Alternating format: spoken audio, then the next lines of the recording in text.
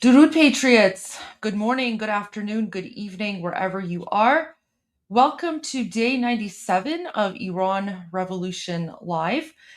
We are starting a little bit early. Armin is not here yet, but there is a lot going on, and you guys might have heard the news about the downed F-15, and there's currently a search and rescue operation that's ongoing. So we are. Let me just tune in.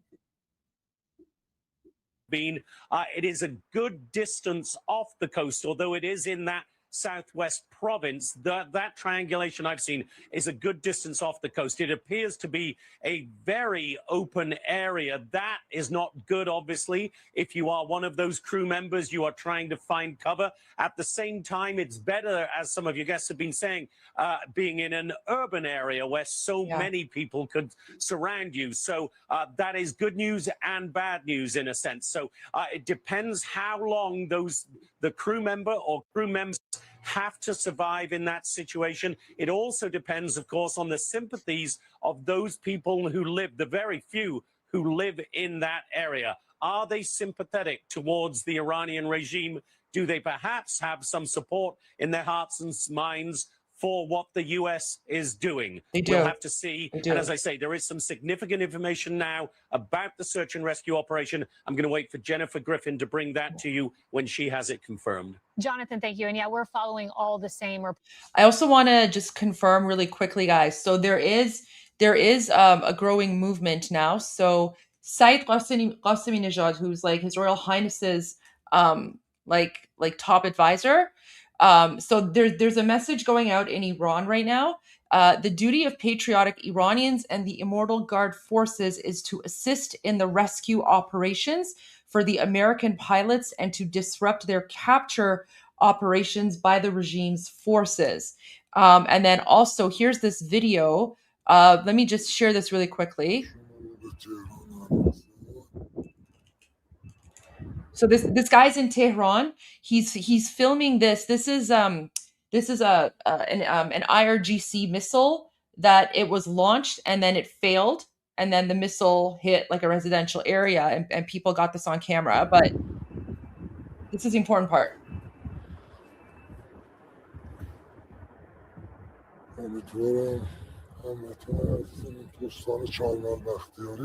He's like, I hope that our compatriots in Char, wherever, and Bakhtiari.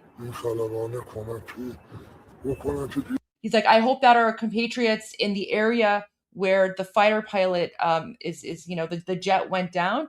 He's like, I hope that our compatriots find him and help him before the Islamic regime gets to him. Right? So he says, he's like, Omidvaram, he's like, I hope that our compatriots in that area find the US fighter pilots before the regime finds them.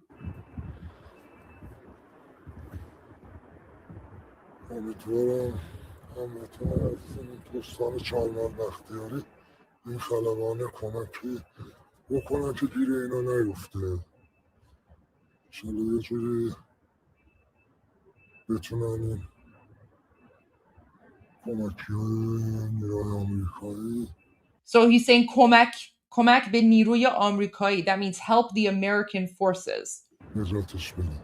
So they're like, I hope that they can somehow help the American forces and help rescue them so that they don't fall into the hands of the IRGC.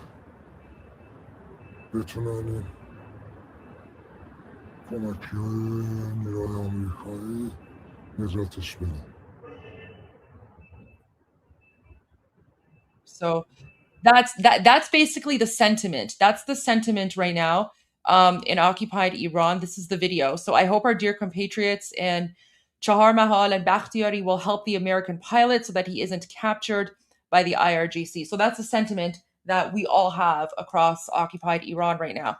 And of course, the message is getting out. The duty of patriotic Iranians and the Immortal Guard forces is to assist in the rescue operations for the American pilots and to disrupt their capture operations by the regime's forces. So right now, guys, it's basically, I mean, we don't know what's going on.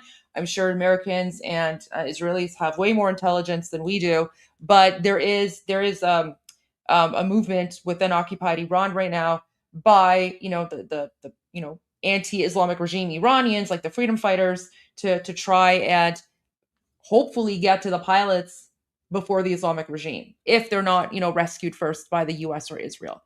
So I just want to share that with you to give you guys a little bit of context. All right, let's go back to Fox. Active situation right now, and a very dangerous situation for those pilots.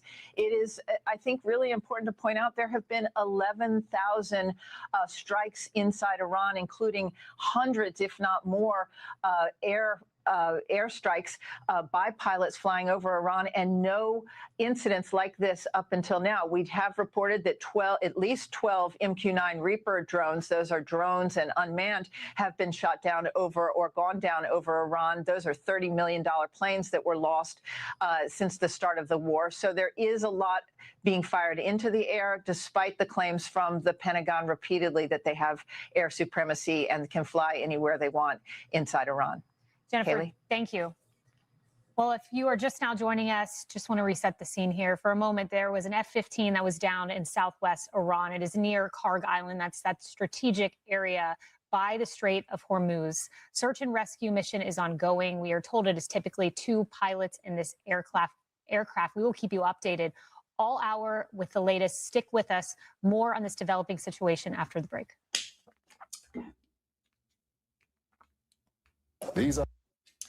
Okay, so let me see what else I can find. Okay, this is the footage of the IRGC missile that misfired. So I guarantee you that the Islamic regime is already trying to blame this misfired missile on the United States and Israel. There you go. There's a misfired missile, and it crashed into a residential area. So we have a lot of civilian casualties right now because the IRGC misfired one of their, Timu missiles and murdered Iranians. But you're not going to see the woke left or the extreme left speak about that at all. My Menoto interview went really great. My Menoto interview went really, really great. It was so nice.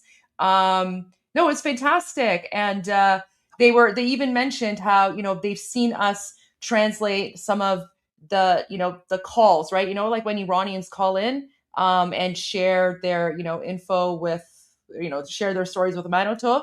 So they were like, yeah, we've seen you guys do that and we're appreciative. And they were like, keep up the great work. So it was a fantastic interview. They played some of the Pierce Morgan clips and stuff like that. It was a good interview overall. Look at this. ای وای از یه جا بلند کردن اینا لانچر وای از زمین بلند شد زدن اینجا. He's like, oh my gosh, it went from there and it hit. یا خدا اینا. Those of you who are on my Discord, guys, keep up with the OSINT accounts. I have a number of very, very good Iranian OSINT accounts that their updates on X go directly into that Iranian OSINT channel. They're the most reliable ones. I don't trust any other OSINT accounts. I only trust the ones that I'm familiar with. But yeah, let me go to one of them. I think it's Shin. Yeah. While we're waiting for Fox News. So this is one of the most reliable OSINT accounts. So I don't trust any other OSINT account. And guys, most of the other OSINT accounts, they get their data from this guy here. Carl, if you join the Discord, then you just have to be approved by the mods. The mods run the Discord. I don't really use Discord. And I don't add people as friends there either. I don't have any friends on Discord. It's because it's not something that I use. Okay. Let me get some footage.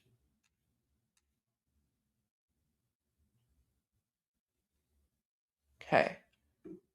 Fox is still in commercial break. All right, so summary of key data points of possible F-15 shoot down in one picture.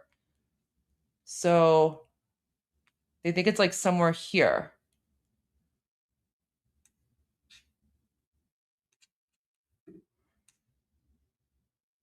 Okay. Another footage. Oh yeah, this is Khuzestan. This is my province.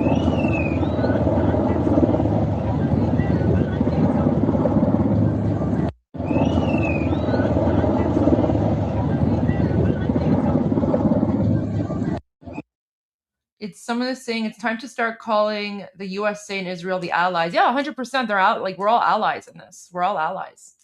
Yeah, we're looking for the allies. Like, we're all allies.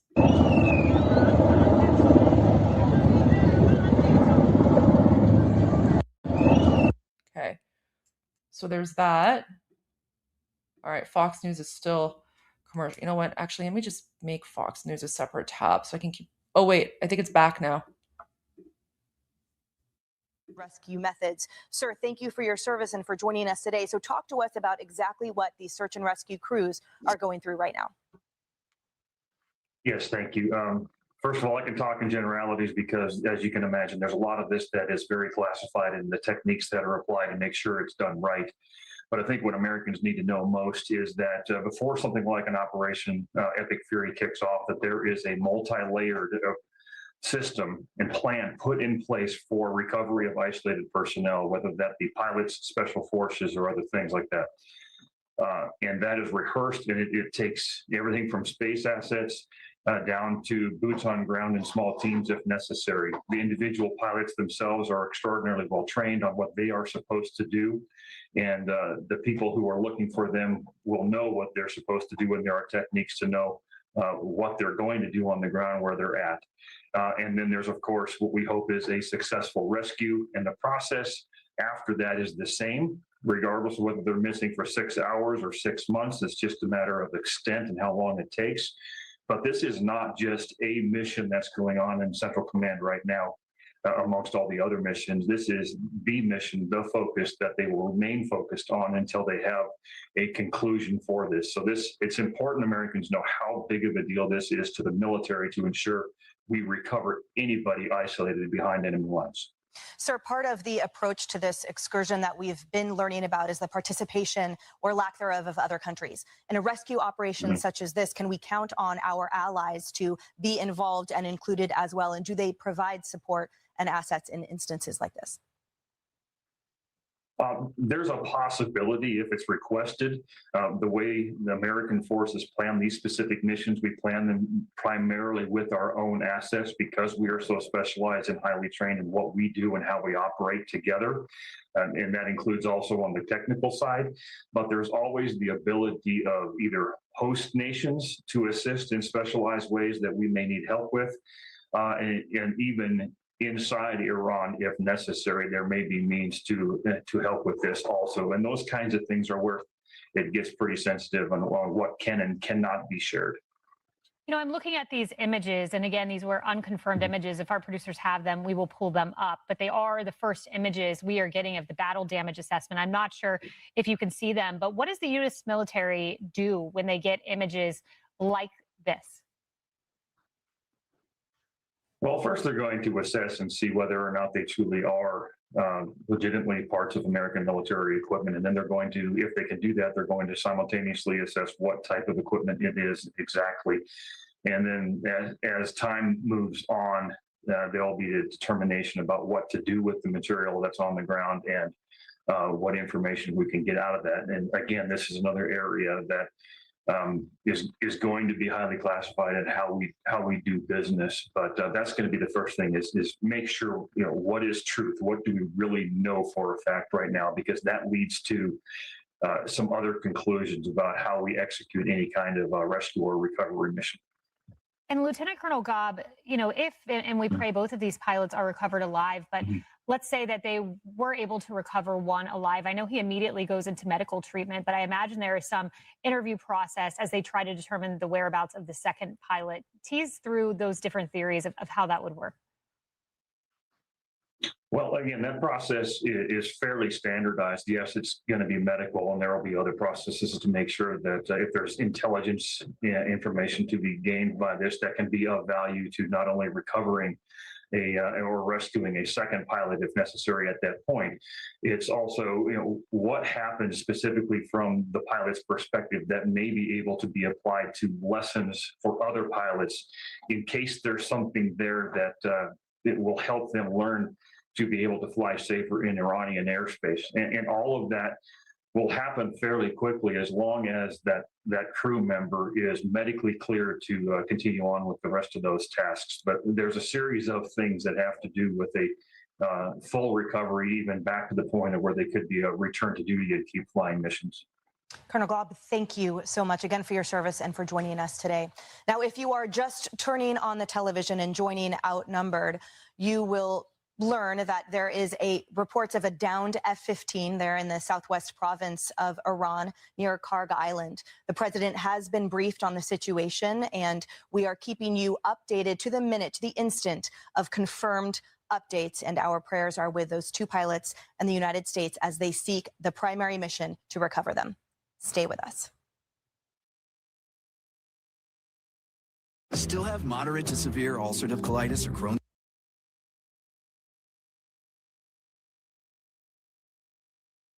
I was on mute. Guys, Iranians are already making memes about the fighter pilot. Jeez. Oh my gosh. Wait, let me bring this up here for you guys. Oh my gosh. I'm telling you, guys, Iranian dark humor and just humor in general, like, we have no chill. Like, the memes are already coming out and they're not what you think it is.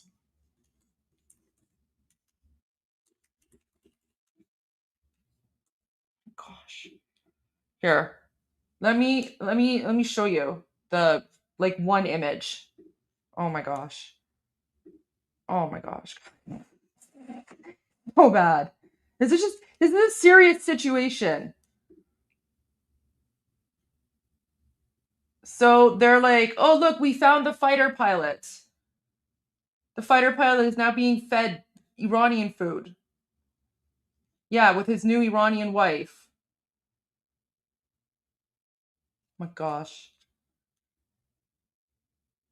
Yeah. Apparently the Iranians are holding him hostage and forcing him to eat a lot of food. Oh my gosh. I mean, I guess this is a good way of showing that, Iranians, like, we see Americans and Israelis as allies, right? So like, yeah, like the fighter pilot, I don't know, he's probably at risk of like being force fed a lot of food. And then, there you go. Like, this is true. This is true. Let me share this tab here. So Neo says, don't be surprised if it turns out the U.S. soldiers are hosted by friendly Iranian citizens, keeping them safe from the regime as we speak. And then, exactly what I thought. We've had 47 years of practice hiding things thanks to the mullahs. We're pretty good at it. Don't be surprised if those soldiers put on a few pounds quickly before being found. Iranian hospitality hits hard. So there you go. Yeah, and being served delicious Iranian food. So I know it's a very, very serious situation. But yes, Iranian humor still. I mean, guys, let me just put it this way. When we've been under a brutal Islamic dictatorship for the last 47 years, this situation is not as horrific as some of the other things that we've, joked around about it and made fun of. So yeah, he's apparently this is the fighter pilot. He's sitting cross-legged eating food. Yeah, he will need immediate treatment for overeating. But having said that, though, we all are, praying for his safety. And like I said, and this is actually something really interesting here. Let me share this. the Islamic regime put out a bounty. They put out a bounty. This is like their jihadi Durka, like wartime bounty, right? Like they're basically saying, so Islamic regime's national TV is calling on citizens of Kokiluye and Boyer Ahmad to apprehend enemy pilots, and they're offering a bounty of like 5,000 US dollars. Is Fox News reporting? Oh, to Jennifer Griffin with the news. Jennifer. Kaylee, we can confirm with well-placed sources that one of the crew members of the F-16E warplane that went down over Iran has been rescued and is safe at this moment in time.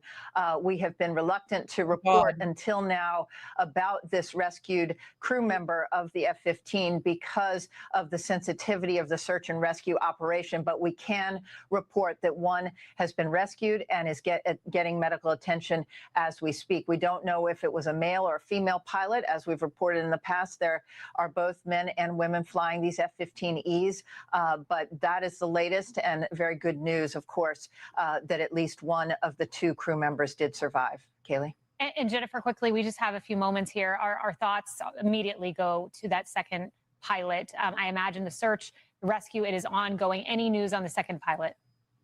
There is no news at this point in time, but as you can imagine, we've seen the images of the Pave Hawk helicopters. Those are the Special Forces helicopters that are part of that search and rescue mission. They were being air refueled over in daylight over the contested area. We've seen the image of the pilot's seat and the parachute that was part of the ejection mechanism. It looks like that worked, and that is very good news. But the Iranians have put out a reward for that second American, or for both Americans. And so it is a very, very tenuous time right now, but those crew members and pilots would have been given SEER training, survival and evasion training, and we are now thinking of them, thinking of their families, and hoping that as the sun goes down now over Iran, that it will be easier for the search and rescue operation to continue and to find that second crew member. Yes, we can now report one of those pilots rescued. Jennifer, thank you. Emily. We now bring in Matthew Wiz Buckley, retired Navy fighter pilot and Top Gun graduate. Sir, your thoughts as we receive the good news that one of the pilots, one of the two crew members of the downed F-15 has been rescued and is safe, sir. Well, it makes my heart smile. Obviously, anytime we have aircraft down and air crew missing, my thoughts and prayers go out to them. But we need one more. When this happened, the combat search and rescue teams of the United States Air Force, some of the most elite on the face of this planet, immediately sprang into action, and they will not sleep until we know the status of the second air crew. They could be injured. They could be evading, as Jennifer just alluded to. We go through SEER training, survival of evasion, resistance, and escape, or they might just be hiding out for a bit. So we don't know. But seeing the clips of a C-130, the on-scene commander, essentially the tanker, the command and control, they also have PJs on board that could jump out to potentially rescue, and then the Pedros or the Jolly Green helicopters. We obviously have air superiority if we're operating at that low altitude looking for this second air crew. Matthew, we only have a few moments, but the information I want to know immediately is, was this pilot at the site of the wreckage, perhaps with the other pilot, or was this pilot discovered away from the wreckage and they're trying to retrace the steps to the other pilot?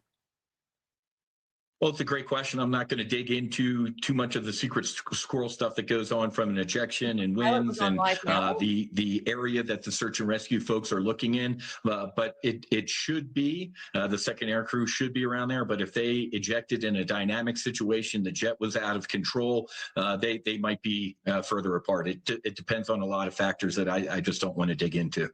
Matthew, thank you. And we report some good news on this Good Friday that one of those pilots in that F-15 crash in southwest Iran has been rescued. I'm sure welcome news to families, but we are in prayer for that second pilot as the breaking news coverage continues here on Fox News. Wow. Somewhere out there, someone's paying $30 for a single plate. Okay. That is very, very good news. I'm so happy to hear that. Oh my gosh. Okay.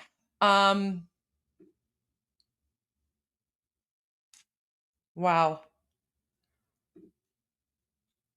Let's see. Now it's a race to find the second one. Race to find the second pilot.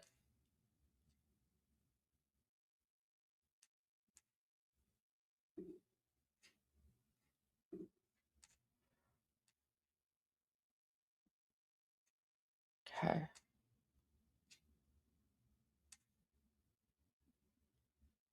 Look at this. Look at this. Guys, here, I found it. Thank God Iran International did this. So guys, look at this.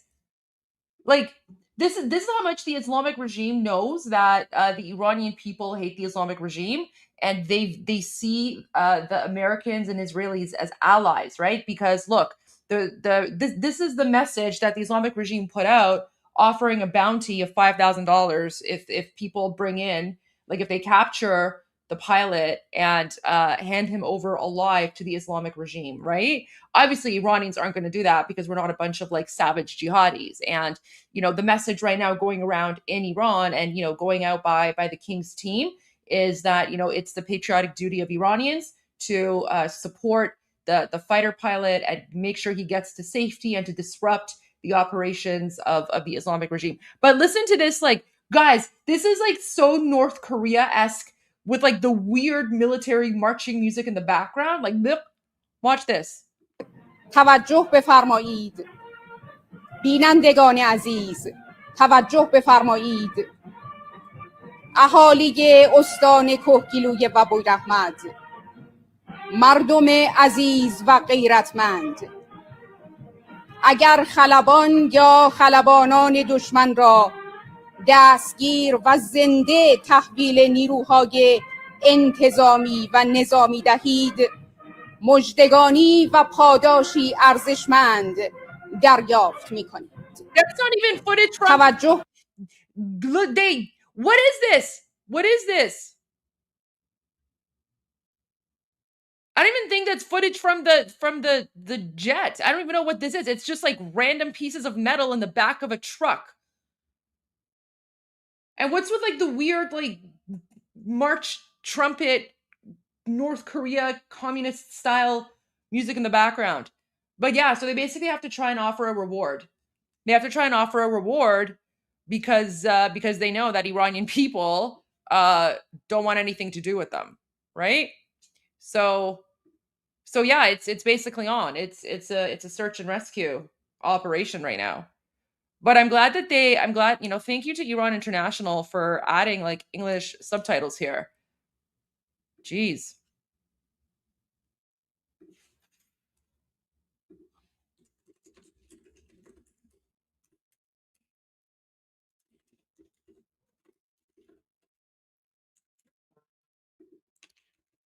Wait.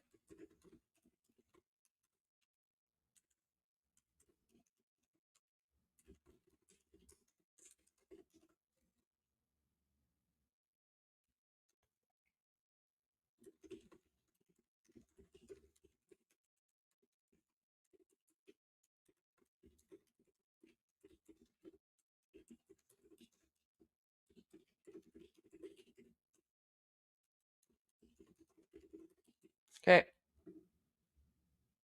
Recovered in the F-15 crash in southwest Iran. Search and rescue ongoing for that second pilot. Join me tomorrow. We will continue our coverage with Tim Sheehy. He is former Special Forces, served in Afghanistan, Iraq, South America, Pacific region for all of the latest. Emily.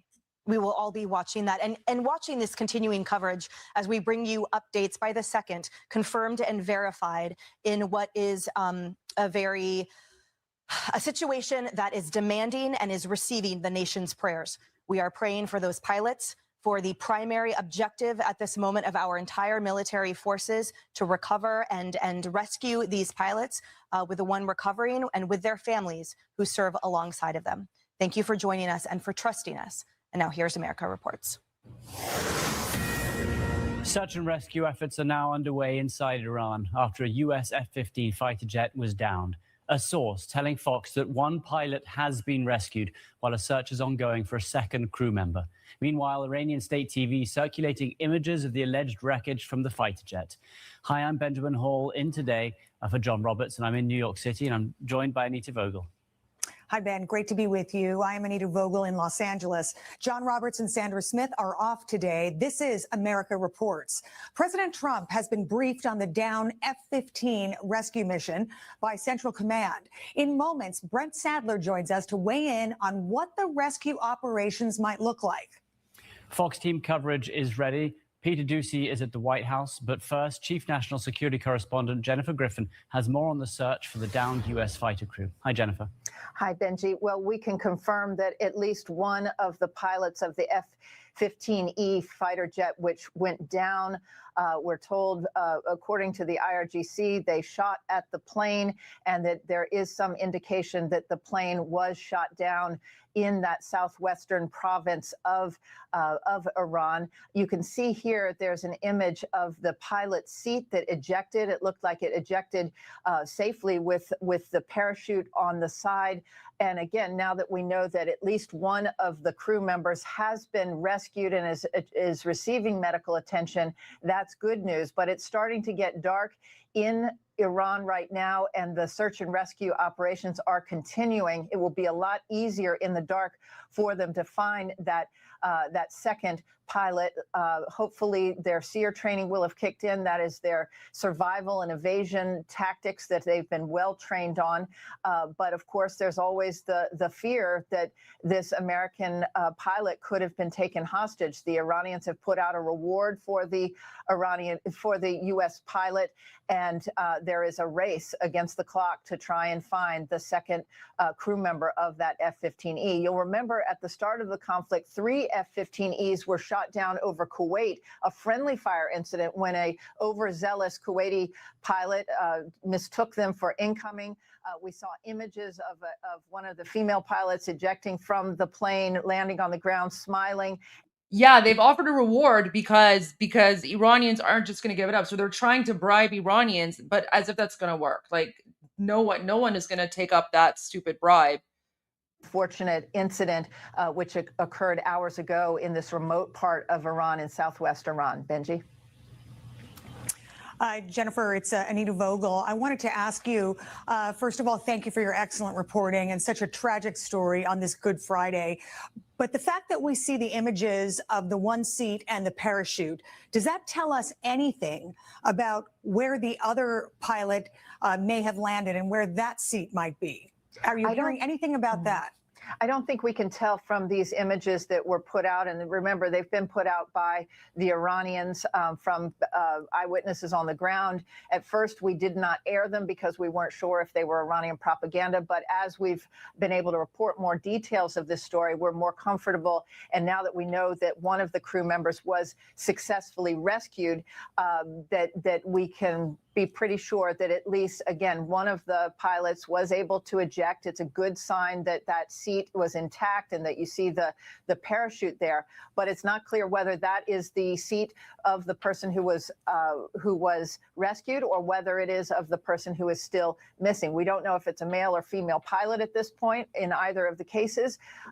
And we are being very careful about what we report because we don't want to give any information to the Iranians as there is this race against the clock. It is good news that it's getting to be dark in Iran right now, and that it will be easier for those Pave Hawk helicopters and search and rescue teams, the special forces that specialize in going after whenever there is a downed pilot. It's one of the reasons we've seen such a buildup of forces in the Middle East. They had to put these search and rescue, what they call SAR units, in position, knowing that there is a likelihood anytime you're flying over a country as large as Iran with as many missiles as they still have. I think what's notable is that the Pentagon, the chairman of the Joint Chiefs, as well as Secretary Hegseth, have been really kind of bragging for the. Yeah, Khuzestan is where I'm from. supremacy over Iran, and that they can fly wherever they want, and that they will be able to go wherever they want in the country. But this is a reminder that it is still a contested environment. It's still very dangerous, and it is very dangerous for these pilots. They've flown many missions. We have reported that there have been more than 11,000 targets. If Iranians find them, they'll hide them. If Iranians find the second pilot, they'll hide them from the Islamic regime. Flying enough surface-to-air missiles, enough missiles and ground fire that these pilots are constantly at risk of potentially being shot down. And Jen, understanding that. Yeah, that's my province, that's my people, that's my tribe. I can guarantee you, like without a doubt, if Iranians find the second fighter pilot before the Islamic regime, the Iranians will hide the guy. Like they'll hide the person and try to keep them safe until they can be rescued. So it's basically just a race against the clock to make sure that the IRGC doesn't find the pilot. Many times, and there are still a lot of sensitive sites along the coast. Remember, there's a 1,000-mile long coast along the waterway known as the North Arabian Sea, past the Strait of Hormuz. That one of the problems and one of the reasons it's been hard for our Marine Expeditionary Unit to cross through the Strait of Hormuz and head up to what we've heard a lot of talk about, Karg Island, which is the center of the export of Iran's oil, is that there are still many cruise missiles, many anti-aircraft missiles that are very easy for the Iranians to hide. They have a vast network of tunnels and underground sites where they have hidden a lot of these launchers. These are mobile launchers. And it is often, you can think that you've taken all of them out, and all it takes is for one of them to get lucky and for an American warplane like this F-15E to be shot down. Yeah, Jen Griffin frozen the Pentagon there. Jen, thanks so much. Anita? All right, let's go right now to senior White House correspondent Peter Doocy, live from the White House. Peter, we know the president has been briefed. So what are you now hearing from the administration? I have another meeting. That President Trump has been briefed throughout the morning, and the way that information flows in this West Wing is different than what we've seen, say, during the Biden administration, where a lot of information would have to be collected before one or two officials would be authorized to go and brief the president. In this White House, as information comes in, as we understand it, it is presented to the president. And so there are a number of military and diplomatic officials who might be involved with some of these briefings. We're trying to figure out exactly who is here in the West Wing on Good Friday. There are a good amount of people out of town. And we know that with these briefings that President Trump has been getting for a month of epic fury, most of them have been showcasing big explosions, big bombs going off at various places in Iran. This is the first time that something like this has happened. Jennifer talked about the pilots who were accidentally shot down in friendly fire in Kuwait. This is different because those pilots all landed in Kuwait. These pilots are, one of them has been rescued and the other one, it's possible has been rescued, and there's a delay in us getting information, but it's also possible that these combat search and rescue missions are ongoing. There is an intentional delay with the Department of War and CENTCOM giving us the information just because they want to make sure that all the pilots and all of the combat search and rescue teams who are flying much lower than a bombing raid mission, that they are all as safe as can be before they tell us what exactly is going on. So I was told about an hour ago that we should expect something soon from CENTCOM. Still waiting on that, which tells us that stuff is still probably going on the ground there. Anita. Yeah, and I know, Peter, how much importance President Trump puts, of course, on the safety of all the soldiers and military out there at the moment. I wonder how this might change anything moving forward. I mean, until this pilot is, the second pilot is rescued or found, how does that perhaps change how he views what's going on in Iran at the moment and the next steps? It would be unlikely that this is going to change anything now that the president has basically put out the word that there are 2 or 3 weeks left. They are going to hit Iran really hard and try to open the Strait of Hormuz. The objectives, achieving those objectives is still going to require a lot of American air power over Iran. And so it would be unlikely, just based on public statements that the president has made and other conversations that we've had with him, it would be unlikely that the objectives would change, that the manpower there would change before the 2 or 3 week window closes, and we might see the president today. We don't know. He's got later on this hour in about 20 minutes. His schedule is showing a policy meeting in the Oval Office. Then it shows another policy meeting at 3 o'clock in the Oval Office, and then a signing time at 3:30. Those are all listed to be closed press today, but sometimes the president changes his mind at the last minute and lets cameras in. So if he has something that he wants to say, he's going to have 3 chances in the next 2 hours and 20 minutes to say it. All right. Well, Peter, we will be counting on you to bring us that information. All right, guys, let me just, oh my gosh. Iranian humor has no chill. Armin's going to be a little bit late. Guys, I started early because of the fighter pilot situation. Look at this. This is what Iranians are posting on social media. They're like, this is what's going to happen to the pilot when the Lord Bakhtiaris find him. Remember, the Lord Bakhtiaris, they're my people, they're my tribe. These are the Iranian Texans. So they're like, you know, basically they're forcing him to dance, and then they're cooking kebab for him. And then they're playing the drums, right? So yeah, I know it's a serious situation. But Iranian humor, it's one of the ways that we just deal with stressful situations, right? We deal with it through jokes and humor and laughter. So yeah. So this person's like, so, you know, the humor is getting better and better. And I'm just like, as a Lord Bakhtiari from Khuzestan, because that's where I'm from, these are my people, I can confirm this is exactly what will happen to the US fighter pilot if Iranians in Khuzestan find him first. I know this is a serious situation and we're all praying for the safe rescue of the US pilot, but Iranian humor has no chill. So yes, apparently this is what, yeah, Khuzestan is basically like the Texas of Iran. Everyone, like, you know, goes around on like horseback, you know, shooting guns and stuff. And, you know, we're like a warrior tribe. So yeah. Thanks, guys. Thanks to all the Lord Bakhtiaris, all the Iranians.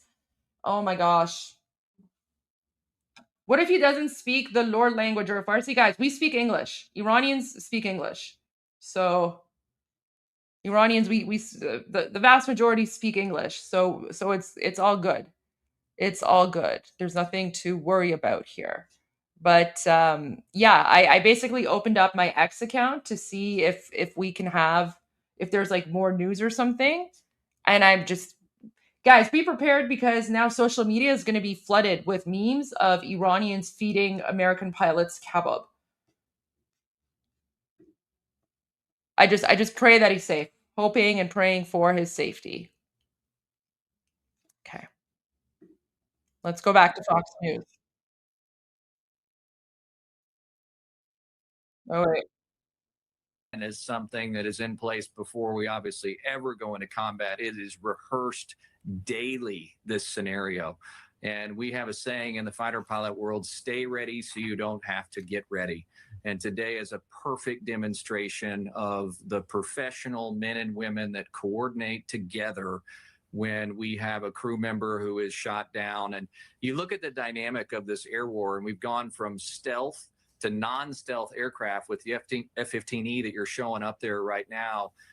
These have a large radar cross-section, and the big threat for us as combat aviators, the radar-guided missiles, we have warning on board the aircraft that lets us know if that's happening. But as we get into these low-altitude, no-stealth environments, the heat-seeking missiles are just of grave danger, and they're all over the place. There's a lot of them. This could be one individual with a shoulder-mounted heat seeker that, as we say, the golden BB gets lucky and takes down this F-15E. And so the battlefield is dynamic. It is always changing. But I can tell you, when something like this happens, everything stops. There is one priority, and that is to pick up this downed air crew. And we've demonstrated once again, we've got one rescued crew member, and thoughts and prayers with the second. Let me just share something really quickly. This is footage of this is an Iranian guy, and he is filming I guess the plane, that the US plane that's like flying over doing like the search and rescue. So just listen to what he says. Holy shit.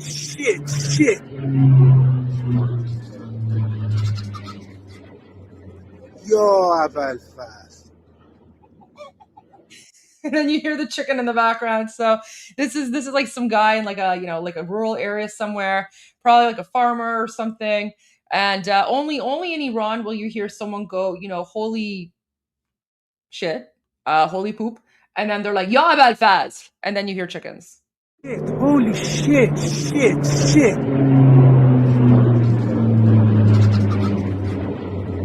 Yo اول فصل. So you guys don't have to worry about Iranians speaking English. Yes, we speak English. We speak English. It's just so funny. All right, I'll see what else I can find, but let's go back to Fox News. As I mentioned, coming on the air, like this is a race, and it appears by all indications that we won the race. We were prepared to get to this air crew in an isolated area, and the fact that we have not rescued the second crew member really makes me worried at this moment. Lieutenant, you know, we've been talking about the families involved here, the wives at home, the husbands at home, the mothers, the fathers, the children.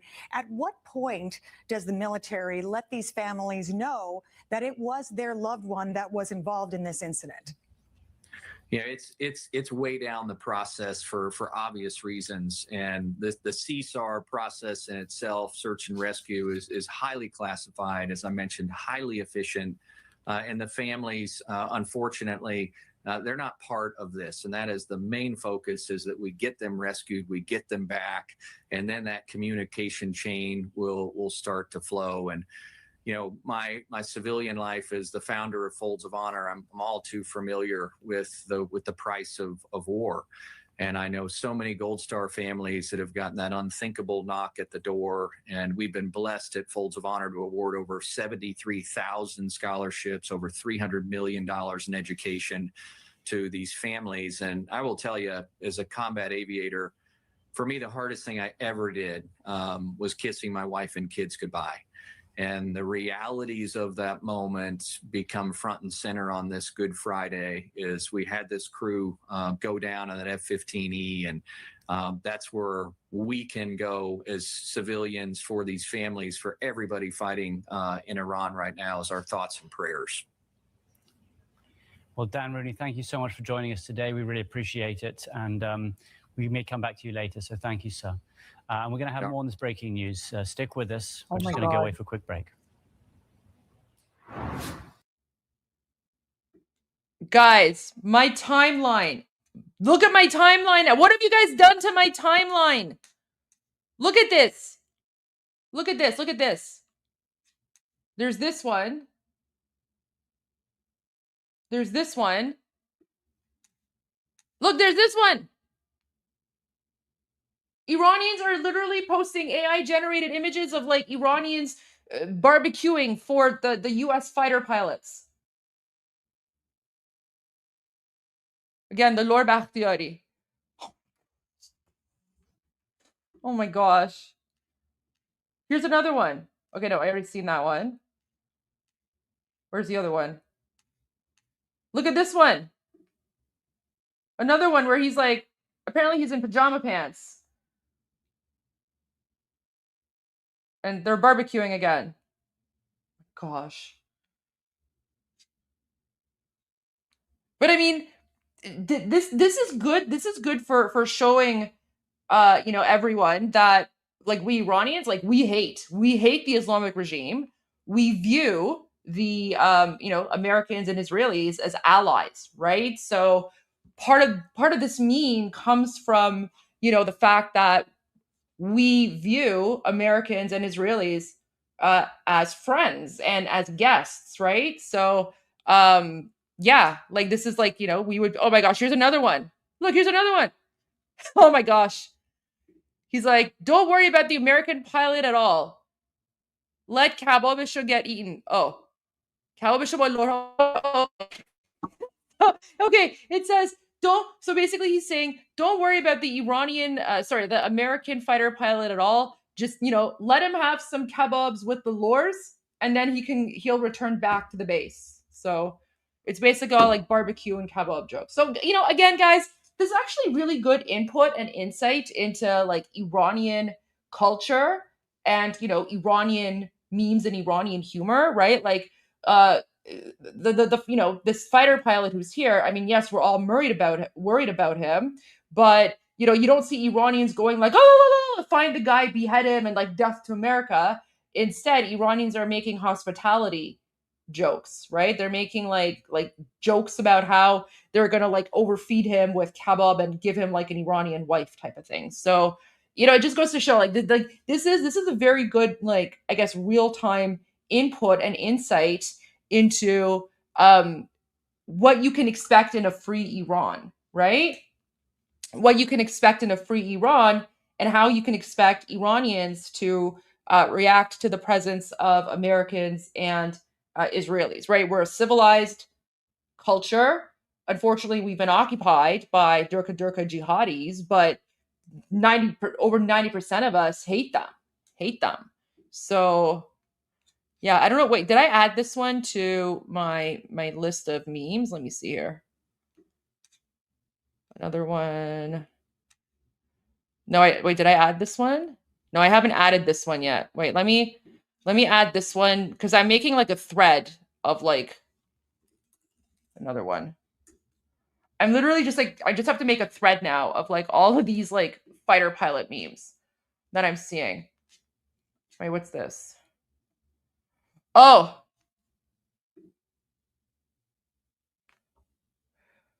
اگر هواپیما با یا بالگرد دشمن را دیدید بزنید. Oh, okay. So apparently Islamic regime state TV right now is putting out there that if you see planes, or if you see the fighter pilot, or if you see like planes flying overhead, hit them, shoot them. And then this person's like, I'm sure this is a dream. Someone come splash ice water on my face and wake me up. So of course making fun of the Islamic regime. Oh no. Okay, I'll go to Fox News in a moment. Broadcast of the interview with the captured American pilot. So now they're pretending that this guy is like the captured American pilot.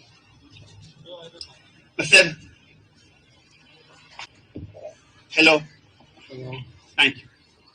And Unify. Do you speak English? How چطور? One more time.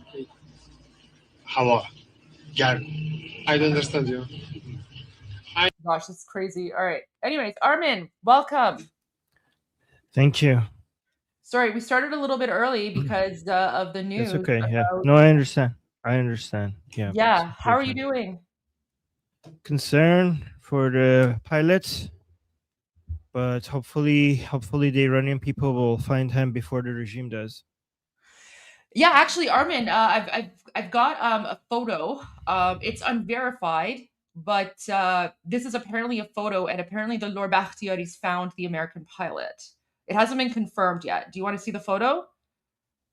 No, come on. Okay, wait. Show me. Okay. Wow. It hasn't been confirmed yet. Are you sure? That looks pretty accurate. We have another one. Okay. Oh wow. Okay. Now that one is for sure. I can't confirm. Like that looks very real. Yeah. I know. I mean, it doesn't really matter. That's probably what would happen anyway. So it doesn't need to be confirmed. Yeah, absolutely. So I've just been like playing like Fox News in the background and kind of like doom scrolling because getting all the info. But one fighter pilot has been rescued. So one of them has been rescued. Thank God. So yeah, we're now in the process of looking for searching for the other one. And did you see the post from Saeed Qasemi-Nejad? No, I'm assuming he's saying what? So here, let me share that. So he says, وظیفه ایرانیان میهندوست و Oh, nice. نیروهای گارد جاویدان این است که به عملیات نجات خلبانهای آمریکایی کمک کنند و در عملیات دستگیری آنها توسط نیروهای رژیم اخلال کنند, which basically means اختلال ایجاد کنن, huh? no, it just says اخلال کن. Oh yeah, okay, اخلال yeah, okay, کنند. yeah. So the duty of patriotic Iranians and the Immortal Guard forces is to assist in the rescue operations for the American pilots and to disrupt their capture operations by the regime's forces. So this is making the rounds. I don't know if you've seen here. Let me share this video with you so that you can translate this. I translated it a little bit, but people appreciate Armin translations. So I just sent you that video. And guys, so this person, he's like one of the senior, the person who wrote this message, he's one of the senior advisors to His Royal Highness, Crown Prince of Iran, Reza Pahlavi. So that's very important. The most senior. Most senior. Yeah. Yeah. So this message is going out.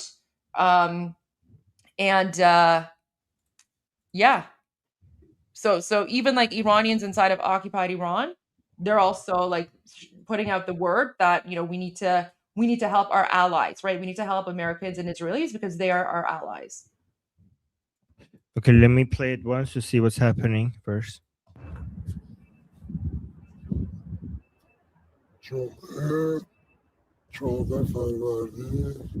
So he's giving the date, Friday, 14th of the month Farvardin. 4:30. Wait, 4:30. Giving the location.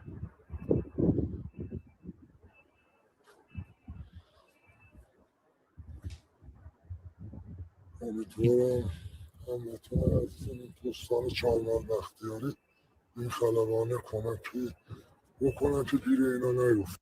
Oh, that is so sweet. He says, I hope our dear compatriots from this area help the pilot so that he doesn't get captured. Oh.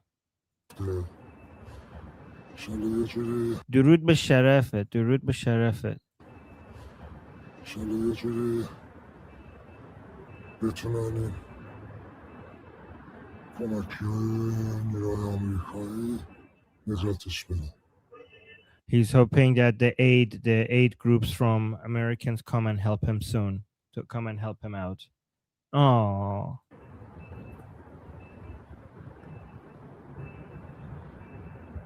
Guys, every information that comes from Iran, every single information shows that the Iranians and the Americans and the Israelis are on the same side. Like everything we get shows that. And then I'm so I don't understand why so many people are analyzing that, oh, the Iranian people are now getting back to the regime. They're now against this war. Like, what are you talking about? Where is the source of that? Look at this. Look at this. As soon as this happened, the Iranians were like, okay, we need to go and help the pilot. We hope we could help the pilot. Even people that you don't expect, I mean, I don't know. Are saying like coming up with the weirdest takes, coming out and saying like, oh, there's a rally around the flag effect. Where? What are you talking about? Look at this. The first reaction is that we need to help the pilot. Everybody is concerned for the pilot. The Iranians are concerned for the pilot. What is this? The second link that Goldie sent me? Oh, I saw the top part. I haven't seen this. Oh, okay. This is from Iran International. They added the bottom part. So the top part is from Sada Sima. That's what I saw. This bottom part is added by Iran International with translations. Yeah, fantastic. Wow, good job, Iran International, really quickly adding the translations. All right. توجه بفرمایید. What is that music? Oh, you're muted. I mean, the music is killing me. I don't know what that music is. It's like this weird North Korea jihadi communist music. Unbelievable. What the hell is it? Like that is not even, It's not only not Iranian, it's not even Islamic Republic. Like, has nothing to do with either Iran or Islamic Republic. What the hell is this? Like wartime music from like the 40s or something. Yeah. What the توجه بفرمایید. It's like, please pay attention. بینندگان عزیز. Dear viewers, please pay attention. توجه بفرمایید. Oh my God. اهالی استان کهگیلوی Dear zealous people و of بویراحمد. Kokhilui and Boyahmed. مردم از Yeah, that's the name of the province, guys. Kokhilui and Boyahmed is the name of the province. عزیز و غیرتمند. اگر If you capture the enemy pilot or pilots and hand them خلبان over یا خلبانان دشمن را دستگیر و زنده and hand them over alive to the police and military, تحویل نیروهای انتظامی و نظامی دهید. مژدگانی you will receive و پاداشی ارزشمند a valuable reward. دریافت می‌کنید. Okay. Yeah, I'm pretty sure the Basijis are now looking for that reward. The Basijis and the pro-regime people. So this is going to be a race for the pilot between the pro-regime people and the anti-regime people. The minority pro-regime people versus the majority anti-regime people. Because guys, the Basijis are very, unlike what a lot of people suggest, that they're ideologically motivated. The Basijis are, many of them, I would say the majority of them, are very financially motivated. So, and right now the situation in Iran is really bad economically. So the Basiji boys would probably get very motivated by this. The Basij will, but the Iranians won't, right? Like Iranians are obviously, like, yeah, like it's they're not going to pay attention to this, but yeah, the Basij, like they're the ones that are part of the Muslim Nazis anyway, right? So it's literally like a race between the Iranians and the Muslim Nazis right now. Yeah, exactly. Wait, we're getting a problem is news. Wait, what's this? Oh yeah, go.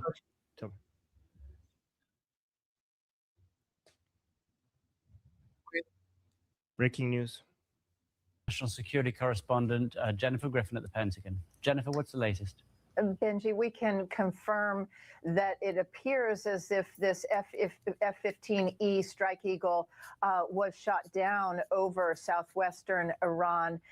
We have seen some evidence of the pieces of that plane that have been photographed on the ground, as well as the seat that the pilot used to eject from the plane. There are 2 crew members on board an F-15E Strike Eagle. And the difference between the F-15E versus the F-15 is that the F-15E is able to carry out air-to-air combat missions as well as air-to-ground. So they are able to fight their way in and out of contested airspace and also to defend itself from incoming surface-to-air missiles. What's unusual in this case is that in this remote area, there appears to have been some sort of surface-to-air fire. And that comes after the Pentagon and the chairman of the Joint Chiefs have said repeatedly that the U.S. has air supremacy over Iran, having taken out most of their air defense systems. So this will certainly get some attention, but we can confirm that one of the crew members has been successfully rescued. That is very important in these initial hours. It was a daytime rescue, which is even more rare and dangerous, but that crew member is safe, we're told, and receiving medical treatment. But the second crew member is unaccounted for, and the Iranians have doubled the price of the price that they're willing to pay for anyone who would hand over this pilot or crew member of the F-15E. This is a huge propaganda victory, of course, for the Iranians, but also very significant that at least one of the crew members has been rescued so far, Benji. No, that's totally wrong, guys. The fact that they have to double the bounty on the American soldier means that Iranians are not cooperating. Like that's the takeaway from this. Like, why would the Islamic regime need to double the bounty on the second fighter pilot if Iranian people are cooperating with them and going out and searching for it, right? So that's basically proof of what we were saying. that Iranians don't support the regime, and they're most likely going to try and help the fighter pilot, because the Islamic regime is now they're desperate to capture this pilot. It does bring into focus. Anyways, I just wanted to share that, but we can go back to other things as well. And then if there's more like breaking news from Fox News, I'll go to it, because right now it's just like random analysts giving like their opinions on things, and their opinions are generally wrong. Like, unless it's like someone who's with the military, who's giving us like a military input and insight on how these things operate, that's, you know, what I want to hear. But if it's just like a random analyst who's like, oh, you know, what is this going to mean for the midterms? I was like, whatever, shut up, I don't care. All right, Armin, where did you want to go to next? No, I was wondering, Goldie, if you think that this might be, this might end up becoming very costly for the Islamic Republic as well, because now Americans will do everything and anything to go and get their soldier back. And if the Islamic Republic captures them, then they're going to, all hell will be rained upon them for this. And so I don't know if the Islamic Republic has thought this through. If I was the Islamic Republic, I would actually just like let the Americans come find their guy and go, because if I capture them, then they will stop at nothing to bring down the regime to get their man or woman back. What do you think? Yeah, I agree. This is going to be very costly for the Islamic regime if they don't let the soldier go. That's going to be an issue. It's going to be an issue for sure. But yeah, so this is basically what we're just like looking at right now. This is sort of the breaking news, and of course, I'm going to be monitoring this. So President Trump has been briefed. My understanding is that there's going to be like an update from CENTCOM at some point. So that's basically why I just started the live stream early. Impromptu. Yeah, thank you, Goldie. Thank you for doing that. No, I mean, because usually, you know, we have our set time, but you know, given stuff like this, I just was like, might as well just go live. So there's that. Did you want to maybe go to some of the other breaking news, and then, you know, I can keep an eye on this? Or okay, what do you want to do? I mean, there's also like other videos about this one. Oh, there's one video that's really funny that you'll like. It was from Shin. Let me just pull that up. The OSINT account is really, really good. The OSINT account, Shin, has like all of the videos and footage, and they're the most reliable one. But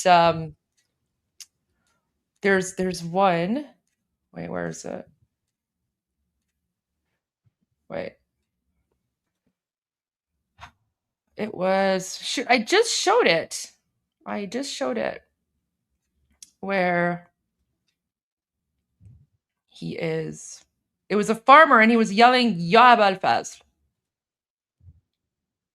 Yeah, by the way, guys, when people in Iran say Ya Balfaz, a lot of people are like, oh, I thought they were not religious.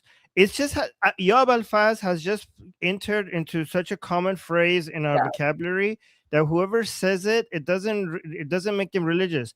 I sometimes say it when I'm in the washroom, and never mind. So, oh my gosh. No. It's the equivalent of saying, oh my God. I know you can't see. I'm looking for the video. I'm just looking for the video, and then I will pull it up here when I can. Why can I not find this now? Okay. Yeah, Ya Balfaz is the equivalent of saying like, oh my God. You know what? I think Iran International actually put it, and they actually wrote in Persian, holy shit. Oh, Goldie, stop swearing. No, but it's not me. I'm reading the Iran International. Okay. Wait, where did it go? Why can't I? Am Somebody's I going saying Armin is blind? blind? Am I going blind? I literally just saw the video. And now I Wait, don't see somebody's it anymore. okay. Zar Miko in the chat. Where's your source for that? Like, are you sure? For what? Like, I'm not gonna repeat it because I want to make sure. I don't want to give false news.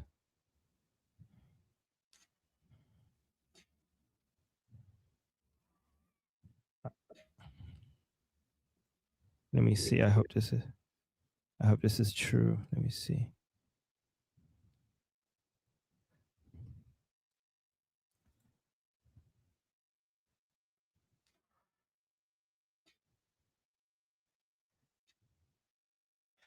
Oh, it's this one here.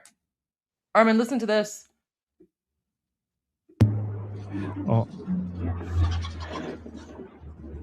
Yo, اول فصل. Holy shit, shit.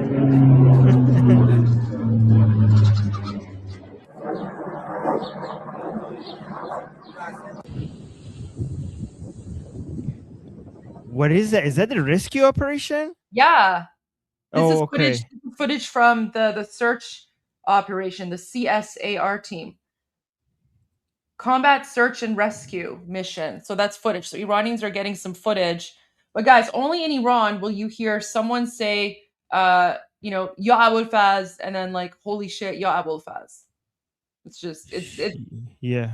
it's like Ya Abul Faz is the equivalent of basically saying holy shit in Persian.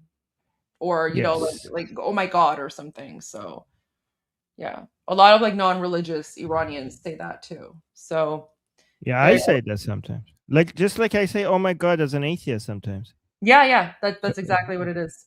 So, Yeah. but it's interesting. It's interesting that the Islamic regime has now like doubled the bounty. Here's another video, Armin. Look at this. This is really cool.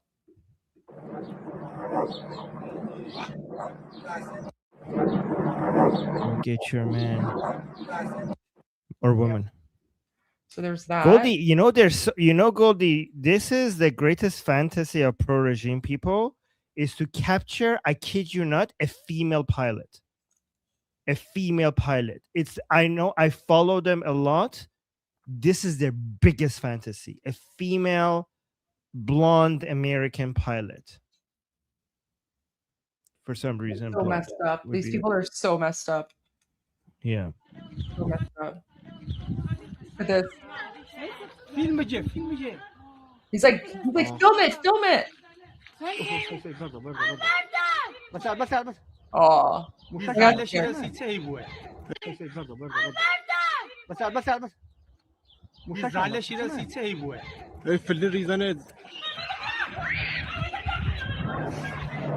So the kids are getting scared because they don't know the difference between missiles and flares. So the kids think that those are missiles. That's why they're screaming. But those are just, it's basically like they're flares.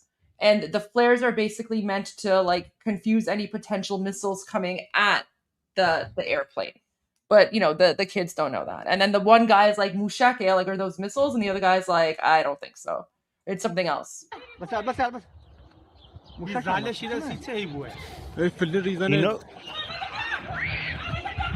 You know, Goldie, you know how they took them down? These are those RPG, the advanced Russian and Chinese RPGs, the heat detector, RPGs, that it's not like an air defense system. All of those have been taken down. This is something, because they're flying so low now. So the American fighter jets and Israeli fighter jets are flying so low because the Islamic Republic has no air defense anymore. So they're flying low. But the Islamic Republic has bought some really advanced, like, one man carrying, equipment that they could take on planes with them sometimes. And because they were so low, that's how they managed to take it down. Yeah. Sorry, I Manpad. Yeah. Manpad. Let me actually.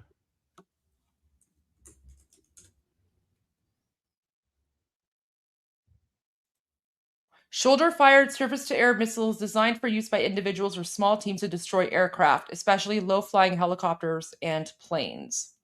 Yeah.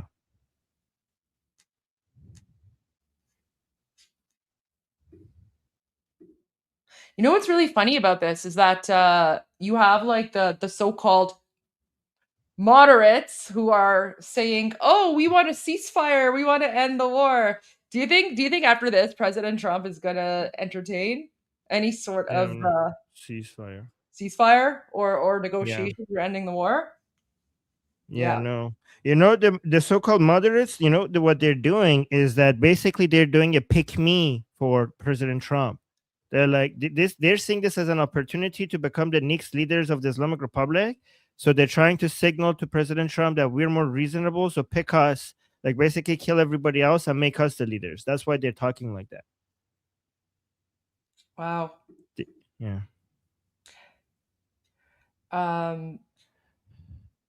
Sorry, let's go to a few of the super chats here. So Comrade Shifty says F-15 had till today 0 losses in combat since the 70s. A former combat pilot who was a friend said he loved flying it. Hope both pilots will be rescued. Javad Zarif, thank you. We hope so as well. Praying for the pilots. William, what did I miss? Just kidding. Durud Dustan. Hello. I don't know what you might have missed. Let's see. The Major. Hi, Goldie. DM'd you earlier. Heard if you need. Thank you. Appreciate that. Amir gifted you 5 memberships. Senior Chief Axel. Goldie, I'll be live streaming my retirement ceremony live on my channel April 25. If y'all want to tune in. Thank you. Appreciate that. We'll definitely keep that in mind. And we might, if we have some time, and if Iran Revolution Live is still going, we'll certainly tune in if we can. Armin, so here's more footage.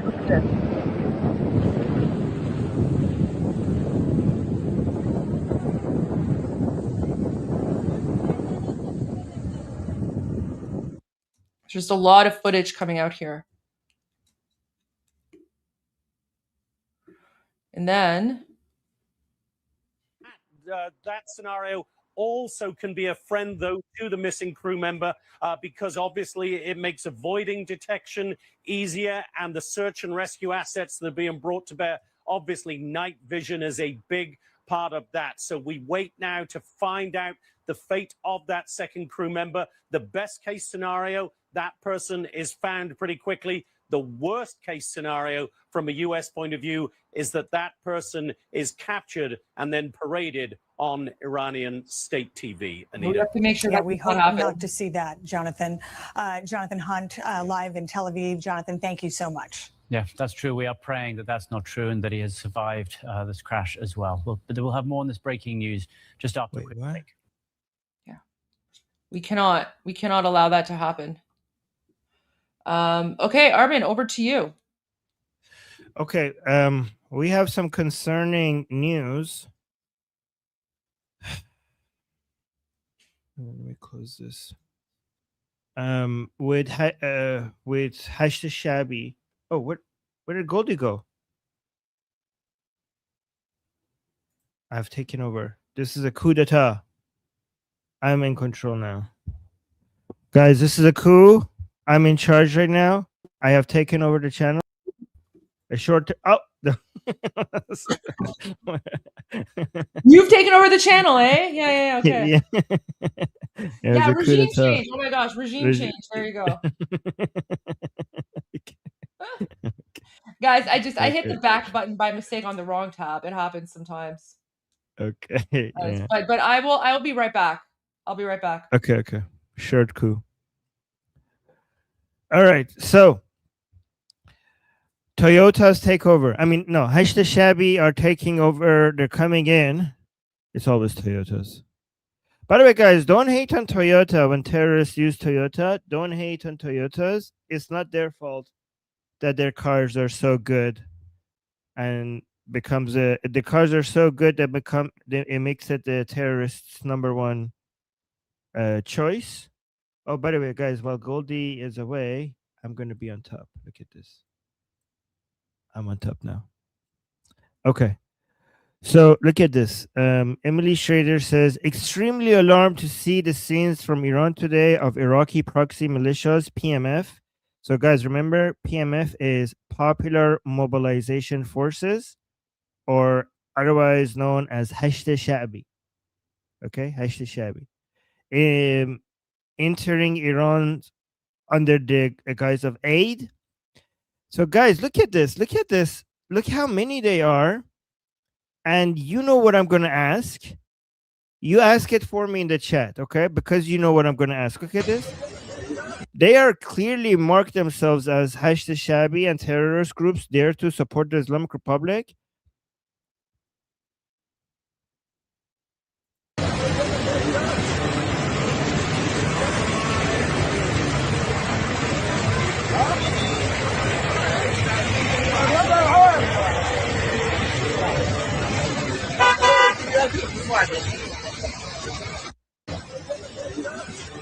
So you know what I'm gonna ask?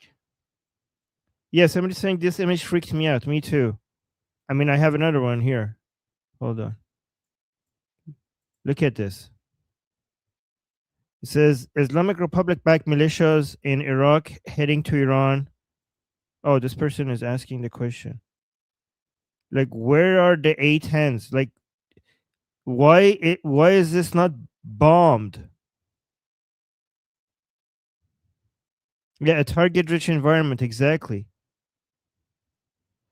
Guys, these are filled with terrorists that are ready to...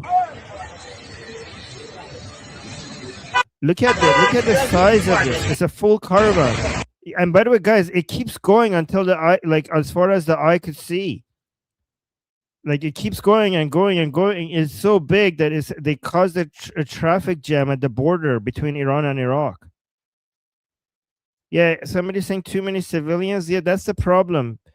There's like, if you want to bomb this, there's probably a lot of civilians here mixed with these cars.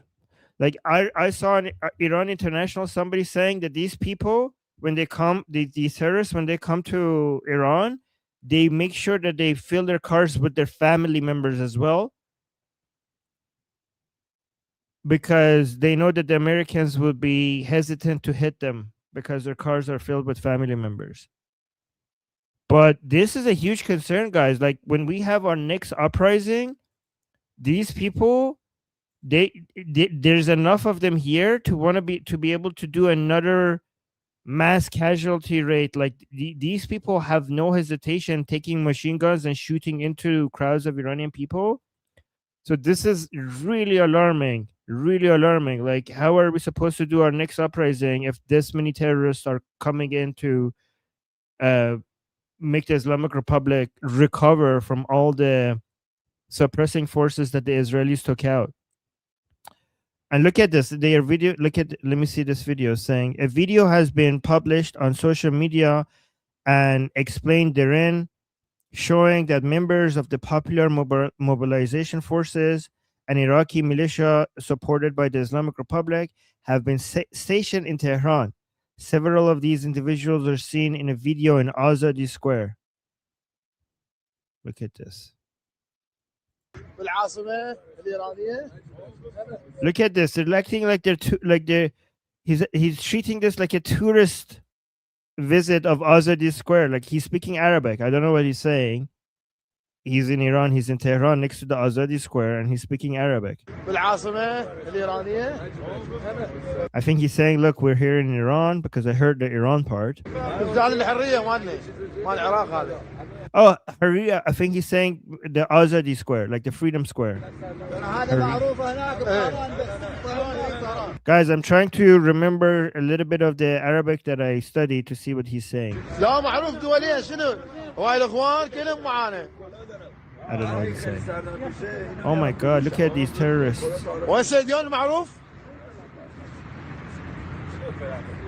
What is this? Haji. Wow, so romantic. This is so romantic. Kiss.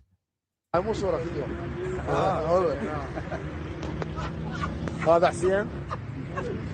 انا ابو زينب. اهلا وسهلا. اهلا وسهلا. Rings welcome.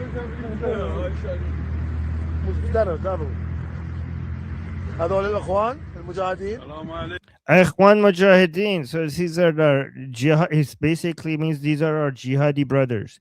Okay, so like it's confirmed, like that they're admitting that we're the terrorists.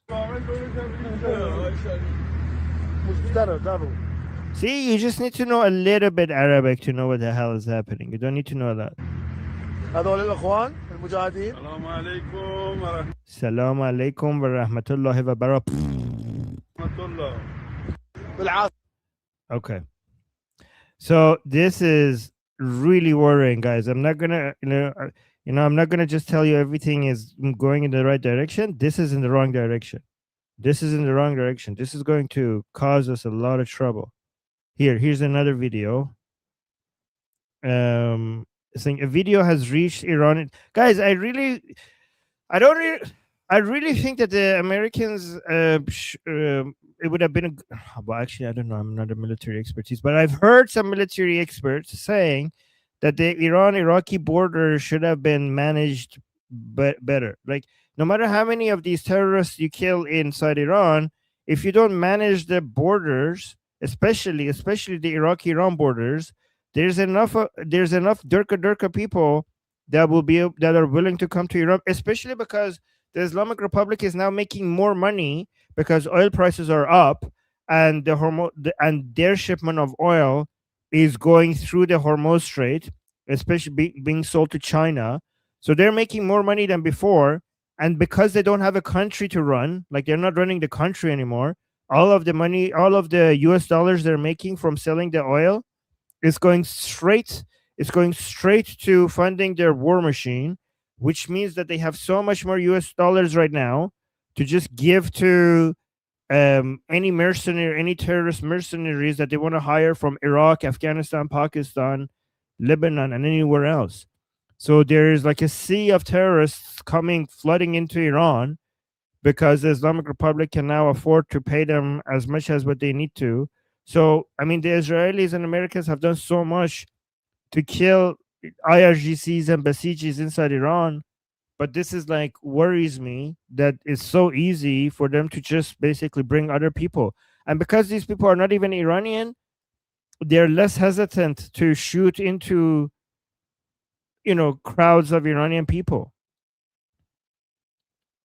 So saying a video has reached Iran again, guys. Like if you're saying this is not a concern, well, I'm just a bit concerned. So I'm just like looking at it. Well, not a bit concerned, very concerned. But I don't want to do doom and gloom, but this is worrying.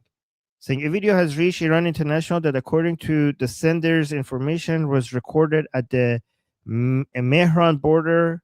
Let me make sure it's correctly translated. Yes. Tehran border, showing vehicles belonging to the Popular Mobilization Forces, or Hashd Shabi, entering Iran.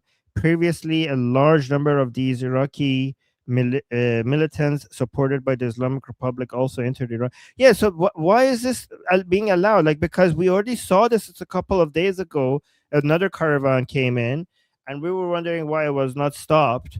And now, like, even given that this is becoming such a trend now, I wonder why they're not doing anything about it.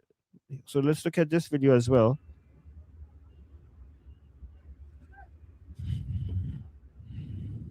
Is this like an intelligence failure, or am I missing something? I mean, it's not like they're not even marking themselves. They're marking themselves with the flags. Like, they're not even... this is the thing. They're not even bothering, like, pretending to be civilian. They're like, oh, yeah, like, they're asking to be bombed, and they're not even being bombed. Like, they're marking their cars with like Iraqi flags and the Islamic Republic flags. They're like, yeah, we're here to do Durka. Like, they're marking themselves. Like, they're not even hiding as if, like, why are they not being taken out?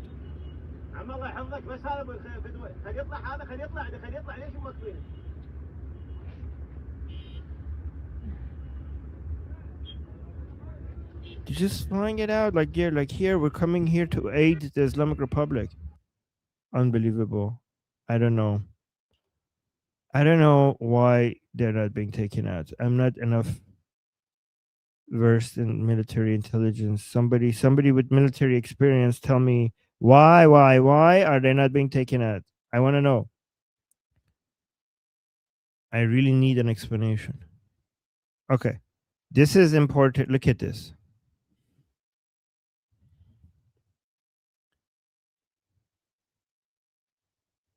Okay, so I'm going to read this, but there's an update to this. Let me see if I could find the update as well, because he later came out and said, like, I regret this, I take it back. Okay, let me just read this and then so this is the Islamic Republic's former foreign minister, Javad Zarif, supposed reformer or moderate. So let me read this. Former Iranian foreign minister Mohammad Javad Zarif called for a negotiated end to the war in an article published on Friday in Foreign Affairs, outlining a potential deal between Iran and the United States.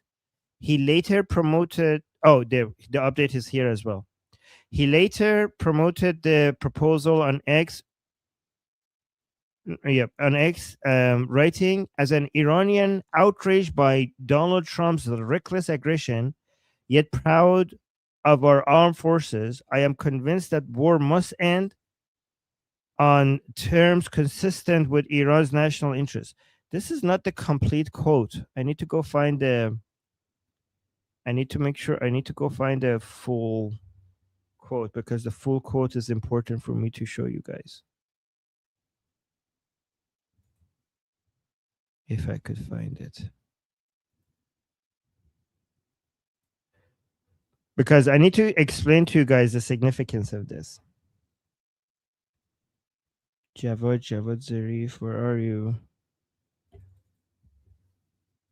Zarif. Do I follow him?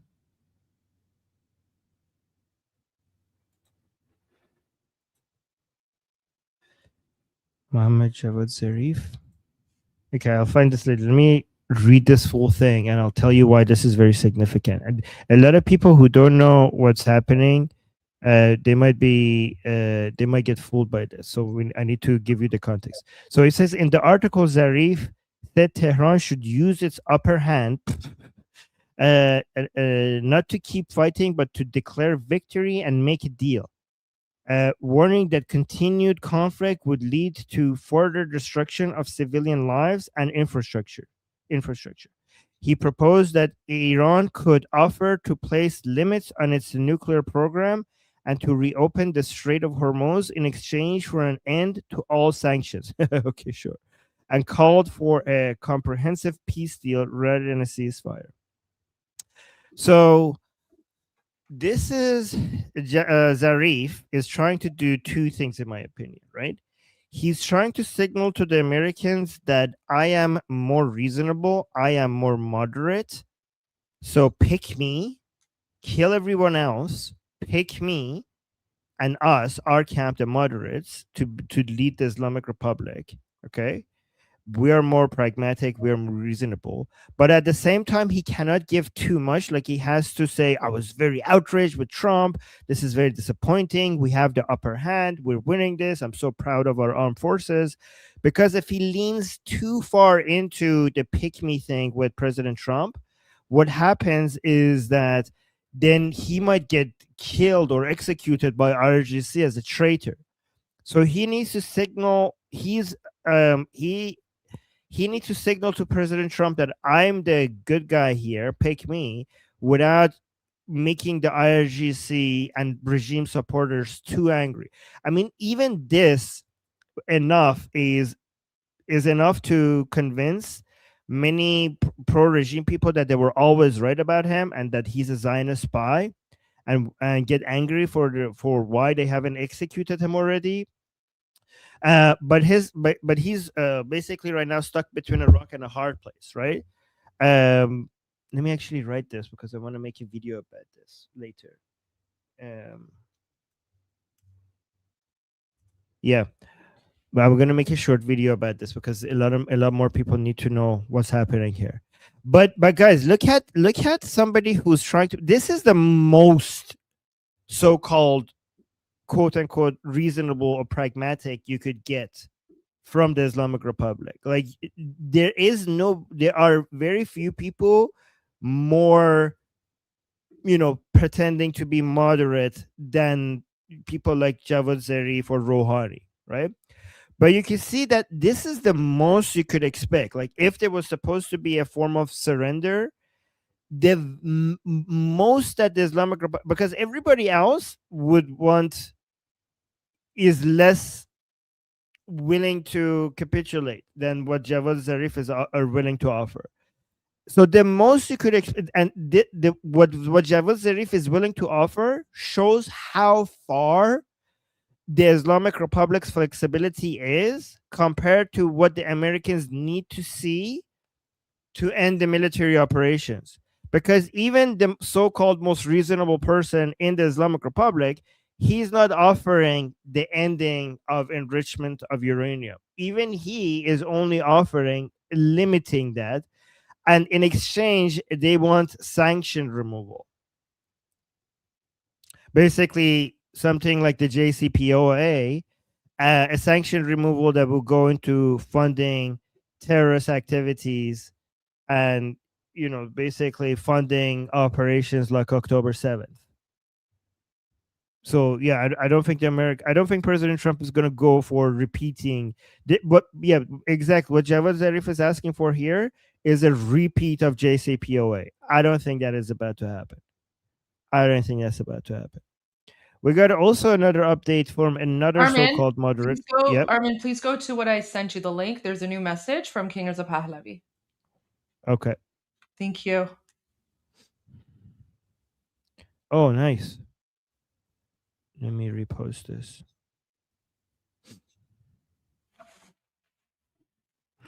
This is about Hashd al-Shabi, the popular mobilization for. Guys, look at this. As soon as we give you an update regarding popular mobilization forces, we got an update from Princess of Pahlavi regarding this. This shows you that we are giving you the right updates. Okay, this is how important this is. When you get an update from Princess of Pahlavi, you know how important this issue is. Okay, so Princess of Pahlavi saying the terrorists of the Popular Mobilization Forces, or Hashd al-Shabi, carrying the Iraqi flag, have taken up positions in the streets and squares of Iran. They parade around, sowing fear and threatening massacre while chanting their propaganda in the face of our people.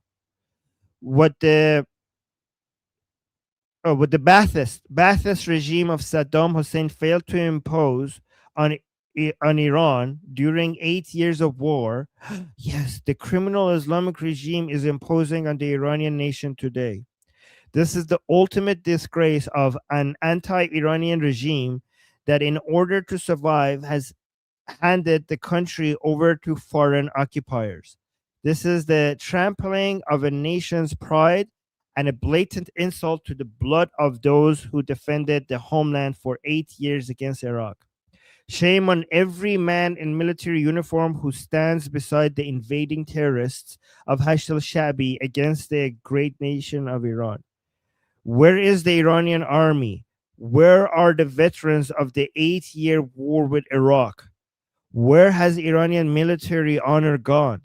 That Iraqi terrorists are now lord over the lives, property, and honor of the Iranians from Khuzestan to Tehran. The Hashd al-Shabi and other Iraqi militias are invading and occupying forces. They have no place in Iran. They must be expelled immediately from the pure soil of Iran. Long live Iran, Reza Pahlavi. Javid Shah. Okay, guys. So first of all, for a couple of things. First of all, this confirms that our concern was justified. We weren't exaggerating how big of a concern this is. But also, please understand how strategic and wise this message by Princess of Pahlavi is, because you might not know what, I mean, most of you know, but for people who don't know, what he is doing here is the Artesh, the normal army of Iran, the one that was started during Pahlavi. Many people from not the leadership is Durka IRGC connected, right? But within the body of the Artesh, there are many commanders and other people within the body of the Artesh that they are more, I mean, they were supposed to, we were hoping, and there's a lot of data that might suggest that these are more people who are more interested in protecting Iran rather than Islam. Like, they're more patriotic minded, than Islamic. I'm not saying they're not Muslim, but they understand the art, and their understanding of the Artesh is with the purpose of protecting this Iran's soil from invasion. And many people within the Artesh are veterans and people who participated in the 8-year war against Saddam. I don't even want to say against Iraq because it was against Saddam. I consider the Iraqis to also be many of them to be our allies in this war against Hashd Shabi. I think Hashd Shabi is also an invasion of Armin, Iraq. sorry, I just want to go to this really quick. Artillery, large bullets from the ground. It could have been a heat-seeking missile, or it could have been a Hired the radar-guided US Air missile. Force. Sometimes you only know about the threat if you see it visually, but especially if it's a radar-guided missile, your systems would be telling you that it's inbound. You would be doing defensive maneuvers and have electronic capabilities to try to defeat it, and it would only be after you were struck and the plane could no longer continue that you would make the decision to eject. General, does the pilot that we're still searching for, does he have a way of communicating with the people who are looking for him without tipping off the Iranians? I mean, he can't send a flare, he or she can't send a flare because presumably the Iranians would see it. So is there some other way that this person can communicate with the rescuers? Anita, there are systems both in the aircraft, in the ejection seat, and on the pilot or combat system operator that would let rescuers know about their whereabouts. And then there are secure communication tools that they could use then to positively communicate to the rescuers and identify themselves and make sure that it's not a fake rescue, but it's actually our pilot and our CISO that needs to be rescued. I suppose there would also be a danger for the helicopter pilots who are coming in for the search and rescue. They must be coming in low. They will be well aware that there's perhaps some kind of dangers to aircraft. How will that affect the search and rescue? Benjamin, to fighter pilots, those combat search and rescue operators are our heroes, that they are always poised to be ready to do what they're doing right now in very dense, threatening environments. They are skilled, they are exercised, they are trained. And while we talk about search and rescue, there's also a suppression part of that, where there are defensive capabilities that are embedded in the package of combat search and rescue so that they can defend themselves and be defended as they go about their heroic, very difficult mission of finding that pilot and finding that CISO. Yeah, Brigadier General John Tykert, thank you so much for joining us today. We may come back to you later. I just want to bring in Joey Jones at the moment, U.S. Marine Corps veteran. He's on the phone at the moment. And Joey, what are your thoughts at the moment after you saw the F-15E go down? Yeah, I think my thoughts are consistent with everyone that's been on today, which is let's find this weapons officer and get them home safe. If we do that, and there are reports that we've at least made contact with that person, then you go to 30,000 foot, no pun intended, and say, we've been at this for what, 5-6 weeks now, tens of thousands of missions and one aircraft taken out by enemy fire. That is beyond impressive. I mean, if you overlay this with the Gulf War, you're talking 63 aircraft lost, some jets and some dozens lost those first few weeks. The success of this mission obviously is counted in lives lost, and we have way too many of those for any day, but hopefully we don't add to that number today. Joey, you were seriously injured on the battlefield, and presumably somebody had to come and rescue you. So can you give us an insight into what might be going through the mind of this person, man or woman, who is missing right now? What is this person thinking about survival? Well, they're thinking that they're going to be rescued. There's nothing less than full faith in our brothers and sisters. I mean, I was bleeding out of 4 limbs with a punctured lung, and I never thought for a second people wouldn't take care of me. We had Army helicopter pilots, we call them dust off, and they would land on top of a bomb to come get us. There was no fear in them when it comes to saving their brothers on the ground and sisters on the ground. In this situation, this type of search and rescue, there's so many different capabilities. The Army has capabilities. The 160th is probably, from what I read, the 160th Special Operations might have been involved in the one recovery, but the MEUs off the coast there, the Marines, train for this. That's exactly one of the main capabilities they train for if they're called into this. The Navy has their own version of it. The Air Force does as well. And so one of the reasons why you're hearing there aren't other sorties happening is because you want to have all those resources available when somebody goes down. So you make that the mission, because if another aircraft goes down, then that becomes the mission. And you don't want to multiply the what you're going after. The ejection seat used, the ACES 2, has multiple explosive hazards in it, even if it functions correctly. So there's a lot of dangers, a lot of complicated systems. I mean, we just watched folks launch to the moon yesterday. When someone launches out of an aircraft with an ejection seat, it takes, I think, maybe 18 Gs of force to get out of that aircraft with the catapult system. Then you've got a rocket under that seat that rights the seat before basically a slug gun throws a parachute in the air. So there's all these things happening just for someone to land safely from ejection. And it sounds like both of these, the pilot and the weapons officer, did that. But then when you approach them, that ejection seat itself is a hazard. And so the amount of training and expertise is just so impressive. And the fact they've already recovered one of them, hopefully maybe they have or are about to recover the other, it just speaks to how well we train, what our capabilities are. And honestly, guys, the fact that they were doing these search and rescue missions low and slow in the same area in the daylight tells me they do have air superiority. I mean, you can't forget that the Mujahideen took out Soviet MiGs with shoulder-fired rockets that are just heat-seeker infrared. So there's always a danger there. That doesn't mean that we've lost the air. Actually, this recovery operation shows you we own it. Joey, do you know when family members might be told that, it was their family member who may have been in that plane, or will the family members of every F-15E pilots, crew members currently just be waiting to find out? Yep.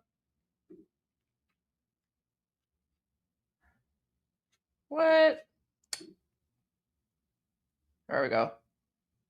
Service member is the weapons officer. It's simply because then, if somebody gets contacted, hey, you're safe, then there's a process of elimination. And so that kind of notifies without notifying. So just with that in mind, I would imagine, just like we in the media didn't get full confirmation for hours, it's because of that's the priority there. All right, Joey Jones, thank you so much for your insight. And, you know better than anyone what this person is thinking right now. And thank you for sharing those thoughts with us. Appreciate it. Absolutely. Mm-hmm. All right. Well, more breaking coverage on the downing of an F-15E fighter jet over Iran. That's coming up next. Stay with us, folks. All right, Armin, back to you.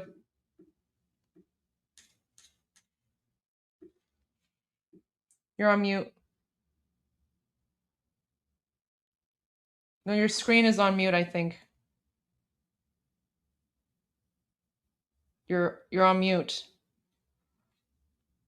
The microphone. There we go. There we go. Okay. Yeah, I know. Okay, got it. I was just trying to find it. I was just trying to find the tab that I was on. Oh, okay. All right. So, I was gonna go to this one.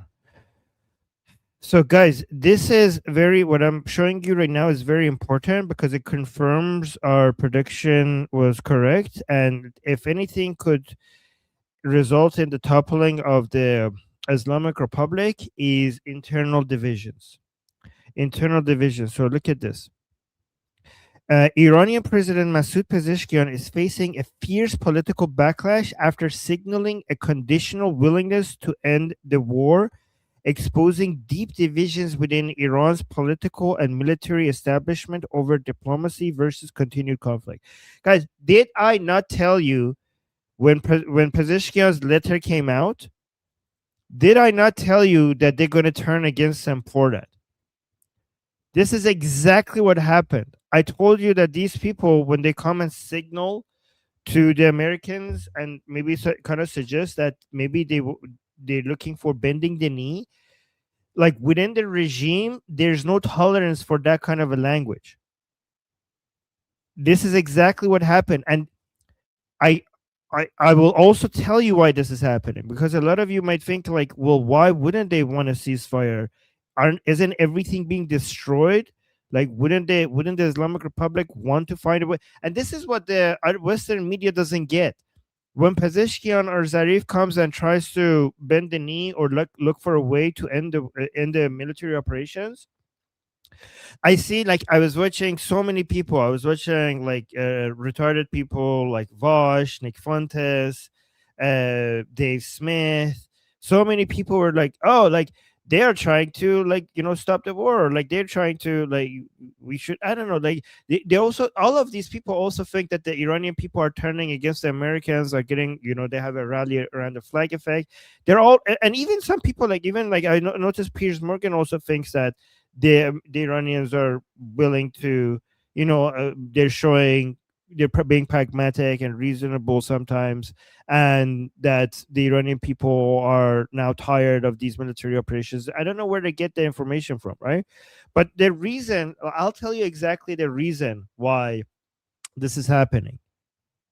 The reason is that the Islamic Republic has fed, for years, they have fed their own supporters with lies, and they have basically caused them to be addicted to victory narratives. The idea that they're always winning, the idea that because they I mean, to be fair, the Islamic Republic had to do that because they really don't have anything to show for. So they had to create this parallel universe, this imaginary la la land, where everything is working out for them in this parallel universe that they have created, in this imaginary world for their own followers, so that they could basically maintain their legitimacy, at least among their own followers. And because their entire legitimacy, at least among their own followers, depends on these victory narratives, once you're addicted to this type of narrative, you can't quit. Like, you have to keep feeding them. If this is the way you get legitimacy, there's no way for you to come to your followers and tell them that, okay, we're actually screwed, and then continue and hope that they will continue to support you, because you have based your entire legitimacy based on you having the upper hand. So because of that, throughout these military operations, they had to constantly tell their own followers that they're winning this. And the problem with saying to their followers that they're winning this is that the conclusion from the idea that the Islamic Republic is winning everything is that, well, they need to well, why should they want to stop? I mean, they have the Americans and Israelis exactly where they want them. The Americans and Israelis have walked into a trap, and they have helped them. The Americans and Israelis have helped them bring about the complete destruction of Israel and United States because of their mistake.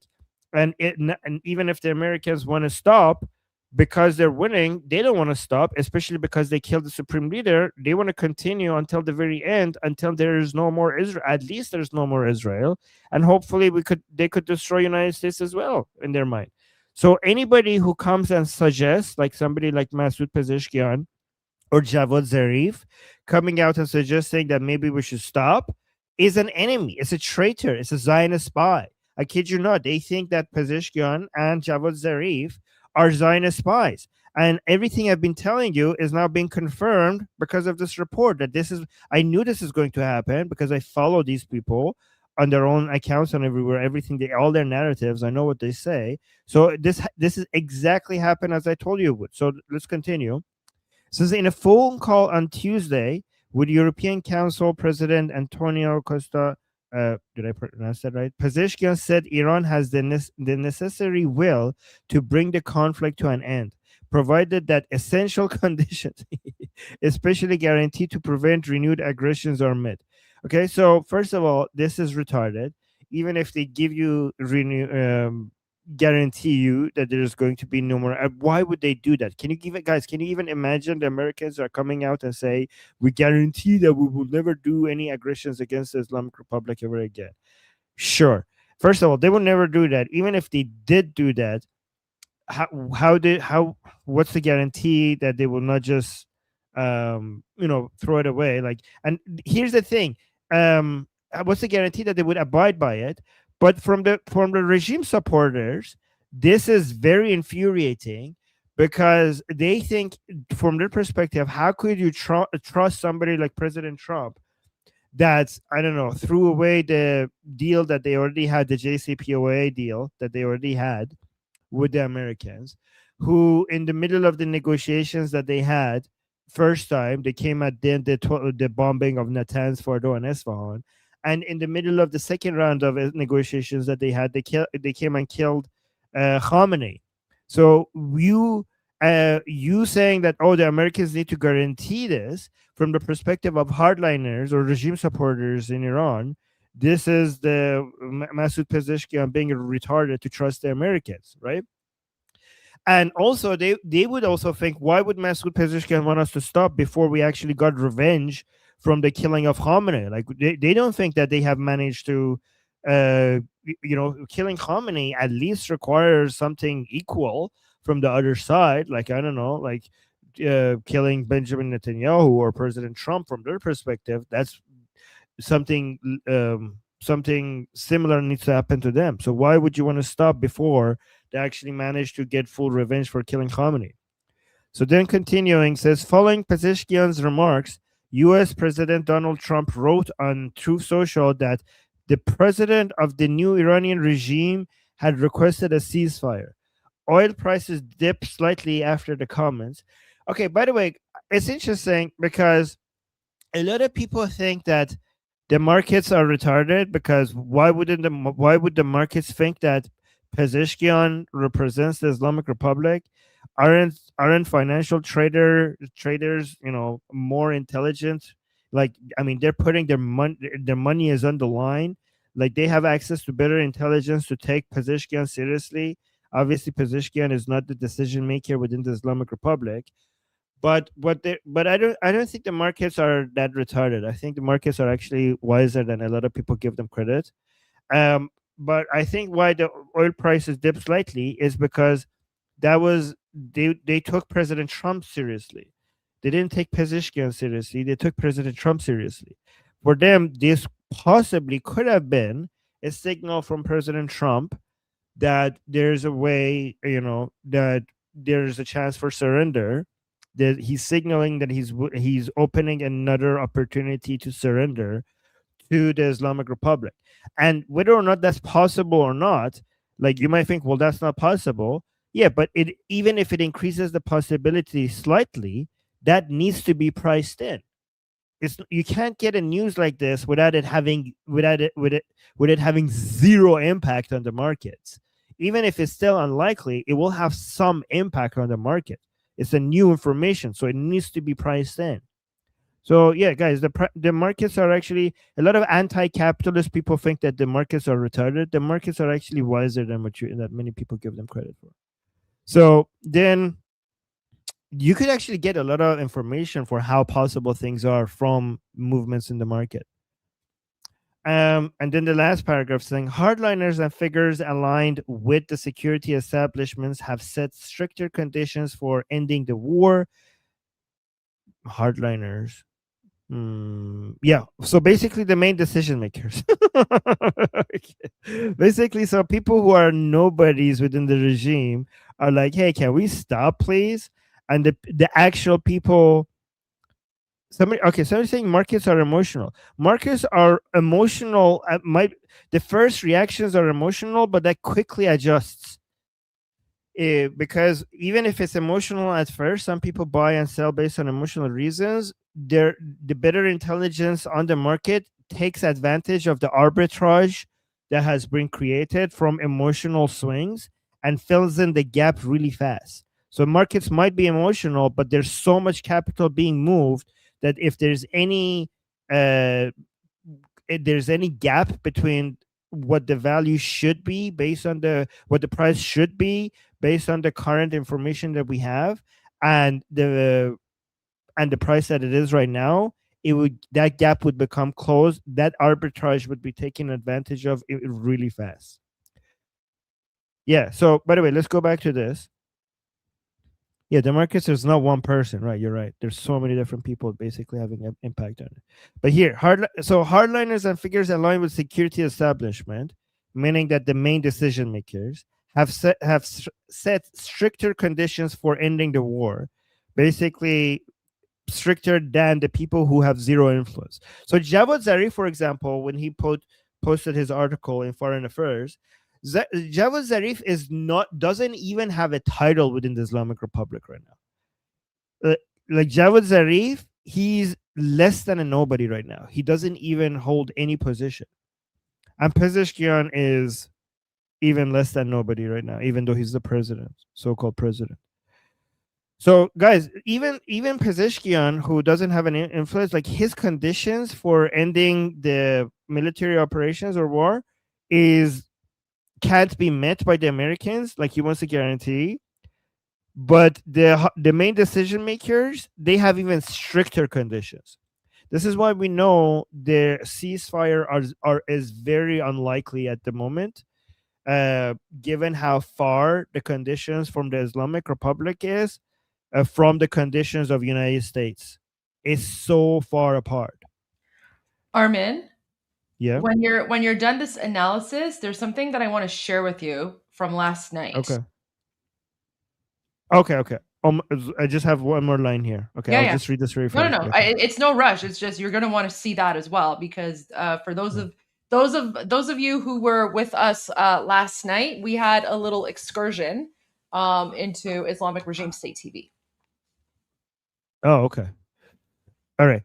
So, guys, look at this last line. Mohsen Rezai, now a military advisor to Mustafa Khamenei. Oh, yeah, guys. Wow, what a time to be alive. Okay, guys, I kid you not. You guys remember Mohsen Rezai, right? Mohsen Rezai is this guy, okay? Mohsen Rezai, I'm not exaggerating. He's actually retarded. You know how sometimes we say retarded to just insult people? I'm not even, this is an objective reality, okay? He's actually retarded. He is so retarded that Khamenei basically removed him from having any influence within the IRGC, and he just became a clown that would get invited by state TV to just come and give his analysis with zero influence when Ali Khamenei was alive, okay? So Ali Khamenei hated him. He's the guy, by the way, let me tell you how retarded he is. That when he was on the presidential campaign, so he was a candidate to become president. He ran every time. The joke is that he would run every time and he would lose every time, right? But on the campaign, he had a solution for the economic problems of Iran. His solution was to kidnap all the Americans and hold them hostage and ask $1 billion from each from the Americans. And he basically did the calculation that would solve all the economic problems of Iran. That was his economic plan for Iran in his presidential run. I'm not exaggerating. That is okay.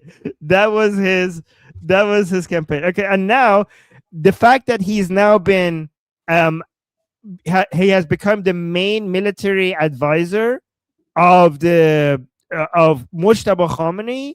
So just to the Iranian people, that holy crap, these people have run out of people.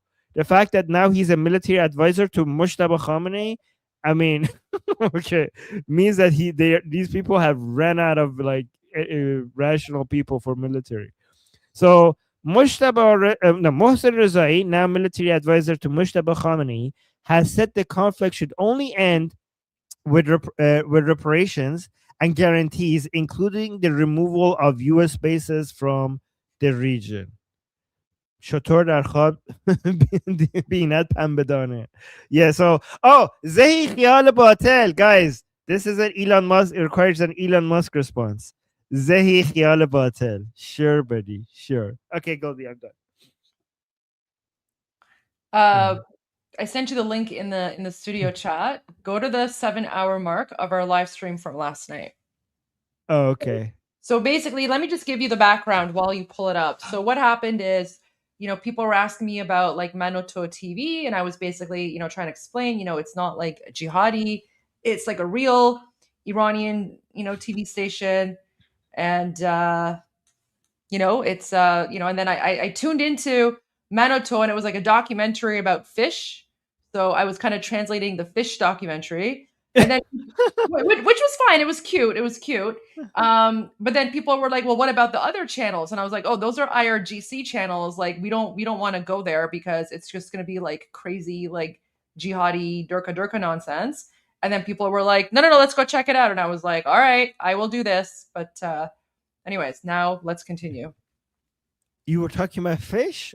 I missed out. Okay. Well, you can go back a little bit if you I want to see me translate the documentary. It's up to you. That's but- okay. I'll watch it. I'll watch it when I need some entertainment. Let me see what happened when you went to the Durka channels. Don't recommend. I do not suggest. You don't want to be put on a list or something by like looking at the Islamic regime channels. But this one is in particular Manoto Live. So if you want like a normal channel, it's a thresher shark. Cool. Okay, I learned something new. Thresher shark. Okay, there you go. Wow. All right. So why do they have Durka Durka? They have Durka Durka because this website, it just has all of the TV channels. And the reason that we have the Durka Durkas is because it also helps us to, monitor. It helps us to monitor what's happening in occupied Iran. And, sometimes people want to check out Jihadi Pilates or Haydar Hoedown, right? So it's actually helpful to have the Durka Durka channels there because that's how we, guys, remember, we would not have been able to expose like Tucker Carlson if we didn't have access to the Durka Durka channels. I mean, I'll click on this. Let's see what's going on in Durka Durka. Okay. Oh, what happened? Oh, wait, stop. Oh my God. Oh, I can't. What'd you sorry, do? I clicked. I almost exposed my Gmail. Oh my God. But here. Okay. All right, let's go back. I was so shocked when he said what, so I was clicked on the tabs. Wait, that was so amazing. Let's go back. Okay, hold on here. Got it. Oh my God, here. Durka Durka.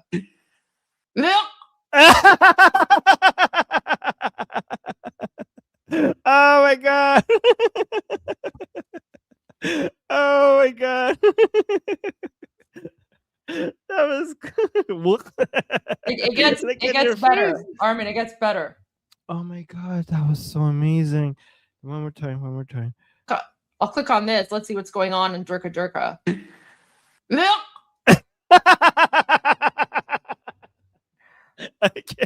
Okay. Ew, what is this? Ew, okay. Allergic this? reaction. Oh, I can't even play that. What's this? All right, let's go to this one. بزرگ امروز حرفایی میزنه که هیتلر نزد. What? Oh my, what is it? What is it? As soon as I turn into Durka TV, I hear Hitler. What is this? He's giving a speech about Hitler. Did you hear that? Yeah. البته کور خونده اید. شما نمیتوانید. What? من به دوستان گفتم برید ببینید در بسیاری از روستاها ما شد حضور پیدا میکنیم. روستانشینان میان این درخت رو ببین آقا 1000 سال. What are the odds? You just click on Islamic State TV and the first thing you see at the mullah talking about Hitler. عمر داره بیچاره. Guys, this is why I'm like, don't ever tune into the Durka Durka channels because, like, literally, I tune in, and within the first second, they're like Hitler, and I'm like, oh my God, what? Not even the first minute, the first 5 seconds. به یک شیطان روانی یادتونه در حادثه 11 سپتامبر 2 برج تجاری امریکایی هدف قرار گرفت. Look at Goldie's face. اینا چه کردن؟ Oh my God, he's talking about 9/11. در انتقامش یک کشور رو اشغال کردند. Oh my God, he's talking about how the resistance fighters blew up 2 towers in America. And they چه توجیهی دارید؟ البته میدانید هرچی این شیطنت ها بیشتر باشه بغض و کینه این ملت نه فقط مردم ما برید ببینید نمیدونم چقدر اطلاع دارید. Armin, it gets worse. Oh, worse? Oh it gets worse than Hitler and 9/11. Yes, it gets worse than this jihadi Muslim Nazi praising Hitler in 9/11. Okay. Well, he wasn't. Okay, yeah. Okay, Louis. تشکر میکنم از رسانه ملی به دلیل حضور فعال در این جنگ تحمیلی، ولی تقاضا میکنم مخصوصا This is why I call them Muslim Nazis. This is why I call them Muslim Nazis. Literally, within like 2 seconds of me tuning in, he's talking about Hitler, he's glorifying Hitler, and then he's talking about like 9/11 and how. Do you want me to clarify, or it's okay? No, that's fine. Just move ahead, because the next Armin, the next part is what I really want you to see. Okay, the next part. Where things like just go crazy. Okay. Sounds good. Out of like 9/11, because they held America hostage for 9/11. بزرگ برای فرار از یک رسوایی اخلاقی. این تحلیل همه تحلیلگرانه. در اینکه رسوایی اخلاقی در اون پرونده خودش رو تحت شعاع قرار بده. Okay, what's the next one? What's this one? Oh my God! Look! It's an image. Look! Oh no! Oh my God! Wait, what is that? Oh my! What is that? A missile? It's the crayon. It's like the pointy crayon missile on top of like the F-35, as if like, and then it's going boo. Oh my God, that looks vile. That looks like a non-consensual act on a plane. What is this? Oh look, that was an image of President Trump with his face off or something. And oh look, the other Islamic regime state TV is making fun of the. Oh look, so it's the F-35, and then there's like the Islamic regime missile on top of it, and they're like, boo. Do you see how insane Islamic regime state TV is? This is why we do not tune into Islamic regime state TV. This is why I gave you that website, but I'm like, do not click on the Islamic regime state TV links, because like it's do it at your own risk. Goldie, we should have watch parties of the Islamic Republic, Islamic regime TV. If you want. Well, we're having one right now. Because you should have been here last night for what you're about to see, Armin. Oh, really? Oh, this is still not it? This is not it. Oh, okay. Wow. You click on it, you'll be on some sort of list, because this is literally the jihadi durka nonsense that we have to deal with. Like how insane are these people? Like, they're pretending as if like they're weird, like, like they're pretending like the missiles. Remember, like the pencil, the crayons. They're pretending like the crayons are blowing up F-35s. This is literally being broadcast right now on Islamic regime state TV, and they've shut off the internet for people in occupied Iran, so they don't know the truth. Meanwhile, they broadcast this like crazy nonsense.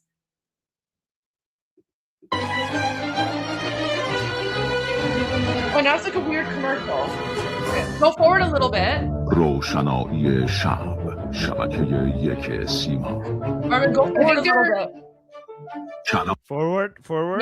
Yeah, because this part is like just like a weird like maternity reality TV show, but I want to go to the part after this. Here? No, go like a little bit more. It's when I switch to the next channel. That's the part you want to see. Yeah, this is just like a weird like reality show about like preemies, and they're forcing nurses to like talk about them. It was very bizarre. And I was basically saying how like the nurses are probably just like being forced to participate in this like weird reality TV show about preemies. But like the host of this show, she's okay. Yeah, here. This is like, where you want to watch. Oh, why do you not want to be part of it, right? And then they will basically And that's why, right? It's all right. Let's go to the next one. Oh, this is the news network. همونطور که در واکنش‌ها که بسیار گسترده هست خواهیم دید در محورهای مختلف خشم چهره‌های سیاسی داخلی آمریکا، تحلیلگران بین‌المللی و again something about America. I think they're talking about how like Americans are mad at Americans are upset at President Trump. Something about that. Like literally, as soon as we tune in, it's like America. رئیس جمهور آمریکا موضوعی که مطرح هست خود سخنرانی و متن سخنرانی هم دارن زیر سوال میبرن میگن wait until I notice the tweet ناموزون بوده و okay the tweet well wait until I notice it okay oh my gosh okay so guys so what they're saying is that a lot of Americans and a lot of pundits are saying that President Trump's speech last night نخست وزیر آمریکا President of the United States his speech was terrible. He sounded exhausted. He looked tired. And a lot of people. So this is like momentarily I realized. Do you know whose ex post that is? That's Chuck Schumer. Oh my God. Okay. So the Islamic regime is broadcast like they're sharing Chuck Schumer's posts on X. Attacking President Trump, and they're basically using Schumer for Islamic regime propaganda. Wow. Did you cut this part out and tweet it? Well, yeah. So I still have to do that, but like I'm downloading the video. I'm downloading last night's video right now, because I want to like clip out this part and add it. But yeah. Oh, it gets worse. There's others as well. So Chuck Schumer is just the beginning. Okay. Oh my God! What? That's Chuck Schumer! Guys,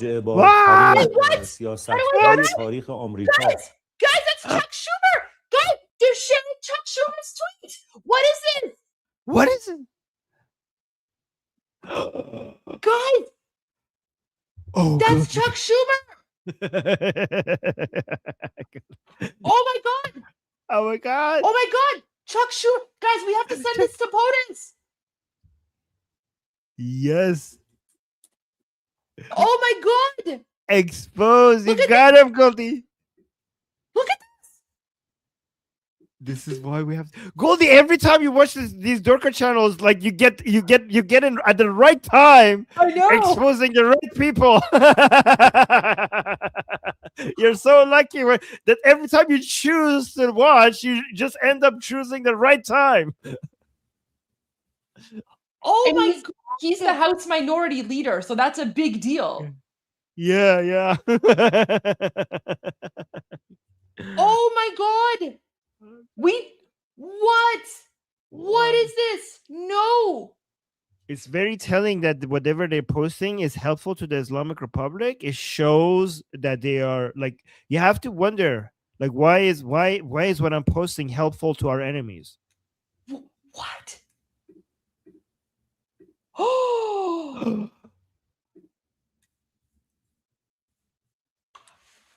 So has there ever been a more rambling, disjointed, and pathetic presidential war speech?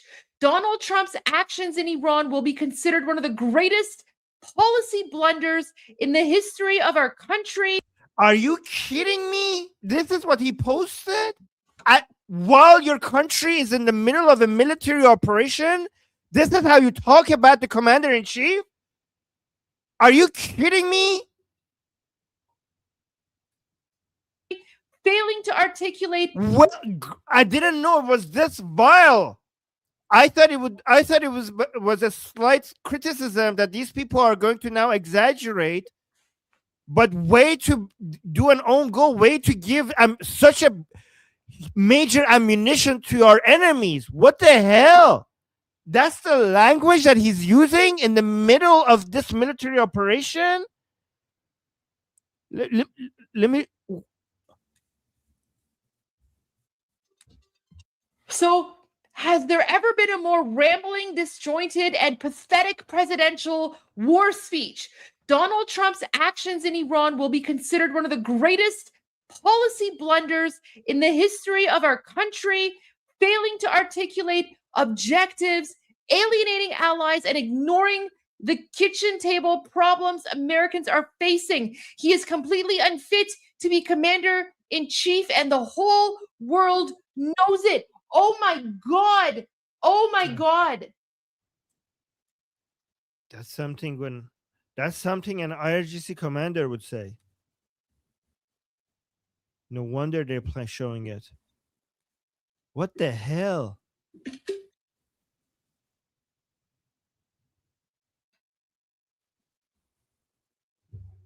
Exactly. Guys, they're literally using Chuck Schumer's posts to trash President Trump on Islamic regime state TV. The one time we shouldn't be doing this is in the middle of a military operation. What an a-hole. Wait, oh shoot, I missed that one. The only mistake I made is I paused because it was live TV. تمام کنیم و در When I واقع ما به paused, خاطر I can't like continue. That was my mistake. Oh. Like whenever I unpause, it just skips ahead to whatever part it is. So this is another one. I have to figure out who this one was because I couldn't figure this one out. Wait, what's this one? Wait, who's this one? Who's this one? It's too blurry. I can't see that. Oh. Something page? Okay, I'm gonna screenshot this. I can't tell what it is because it's too blurry. Americans, do you see how your later? But this is another... Americans? Do you see Americans how your division is fueling your enemy? In Israel, like if you go into Israel, the Israelis are very, very united on the necessity of these military operations. Americans, you need to copy the Israelis. Your division is helping your enemy. American guys, they're using all these like, oh my God, they're using like tweets from Americans on Islamic regime state TV.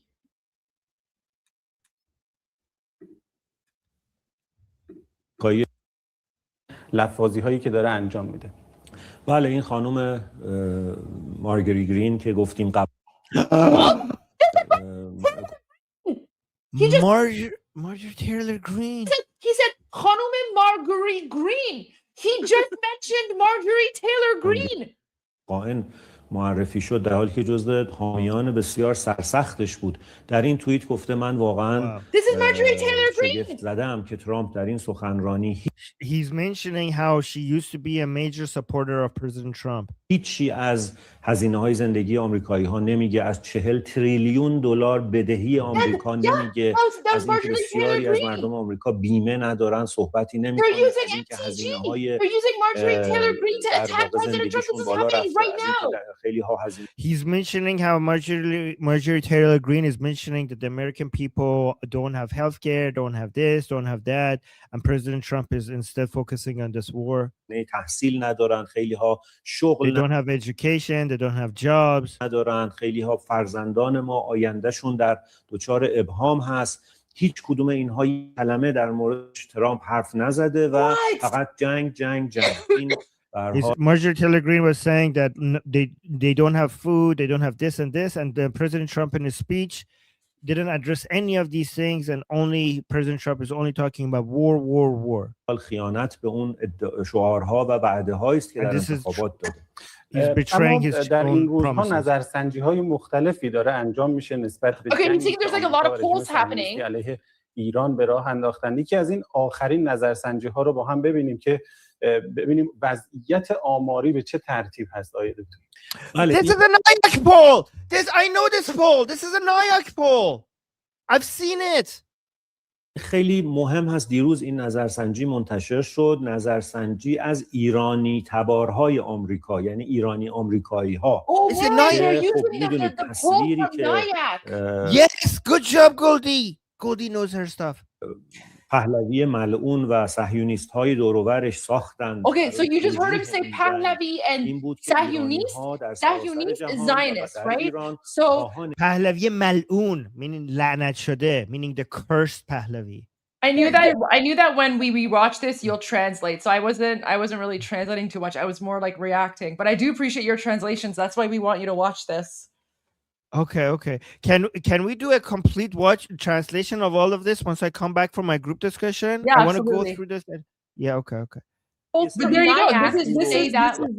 This is what we saw last night. That is so good, guys. Good, Goldie. Amazing job. You always catch them at the right time. Man, you know what? Yeah. This needs to go viral. But guys, right now is not the time. I wanted to make this go viral today, but right now, because of the Yes. fighter pilot situation, everyone is focused on that. So I'm gonna wait. I'm gonna wait because first of all, I don't want to distract from the search and rescue operation, and second of all, I want to make sure that there's an opportunity for this to go viral because everyone's focusing on the helicopter right now. Sorry, not the helicopter, the search and rescue mission. I don't think if I post this right now, it's going to get lost in the news cycle. So yeah, like I'm going to hold off on this and then I will wait because right now our priority is of course the, search and rescue. So Goldie, do you want to go back to the rescue operation and while I go to my discussion group because I think a lot of people want to talk about the rescue operation in our discussion group as well, and then we could come back to this once I finish the discussion group? Yeah, absolutely. Okay. I mean, 2C has an update as well. His update is I think a little bit outdated because I don't think he talks about like the pilot being rescued. But Fox News isn't sharing that right now. So, Armin, put the links to your discussion group. Okay. And, guys, if anyone wants like screenshots of this, just go to yesterday's live stream. And I think, Armin, what's the time frame here for Chuck Schumer? Can you go back a little bit to where Chuck Schumer was? Okay, let me go back. So right now it's at 7 hour, so 7 hour 15. But if we go back a little bit, so this right is before this. around. It's right before this. Right before this. Okay, yeah. Yeah. So this is close to 7 hours 12-minute mark. No, at the bottom I see 7:14. Oh, sorry. Do you see the bottom by the play sign? Oh yeah, you're right. 7:14. So 7:14:33. If you guys go there, you can find this and then take a screenshot. Make sure I don't look too weird in the screenshot, like yelling and screaming or whatever. No, that's the best. When you go like this with your shock face makes it better. Oh my gosh. Yeah. Goldie, your reactions are golden. Goldie's golden reactions. Okay, it makes it so much better so much easier to go through these. So yeah, guys, Goldie's golden reactions. Thanks. Appreciate that. Okay, Armin, enjoy your discussion group. I'm gonna go to 2C really quickly. Okay. Again, put the links in there. We'll see you in about we'll see you whenever you come back. Okay. So guys, the link is in the chat and today is open discussion. So it's open to everybody. So come if you have any questions about what's going on. I'll see you guys there. All right. See you guys soon. All right. Take care, Armin. Okay. So we're going to go to 2C's updates here. Now, again, this is from earlier this morning. He live streamed pretty early. So he's probably not going to, probably didn't get the update about the fighter pilot that was rescued, but he does share a lot of footage and news and info, which is good. And this will also give me an opportunity to take a break because I did start the live stream early today. So I'm going to take a quick break and then I'm going to come back. And then I know a lot of you were asking me about my Persian language interview with Manoto News. So we'll keep an eye on Fox News for like breaking news about the search and rescue operation, and then I will also share I'll share my Manoto interview with you as well. But this is a little bit dated, but it's still kind of relevant. So I'll just play this and I'll be back soon.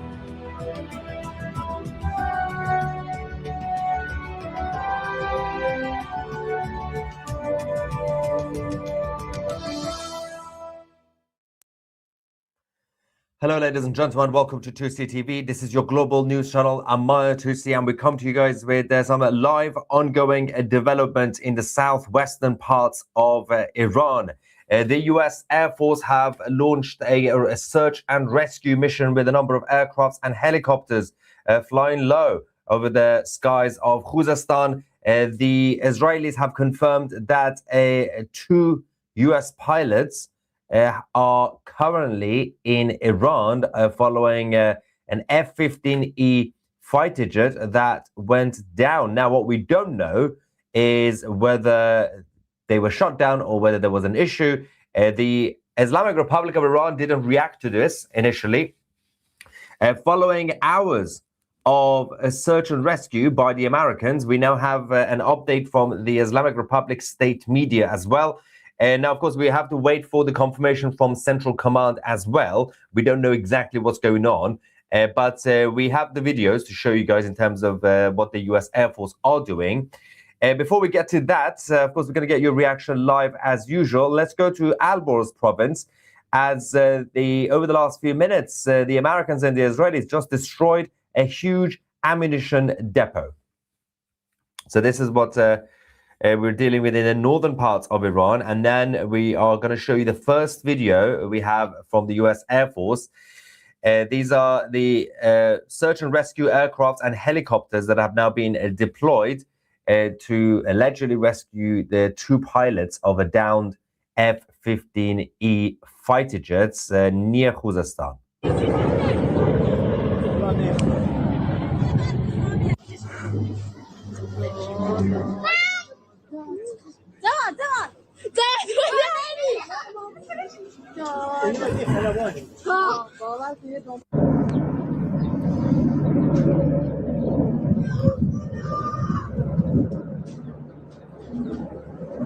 They've been flying around for hours, by the way.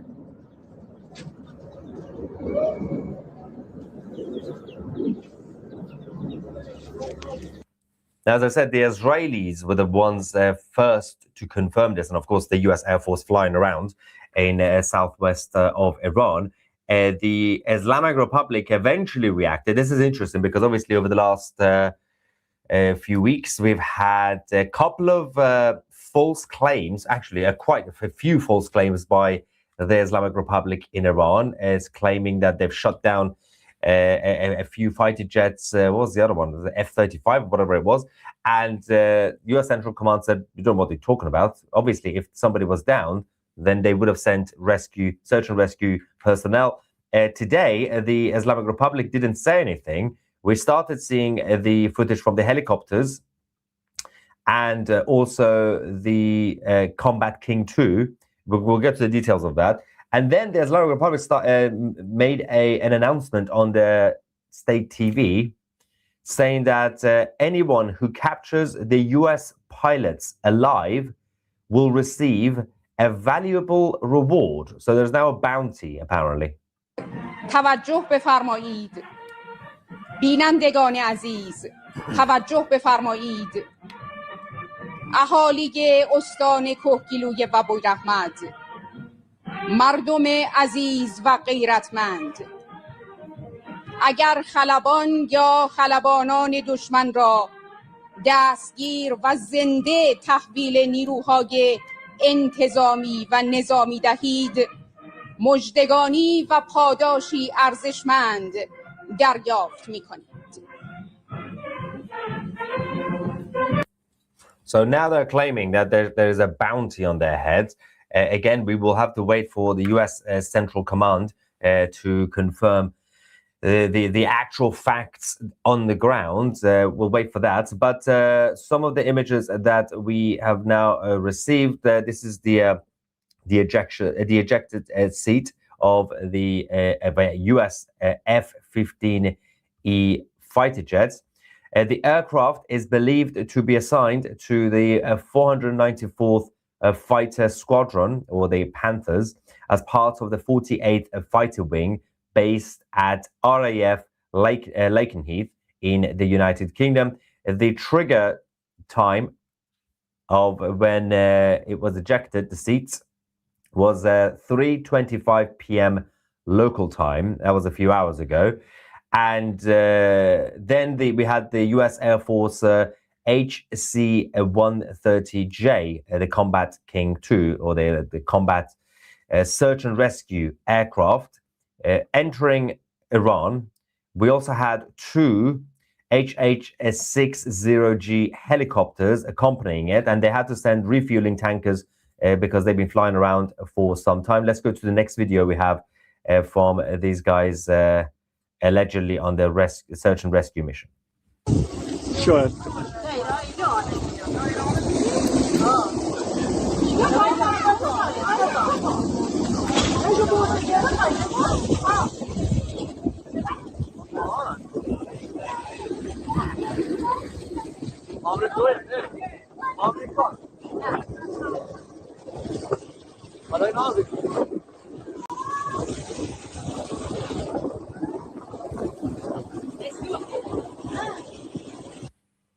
We now have the US officials confirming, this is now official, that a fighter jet has been downed. So to the absolute crazy idiots in the live chats, the trolls who claim fake news, this has now been confirmed by the United States of America. It's also been confirmed both to Reuters and Wall Street Journal from the White House, Pentagon, sorry, that a search and rescue mission is underway for the 2 pilots. But the Islamic Republic, over the last few minutes, have now claimed that they have captured the pilots. There's no evidence of them. So the Americans have confirmed that the fighter jet was in fact downed, and the pilots have ejected. They're trying to find him. So anybody in the live chat who's a troll, go and get your own problem sorted. That's not my issue. Let's quickly also go to the next video. We are waiting for some more information from Pentagon on this bit of a crisis situation, especially if they do get captured. Obviously, it's going to be problematic. But the Israeli Defense Forces have also sent their helicopters and the Unit 669 to evacuate the wounded soldiers of the Israeli Defense Forces. Teams provide rapid extraction, first aid and life-saving care, coordinating with ground forces, dozens of evacuations, including complex helicopter missions inside southern Lebanon that has now been carried out. So this is the IRGC Hezbollah positions, the territory that the IDF have obviously launched a ground invasion over the last few days, and they are now evacuating the injured soldiers. There you go. You can see one of them coming up.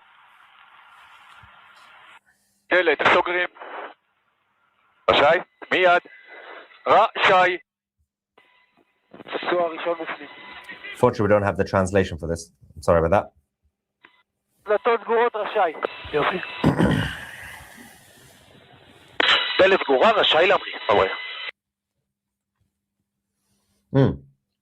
By the way, apart from the claims coming from the IRGC that they have already captured the pilots, there is no evidence yet. Obviously, it's likely, but there is no evidence. There's also no evidence that they were actually shot down. It could have been a mechanical failure. It could have been anything. They could have technically been shot down, but that's not really the case, because you currently have the search and rescue aircraft and helicopters flying around low altitude, and they seem to be doing absolutely fine because there doesn't seem to be any air defense systems around Khuzestan. More footage of the rescue mission by the US Air Force.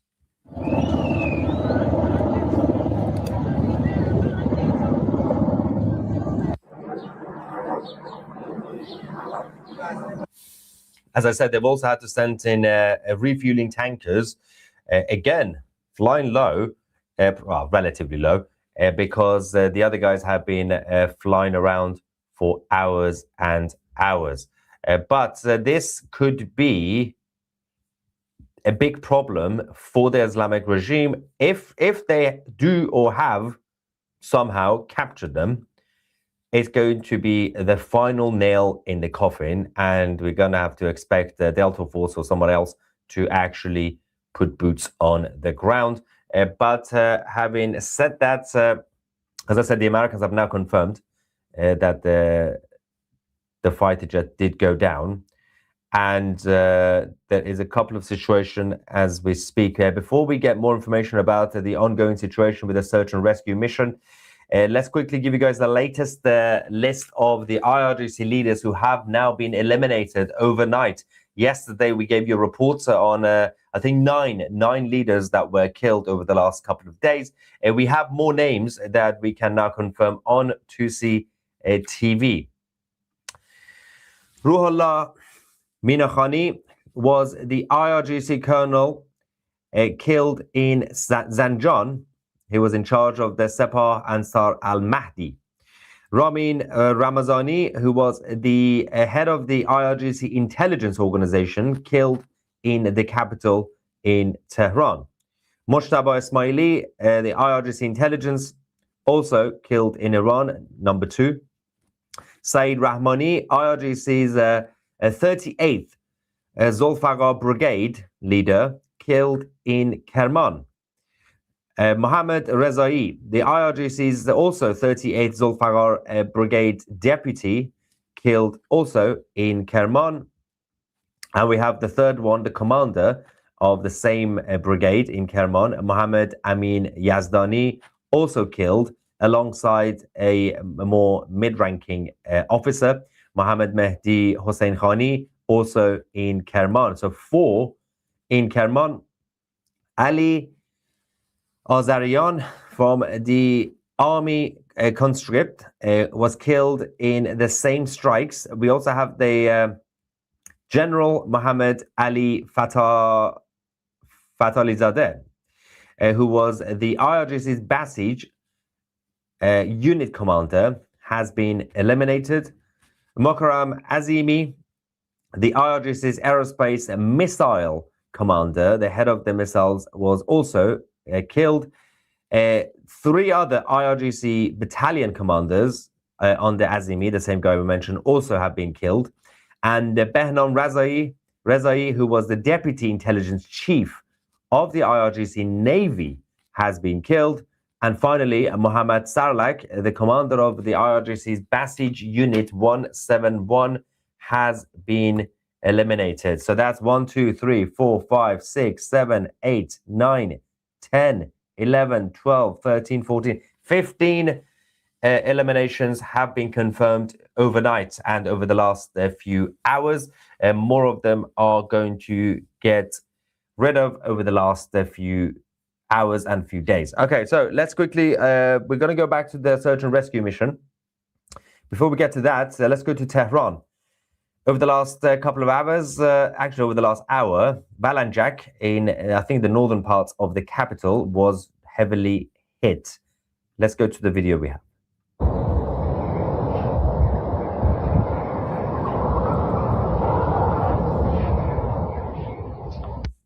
We just received the updates. The sirens have been activated in Kuwait. Kuwait has been massively attacked over the last day or so, especially the last few hours. The oil refinery and the water supply has been hit. 90% of the water in Kuwait, by the way, does come from the desalination plants. There's a bit of a crisis situation in Kuwait. We're going to go back to the rescue mission. Before we get to that, what's happening here? God bless our troops sacrificing the safety of their lives for our country. Absolutely. Please keep in mind that the U.S. Air Force has a group of special forces unit called PJs. They go way beyond enemy lines to rescue downed pilots. They are deadly and know how to operate in enemy territory. Thank you for that. And Thomas says, I pray the Lord Jesus is with our pilots. Thanks, Tusi from Tennessee. Yeah, let's all hope for a good outcome. And faces of the new leaders killed are getting younger and younger. Soon they will have baby photos of them. Yeah, I mean, all the older ones have been getting killed anyway. So a lot of the lower ranking ones have been promoted over the last few weeks, and they're all also getting killed. Their replacements are getting killed. On open frame since rolling strikes started. Now, we will obviously report what the IRGC are claiming, but we have to say they are claiming because we can't really confirm that they have allegedly actually captured the 2 pilots. But the US officials have also issued a new warning to Americans around basically the eastern parts of Iraq, near the western parts of Iran, advising them to leave immediately.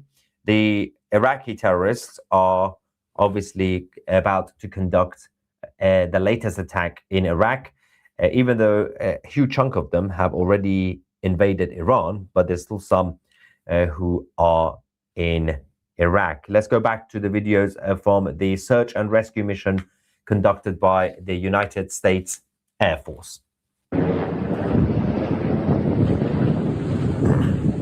The helicopters are still there.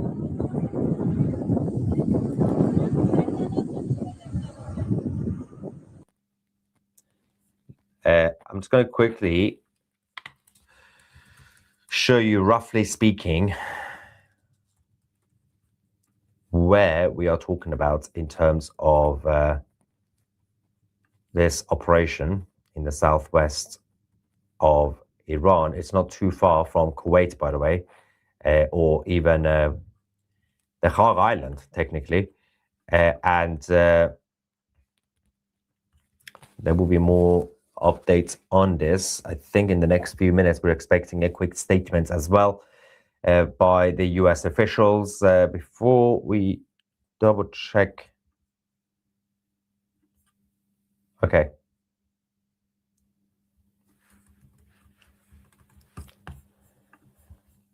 There we go. I'm going to put the map on the screen.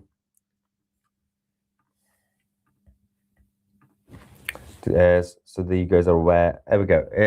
Apparently, so far, the Americans have not asked the Israelis, the Israeli Air Force, to send help for the rescue mission. But we will, I think that might change, obviously, over the next few minutes or a couple of hours. But they have been looking for them for the last few hours. So they haven't actually found them yet. But we will find out. There we go. So this is the map of Iran. To the southwest, literally by the water, Persian Gulf in the corner, top corner, where the circle is. That's Bushehr, one of the main ports. If you want to invade Iran, you go through there. To the south of it, in the Persian Gulf, that's where the Kharg Island is. And next to it is Kuwait and also the Iraqi border.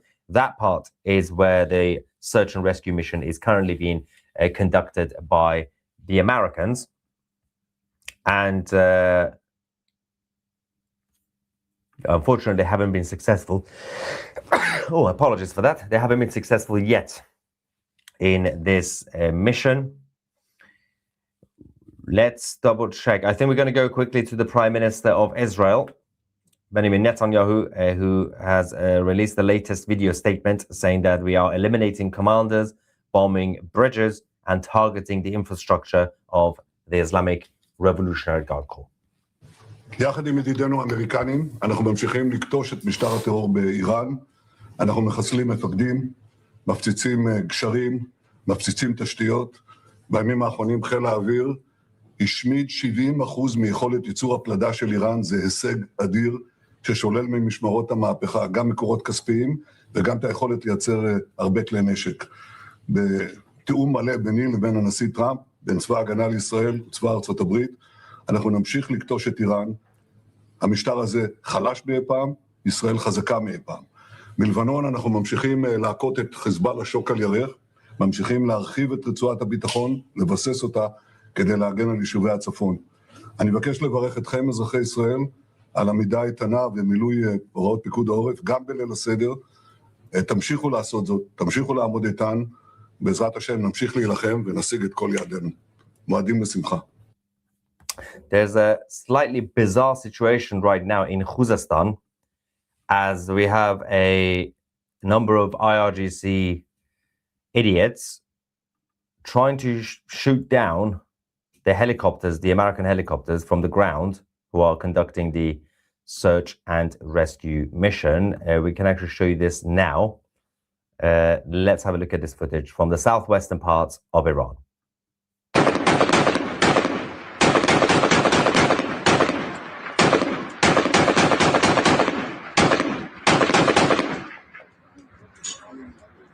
Really? Really? You think they can bring it down? Okay. All right, you can keep trying. They're not that stupid. But also the latest information on the state of play right now and the situation with the leadership of the Islamic Republic in general. So it's not just the IRGC. You got different branches. You got the actual regime. You got the top, which was the clerics. Then you got the government side, the legislative, and then the IRGC and the armed forces. So this is what we're dealing with for now. At the top, you got the House of the Supreme Leader. Of course, Ali Khamenei has been eliminated. Mujtaba's situation is still uncertain. And Shamkhani, who was the military advisor to the Supreme Leader, has also been killed. And the head of the military office also eliminated. There's a couple of older guys that are not that important. Apart from Mohsen Razai, he's important. He was obviously just replaced Shamkhani recently. And on the left, top left, you got the Supreme National Security Council.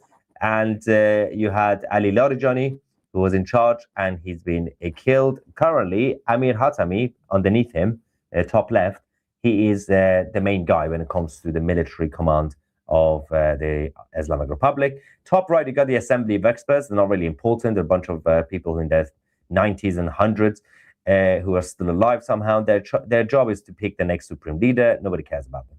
Then you got the IRIB, which is the state media. Those are the main guys in charge. You go down on the left-hand side, the big box, that's the IRGC. Essentially, most of them have been eliminated. We've got the head of the IRGC currently is Ahmad Vahidi with the blue background behind his bald head. And most of the leadership have been killed. We don't know exactly what the situation is with the low-ranking ones. The judicial branch, AJE is still alive. Legislative branch of the so-called parliament, Ghalibaf, is still alive. Well, allegedly. Executive branch, which is the government, and nobody cares about them really at this point. Pezeshkian, the president, and Arakchi, the foreign minister, they're still alive. But the intelligence minister and the defense minister have both been killed. The police, the head of police, Radan, is still alive, but the police intel chief has been eliminated for now. And we also have the former officials and influential figures. Obviously, we had Ibrahim Raisi, who was the president who died in a helicopter crash, and alongside his former foreign minister. In the bottom right, you got a couple of other idiots. You got the nuclear program heads. Every single person has been killed as part of the IRGC's nuclear program. And then the Guardian Council, there are also the youngest one, I think, is about 200 years old. So that's basically the state of play, what we're dealing with. Let's quickly go back to the Americans. The US C-130 Hercules is now reportedly flying very low over Iran, and it's deploying flares. Let's have a look at this quickly and come back. Well, that's the big one.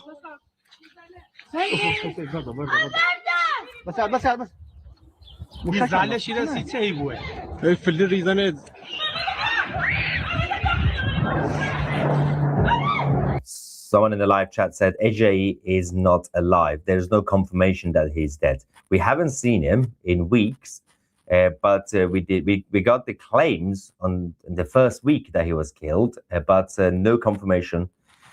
Even the Americans and the Israelis can't confirm whether he is actually dead.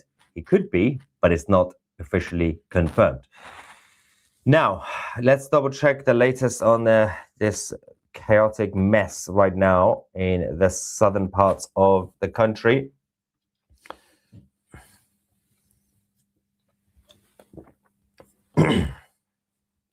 Okay, we'll get back to that in a second. We also have more Iraqis invading Iran over the last few hours. Hundreds of Iraqi convoys have now officially entered the Iranian territory. Their job is to prepare for two scenarios, technically three scenarios. Number one, a potential US ground invasion. Number two, the Iranian uprising when the people come out. Number three, which is similar to number two, the armed forces in Iran who have defected, once they get activated, they have guns and everything else, there will be a scenario to counter the attacks from the anti-IRGC armed forces members as well. We have this video from the Iraqis, the convoys that have now entered Iran.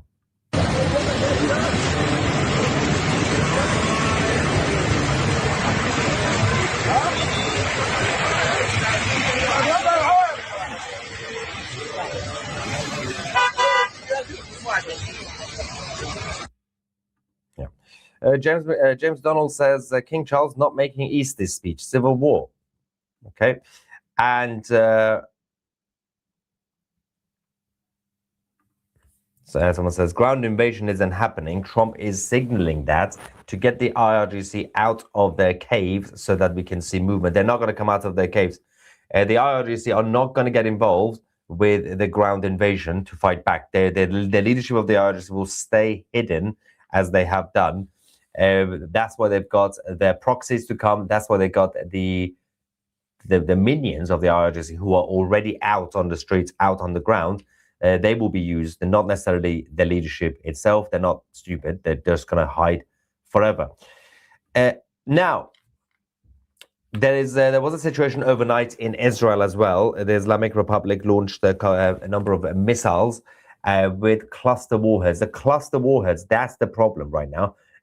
Because it makes it slightly more difficult to be fully intercepted. In central Israel, we had a couple of impacts, scattering bomblets, basically, that caused some property damage. Fortunately, no casualties were reported.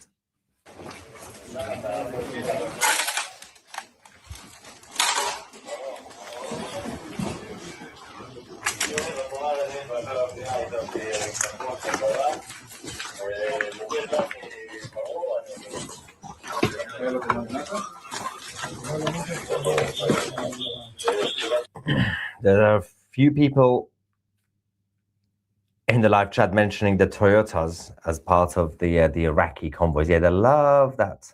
They love the Toyotas. I'm not really sure if it's been officially sponsored by Toyota, but they have a lot of them, obviously. They're also cheap, so easy. We have a massive bombardment campaign right now as we speak across the capital in Tehran. It seems things seem to have escalated definitely over the last few hours, and by both the Americans and the Israelis. While the search and rescue mission continues, we still haven't received any updates on whether the pilots have been rescued or captured. Again, the IRGC unofficial channels claimed that they have captured them, not the official channels. The official channels are still saying there's a bounty on their heads, and if anybody captures them, then they're going to get rich, apparently. So this is the latest the images from Tehran in Iran, and we're going to go to Kuwait. There is an ongoing situation there as well. We've had a number of desalination plant and oil refinery that have been hit. And so since this morning, we had the IRGC drones hitting the oil refinery in Kuwait, and obviously the water supply. 90% of drinking water in Kuwait comes from there, which obviously and it's a tiny country, so it's not like they have much infrastructure to cover multiple backups. But these have been hit, not fully destroyed, but definitely damaged enough to cause disruptions for the Kuwaitis. We are awaiting a statement from the government in Kuwait on this latest attack. We also now have an update from Pardis, which is in Tehran, the Tehran province, because obviously the city is called Tehran, but then you have Greater Tehran, which is the province, the region. And Kharamdasht industrial zone has now been hit by, I believe, the Israeli Air Force, because that's usually their targets, not the Americans. We are trying to get more intel on the level of damage that's been caused by the latest strikes by the Israelis. Let's quickly take you live to the city of Tel Aviv. About half an hour ago, we had the sirens in Israel, in Tel Aviv. There were missiles that were launched. We have the sound. Okay. So yeah, no sirens at this time.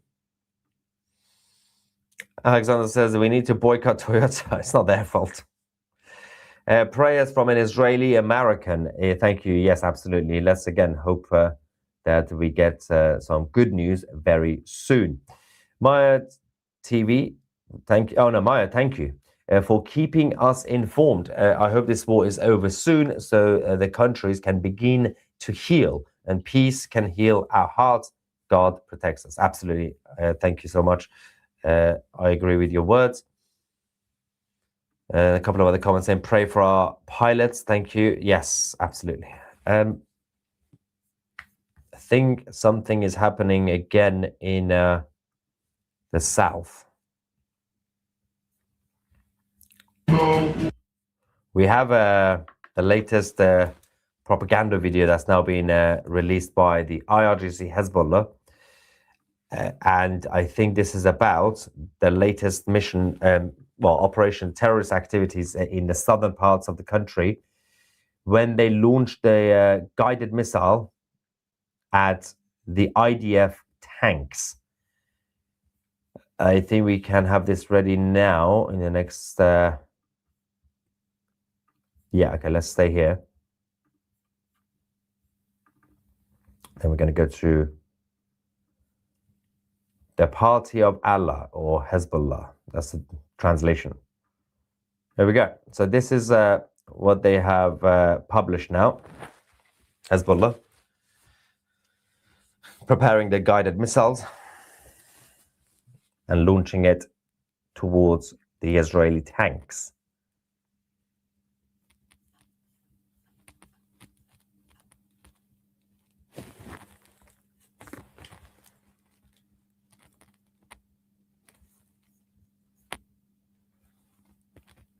Someone says, I saw this morning on France 24 saying Iran claimed to have shot down another F-13 jet. Yeah, we don't have evidence of that. Any F-30, was it F-30?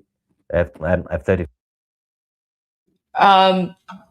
Thanks. So I see super chat, one pilot rescued. Yes. So this is 2C's live stream from earlier this morning. Before the news came out, I was just playing it because, he was giving some background info that we didn't really speak about. But yes, thankfully, one pilot has been rescued. There's currently a search operation for the second pilot. So I just wanted to share that with you guys. I'm monitoring Fox News. Apparently, CENTCOM is going to be speaking at some point. Let me see what I can find.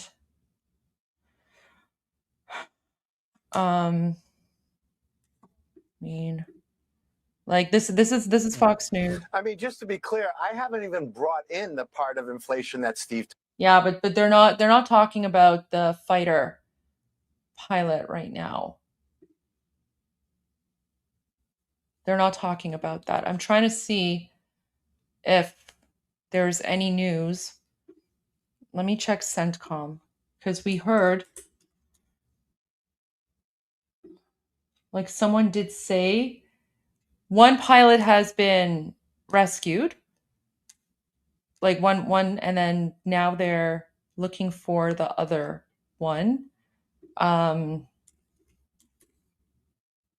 President Trump has been briefed. Apparently, he's in the Situation Room. But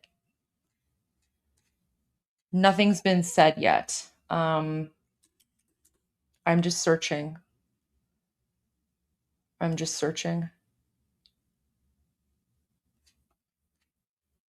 What's this? We learned from sources that U.S. rescue operations took enemy fire. Next. Is that true though? This is the challenge with the fog of war, right?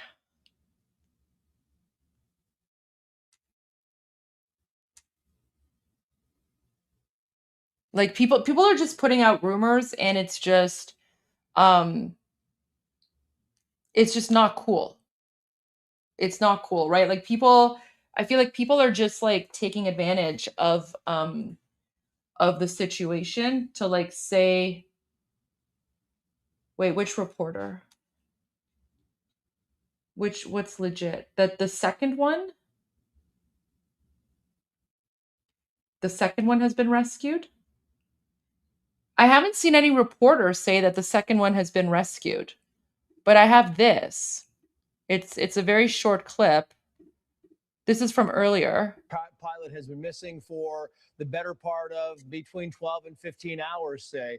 Does that tell you anything? Does it give you any indication of maybe that this person is not in the hands of Iranian custody, because we would have heard that by now? Is it a good sign or a bad sign, the length of time? So, Trace, thank you for having me on, first and foremost. And our thoughts go out to the crews that are doing an incredibly dangerous and tough mission right now. Combat search and rescue is one of the very toughest things we do. We train for it. We have specialized troops that do it, but it's still a tough job. Okay. All right. You know, Babak is like a legit CENTCOM. We don't see eye to eye on like political stuff, and like the guy attacks me, which is fine, I don't care. But he's pretty reliable with his sources. So apparently, so this was posted at 2:09. This was posted like an hour and a half ago. He's saying, according to CENTCOM, the 2nd U.S. Air Force CSAR team sent into Iran to rescue the crew of the downed F-15E of the 494th Fighter Squadron has successfully located and rescued the second crew member. He ejected, survived the crash, and is now safe in Iraq. This is good news for the 48th Fighter Wing community at RAF Lakenheath. Both crew members of the downed F-15E are now safe. Also, the crew members of the 2nd HH-60W helicopter involved in the rescue operation of the second crew member, which was shot upon by means of man pads, are also safe. Left video shows the 2nd HC-130J involved in this operation over Kharg Island, and the right video shows the first one near Yasuj. So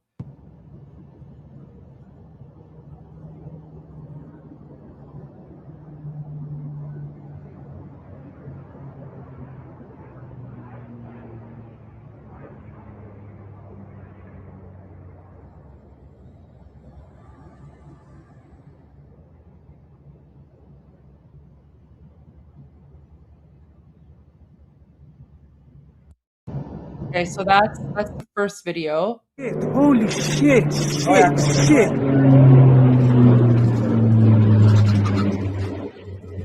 Yo, Abel fast.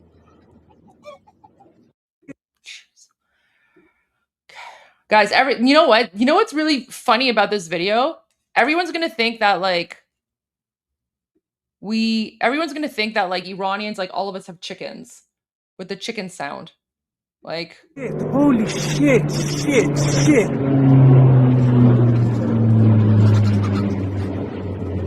Yo, Abel fast.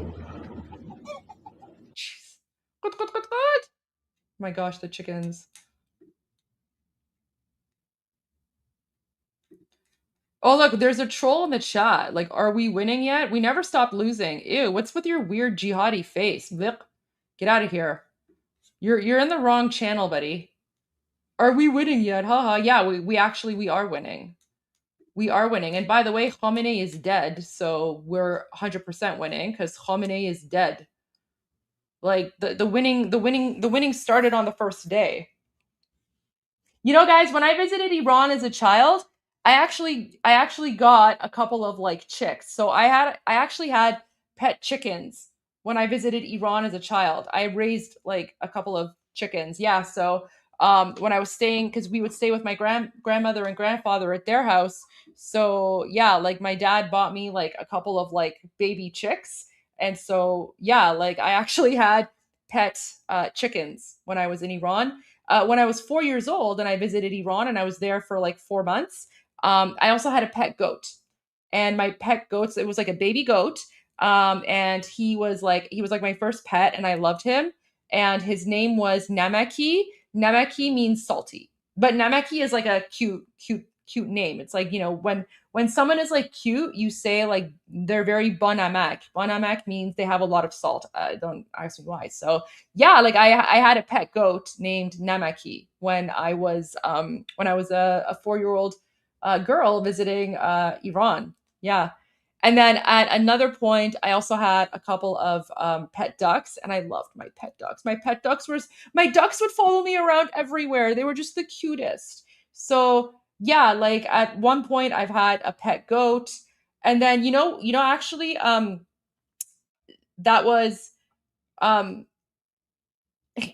so I was only there for 4 months. So after I came back to Canada, um, being salty is cute in the Persian language. Yeah, in the Persian language, yes, because the idea is, when you add salt to food, it makes the food more flavorful, right? So it's not the same. It's not like the whole saltiness of like the way that it's just different context, right? But yeah, so when I was 4 years old, I had a pet goat named Namaki, and then when I came back, and honestly, like I would spend hours. I would spend hours playing with my pet goat because my pet goat loved me. Like we just had this bond. And guys, goats are very smart, and goats are very loving, and goats are very loyal. So like I would actually like play with my pet goat. Like I would like there would be, like my uncle's car would be in like the courtyard of like my, not courtyard, but like the front part of like my grandmother's house or whatever.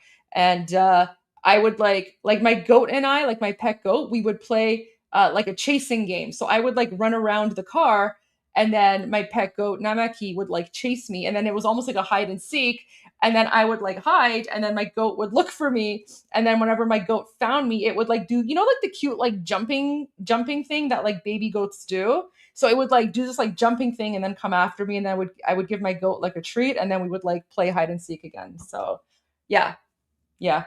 I had a pet goat as a child, and it was very cute. And then when I left, and when we came back to Canada, my grandfather, because he missed us so much, he basically kept the goat and just like kept the goat and like raised it, and then he basically kept it until like the goat became pretty old, and then he put the goat down once it was once Namaki was unable to like walk or anything. So yeah, my grandfather basically and he's passed away now, God rest his soul. But yeah, my pet goat was basically, it was almost like having a dog. Like the goat was just, he was amazing.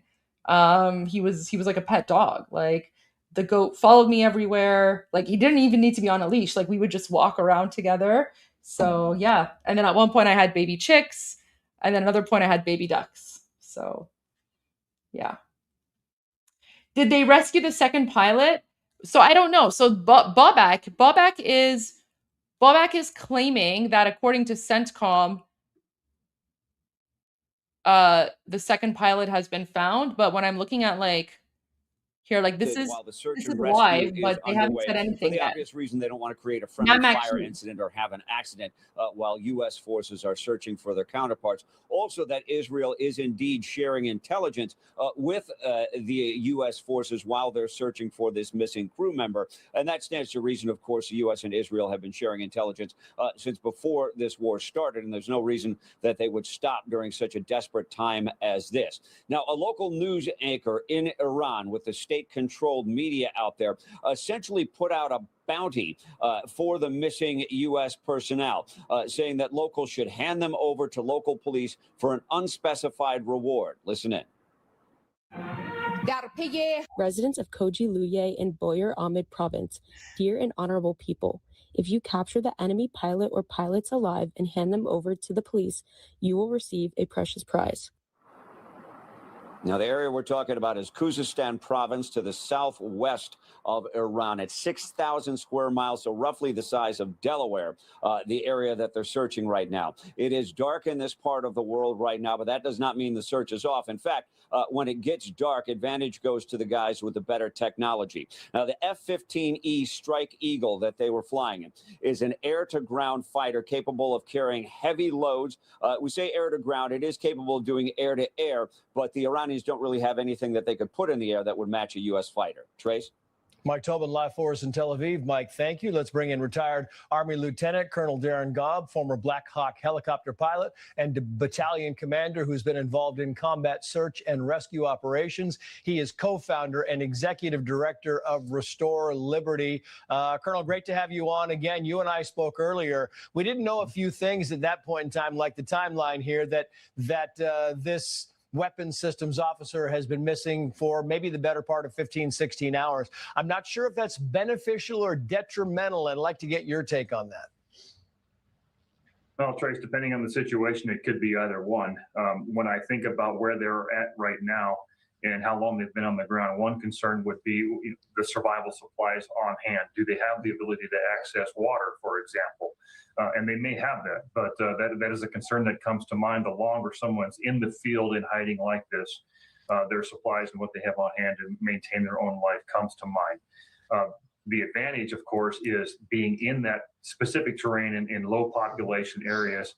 It could be a lot easier to hide, and there could be a less chance of running across people who may take advantage of that offer of a bounty, for example. So again, there's always going to be pluses and minuses regardless of where you are. But for right now, given the location that they're searching, if this person is in that area, I think there's more of a net positive right now, and that's a good sign.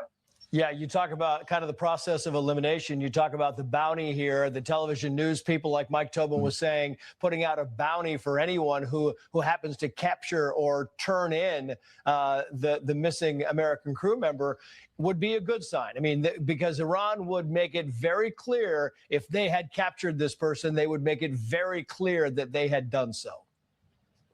No, they absolutely would. And so it's another great sign that we have not seen that. And I look at this from the perspective of an Iranian on the ground, too. They take their own life in their hands if they get involved with this in the first place. So they may not be too eager to get involved in trying to find an American on the ground in the area because they know that there are a significant number of American forces that will come to bear on wherever this pilot may be.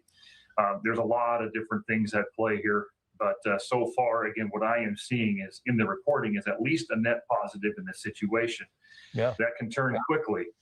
But this, again, is the focus. It's the mission for CENTCOM right now. Everything else is secondary. Yeah, and it's notable that, you look at the population of Iran and 50, 60% of the population does not agree with or does not like the IRGC. That also bodes well More than that. For an American who might be missing in a province where 50 or 60% of the population is on their side. It's 90%.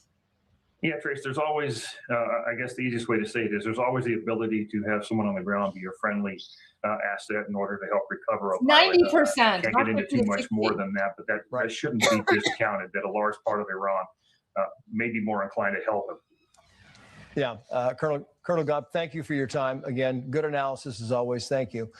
We'll have more of our breaking news coverage next. I mean, they're getting part of it right? Like it's not 50 to 60%. It's 90%. It's closer to 90%. But I can see why they're saying like 50 to 60% because they want to be like, I guess, cautiously optimistic or something. All right, let's tune in to Jihadi TV and see what they're saying. اصلا بی ارتباط نبود و دقیقاً نشون داد که ما الان در روز تقریبا 34م چقدر دشمن تونسته هدف خود. It's more AI footage. But guys, this is good because I think I saw someone say in the comments, someone said, what was it? Wait. Someone said,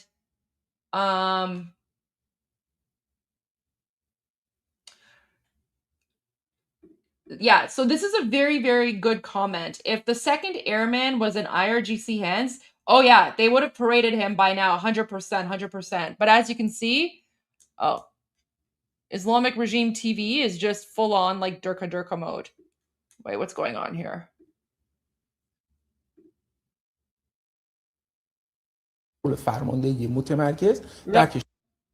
Right? Like they're just back to their like usual jihadi nonsense. Why is this not working? What's wrong? Like, how are we supposed to spy on Islamic Regime State TV? All right, let's check this channel. برجام دوبارش رو وسط مذاکره ما جنگ کردن. انگار مثلا توی واقعا آکواریومی عزیزان زندگی میکنن. توی گلخونه‌ای زندگی میکنید. متوجه نمیشن. پیرامونتون رو نمیبینید. این یه ماجرای بعدیش اصلا من کاری به وزیر بودن شما ندارم. و همه کسانی که اینطورن. Yeah, okay, so there's that. ایرانی نیستید شما، هموطن ما نیستید. Oh!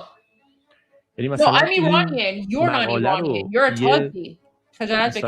Oh, so this guy's basically saying that Iranians who don't support the Islamic regime and the Iranians who support United States and Israel, we're not actually Iranians. We're traitors and we're like invaders. So they're literally turning the narrative around. Guys, the reason that he's sharing this right now is because the Islamic regime is trying to, find the 2nd pilot. Because Iranian people have not helped the Islamic regime to find the 2nd pilot, now this, Islamic regime person is like, oh, well, you're not Iranian if you're not helping us, right? You're a traitor, blah, blah, blah, blah, blah, right? Like, کارتون قبل و بعد جنگ همینه همیشه همین. و چرا ما هیچ حلقه وصلی با شما پیدا نمی‌کنیم که با هم هموطنیم؟ انگار شما این اتفاقاتی که دور ما میفته برای شما نمیفته. خیلی برای من عجیب. He's like, we have nothing in common with you. Yeah, because you're a terrorist. Guys, I have nothing in common with this mullah. If I had something in common with this mullah, I would just end my life. I would just end my life. Like I actually take pride in the fact that I don't have anything in common with these Tazis. So gross, so gross. Okay, that's this Islamic Regime State TV. What's the other one? What's IRB1? چجوری وارد جنگ بشید؟ این another show talking about war. اول شروع دفاع مقدس رو من با خمپارانداز ژاندارمری بودم. Wait, what? بعدش کسی در یه مقطعی و بعدش بچه این کیه؟ این کدومشونه؟ و در واقع اون زمانی که پاستر سپاه آبادان شدن یه رودخانه ما توی محاصره بودیم تو آبادان دیدیم. این کیه؟ یه رودخانه هست به نام بهمنشیر. بله. نه این بهمنشیر میره به در واقع شمال خلیج فارس بخوره و میره به یه خور فرعی به نام کوئرین. از اون خور میره یه خور دیگه سلج. از سلج میره خناک. از خناک میره توی خور موسی. Wait, who is this one? تیری که آبادان در محاصره بود این مسیر. حالا میخوام بگم چجوری مثلا وارد خوب عملیات زمینی مثل حصر آبادان و okay, I see. Guys, this guy is dead. Okay, I see. Okay, I appreciate the humor. Guys, this is Tank City. He was boomed by the United States and Israel a few days ago. Remember? That's this guy. That's okay, thanks. I appreciate that. He's dead. This guy is dead. Right? That's this guy. Okay. So this guy, Tank City, so this is a replay. So like guys, like channel 1, which is like the main Islamic Regime TV channel, they're playing a replay of Tank City, but this guy was killed March 26th. So like a week ago he was boomed. So there you go, guys. This just goes to show that they haven't captured از پیکرش هم فقط سرش موند. یعنی اینقدر. Wait, what? امیر عباس، زها، نورا و دخترش و دامادش جزء شهدا بود. Oh my gosh. I don't know what I just tuned in on, but the guy was like, the only thing that remained from his body was his head. The rest of his body was destroyed. The only thing that was left was his head. I think he's talking about someone that was like boom boomed by the United States and Israel. سیستم بانکی دچار یه اختلالی شده بود توی 2 روز. So they're like that when the United States and Israel killed this guy, the only thing left of him was his head. No, it's not Shamkhani. It's a reverse Shamkhani. It's reverse Shamkhani because for Shamkhani, his body was there, but they couldn't find his head, so they buried him without a head. اونا نیستن. اینا This is reverse Shamkhani. This is reverse. Okay. RIB3. That's not working. What's the sports channel? Okay, that's just football. That's fine. Yeah, Iranians, we love football. Yeah, this guy's dead. Ew, they're playing like replays. Ew, it's Khomeini. What? Ew, it's the pedophile Khomeini. Look, I can't watch this. Nope, there's no way I'm watching this pedophile. Ew, guys. So this is the founder of the Islamic Republic. This is Khomeini. This is the guy who was there before Khamenei. And Khomeini, guys, Khomeini wrote a book about how it's okay to have sexual intercourse with babies. Yeah. Like you can finger them. Like that's what he wrote. It's disgusting. Ew, why? Ew. I can't watch this. Yeah, no. Yep. So nasty. So nasty. Okay. I'm telling you. شنوندگان عزیز توجه فرمایید. لحظاتی پیش خبر اصابت دومین بالگرد بلک هاک آمریکایی نیز اعلام شد. رسانه‌های آمریکایی که دقایقی پیش از اصابت یک بالگرد بلک هاک خبر داده بودند، لحظاتی پیش اعلام کردند دومین بالگرد هم هدف قرار گرفته است. بدین ترتیب با 5 اصابت موفق جنگنده ها و بالگرد های آمریکا سیاه‌ترین روز هوایی دشمن رقم خورد. They're saying second US Black Hawk helicopter targeted by در نزدیکی جزیره هرمز که شب گذشته با آتش پدافند نیروی زمینی سپاه در آبهای خلیج فارس سقوط کرد و دیشب تصویر هدف قرار گرفتن این جنگنده منتشر شد، دقایقی پیش اعلام شد سامانه‌های نوین پدافند یک پارچه هوایی کشور 1 فروند جنگنده A-10 آمریکایی را امروز در منطقه هرمز هدف قرار داده‌اند. امروز صبح همچنین با آتش پدافند هوافضای سپاه 1 فروند جنگنده پیشرفته F-35 در منطقه مرکزی ایران هدف قرار گرفت و پس از انفجار سقوط کرد. با توجه به انفجار و انهدام این جنگنده در آسمان، از سرنوشت خلبان این جنگنده اطلاع دقیقی در دست نیست.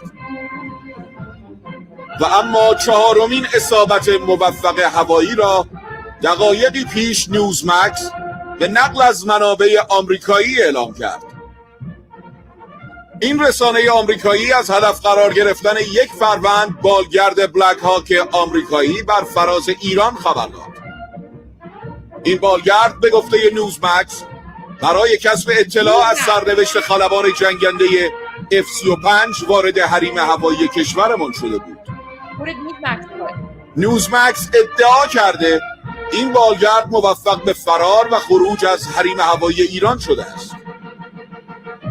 لحظاتی پیش رسانه‌های آمریکایی از اصابت دومین بالگرد بلک هاک خبر دادند. به این ترتیب روز سیاه هوایی دشمن آمریکایی صهیونی با 5 اصابت موفق که 3 مورد آن به انهدام و سقوط قطعی جنگنده های دشمن انجامید رقم خورد.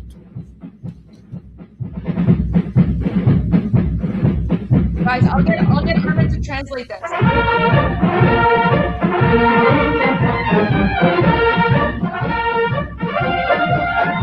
Wait, like I need to protect myself right now, guys.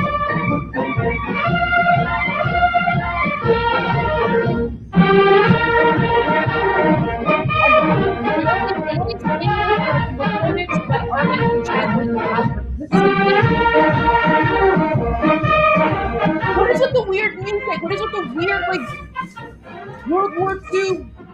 روز سیاه جنگنده های دشمن. بینندگان عزیز توجه فرمایید.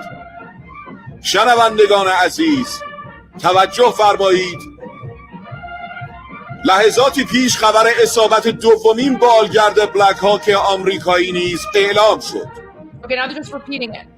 رسانه‌های آمریکایی که دقایقی پیش از اصابت یک بالگرد بلک هاک خبر داده بودند، لحظاتی پیش اعلام کردند دومین بالگرد هم هدف قرار گرفته است. بدین ترتیب با 5 اصابت موفق جنگنده ها و بالگردهای آمریکا سیاه‌ترین روز هوایی دشمن رقم خورد. پس از ساقط شدن یک جنگنده پیشرفته دشمن در نزدیکی جزیره هرمز که شب گذشته با آتش پدافند نیروی زمینی سپاه در آبهای خلیج فارس سقوط کرد و دیشب تصویر هدف قرار گرفتن این جنگنده منتشر شد، دقایقی پیش اعلام شد سامانه‌های نوین پدافند یکپارچه هوایی کشور 1 فروند جنگنده A-10 آمریکایی را امروز در منطقه هرمز هدف قرار داده‌اند. امروز صبح همچنین با آتش پدافند هوافضای سپاه 1 فروند جنگنده پیشرفته F-35 در منطقه مرکزی ایران هدف قرار گرفت و پس از انفجار سقوط کرد. با توجه به انفجار و انهدام این جنگنده در آسمان، از سرنوشت خلبان این جنگنده اطلاع دقیقی در دست نیست. و اما 4مین اصابت موفق هوایی را دقایقی پیش نیوزمکس به نقل از منابع آمریکایی اعلام کرد. این رسانه آمریکایی از هدف قرار گرفتن 1 فروند بالگرد بلک هاک آمریکایی بر فراز ایران خبر داد. این بالگرد به گفته نیوزمکس برای کسب اطلاع از سرنوشت خلبان جنگنده F-35 وارد حریم هوایی کشورمان شده بود. نیوزمکس ادعا کرده این بالگرد موفق به فرار و خروج از حریم هوایی ایران شده است. لحظاتی پیش رسانه‌های آمریکایی از اصابت دومین بالگرد بلک هاک خبر دادند. به این ترتیب روز سیاه هوایی دشمن آمریکایی صهیونی با 5 اصابت موفق که 3 مورد آن به انهدام و سقوط قطعی جنگنده های دشمن انجامید رقم خورد.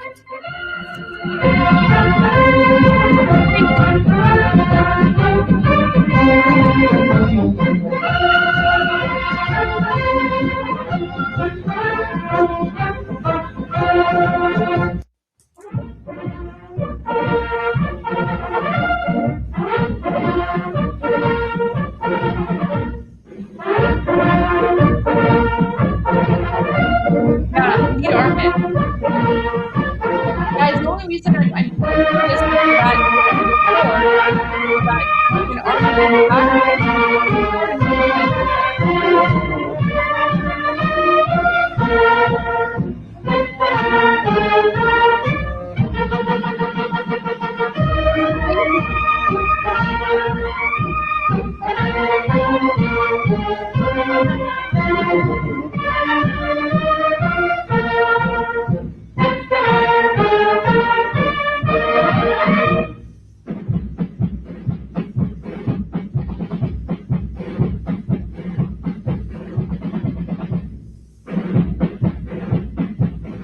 Guys, all I'm saying is that I just want to record this so that when Armin comes back, he can translate, because this is live. So there's no way I can like go back and forth on this. I'm just recording it.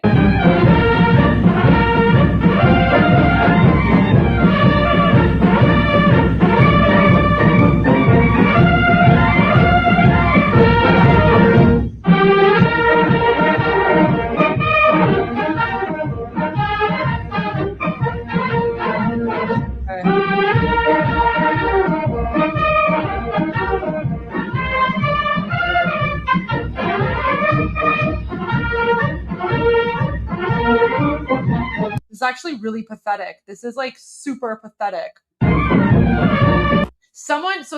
One of our Iranian viewers in the audience is saying that the music playing in the background, it belongs to Artesh. So it's like the military, like it's music from like the Iranian military from like back in the day, but they're like playing it over like Islamic regime nonsense, which is like really annoying.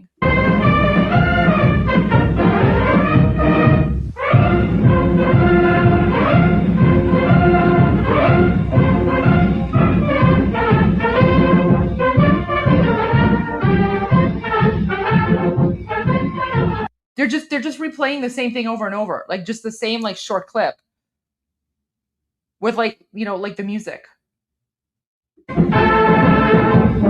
Oh wow, see, like guys, the Islamic regime is so desperate for a victory that like one downed plane after like, I don't know, over like, you know, 11,000, 12,000 targets being struck and destroyed, right? Like this is all they have. They're so desperate. And guys, this is why like they're so desperate to like show this as like a huge victory, right? Well, I know there's no need for the music, but what if he says something? That's why I have the volume on.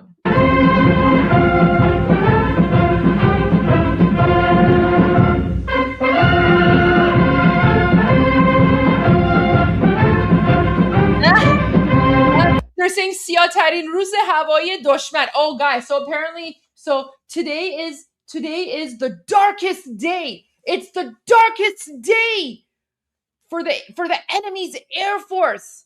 I mean, it wasn't a good day, but they're making it seem as if this is like a total disaster, and like these and you know, United States is like pretty much United States.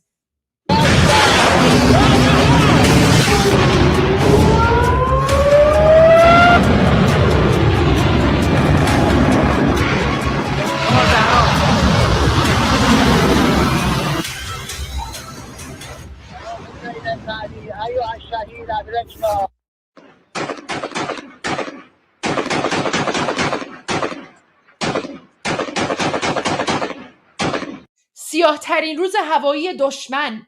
It's the guys, according to the Islamic regime, today is the darkest day for the United States Air Force. Right? Oh my gosh. I mean, it wasn't a good day, but one of the fighter pilots has been found safe. And, you know, the other one, the Islamic regime still hasn't captured them. And, you know, we're praying for their safety. But, like, guys, like, this is how desperate the Islamic... Wait. Okay, no audio. This is how desperate the Islamic regime has been that, you know, after, like, it's what? Like, 35 days now? Oh, wait, what's he saying? و من نصر الا من عند الله العزیز الحکیم. مردم عزیز ایران سلام، وقتتون بخیر. همونطوری هم که در زیرنویس شبکه خبر می‌بینید، امشب به خصوص در 24 ساعت گذشته اقدامات دلیرمردان پدافند هوایی جمهوری اسلامی ایران در ارتش و سپاه یک اقدام کم نظیر بود مقابل یکی از مجهزترین به اصطلاح ارتش‌های دنیا. من و آقای عظیمزاده امشب در روایت حماسه بیشتر عملیات‌های امروز نیروهای مسلح رو بررسی خواهیم. به نام خدا، سلام، شب هنگامتون بخیر. سیاه ترین 24 ساعت هوایی دشمن امریکایی در منطقه رقم خورد توسط دلیرمردان پدافند هوایی کشورمون در ارتش جمهوری اسلامی ایران و سپاه پاسداران انقلاب Yeah, whatever, buddy. So basically they're just saying that today is the darkest day for the United States. You know, we've conquered them. We've destroyed their air force. Guys, United States Air Force is destroyed. The only reason I'm watching this is I just want to make sure. Yeah, so guys, they haven't captured or found the second fighter pilot yet, which means that he's probably going to be rescued, right? So he's safe. He's safe, thank God. Because guys, I guarantee you, if they had found him, he would be paraded all over Islamic regime state TV right now. But they're literally just playing footage that you know, Tusi and Armin and myself shared with you hours ago. So this is good news. This is good news. All they have is a bunch of like old recycled footage, and then someone is saying that one of the images or like one of the footage of like them shooting down a plane was like their own plane or something.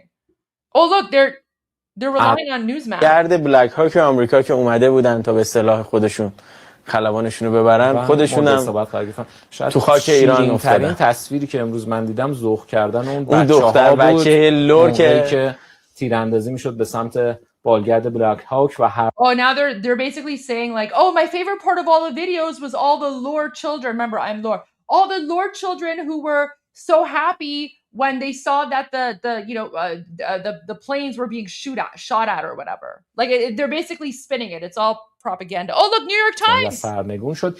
اینجا هم الان دارید اعتراف نیوزویک رو میبینید. 10 دشمن صهیونیستی حالا به قولی تانک هوایی یا گراز هواییشون هم مورد اصابت قرار گرفت نزدیکی تنگه هرمز. رواتومی ارتش هم اعلام کرد که به دست دلیر مردان پدافند هوایی ارتش A10 سرنگون شد. خیلی هم بهش مینازیدن. یه 30 میلیمتری روشه، انقدر بدنش زخیمه و به قولی بالاش یه جوری طراحی شده تو ارتفاع پایین با سرعت کم بتونه پرواز بکنه، شلیک بکنه، اما دقیقاً مورد اصابت قرار گرفت. خیلی 24 ساعت بعدی بوده برای نیروی هوایی امریکا بعد از اون استعفاها. انگاری این سریال Like I don't want to watch this, but I also want to see if like they share any more tweets from like random Americans, right?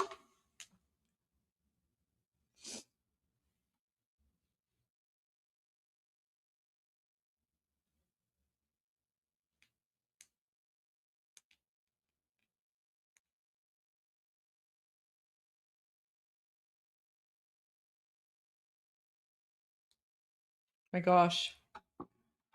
ببینیم بعد بیایم بیشتر حرف بزنیم. Wait, what are they going to? یه اردوگاه خاکی ساده به نظر میرسه ولی در واقع ستون فقرات پشتیبانی از جنگ‌های آمریکاست. یکی از نقاط تجمع و تأمین نیرو در منطقه، پر از انبارهای چند لایه تجهیزات، شبکه ماهواره‌ای و کارگاه‌هایی که پرنده‌ها و تجهیزات زرهی. Yeah, I can't do it. Do you guys want? Okay, so you guys let me know in the chat. Do you want to continue watching this jihadi nonsense, or should I go to something else, and then just like monitor Islamic regime state TV? Because this is like getting like too much durka for me. This is getting too much durka for me. I should go to something else? Wait, I don't know the yes or no. Move along? Okay, move along. Perfect. Okay, all right. We'll move along. We'll move along. Yeah. Oof. Guys, that's like way too much jihad for me. Mission to isolate where this plane went down. It's also very complicated because Okay, of the terrain and the enemy disposition. Back to like normal but TV. I mean, I'm watching all of the people out there that are trying to send a message that this is somehow chaos and that we're losing control of the fight and all this nonsense. I mean, nothing could be further from the truth. 30,000 sorties. Do you know how many planes got hit? All right, I need to like refresh this.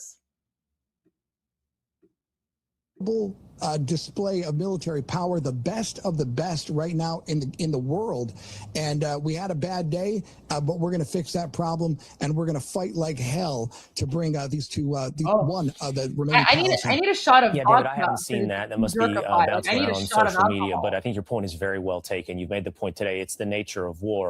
Yeah, I need more than bacon, guys. I need like a shot of alcohol to like de-durkify from like that jihadi nonsense. Spun to suggest chaos.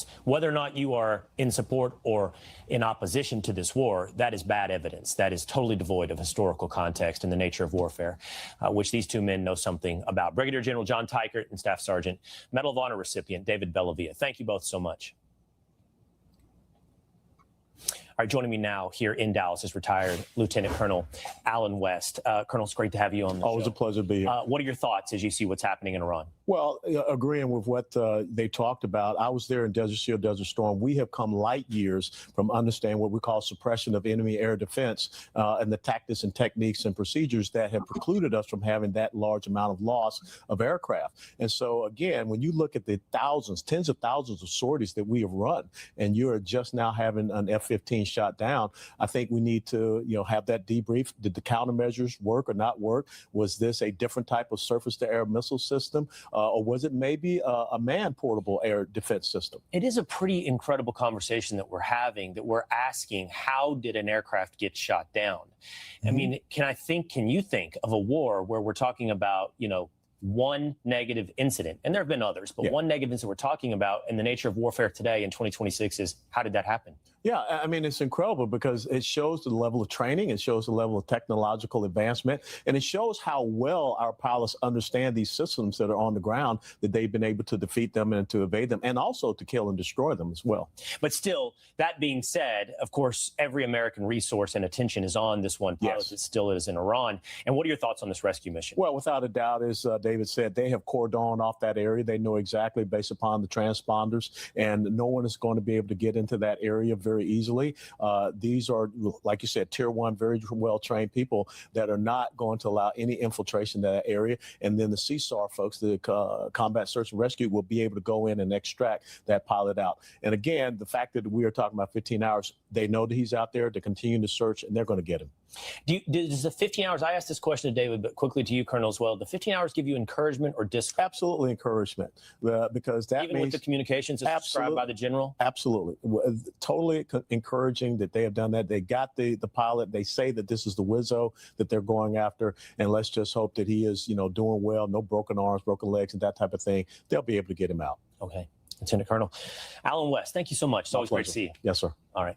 Coming up, we're going to stay on this breaking news. You heard David Bellavia mention it, the terrain, the people, the demographics, the religion of that region. What does it mean for where this jet went down? We're going to talk to a former political prisoner in Iran who's been to that area next. What about me? I'm from the area. I'm from the area. I was born there. I have family there. I had a pet goat in Khuzestan. I had chickens in Khuzestan. I could literally just go there and tell them everything they need to know about the area.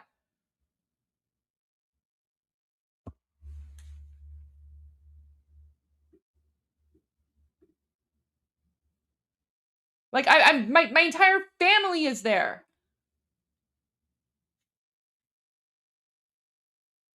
Literally.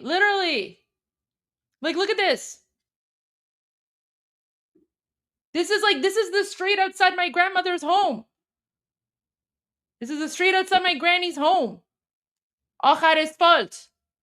And these are my family members. Look at this. Literally, I'm literally from the area.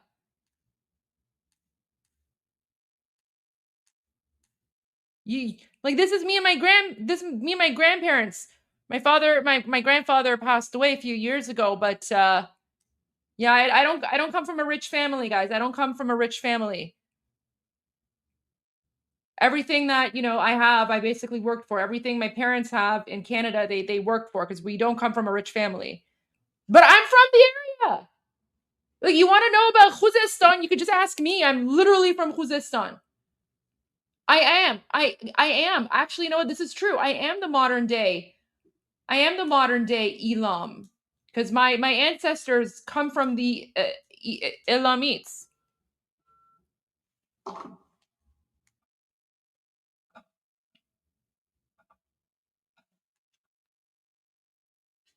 Anyways.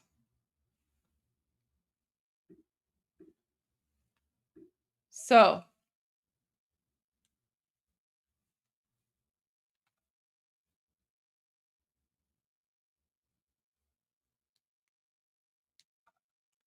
All right. Anyways. I'm interested to see who this political prisoner is now. Or former political prisoner.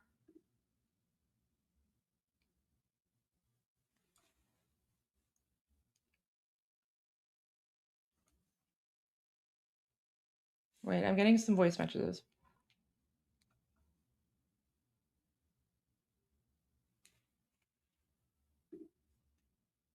Before a breakdown happens. Call now.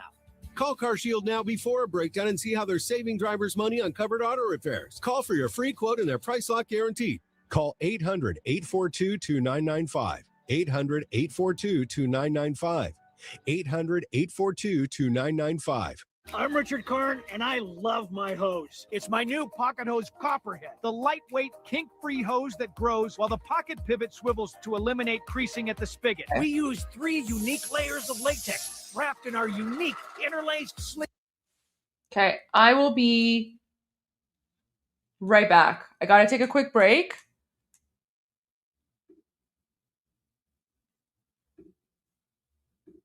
Okay. I gotta take a quick break. I'll be back. But I also don't want to go.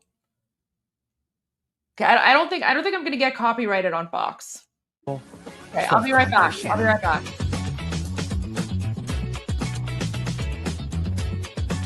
Oh, this is exciting.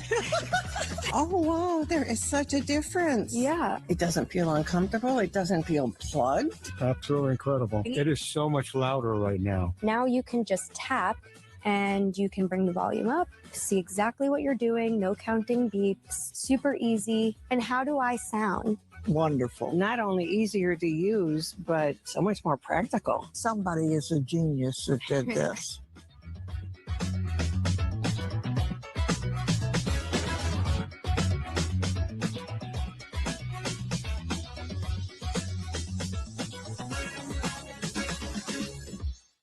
No matter where you are or where you go, you can shop for Warby Parker glasses with a trusted advisor who knows your face, knows your style, and recommends personalized picks, all from your phone. I find it challenging to come up with a gift that's really impactful, something that really makes a difference. Jolie has been a tremendous gift. It's something that is not only looks beautiful, but makes us feel amazing, and is something that we get to use every day.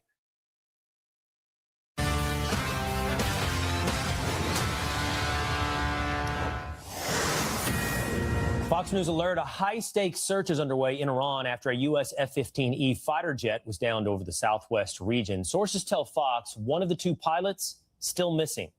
The search zeroing in on a coastal province near strategic areas like Karg Island. Iranian state media is reporting offering a reward for anyone who can find and turn over that missing American pilot. So what does the search look like inside one of the most hostile countries in the world? Well, my next guest knows firsthand. He was detained in Iran and later released as part of the 2015 nuclear deal, and has visited the province where the search for the missing pilot is currently underway. Kian Tajbeksh, visiting professor at NYU, joins me now. Professor, it's good to see you again, and thanks for bringing your expertise to us. I do want to start with this. There is a bit of conflicting reports. Fox is reporting, according to its sources, that the pilot went down in the Khuzestan region of Iran. I believe Iranian state media is saying that they are searching, or they believe the plane went down in the Kogayu and Boyer Ahmad region. I hope I pronounced those correctly. But they are neighboring regions, but they are a bit different. And I want to talk about what those two regions are like. Tell me, if you would, about the demographics of the area. No.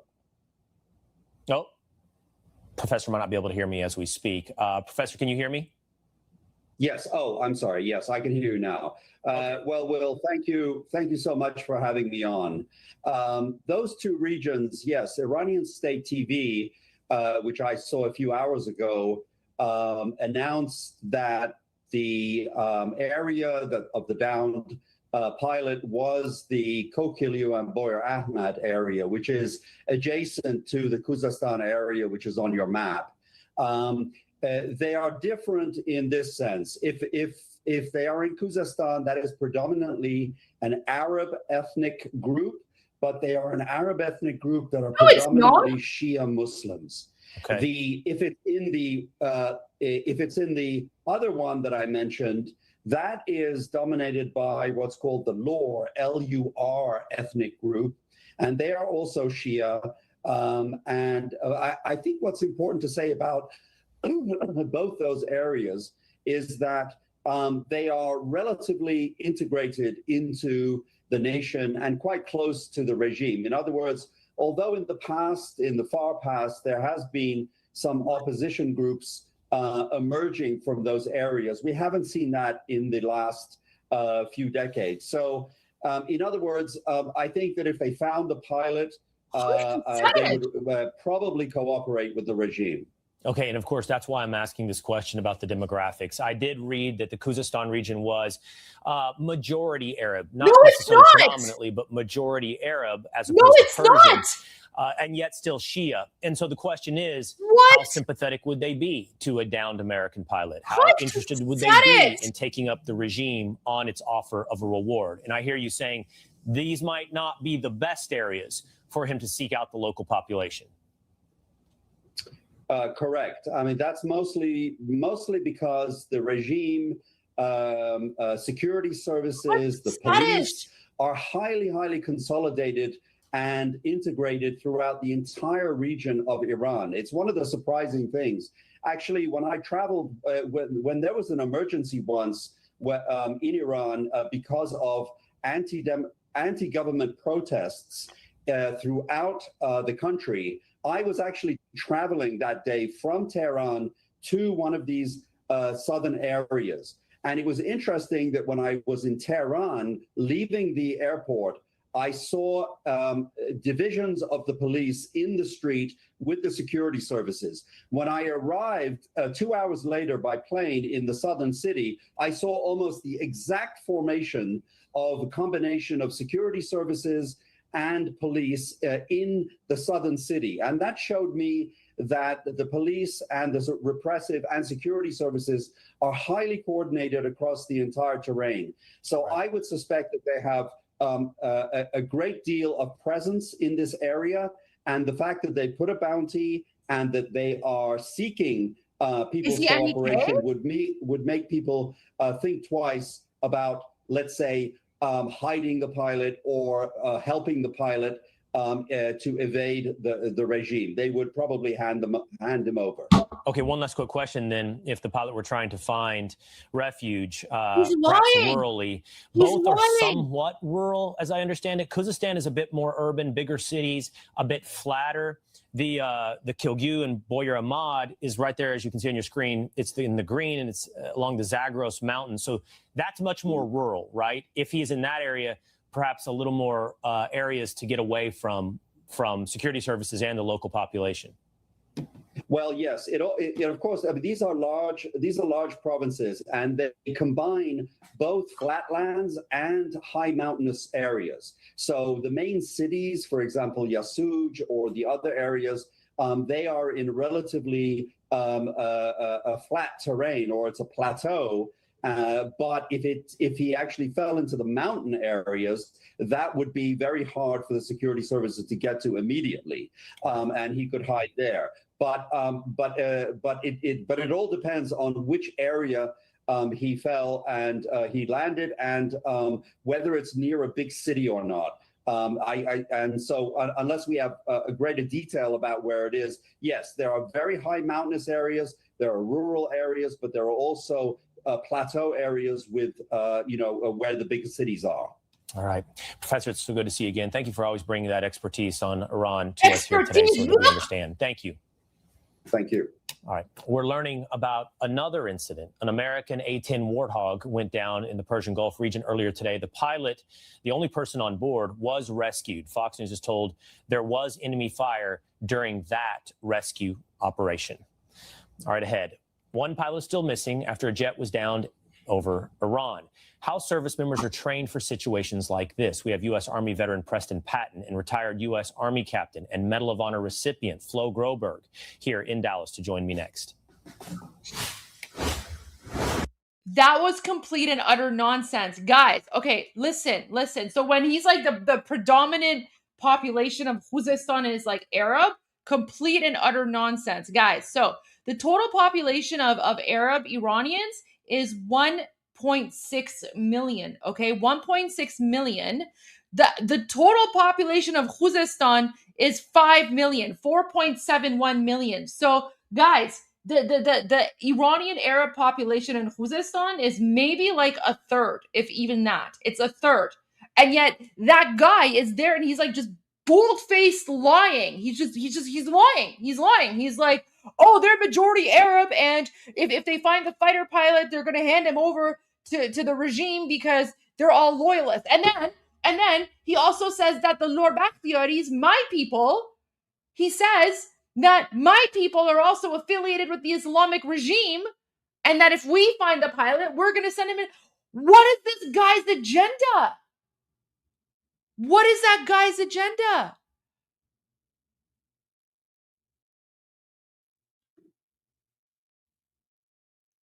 Like he's just flat out lying. Flat out lying. And this Will McCain person is just like, oh, thank you for your expertise, right? Like, the guy's literally just spouting Islamic regime or mech propaganda or whatever. And Will Cain is just like not even pushing back. And by the way, Iranian Arabs, they're not loyal to the Islamic regime. Iranian Arabs are loyal to Iran. So it is absolutely disgusting for him to throw two ethnic groups in Iran, the Arabs and the Lurs, under the bus like that. Like, why? Why would he do that? Why? You know why he would do that? Because he's trying to cause division between the Iranian people. He's trying to say that Iranian Lurs and Iranian Arabs are loyal to the Islamic regime, which is completely the furthest thing from the truth. He's trying to fearmonger. He's trying to cause division between Iranians.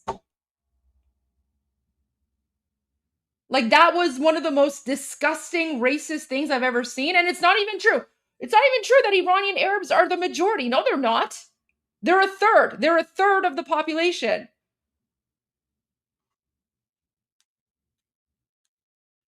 Wow. Wow, wow, wow, wow, wow. I cannot believe that.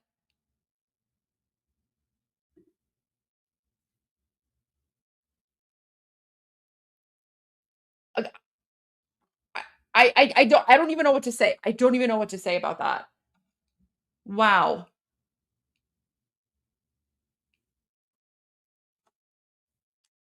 Oh my gosh. Jeez.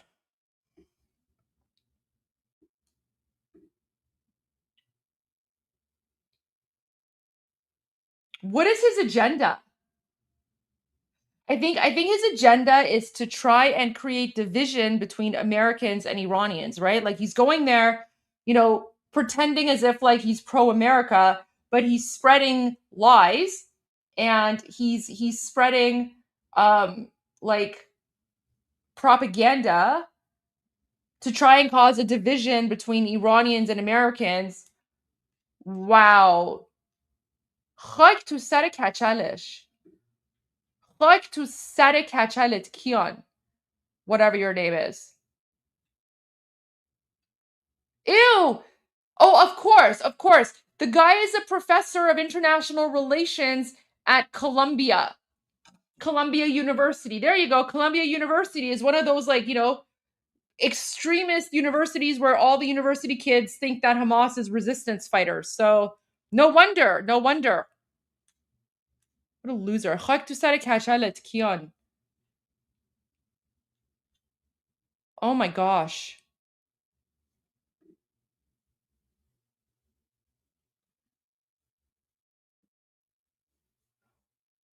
Pahlavi latest comments on Fox News? No. Was His Royal Highness on?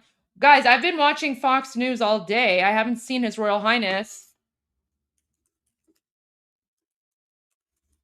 Unless he was somewhere on a different Fox News channel and I missed it. Which Fox News channel was it?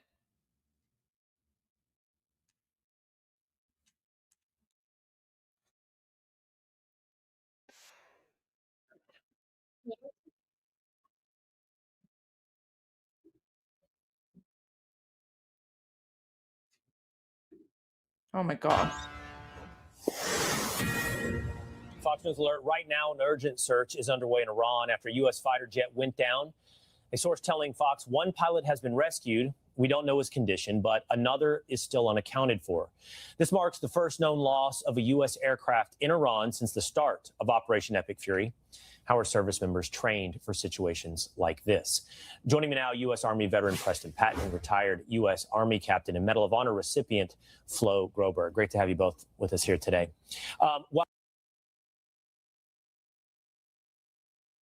So he was released by Obama and he turns out to be a traitor. Why am I not surprised? Depending on the mission. But what would your training and what do you know about a pilot that might be in this situation about what he would be doing in this moment? Well, first of all, earlier in the segment, you had a pilot who was talking about SEER school. So the survival aspect of it, that pilot is trained. He or she knows exactly what they need to go do. They secure their equipment. They understand where they need to go. They understand the communication patterns and requirements and needs. They understand the terrain. They're subject matter experts on the terrain because they've studied the maps, the area. So I have full confidence they know what they're doing. They're not out there, deer in headlight, what do I do now? And there's a plan in place, and they're coordinating and communicating if they can to the best of abilities, or leaving, patterns of life for the rescue teams to go out there and search for them. So. Impressive. We've talked about this here today. The men on their way to rescue him are some of the biggest badasses in the American military. Yeah, for sure. And the only thing on their mind, Will, is the mission first. I think that I can assure the American people that we're in a good place as far as the rescue operation goes, because these men are uniquely qualified to do exactly this. And we have precedents for this, frankly, specifically with the Range Regiment going back to 1993, Operation Gothic Serpent in Mogadishu. We had 2 downed rotary wing assets, and we were able to secure the crash sites and secure those individuals. And again, in 2005, with the Lone Survivor operation in Afghanistan, the Range Regiment again was there to stand in the gap and found Marcus Luttrell and secured that crash site. So I don't know which unit in particular will be the ones conducting this, but I can assure you that United States Special Operations is uniquely qualified, and they will complete the mission at all costs, Will. We've begun to have this conversation flow. It's not one I anticipated, but it's one that people keep bringing up about the fact that we've had a bad day. Something has happened here, but thus is the nature of war. And it seems a lot of people are questioning our tolerance for something bad happening in war. I mean, war is unpredictable. It's unfair. You can be the best trained unit. I lost Commander Sergeant Griffin, Major Gray, Major Kennedy, and Reggie Abdel Fattah on August 8, 2012, when my team was perfect. That's the condition of war. You will unfortunately lose people. But what people who have never served, put on uniform, need to understand is that we raise our right hand. We committed to serve our nation and committed to serve each other, and we're ready for that fight. And we understand the risk and consequences. And so, you don't want to undermine that courage and that responsibility and that patriotism as well. And Preston, I know you want to talk about this. You brought this up with me. You see that as well in your generation? Yeah, absolutely. I think my generation actually has this sort of warped worldview where they think that the United States can continue to be the world hegemon at zero cost at all. They think that somehow we can accomplish these things and be who we are and not give up anything. Now, I would be lying to you if I said that I can't level out a little bit with my generation, particularly around some of the messaging on this deal. Like, for example, Peter Doocy, a Fox News article today, he quoted the president as of yesterday saying they have no anti-aircraft equipment. Their radar is 100% annihilated and we are unstoppable. So obviously it seems like there might be some miscommunication there at some level, but to realize a world where you feel like we can give up nothing and still be who we are and still be the greatest nation at zero cost at all, it's just unreasonable and frankly lost. Well, the president speaks in declarative statements, that is no doubt. But the idea that somehow there will never be an enemy response in war is simply unrealistic for anyone that is setting that expectation. And especially when you get to basically an asymmetric warfare. I mean, they're playing where they can lose everything but 1%. We're playing where we can't even lose the 1%. And of course, by the way, 1% would be an overstatement on what we've lost so far. Right. Yeah, it's a risk benefit analysis, and we have to figure out what we're willing to lose, but it's definitely not zero. And in order to, accomplish the mission and accomplish the things that have already been stated, the things that this administration has said they want to accomplish, you can't reasonably expect to do that with zero risk to force. Risk mitigation to the force has been good, actually, so far. I think that this administration has done everything they can to mitigate risk to force, but that's never going to be zero. To be honest, Flo, this is why I try to have such a rigorous conversation at the outset of war over what the objectives are and what serves the American interest. Because once you're in, you've got to go all in. You can't run, you can't fold, you can't start questioning yourself if there is a loss. No, 100%. And specifically when you're fighting in, the opposition that at this point has demonstrated that they're willing to go all out. I mean, they've attacked everybody. And so you have to put your foot down and you have to be aggressive. You have to be accurate and you have to be lethal. And that's what war is about. And look, I agree. You can't go in there with the mindset of like, we're not going to lose anyone. That's still the goal, right? That's the goal, to bring everybody home. But we all know that that's not going to be the case. Right. It's unfortunate. And there's still hope and prayer that that pilot who's down in Iran will be returned. Oh, 100%. Absolutely. Not just hope and prayer, but a positive sense of expectation as well, I gather from everyone who's spoken with us here today. Absolutely. All right. Flo Groberg, Preston Patton, thanks so much for being with us. Thanks. All right. Coming up, more on the search for the missing American pilot next.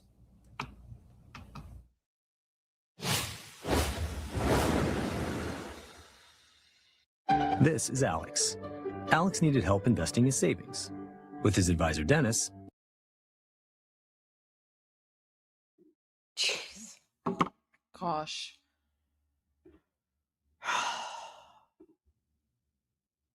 So frustrating right now. All these like random people are going on these like big channels and they're just spouting like garbage propaganda. Anyways, I don't know. We'll see what happens. You know what? You know what's interesting? So what's interesting is that I actually was supposed to go on Fox News Business today at 5 p.m. Eastern. Like I was supposed to be like the headliner on Fox News at 5, Fox News Business. And then when the news came of like the downed fighter jets, they canceled it and they said they're going to reschedule, which is a shame because like I would have been like the best person to speak about this, which is really frustrating because they're bringing on like all these other like random people who are basically like talking nonsense. So I don't know.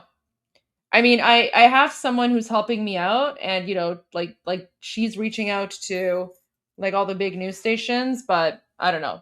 They rescheduled my Fox at 5 interview for apparently Monday. So yeah, we're going to have to deal with like, I don't know, 72 hours of like jihadi propaganda on major news media outlets until I get to maybe go on and share the truth, right? Who knows? So there you go.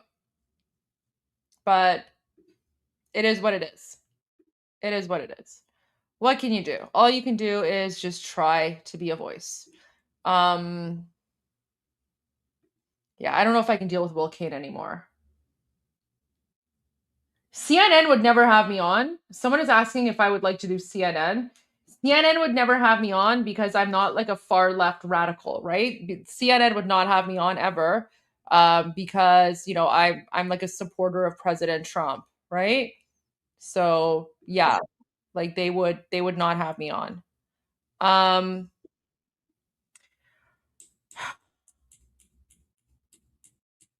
In totally random news, guys, I was on Iranian TV today for my interview. I probably won't translate the whole thing for you today, but let me just share a part of it.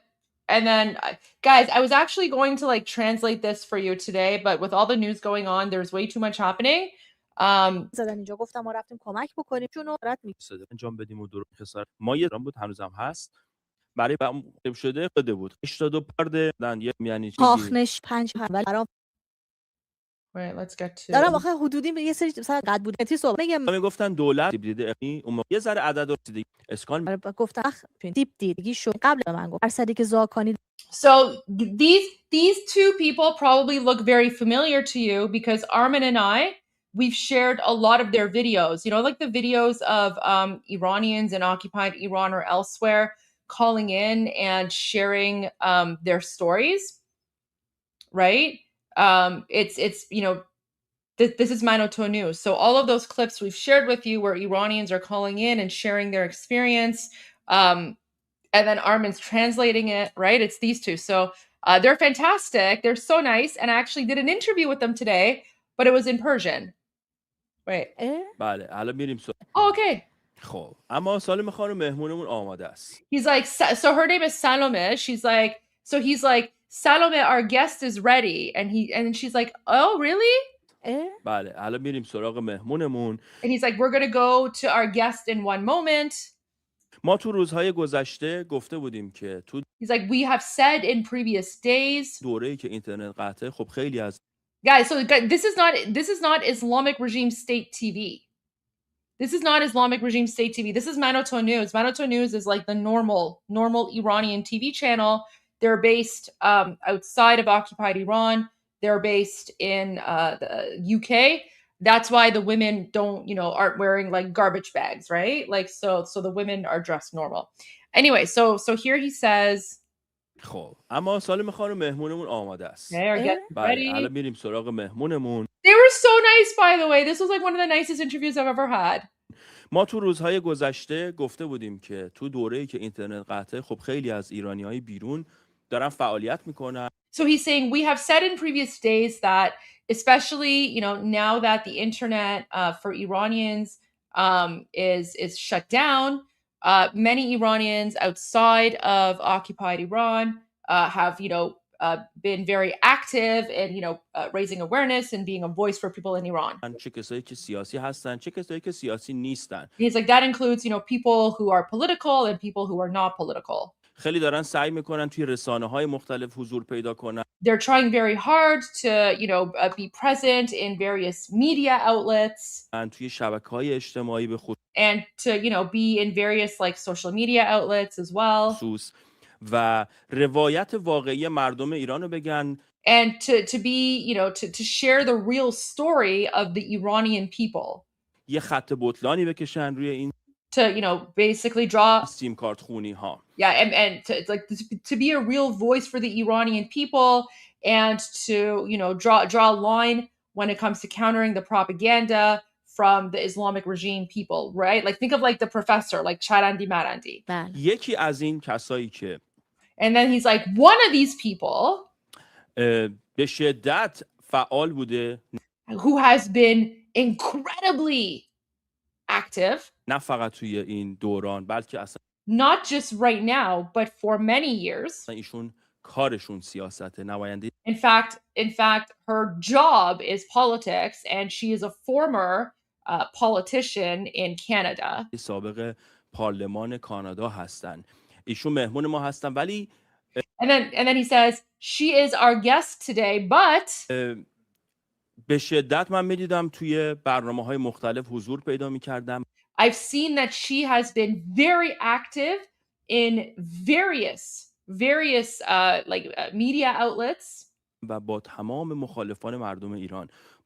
And with all of the opponents of the people of Iran. تمام کسایی که all of the people. یه حرفی می‌زدن که حرف مردم واقعی ایران نبود. So she's like, so he says, so with all of the people who were on these various media outlets who were saying things that was not the truth about the Iranian people, these people that were lying about what the Iranian people want. روایت جمهوری اسلامی رو یه جوری داشتن روایت می‌کردن. And these people were so you hear where he says Jumhuriye Islami, that means Islamic Republic. So he's like, and when these other people were promoting Islamic regime propaganda. Remember, that's what I say in English constantly on Piers Morgan. I'm like, Islamic regime propaganda, jihadi propaganda, right? Guys, it's not coming from nowhere. It's because we all know this. So now he's even saying, when all these people were basically spouting Islamic regime propaganda. مردم ایران با تمام کسایی که یه حرفی میزدن که حرف مردم واقعی ایران نبود و روایت جمهوری اسلامی رو یه جوری داشتن روایت میکردن، ایشون یه جوری با لودر از روشون رد میشد که So he's like, when all these people were out there and they were lying about what the Iranian people want and they were spouting Islamic regime propaganda, she, as in me, I would just go over them with like a bulldozer. مورد توجه خیلیا قرار میگرفت. And the way that I just went over them with a bulldozer caught the attention of a lot of people. یه پکیج هم داریم که می‌بینیم. And then he's like, we prepared like an intro that, let's watch together. و این که مثلا یکی از کارهایی که ایشون کردن. And then he's like, one of the things that she did is she created a petition in Canada to, support His Royal Highness, and the petition had like thousands and thousands and thousands of signatures. And it was so popular that when the petition was created, it broke the Government of Canada website. Anyways, I'm gonna go forward a little bit, but let's get to like the intro package. Oh, and then he's like, we prepared this package for you, and you guys can see for yourself how she bulldozes over the enemies of the Iranian people who are spouting Islamic regime propaganda and are lying about what Iranian people want. It was so, honestly, like, I was watching this intro behind the scenes and I was like, oh, this is so kind of them. Like, I was like, what a very nice and flattering intro. با هم میبینیم که ببینید توی برنامه پیرز مورگان ایشون چی کار کردن. So now he's saying, did you hear him with his Persian accent, Piers Morgan? So now he's saying, we're also going to see how she like went over, with a bulldozer over these people on Piers Morgan. با هم میبینیم که ببینید توی برنامه پیرز مورگان ایشون. Oh wait, is someone telling me to move on? Oh wait, do you want me to move on? Oh, you don't want me to play this, Victor? You want me to move on to something else? Is that what you're saying? Victor, you want me to move on? Oh no, Victor doesn't like the fact that I'm sharing, oh, you already banned them. Ah, you stole my thunder. You stole my thunder. That's okay. That's fine. I don't know, some random person. Guys, so one of the reasons that I'm playing this is because this is also really like, this is important insight into Iranian media, right? Because like the vast majority, like most of you will see the English language media, but you never see Iranian media, right? So one of the reasons I'm translating this is so that you guys can have an understanding of what we speak about in Persian and what the main topics are, and what the main issues are for us in Farsi, right? Because for us, the issues are very different than what you hear in English or whatever, right? Because these two who are with Monotone News, they're the experts, right? So you want like actual legitimate real news about Iran, right? It's Monotone News. Unfortunately, it's only in Persian, right? So, but that's why Armin and I were here with Iran Revolution Live, because we basically take what they say, take what other legitimate media outlets say, and we, translate it into English and we bring it here. And then part of the reason that they wanted me on today, and this was all in Persian, is because they were just, they wanted to show their appreciation for how much, we're working hard to share the messaging in English. But yeah, like you heard him basically say, like, she's basically bulldozing over the jihadi propaganda on Piers Morgan and elsewhere. Anyway, so let's get to the intro package, which was really nice.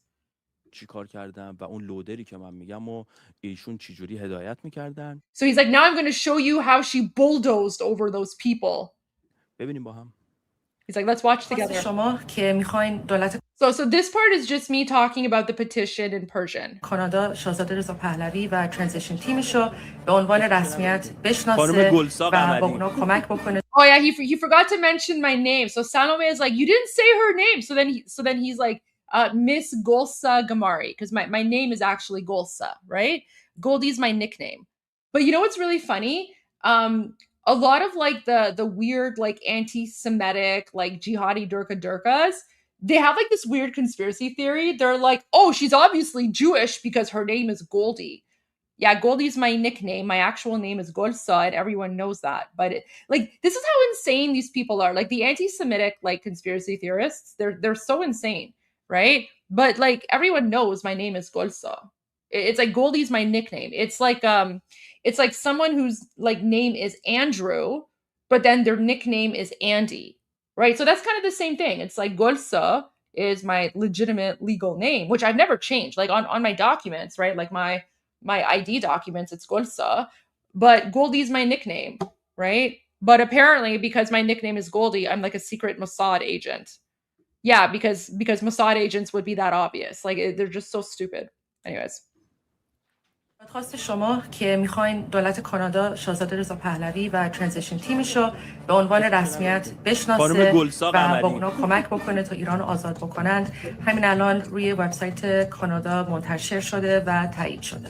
این دادخواست رو به هر کسی که میشناسین، ایرانی یا غیر ایرانی که تو کانادا هستن، این لینک رو لطفاً براشون بفرستین و ازشون بپرسین که این دادخواست رو امضا بکنن. قبل از اینکه انتخاب بشه خیلی گلسا رو دیده بودن بله سر این ویدیو. Don't talk over each other. Do not interrupt me when I'm speaking. You are insulting the Iranian people's right to self-determination. I let you speak your garbage jihadi Islamist propaganda. You should know your native language. You do not get to talk over me. How the bombings or whatever. When did they elect you? Why are you speaking over me? Why are you speaking over me? Please don't interrupt me, Cenk. I let you spout your jihadi propaganda. I don't have the time or patience to deal with your nonsense. So Your producer said it's a one-on-one between you and me. Yes. Did you see how they reacted to Marandi? They're like, oh, Marandi. Guys, Marandi is hated. We hate Marandi so much. Like everyone hates him, right? So the fact that I was able to like go after like Marandi, like that was big, right? Because we all hate him. We all hate Chanandi Marandi. Jihadi propaganda. I don't have the time or patience to deal with your nonsense. So your producer said it's a one-on-one between you and me. ولی دمش گرم گلسا ماشاءالله. Don't all talk at once. Professor Morandi. So she's just like damish garm, which is like thanks to Golsa, because mashallah, like look how she's going after him, right? Again, mashallah, it's not a religious thing. It's just like oh my god, or something like that. It's like the equivalent of like oh my god. Professor Morandi, let me Goldie, please let me handle it. That's when I was like, when we get you, the tip of your pinky finger will be the biggest piece of your body left, and then you can see the Manoto hosts. Look how much they're smiling and enjoying this. Oh yeah. Guys, I did that on behalf of every single Iranian person. So I'm so happy that they shared this part and they're appreciating it. So all the jihadis, all the durkas were like, oh, Golsa's threatening people on Piers Morgan. Golsa is so violent. Meanwhile, all the Iranians are like, yeah, go Goldie, right? So also you guys can you can call me Goldie. That's fine. I have no preference between Golsa and Goldie. When I'm speaking in Persian, like when I'm on Persian language channels, it's Golsa. In English, it's Goldie. But that's fine. But yeah, as you can see, like that pinky finger comment, yeah, people enjoyed that. And I dedicate that to every single Iranian and every single Iranian freedom fighter. Time or patience to deal with your nonsense. So look how they start smiling. Your producer said it's a one-on-one between you and me. ولی دمش گرم گلسا ماشاءالله. Don't all talk at once. Professor Morandi, let me Goldie, please let me handle it. So when I say when we catch you, the tip of your pinky finger is going to be the biggest piece of your body left. Salome June starts laughing. She just can't, and he's laughing too. به خاطر مرندیه. وبسایت دولت کانادا رو شکوندیم و تکنیکال دیفیکالتی داشت. در عرض 24 ساعت بیشتر. I'm just basically saying here that the petition was so successful and so many people wanted to sign it that within like 24 hours we basically broke the Government of Canada website. از 25,000 تا امضای تایید شده رو ما الان روی وبسایت. یعنی هر ساعت بیشتر از 1000 نفر. این عزیزی که دیدین گلسا قمری معروف به گلدی. So he's like this person you just saw, this like this Aziz. So it's like this dear person that you just saw, Golsa Gamari, also known as Goldie, is here. مهمان ما هستن. گلسا جان درود بر شما. خیلی خوش اومدین. Did you guys hear the durud? So they were like Golsa Jan durud, which is Goldie dear. Durud, as you guys know, durud means hello in Persian.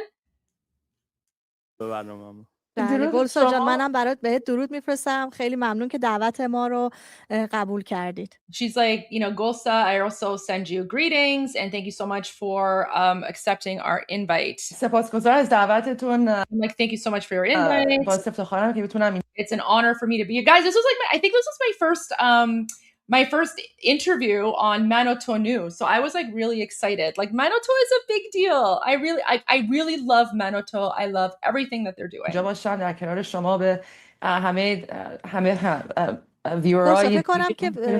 So then apparently there was like some sort of like audio issue here. So like a technical issue. So I had to go and come back. Why does my hairstyle look like a shroud? My hairstyle looks like a shroud because I'm wearing hijab. Yeah, my hairstyle looks like a shroud because I'm wearing hijab. Yeah, I have terrible hair. I have terrible hair. Was this my first interview in Persian? No, I've done other interviews in Persian as well. I don't do it very often. But yeah, guys, if you know what, it's really funny. If you're like complaining and criticizing about my hair, like sure, fine, whatever. That just shows you have nothing else to go for. But that's weird. John means dear. Yeah, so when they say Golsa John, it's like a term of endearment, and it was really kind of them to like call me Golsa John. Okay. I do want to hold off on the rest though, because Armin did want to see this, and I know Armin, yes, I know Marandi is Khamenei's doctor's son. Yes, they speak about that.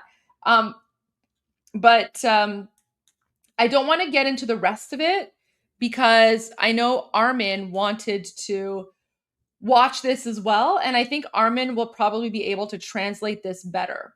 Yeah, it's like Bibi Jun, right? It's exactly. So Jun is more formal, Jun is informal. So like when you hear people say like Bibi Jun, yeah, that means like Bibi dear, like dear Bibi. So like, you know, yeah, Jun and John is the same thing. John is the formal version of Jun.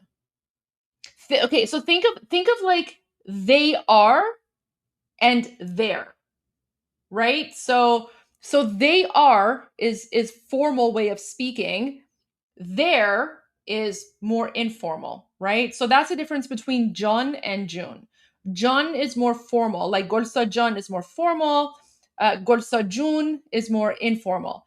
No one would say Jigar. No, Jigar is not something like they wouldn't say Golsa Jigar. No, that's like something, you know, more like very, very like casual and informal between friends. But in this context here, like they're saying Golsa dear in like a term of respect. Like it's meant to be respectful. It's basically meant to say like, you know, we appreciate you. Thank you for everything you're doing. Thank you for being here. It's just a very, very sweet way. So yeah, it's just like a lot of love and support in this interview.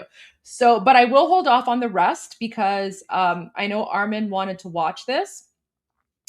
Guys, the easiest way would just be to just say June. So you want to just give a like term of endearment to someone, just add June to the end of it. Yeah, it's like hun. It's kind of like hun, but like just still more respectful, right? But it's I don't know how to explain it. It's just dear. It's basically they're saying like dear Golsa, thank you for being here, dear Golsa, you know, we appreciate you being here type of thing. So like you can call each other, like you can say your first name and then just add June at the end of it. So okay, so for example, when Armin comes back, you can all just be like Durud Armin June, right? He'll like that. Like if you guys when Armin comes back, if you all type like Durud Armin June, right? Like cuz we all know Durud means hello and then Armin June. Like in the context, it's like dear Armin. The literal translation means like my life, but when you translate the phrase from like the context, sort of, but it's different. The difference between Jun and John is that John is the formal way of pronouncing it, and Jun is informal. So the difference between Jun and John is like, so John would be saying like, for, like how certain words, it's like they are, but then the informal version is there, right? You use an apostrophe to like, it's like a contraction. That's the closest way I can explain the difference between Jun and John. John is more formal, Jun is informal. Yeah, like this makes sense. Like you can say chat Jun, I guess, right? And yeah. So Jun it makes more sense because Jun is more like informal, more casual, more like friendly, right? But there you go. Okay, so I'm gonna hold off on the rest because I know Armin wants to translate this. They call you John. There you go. John. Wait, Tusi is live in 10 minutes? Okay. Well, if Tusi is live in 10 minutes, then that will give Armin time to take a break and eat something. Okay. All right. Yeah, I see. Okay, let me text Armin and let him know. No, I know you can't use June everywhere. I'm just trying to explain it in the most like easiest way possible. Okay. Let me just message him to see. Starting at 5:15.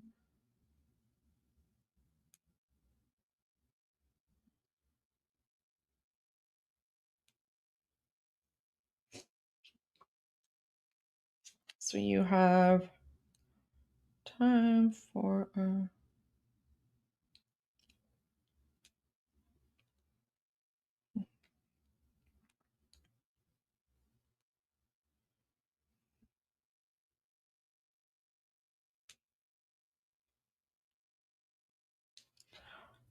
Okay. All right. So I let Armin know so that he doesn't rush to come back because poor guy also needs to eat and get ready. So yeah, 2C's starting soon. Let's see if there's any breaking news on Fox.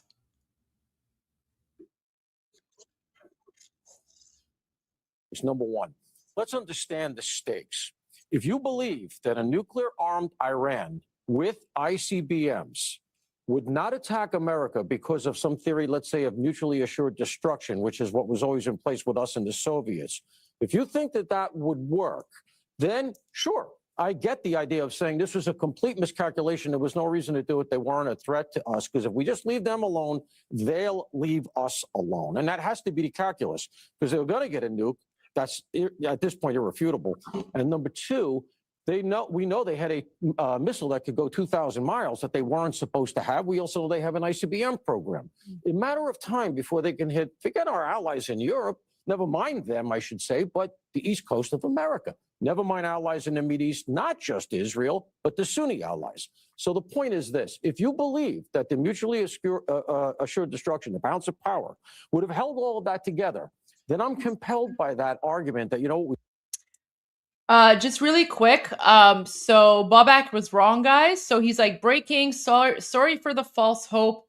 I still have bad news. The search for the second pilot shot down over Iran is still ongoing. He has not been rescued. It was a pilot of an A-10C shot down over the Persian Gulf who was recovered. The Islamic regime of Iran might have the F-15 pilot, unfortunately. For those asking, sources are from CENTCOM. If the Islamic regime of Iran had the F-15 pilot, it would be all over Islamic regime state TV, but that's terrifying. Wow. So he was wrong. He was wrong.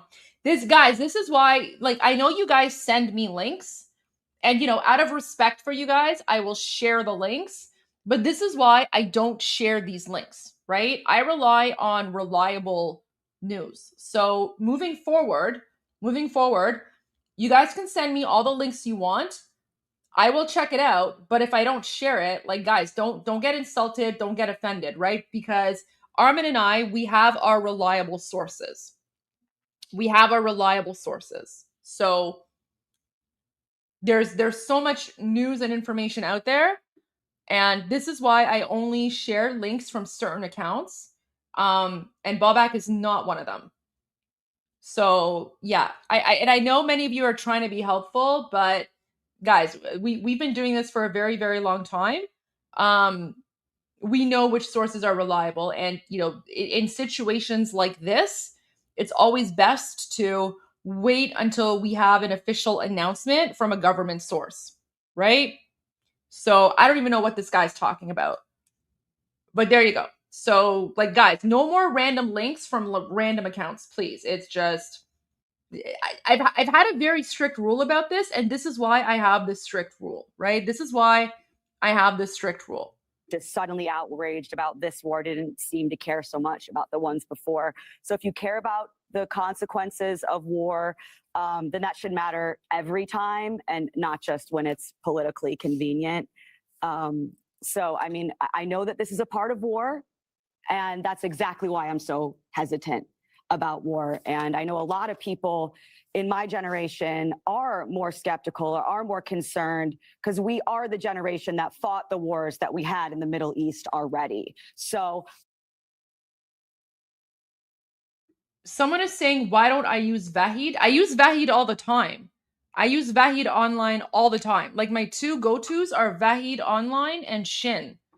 And if you are a part of my Discord, you'll see that Vahid online and Shin are there in my, like, Iranian OSINT channel on Discord. See things go well. I'm looking at this every day, hoping to see good news, hoping to see it wrapped up quickly. And I do find it very, very wrong and gross to see, I think, of course, not everyone, not me, but some people who almost seem like the most important thing is the politics of it all, and just because it's Trump. So I think that there are many ways to look at this, and the most important thing has to be our service members and what's best for our country. Absolutely, and they have names and they have stories, like John Alex Kleiner, who left behind 2 7-month-old twins and a toddler as well, a beautiful father, and now a wife who is a widow. And, President Trump wants to make sure that sacrifice is worth it. And the question for others is what is the alternative? Iran getting a nuclear weapon? It's a tough quagmire. Well, the alternative is there isn't one. That's what I love about these Democratic geniuses that go on, and they love to tell a high chair quarterback and tell everybody what is going wrong. But you never hear what was going right, or what's your plan? How would you handle it? This is a war that we are dominating in, but just like a prize fight where a guy is winning every round, every once in a while, the other guy is going to get a punch in. And they get a punch in, and if it's his hometown, the whole place goes insane. Wow, we got one jab in. But the whole time they're getting pummeled and getting beat. And that's the problem we have between the two countries. Iran doesn't care about their people. There's no way to track where their missiles are, because they will put them under a school, they will put them in a church, they will put them wherever they need to be. And Iran is a big place. They get one shot in, and this is base. The people who are supposed to support our troops, regardless, and these are elected officials, and they're all about the troops when it comes time for election. Here's a time where now you're saying they were sent on a bad mission, that they're doing war crimes. The president isn't doing these things. He's saying that the men and women that serve this country are taking orders and they're going to go out and do war crimes. To say that, and to say that you're a patriotic American, is disgusting. Their talking points doesn't matter. When President Trump got shot, they weren't out there saying this was terrible. They're like, well, it's his fault. Or they would make a little and it's the same thing. The war, we know the war is successful because they're so upset. And the first time there's a little hiccup in terms of they got one of our planes, they acted like, oh, wow, it's now the war's changed. America's on the ropes now. They're not. It's a terrible thing when one of our own goes down. He has the training. There's people in place. The president is literally sitting and watching one to make sure, wants to know what's going on. He didn't have to look for him. We didn't have to look for somebody in the White. We had understand that Iran had basically 4 years to load up and do whatever they want. And now, and even with all the stuff, the timing that they had, we have crippled them so much to where they're reduced to they got one time and they want to have a parade and they want to, I feel very bad for the leadership that's left, because just their reactions from all of this, we're going to see a very powerful response from the American government and our men and women who are serving over there. And to that end, my question for Seth Moulton, war crimes. Have you mentioned that Iran is recruiting child soldiers as young as 12 years old? There is one party that's committing war crimes, and it is the Iranian terrorist regime. Exactly. Yeah, and just to 100%. close the loop, if I can, real quick, I don't want to hear that the alternative was the JCPOA, because you still hear that, right? When you consider the fact that as part of the negotiations here, we were just told that they had enough JCPOA nukes was for garbage. building at least, what was it, 10, 11 devices? But furthermore, they're not supposed to have the missile that they just...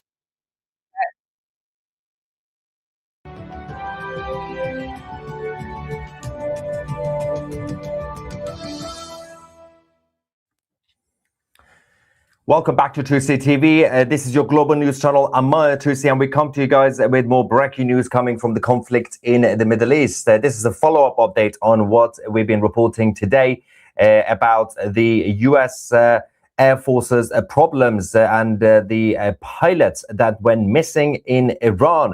When we first reported this hours ago, before the liberal lamestream fake news media, of course, we had a number of trolls in the live chat claiming that this is a false news, this is fake, 2CTV is lying. Obviously, we just tend to be slightly coming to you guys before the rest of the establishment media. Then obviously everything has now happened already, but there is still some fake news happening. We're going to obviously debunk that. But the first good news of the day, well, actually there's been some other good news earlier, following what happened earlier, which was the F-15E fighter jets that went down inside the Iranian territory. Two of the crew members were, of course, missing in Iran. The main pilot, has now been rescued following hours and hours of a search and rescue operation by the United States. They did send a number of aircrafts and also 2 helicopters, Black Hawks helicopters. The helicopters were also shot. They were not downed, not inside the Iranian territory, despite the false claims coming from the Islamic Republic media. They made it out just about.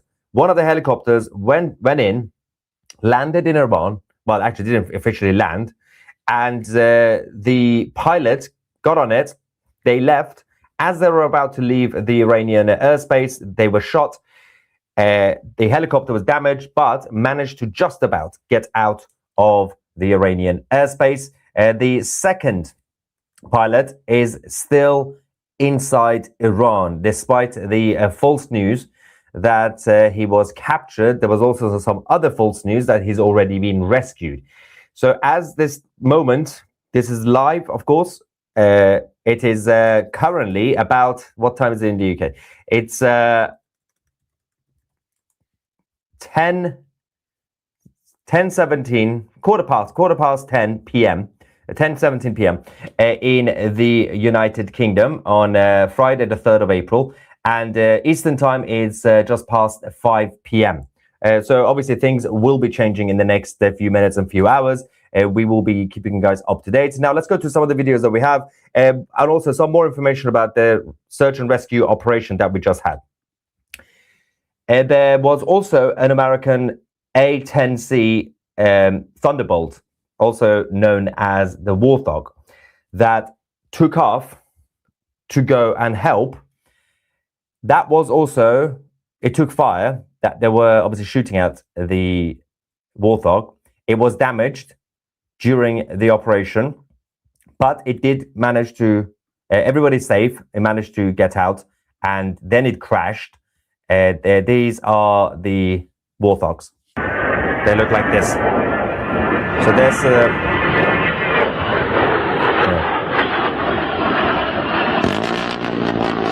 yeah. So yeah, these are the A-10Cs that we have, and so technically 2 aircrafts have crashed. The first one was the F-15E that did crash inside Iran, and then the other one over the Persian Gulf, the A-10. The A-10 pilot was able to make it out of the Iranian airspace, ejected over the Persian Gulf, and has now been recovered by the U.S. Air Force. The the crew members of the helicopters, the Black Hawks, were also hit, obviously, but the helicopters did not crash inside the Iranian territory. These were the HH-60W, the Jolly Green 2 helicopters that also were helping with the operation. And this is the footage from inside Iran where the IRGC weirdos were trying to shoot it down. هلیکوپتر آمریکا هم نیرو نظامی یک داش بزا به نازمت بزا. So they're literally shooting at it with their rifles. Somebody said,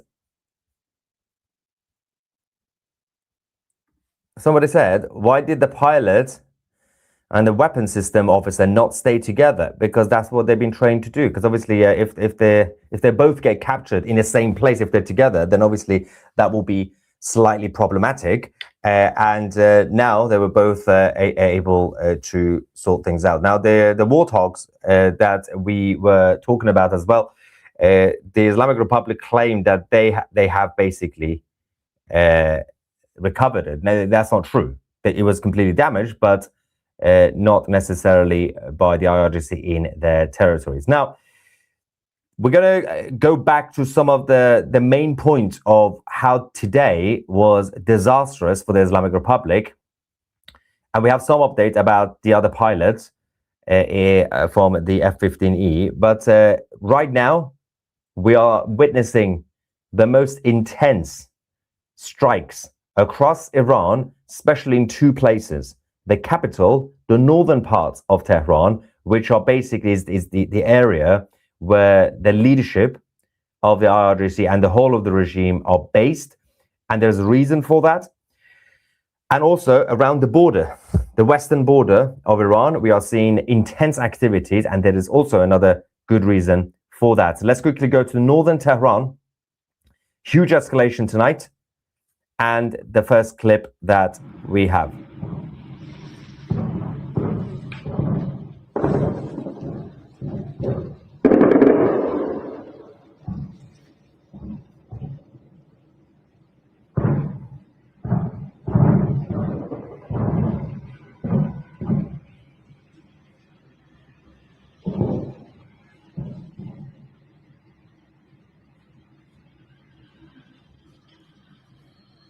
Now, there was an Iranian, a lot of the Iranians in the country were worried about the US pilots getting captured by the IRGC. One of them actually filmed this, saying that I hope that our compatriots in Charmahal and Bakhtiari province help the Americans and the pilots so that they are not captured by the Islamic occupation forces. Let's go to that clip.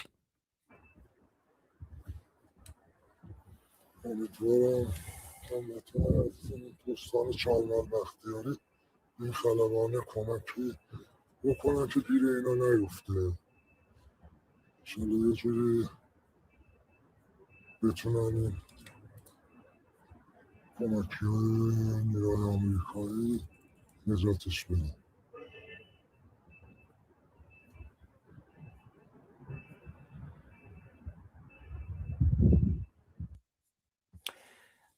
Now, as I said, today proved how weak the IRGC and their leadership actually are. So these are the images from the F-15E, the wreckage essentially. Number one, considering that the Americans and the Israelis have been flying around for the past month, it took them over a month, the IRGC, and thousands of flights going in and out of Iran in order to finally shoot down one of the fighter jets. Now, the air defense systems in Iran is not operating properly anyway. So that's the first weakness.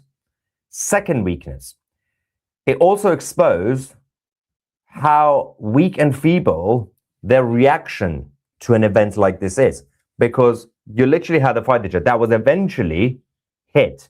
Well done.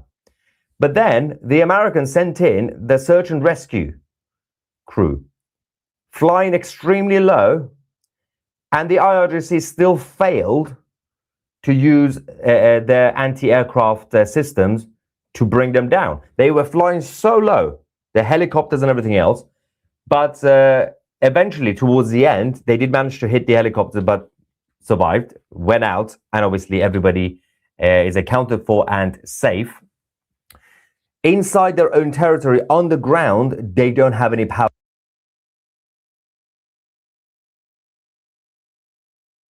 either, because they don't have enough personnel, they don't have any actual military troops on the ground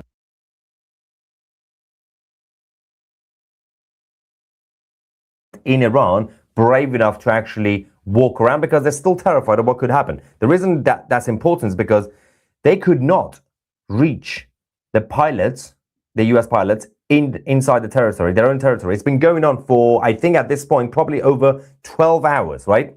And then obviously the first pilot was rescued. They could not reach the pilot, to capture the pilots. Instead, they had to beg people in Iran, their own supporters, to go and pursue them and hunt them down. And they said, we will give you money. Asking people, civilians, to go and help them, to find the US pilots. Now, this just proves that these guys are not ready for any escalation, including a ground invasion. This is absolutely embarrassing performance by the IRGC military. Now, we are going to talk about the update on the ground invasion and the whole situation around that. But before we get to that, and also more videos are coming in now from Tehran and other cities in Iran, as the strikes are escalating massively by both the Americans and the Israelis. Qatar, who have been meddling with everything for a very long time, from Gaza to the situation in Iran, the state of Qatar are no longer going to be interfering. So they have now refused to take the role of the mediator in any future conversations or negotiations between the Islamic Republic of Iran and the United States. The Qataris have said, we're not getting involved anymore. We are out. It's not worth it. This is not good for us. So Qatar is now out. Goodbye. Pakistanis are still trying their best, but Pakistanis are not the best mediators, let alone negotiators. And unfortunately, the messaging that being sent between the two sides has not gone down too well for Pakistan. Essentially, tonight we've had the Islamic regime in Iran once again rejecting ceasefire and negotiations. So we're going to continue. The officials in Tehran have told the Pakistanis that they are not willing to meet with the US officials in Pakistan, saying that the demands coming from President Trump are not reasonable. So that includes, obviously, the current round of efforts in order to get to any sort of short-term ceasefire. Not going to happen as things stand now. Turkey and Egypt are now trying to get involved to push for some sort of solution. It's interesting that basically every single country that is supposed to be a mediator is on the sides of the Islamic Republic, right? Now, there is also going to be potential a new location for future talks, and that will be Istanbul, of all places. But for now, things are not going too well, and Pakistan have failed, and the IRGC are effing around in order to find out. We'll get to that, but the Crown Prince Reza Pahlavi has also released a statement about the invasion of the Iraqis in Iran. Before we get to the statement from the Crown Prince, let's go to the latest videos that we have from Tehran first. This is tonight in Tehran, and also I believe we have this is the next one is from the Jamshediyeh area district inside the country. After the deadlock, after the ceasefire was rejected by the IRGC, the Americans and the Israelis have now decided to target the high-level officials and figures and leaders of the IRGC, including those who were on the, basically, they were off the list of the hit list. Apparently, now everybody's game.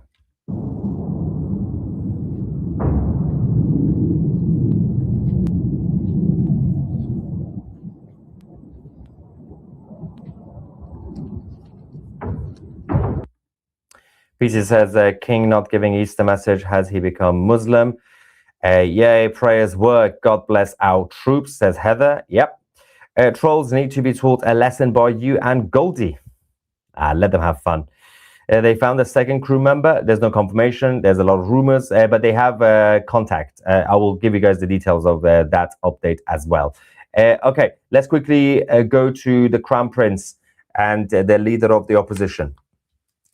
He said about the Iraqis invading Iran. The terrorists of the Popular Mobilization Forces, IRGC's Hashd al-Shabi, carrying Iraqi flags, have taken up positions in the streets and squares of Iran. They parade around, sowing fear and threatening massacres while chanting their propaganda in the face of our people. What the Ba'athist regime of Saddam Hussein failed to impose on Iran during the 8 years of war, the criminal Islamic regime is imposing on the Iranian nation today. This is the ultimate disgrace of an anti-Iranian regime that, in order to survive, has handed the country over to foreign occupiers. This is the trampling of a nation's pride and a blatant insult to the blood of those who defended the homeland for 8 years against Iraq. Shame on every man in military uniform who stands beside the invading terrorists against the great nation of Iran. Where is the Iranian army? Where are the veterans of the 8-year war with Iraq? Where has the Iranian military honor gone? That Iraqi terrorists now lord over the lives, property, and honor of Iranians from Khuzestan to Tehran. The Hashd al-Shabi and other Iraqi militias are invading and occupying forces. They have no place in Iran. They must be expelled immediately from the pure soil of Iran. Long live Iran, Reza Pahlavi. The Crown Prince is absolutely spot on. He was also correct to show outrage, saying, where is the army? Where are the veterans? Where are those who claim to care about the integrity of the territory of Iran? Those who serve or used to serve in the armed forces of Iran, regardless of allegiance to the Islamic Republic. This is still your country. You've allowed a bunch of foreigners to invade it and to harm the Iranian civilians. The Iraqis are the foreign forces. Now it's a shame that it's the job of the Americans and the Israelis to do this. It's a shame that those guys have to continue their operation because Iran is under occupation. Now, let's double check a couple of things for you guys there. Hang on. I think there's an update.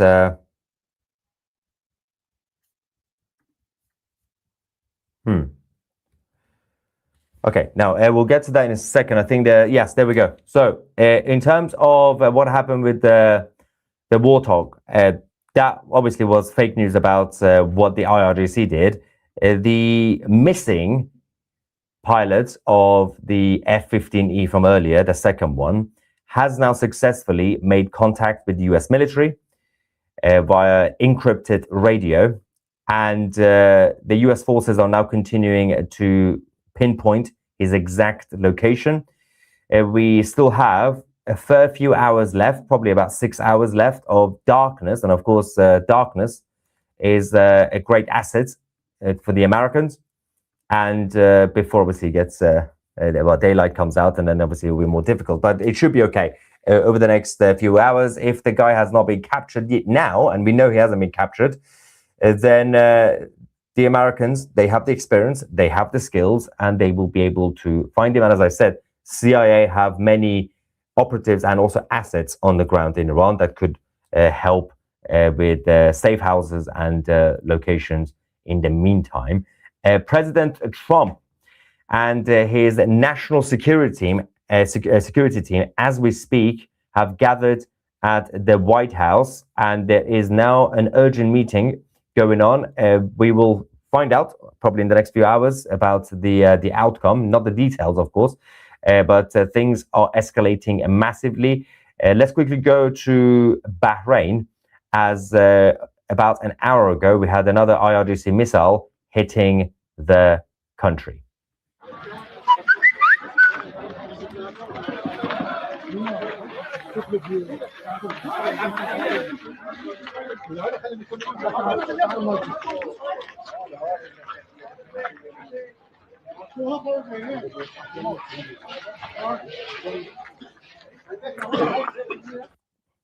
And as I said, the United States Army have now been told to be on standby for ground invasion. They are preparing the plans, and of course, they're waiting for a green light from the White House. And based on that, it absolutely makes sense what we are witnessing right now in Iran. Tonight, Tehran, the northern parts of the capital, as I said, are getting hit because the IRGC leaders and the regime senior figures, including the legislative side, people like Ghalibaf, they are now all getting targeted by the Israelis and the Americans following the rejection of the ceasefire and following what happened with the fighter jets earlier today. We are now seeing escalation around the border of Iran, specifically the southwestern border around Khuzestan. So we're going to show you what's going on in Abadan. Huge strikes are now happening as we speak, prior to a potential ground invasion.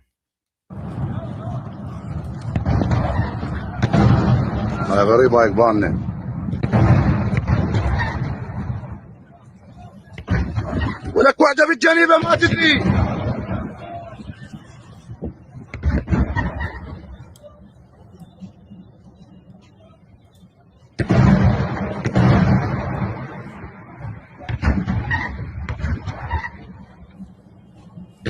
عنا يجي هاي هسه تطلع اللمبة هذا مقر هنا أنا يوميا باوي عليه هاي ترابها شوف ليش ترابها ذي. Unfortunately, I can't understand what they are saying. Regional dialect. Okay, let's. I think we're going to take you back to the capital, Tehran. As I said, the escalated strikes are now being carried out. I haven't heard from my dad today. I think last time was either yesterday or 2 days ago. So I'm not really sure what he's up to or how he's doing. But hopefully, I'll hear from him tomorrow to get an update from what's going on the ground as well. Obviously, he's stuck in Tehran right now. Let's go to the capital. Saying there's a fighter jet up there. There we go. They've changed their voice so they can't be identified.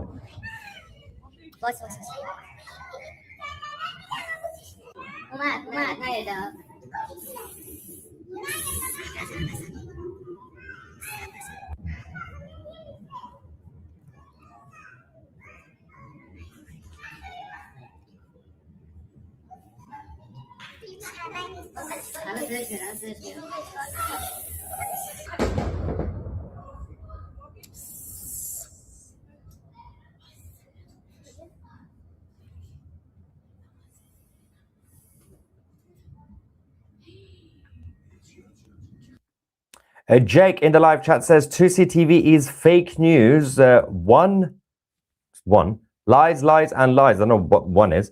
But thank you, Jake the Great, because obviously you have to click on the videos, watch it, and leave a comment, which all helps the algorithm. So the more you guys do this and watch the channel and say fake news, it actually helps the algorithm, and it helps with the reach that our channel has. Thank you so much, Jake the Troll. While you cry fake news, we continue to tell the facts to a lot of people who are watching. It's about 45,000 people watching live at the same time. And there is also something is happening in Khuzestan. So this was the northern part of Tehran. Again, all the regime officials live there, basically, or not necessarily live there, but they're based there right now. Even their temporary bunkers are all there, especially northeastern parts of Tehran. That was where Ali Khamenei was hiding during the 12-day war, and they tried to hit his bunker, and it was not successful during that time last summer. And there is another thing coming up shortly, but I'm just going to quickly take you to Beirut in Lebanon. And let me just quickly double check a couple of things from this side. Harry says, massive number of fake profiles by Muslims all over social media pretending to be non-Muslims and supporting Iran. They swarm every post related to the war. Yeah, they're all in South Asia, basically. So Bangladesh, Pakistan, and those sort of countries. Let's not forget that the revenue system on X, it's not really that profitable for people in the West. And it kind of makes sense compared to obviously other platforms, because you're just doing a post and you get a couple of dollars from that, right? Well, less than that actually. But throughout the month, if you have a big account and big followers, get a lot of engagement, you will get, a couple of $100 every week, whatever, right? But if you are in a country like Pakistan or Bangladesh, that $200 is huge. So obviously, it's a very successful business model for those in South Asia to use X to just troll. They will help their cause, and they will also make money. So fair enough. This is unfortunately the world we're living right now. We got a big super chat here saying, thank you, by the way, saying, hi, I am the Kuwaiti guy. I sent your team email, but you didn't reply to me. I'll double check that. Do you know what? Okay, well, I can't reply now. If you help us with, I'm guessing you did mention Kuwait, right? We get about thousands of emails every day. So the team is going through everything quickly. But we also get a lot of people who just send us links and they give us the news that we are reporting. I don't know why. Some people send us news links to a news channel. I'm not really sure why. I think they think like they treat us like podcasters or whatever they are. They're trying to inform us. We got a team of journalists out there, but then we keep getting a lot of emails, people sending us news links. So that is thousands of emails every day. And then obviously there are a lot of people who need help, and we have to filter through all that. So I will double check with the team and we'll find your email. Thank you so much. Is it true that the B-2 bombers are dropping bunker busters all over trying to find the tunnels? Yes, that has... Okay, so seems like 2C's just going to the super chats now. So the news is pretty much over. So yeah, we're just waiting for Armin to rejoin so that we can continue. Oh wait, someone is saying Goldie is always right. Oh wait, there he is. Hello. Hello, welcome back. Well, thank you. Sorry, am I late? You said No. I just got back and I was like, we're just gonna wait for Armin to join. I literally just got back. Yay. Yeah. By the way, Goldie, thank you for the messages that you send me. Like when I can come back or not, it really does help. So I appreciate that. Yeah, no, absolutely. Well, I mean, I don't want you to rush to come back if I know that we're gonna like tune into 2C, right? Then that would just ruin it for you. So yeah, no, absolutely. Goldie, look at the chat. People are saying Durud Armin June. Oh, they're saying Durud Armin June. Yeah, that's so sweet. Oh, you guys are so sweet. Well, why is everyone saying Durud Armin June? Why are you guys being so sweet? Oh my god. Oh, look at this. So everyone learned a new word, which is June. Oh. And the reason is because I started playing my interview with Manoto News and translating it, and then Salome was calling me Gorsa June. So people are like, what's June? So I was explaining what June means. And then I was like, when Armin comes back, you can say Durud Armin June, and that will make him very happy. Oh, my heart. Oh, that's so sweet. You guys are so sweet. Oh. So, I mean, we're still waiting for, more news from the situation with the fighter pilot. So I'm monitoring Fox News on all that. Still nothing breaking. So did you want to continue with the Islamic regime you know, what we did, like what I was just showing to you before you left. Yes, and then I yes. also have my Manoto interview if you want to translate that as well, but it's totally up to you. Ooh, Which one you want to yes, do. let's do that. Let's do that. You want to do the Manoto one? Manoto first. I want to see Manoto first, if that's okay. Yeah. Yeah, absolutely. Guys, don't call me Amu Arminjun. Call me Kako Arminjun. I'm not that old to be your Amu. I don't want to feel that old. And because I'm half Shirazi, my mom is Shirazi. You could call me Kako Armin, not Amu. Okay. So here I'll send you the link for Manoto, and then I'll tell you like which part you should go to start like watching and translating. Because it's still live, but let's see. Okay. Oh, guys, Kako is brother, but not in all of Iran, among Shirazi Iranians. Okay. So it's Shirazi for brother. Okay. So I sent you the link to my Manoto News interview from this morning. The live stream is still going. So when you pull it up, you want to go to like it's in like the first few hours, but the timestamp is like minus 5:02. So go back to like 5:02. Yeah, so you see how it's at like 1? Iran. So go back until you see 5:02. Go back more. Wait. No. Go back the other way. Yeah, the other way. More. Yep. So see how it's at 2 5. now? No. So you want to go to 5. 2, 5. Okay, I thought you were talking about the minutes. Okay. So there we go. Yeah, there you go. So that's a good place. یه خط بطلانی بکشن روی این سیم کارت خونی ها. یکی Okay, از go back این a little bit کسایی more. که More? Just use the arrow. Just use the arrow. Okay. Okay, I think this is good. Oh, you were not with video, you were just with audio? No, I was video too. But they have like an intro as well. Oh, okay.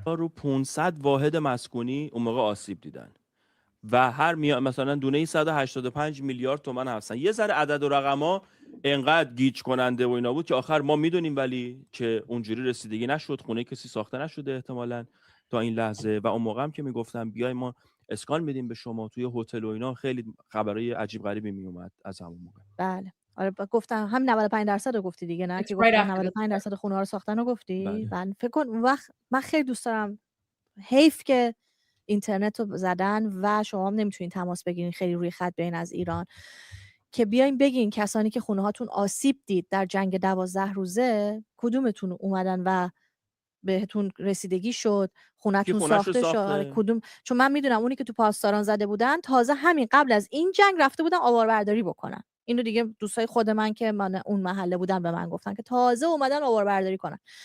برای همین برای من خیلی جالبه دامی 95% که زاکانی داره میگه از کجا آورده. خب اما سالم خانم مهمونمون آماده است. بله حالا میریم سراغ مهمونمون. ما تو روزهای گذشته گفته بودیم که تو دوره‌ای که اینترنت قطعه So he's saying our guest is ready. So okay, so he's saying now that we said previously in a few days ago خیلی از ایرانی‌های بیرون دارن فعالیت میکنن. That we mentioned that many Iranians outside of Iran have been active. کسایی که سیاسی هستن چه کسایی که سیاسی نیستن. Both people who are political and people who are not political. خیلی دارن سعی میکنن توی رسانه‌های مختلف حضور پیدا کنن، توی شبکه‌های اجتماعی. They all trying to be present in different media outlets and different networks. خصوص و روایت واقعی مردم ایران رو بگن. To give the true narrative, the true story of the Iranian people. خط بطلانی بکشن روی این سیم کارت خونی ها.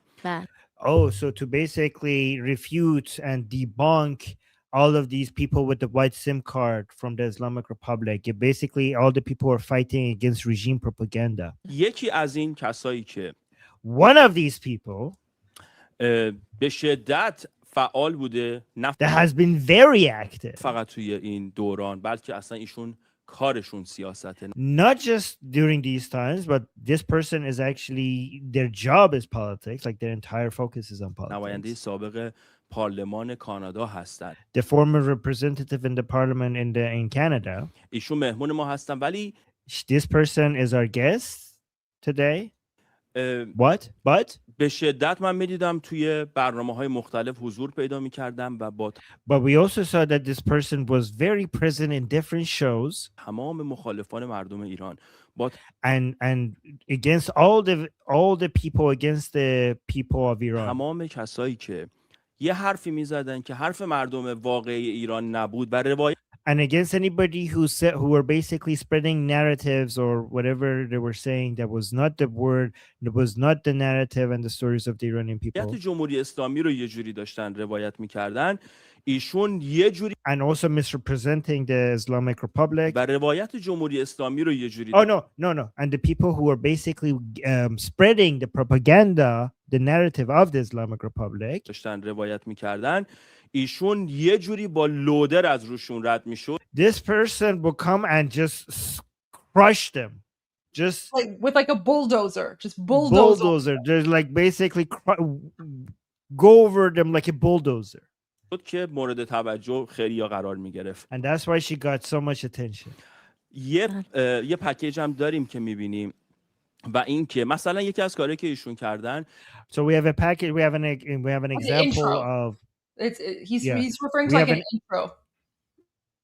Yeah. So he's saying, like, for example, we have an example of one of the things that she has done. یه پتیشنی رو انداخته بودن که توی like we petition. کانادا. She started a petition in Canada. دولت کانادا شاهزاده رضا پهلوی رو به عنوان for the Canadian government to recognize Prince Reza Pahlavi رهبر دوران گذار as the leader of the transitional period. رسما بپذیرن یه پتیشن officially to recognize him officially. انداختن که ایرانی‌ها برن امضا کنن. انقدر تعداد امضاها This petition, she started this petition so that Iranians could go sign it.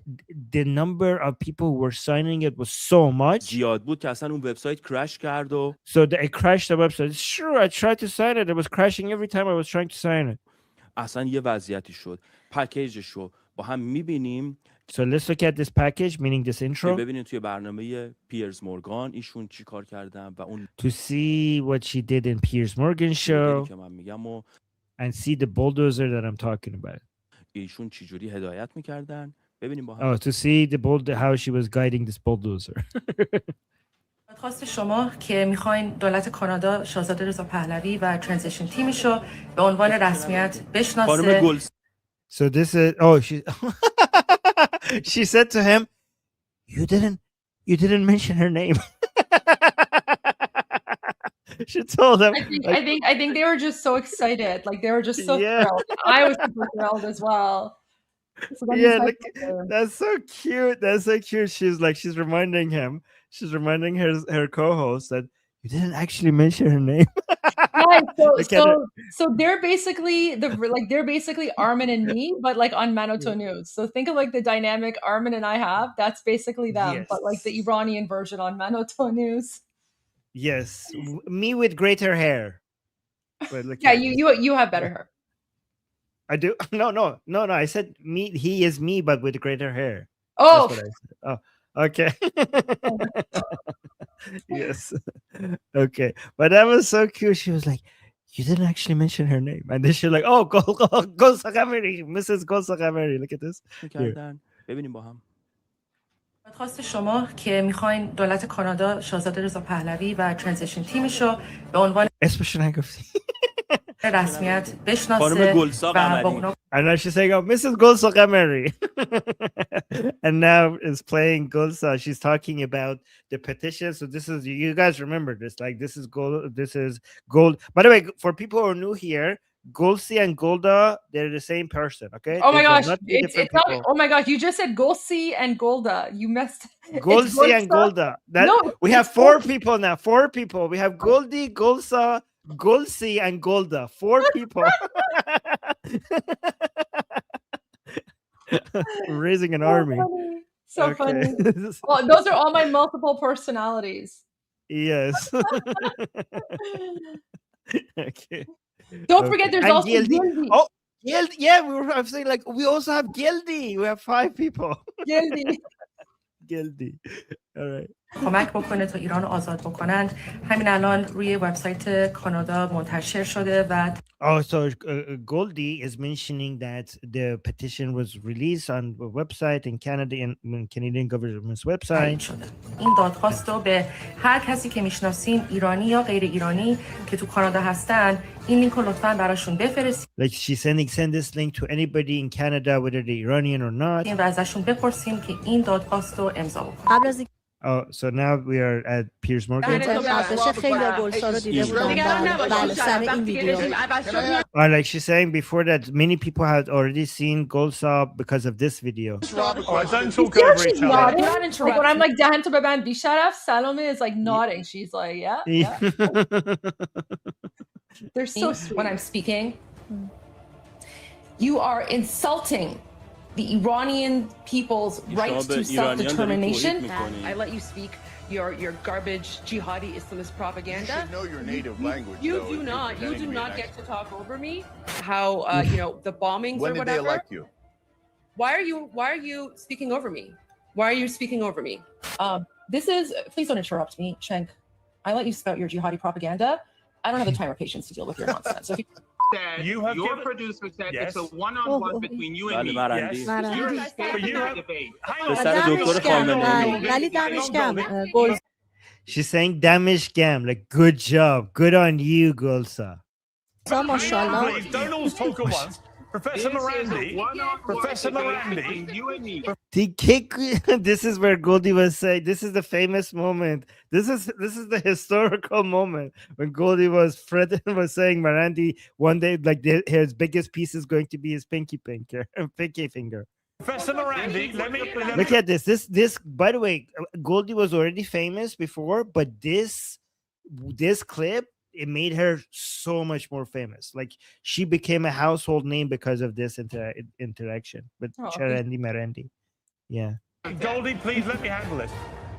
با اینکه وبسایت دولت کانادا رو شکوندیم و technical difficulty داشت. So she's talking about the fact that we crashed. She crashed the Canadian website and technical difficulties. در عرض 24 ساعت بیشتر از 25,000 تا in 24 hours 25,000 people signed it. امضای تایید شده رو confirmed with signatures. ما الان روی وبسایت یعنی هر ساعت بیشتر از 1000 نفر. این عزیزی که دیدین that means like more than 1,000 in every hour. That's basically what she achieved. ساق قمری معروف به گلدی. So we're saying this was Golsa Qamari, also known as Goldie. 1000 نفر. این عزیزی که دیدین گلسا قمری معروف به گلدی مهمان ما هستن. گلسا جان درود بر شما. خیلی خوب.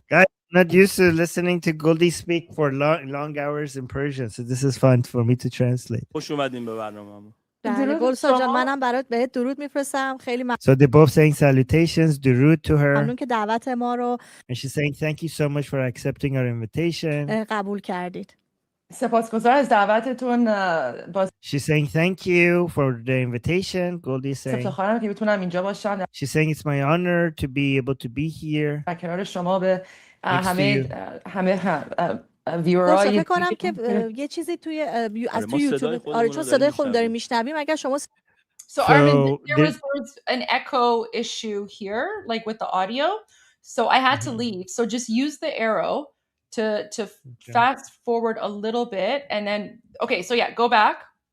So just the part where just go back until the part where I leave.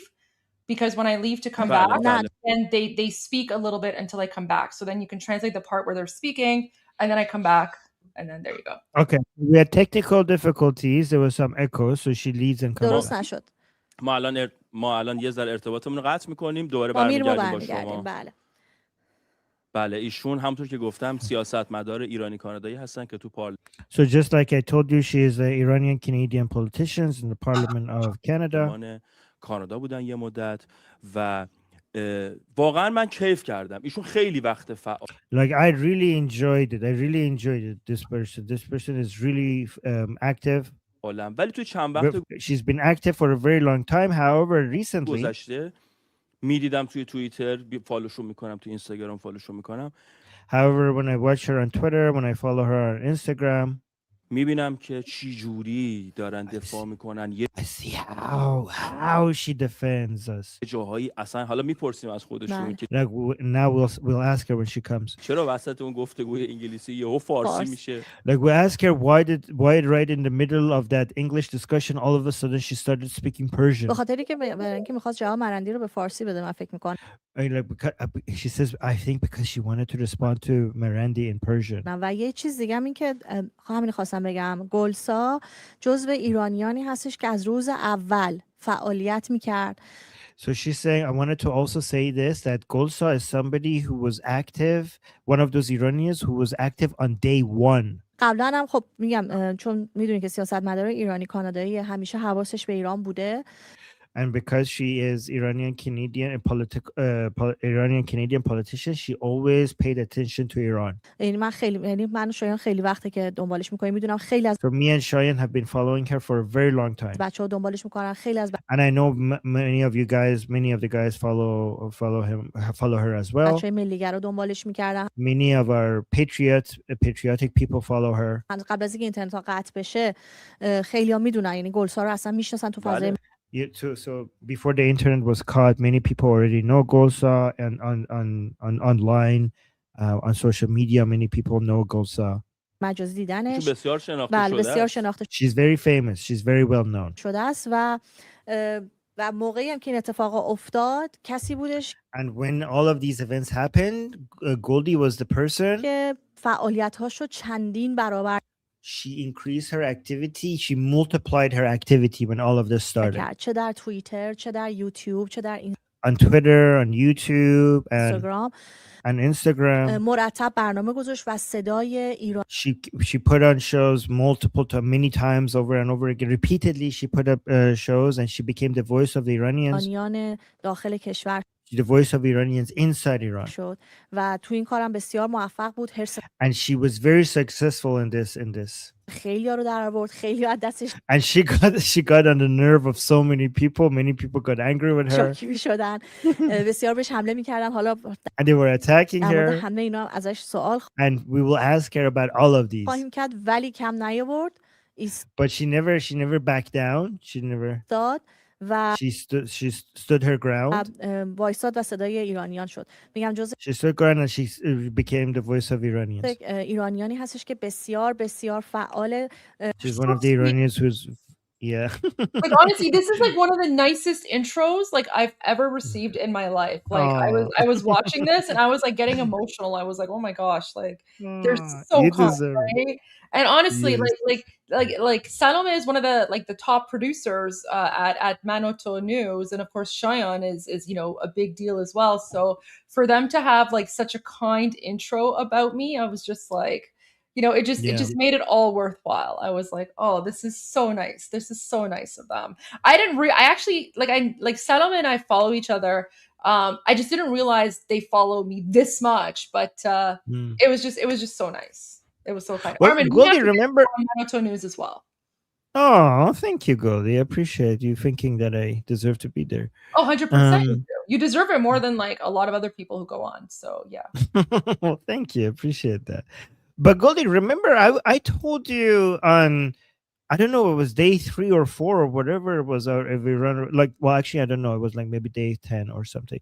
But I told you are the voice of the best voice for the Iranian people inside Iran. Remember that? Like early on, I told you that. I don't know if you believed me when I said that, but now more people are saying it. I told you we're so lucky that we have you as the voice of the Iranian people. Oh, well, thank you. Yeah. Now I'm so glad that more people are recognizing that everywhere. با اینکه من فکر می‌کنم بیشتر عمرش اصلا ایران هم نبوده به خاطر اینکه and she's saying because I think that most of her life she wasn't in Iran even most of her life. انگلیسیش خیلی بهتر از فارسیشه ولی and this is why her English is better than her Persian. تمام تلاشش رو و تمام زندگیش رو در این مدت ما داریم میبینیم که گذاشت. But we're saying that her entire she's dedicating her entire life and all her activity to واسه ایرانیان داخل کشور که for the Iranians inside our country. داشون باشه. واقعا باعث افتخاره وقتی که آدم یه همه She's a source of our pride. He says she's truly a source of our pride. میهنان اینجوری رو آشنا میشه و when we meet Iranians such as her, که چی جوری پشت مردم ایستادن، چقدر when we see how she's supporting the Iranian people, روایتی که دارن میگن عین روایت واقعی مردم ایرانه، نه یه and we can see that the narrative that she's saying is exactly the stories that the Iranian people are saying, not a little bit less or a little bit more.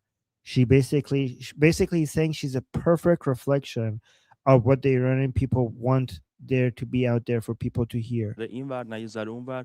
بسیار نکته مهمیه که ما اگر بخوایم از ایرانی‌ها حمایت کنیم، حرف مردم داخل ایران رو خیلی توجه. It's very important that if we want to support the Iranian people, we need to pay attention to the words of Iranian people inside Iran.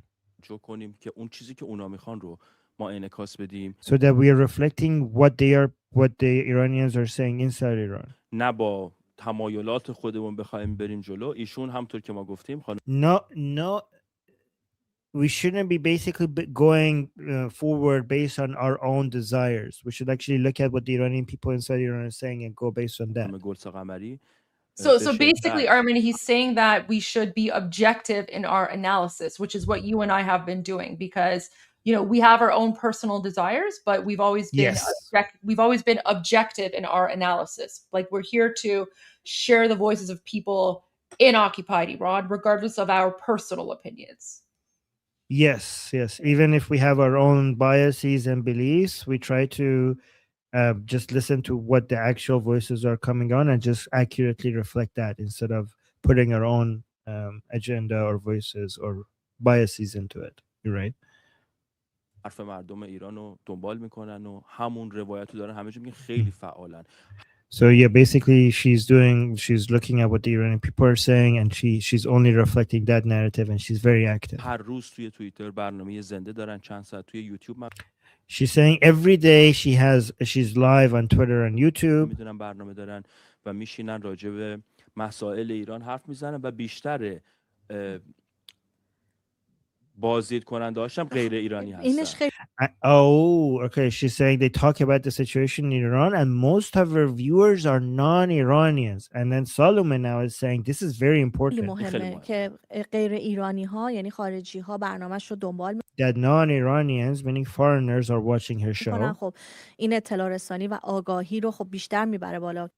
This increases awareness and spreading the correct information. همونطور که میدونید خیلی ها در خارج از کشور خیلی چیزا رو نمیدونن.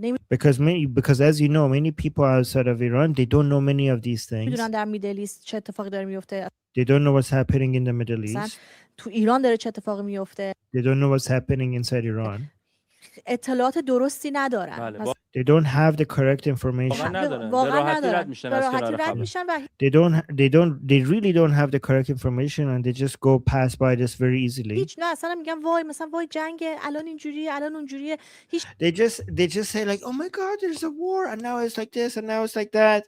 Basically surface level. درکی از موقعیت ما ایرانی ها در داخل. But they have no understanding of the situation of us Iranians. کشور ندارن چون هیچی نمیدونن. اگر میبینن because they don't know these things. خوشحالیم کسی بیرون از ایران خوشحاله، خیلی‌ها هنوز نمیدونن دلیل این خوشحالی چیه. So if for example if they see we Iranians outside of Iran if we're happy, many of these foreigners, many of these non-Iranians can't understand why we're happy. براشون جای سواله. And they have questions about these. مرتب میپرسن ما توی and they always ask. حل کار خودم من همه میپرسن هر کسی. So we're for example where this man where he works they keep asking us. میاد میدونه ایرانی هستیم میپرسه.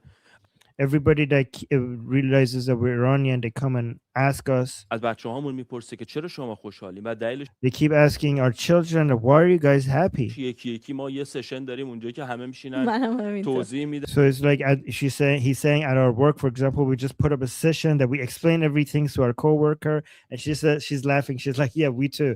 Like, so guys, but apparently they both of them have other like day jobs, and they apparently have to put sessions for their coworkers, explaining to them why they're happy.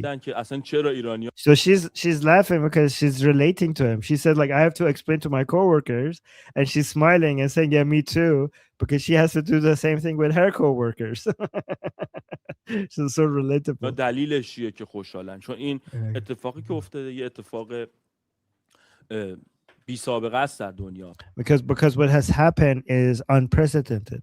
که مردم in the world. کشور خوشحال باشن از اینکه یک کشور دیگه داره توی This is unprecedented in the sense that people of a country being happy when کشورشون بمب میزنه. When somebody else, another foreign, army is basically bombing inside their country. I think, for example, an example to that would be the French when the Americans showed up in France, when Nazi Germany occupied Germany. I think that would be resembling what's happening right now. Yeah, exactly. Yeah. By the way, guys, I don't want to keep interrupting, but everybody who's saying Durud Armin June, Durud to you back, Durud Sun June, Sun Cat June, okay, everyone else.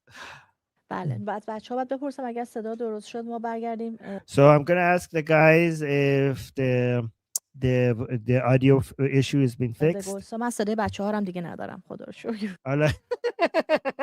She said, well, thank God I don't even have the voice of our team.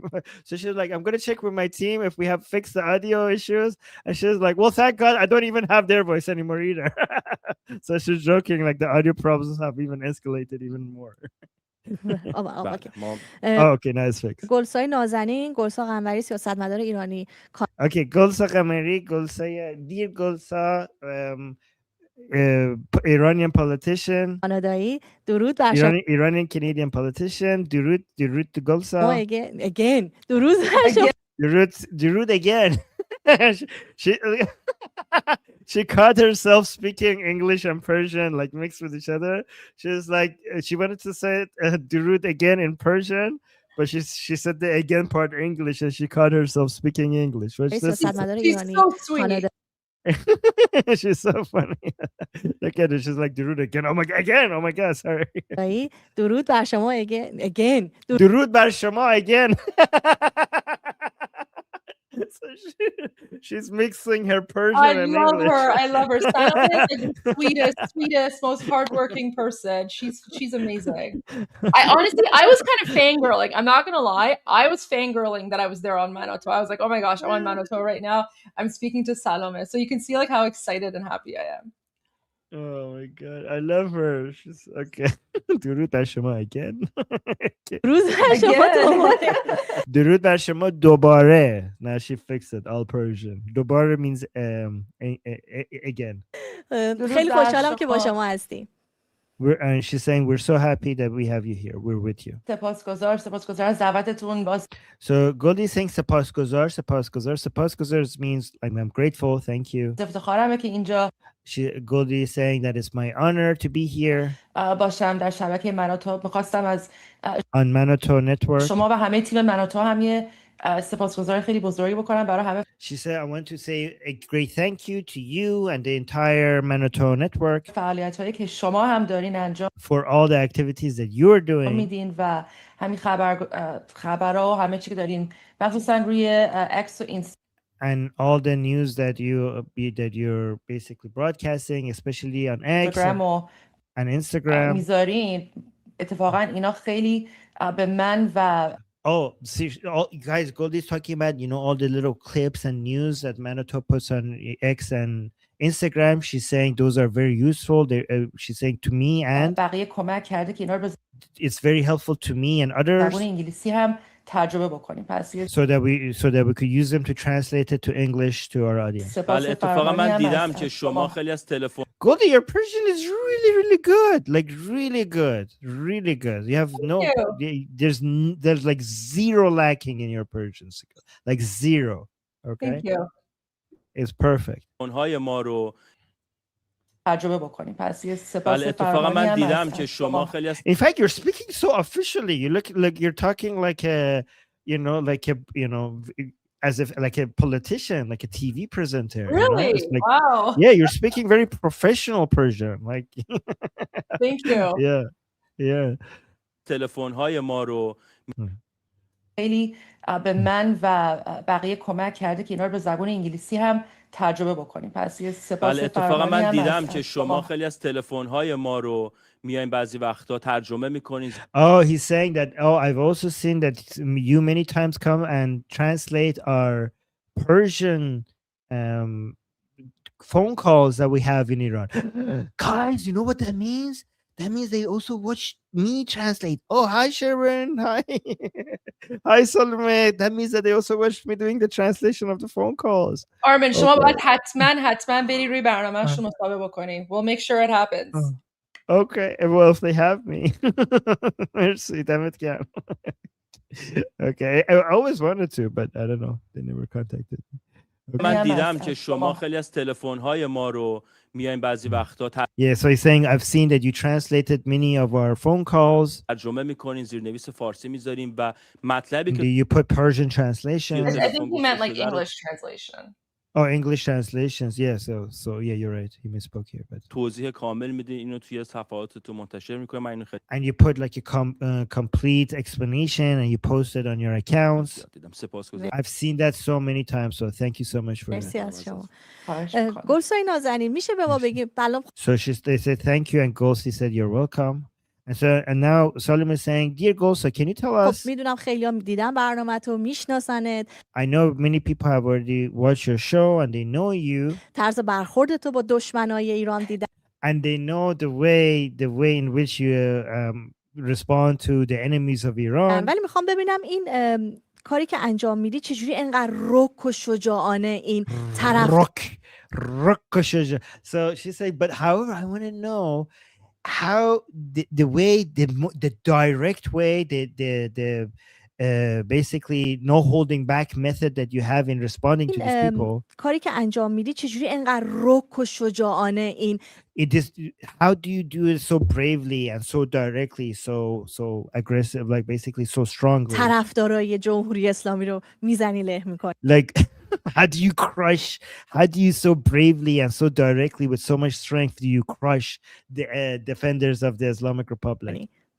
Tell us. فکر کنم یکی از دلایلش که بتونم این کارو بکنم چون که خب 10 سال تو سیاست بودم. So she's saying one of the reasons that I can do this is because I was in politics for 10 years. و 7 سالش سیاستمدار بودم و خب And for 7 years of it I was a politician. آدم وقتی که تو سیاست میره باید یه جوری صحبت بکنه. بعد So when somebody is in politics they need to speak in a certain way. نه که حالا مثلا آدم بی تربیت باشه ولی خب باید Like I don't mean that you need to be impolite, but خیلی محکم بتونه صحبت بکنه و but you need to be able to speak very strongly, like very strongly. باید خیلی انقدر اعتماد به نفسش قوی You need to have a very strong self-confidence باشه که بتونه مخصوصا جلوی این کسایی که دارن دروغ میگن so that you can stand basically in front of the people who are spreading lies. بتونی جوابشون رو بدی So that you can answer them. و از همین یعنی من از این تجربه سیاسیم استفاده میکنم. So I use this my political experience که حالا در هر جوری که تونستم صدایی برای مردم ایران so that in any way that I can I could be the voice of the Iranian people. باشم مخصوصا به زبان انگلیسی چون که especially in English language, in the English language. متاسفانه چیزی که من حالا متوجه شدم especially because one thing that I have realized is رسانه‌های انگلیسی زبان یا حالا غیر ایرانی بیشتر اطلاعات رو اشتباه میگیرن یا مثلا the English media or at least all non-Iranian media they get most of the information wrong. مثلا راجع به موضوعی صحبت میکنن که اصلا هیچ ربطی به انقلاب شیر و خورشید نداره یا اصلا So they keep talking about things that has nothing to do with the Lion and Sun Revolution. ربطی به شاهزاده رضا پهلوی نداره. That has nothing to do with Princess of Pahlavi. ربطی به ایران نداره ولی اینا It has nothing to do with Iran. مثلا اینو بزرگ میکنن. مثلا But they come and basically highlight that. یه نمونهش اینه که دیروز به جای اینکه همه بیان و راجب قتل عام امیر حسین صحبت بکنن به جاش So, for example, yesterday, instead of everybody coming out and talking about the murder of Amir Hussein, دارن راجب یه پل صحبت میکنن. everybody is just talking about a bridge. میگن وای نگاه کن آمریکا و اسرائیل جنایتکارن اومدن یه So they keep coming and saying like, "Oh my God, look, United States and Israel, they're criminals." پل زدن و خیلی از ایرانیا کشته شدن تو این They come and attack this bridge, and many Iranians have died in this حمله پل. یه چیزای خیلی مسخره دارن میگن in که this اصلا واقعا in this attack, and they just come and say so many ridiculous things. شاخ در میارید که That you grow. Okay, let me, guys, this is fun. This is fun.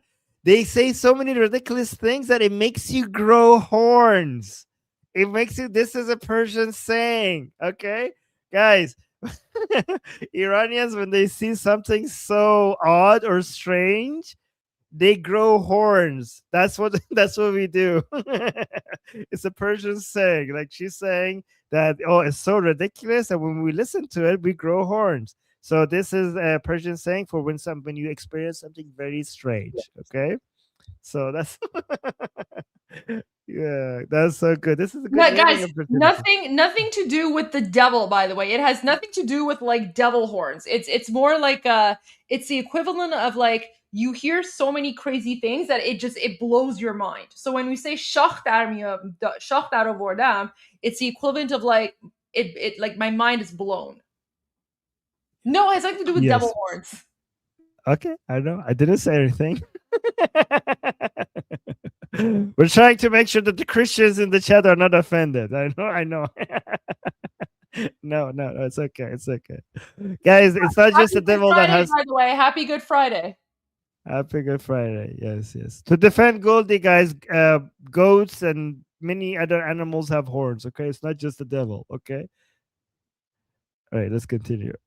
خب دیگه بهترین به نظر من بهترین روشش اینه که مخصوصا تو این برنامه پیرس مورگن که So that's why she thinks the best way is to do what she's doing. And for example, especially in this show by Piers Morgan. این پیرس مورگن برنامهش یه جوریه که فقط میخواد مردم نگاه بکنن. به خاطر این So she's saying like, listen, Piers Morgan's show is in a way that he only wants people to watch his show. وقتی کسایی میاره که واقعا فکر میکنم دیوونن. So she'll say, that's why I think sometimes he brings people that I genuinely think that they are insane. Okay. و من هدفم از اینکه مثلا میرم تو برنامه پیرس مورگن شرکت میکنم این نیست که با اونا جر بحث بکنم. من هدف Yeah, so and my goal when I go to Piers Morgan's show is not to go to talk to them, to basically Goldie, your Persian is so like you say shakh dar biaran jar bahs bakonan. Like guys, it's not just that Goldie's Persian is good. She's also knows like all of these things, all of these zarbul masals, all of the like she uses it like, the idioms. Yes, exactly. There you go. Like she's really good. Okay. And yeah, guys, new word, everybody, divune. Divune means insane. Yes. I wonder if the div part has anything to do with div. It probably. If it does, then the word divune is connected to the word divine, but in an opposite way. So divune, insane, new word. بیشتر اینه که حتی اگه تونستم چند تا نکته مهم به زبان انگلیسی بگم خب So her goal is not to argue against these insane divune people. Her goal is to go and just use this opportunity to just say a few important points in English. پیرس مورگن میلیون ها برنامه‌شو نگاه میکنن. So Piers Morgan shows like millions and millions of people watch Piers Morgan's show. پس به خاطر این من میرم رو So that's why I go there. پیرس مورگن. بله اتفاقا همش برای من سوال بود که چی جوری اعصاب و روانتون تحمل میکنه. So she's saying like in fact it was my question for how could you tolerate that? Like, how does it not drive you insane when you go there and speak there? با اینا سر و کله زدن چون بعضن آدمایی رو که در با اینا سر و کله زدن. So basically getting in the mud with these people, how do you tolerate that? میکنه اصلا هیچی نمیدونن از ایران و Yeah, because when you okay, so it's like the people you're talking to, some of these people that you're talking to there, they know absolutely nothing about Iran. So it's like he's saying it's so hard to tolerate these people. ایرانی و همینجوری میان یه پروپاگاندایی میکنن و Like even though these people know nothing about Iran, they just come and they just spread some propaganda about Iran. آره دقیقا همینه. فقط the only She's saying yeah, it's exactly that. thing تنها کاری که میتونم بکنم فقط سعی میکنم به حرفاشون زیاد اهمیت ندم. So the only thing I could do is basically not pay attention to their words that much. ولی خب فکر کنم قیافه‌مو دیدی تو اون برنامه که فقط خیلی جدی نگاه میکنم، یه جور عصبانی نگاه. So you have seen my face in those shows. Like I'm just like looking in a way that wait, hold on, let me see too much. قیافه‌مو دیدی تو اون برنامه. Like I think you've seen my face in those shows. که فقط خیلی جدی نگاه میکنم، یه جور I just try to look very serious. عصبانی نگاه میکنم. I just look very angry, like to just basically she's saying I show my disapproval with my face without like trying to get in without basically getting into an argument. و یه جاهای شما یهو سویچ میکنین روی فارسی و oh, this is the part that they like. He's like, yeah, but there are also certain parts that you switch to Persian. فارسی قشنگ جوابشون رو میدین. And you basically respond to them really good in Persian. Guys, the reason why he's enjoying that is because sometimes like the Persian language is a very equipped language in responding to people in the most harshest, aggressive way. And it just like hits the spot in a way that no other language can deliver.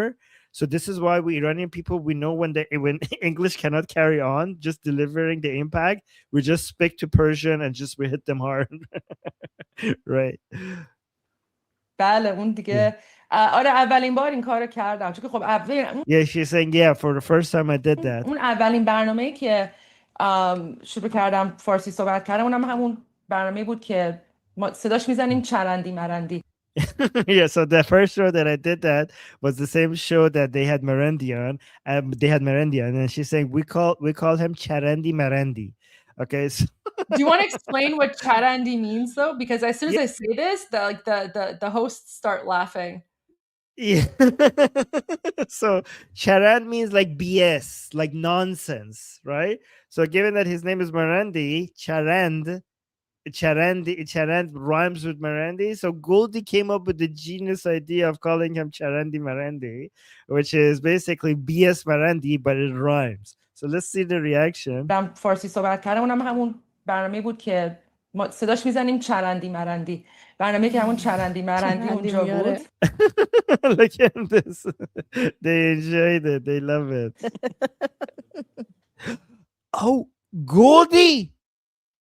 There's a new video by Project Vendetta.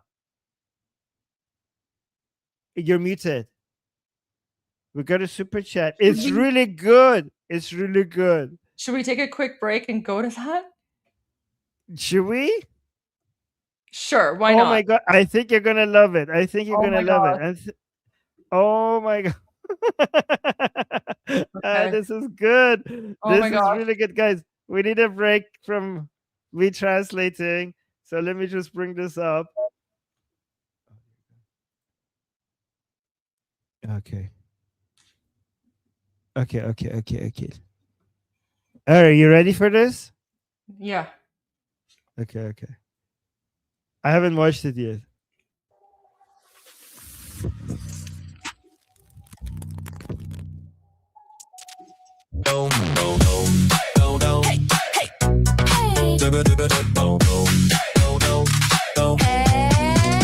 I am cardboard Susie, standing tall and flat. Don't need food or coffee, don't get sweaty.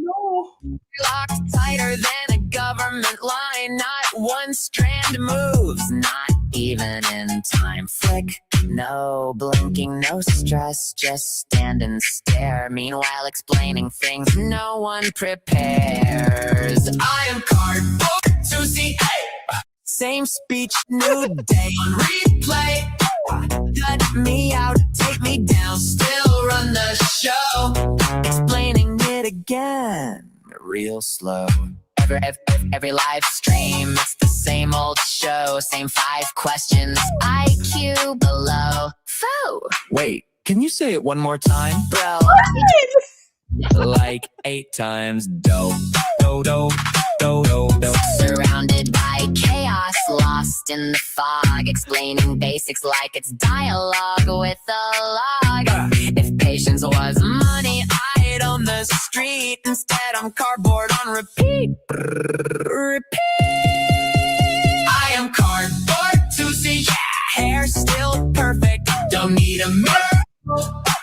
Flat but famous, loud and clear. Even cardboard gets it. Why you still here?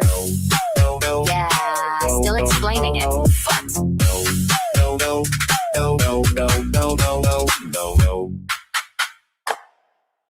Am I supposed to be the belly dancer? Yes, that's you. Oh no, guys, Tootsie's gonna think this was my idea. Okay, we're blaming this one on Armin. This is Armin. This is Armin. Fine. No, this is. I mean, we should give the credit where credit is due. Yeah, to Armin. Guys, no, okay.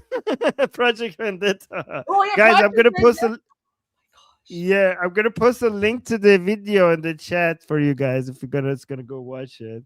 Spread it around. Okay, let me put the link one more time in the chat. Oh my god.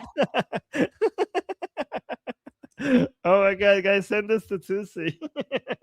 No. Look at him. This is perfect. Look at the screen that I just paused on. This is terrible. Oh in a good way. Like terrible in a good yeah, way. But, oh my god. Terrible in a good way. Happy birthday, Mahyar. It's not his birthday. I know you're trolling him. He's a June baby.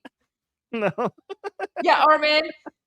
I found out yesterday, 2 days ago, that the whole birthday thing is coming from you. Yeah, we found out he's a June baby.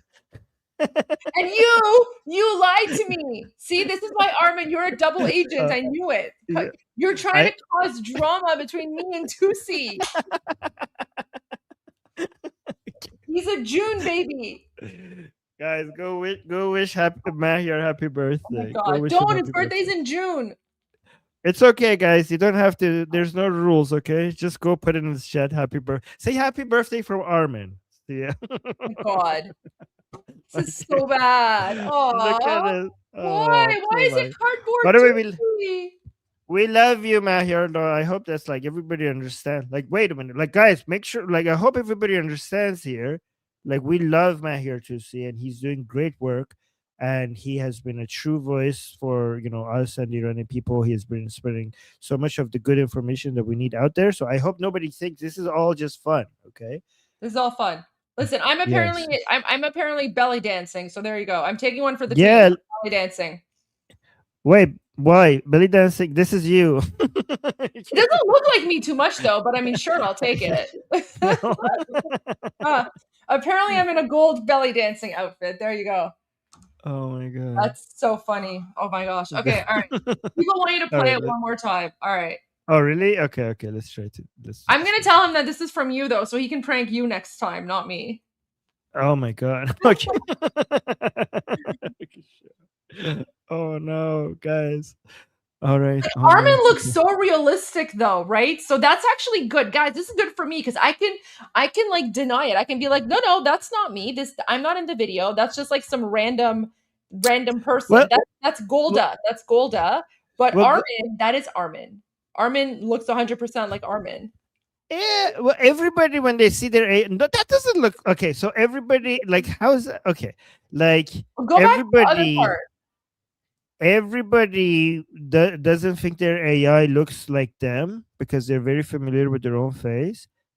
So like this is. All right, just go to the beginning. Just go to the beginning and play it. Okay, I'll tell you where it looks like you. Okay.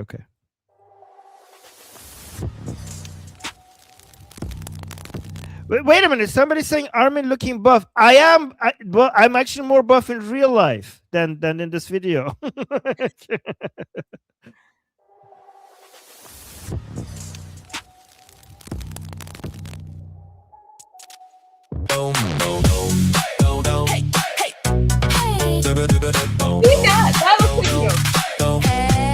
Well, because this one was taken from the video, like it's not a different scene, right? It's basically from the actual place that I'm sitting. It's just changing the already image that it has. That's why it looks more like me.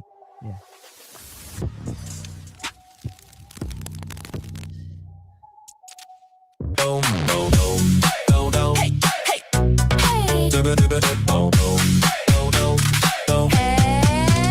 I am cardboard Tusi, standing tall and flat. Don't need food or coffee, don't get sweaty or fat. Hair locked tighter than a government line. Not one strand moves, not even in time. Flick, no blinking, no stress, just stand and stare. Meanwhile explaining things no one prepares. I am cardboard Tusi, hey! Same speech, new day on replay. Cut me out, take me down, still run the show. Explaining it again, real slow. Every live stream, it's the same old show. Same 5 questions, IQ below. Faux. Wait, can you say it one more time? Bro, I just did. Like 8 times. Dope. Surrounded by chaos, lost in the fog. Explaining basics like it's dialogue with a log. If patience was money, I'd own the street. Instead, I'm cardboard on repeat. I am cardboard Tusi, yeah. Hair still perfect, don't need a mirror. Oh, flat but famous, loud and clear. Even cardboard gets it. Why you still here? Yeah, still explaining it. What?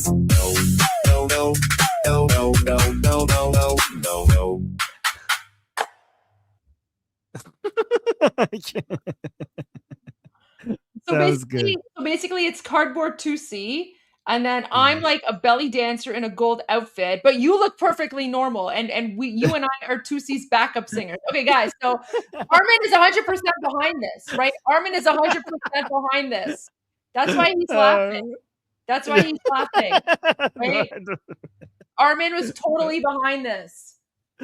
Oh my god. Armin just threw me and 2C under the bus, right? So you know what? Wait, how is it being a belly dancer being thrown under the bus? You are the double agent. You're the one that's causing the drama between me and 2C. Oh my gosh. Never trust Armin again. Armin is literally the Houthis. Oh my god.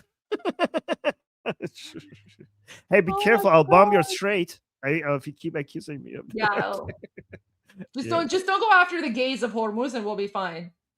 Oh no. I'll bomb your straights and your gays. How about that? No. Yeah, you know, Armin, you might go power soon. Armin, no, this is not me, guys. I had no idea. This is not me whatsoever. I promise. I had no idea. That. Don't lie, Armin. This is all you. I had no idea this was happening. See how Armin's laughing uncontrollably? This is 100% Armin. I mean, is this what you do on your breaks, Armin? Yes, exactly. Yep. Astaghfirullah. Astaghfirullah. Yeah, guys, this is not me. If I was behind this, I would never put myself in a gold belly dancing outfit. So definitely not me. Oh my god, poor Tusi. I feel bad. Why is he cardboard? No. It looks good on him, to be honest. Looks better on him than Mujtaba. He's so good looking that he even makes the Mujtaba. He even makes the cardboard look good. Like he could pull it off. Here's my compliment. Only Mahir could pull this off and still look good in a mush. Yes. See, I saved it. Yeah, there you go. It's so funny. Oh my gosh, this was wow. Unexpected. Wow. Unexpected. Yeah. Guys, I'll put the link one more time in the chat if you guys want to have the video. Go spread it around. Spread it around. See, Okay. Armin is behind it because he wants this to go viral. He's exposing himself. Armin's like, spread it around, spread it around. I'll told you I'll bomb your straights and gays. You just did.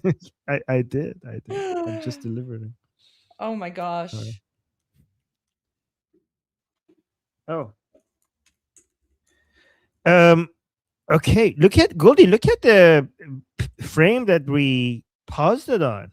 I need to screenshot this. This is such a beautiful. Look at that. Yeah, that's so good. I'm gonna save the screenshot. It's such a beautiful shot. You're all smiling, and look at you guys. You all of you look so great and happy here. Oh, it's such a memorable. This is good. We should save this. Okay, let's continue. Do you want to maybe go back a few seconds just to translate that and just let people know why we're laughing? Yes. Okay. Oh, Charandi Marandi. I remember now. So, Goldie, because you're speaking here and also speaking up there, sometimes when you tell me something, I can't I might get confused at which Goldie is speaking. So if you tell me if you're talking and I'm not pausing, it's because I'm having a brain fart. Okay. So, you know what? It's okay. You know what? Moving forward, I won't talk anymore. So it'll just be no. I'm serious because it'll confuse you. It's okay. I'm just joking. I'll get it. Don't worry. No, keep talking. It's fine. شروع کردم فارسی صحبت کردم. اونم همون برنامه بود که ما صداش میزنیم چرندی مرندی. Yeah, in the show that I was started speaking Persian was the show on Piers Morgan that they had the person that we call Charandi Marandi. And again, guys, Charandi means like nonsense in Persian, which rhymes with his name Marandi. And look at the reaction. برنامه که همون چرندی مرندی اونجا بود. They also left. She says Ali. She says that's great.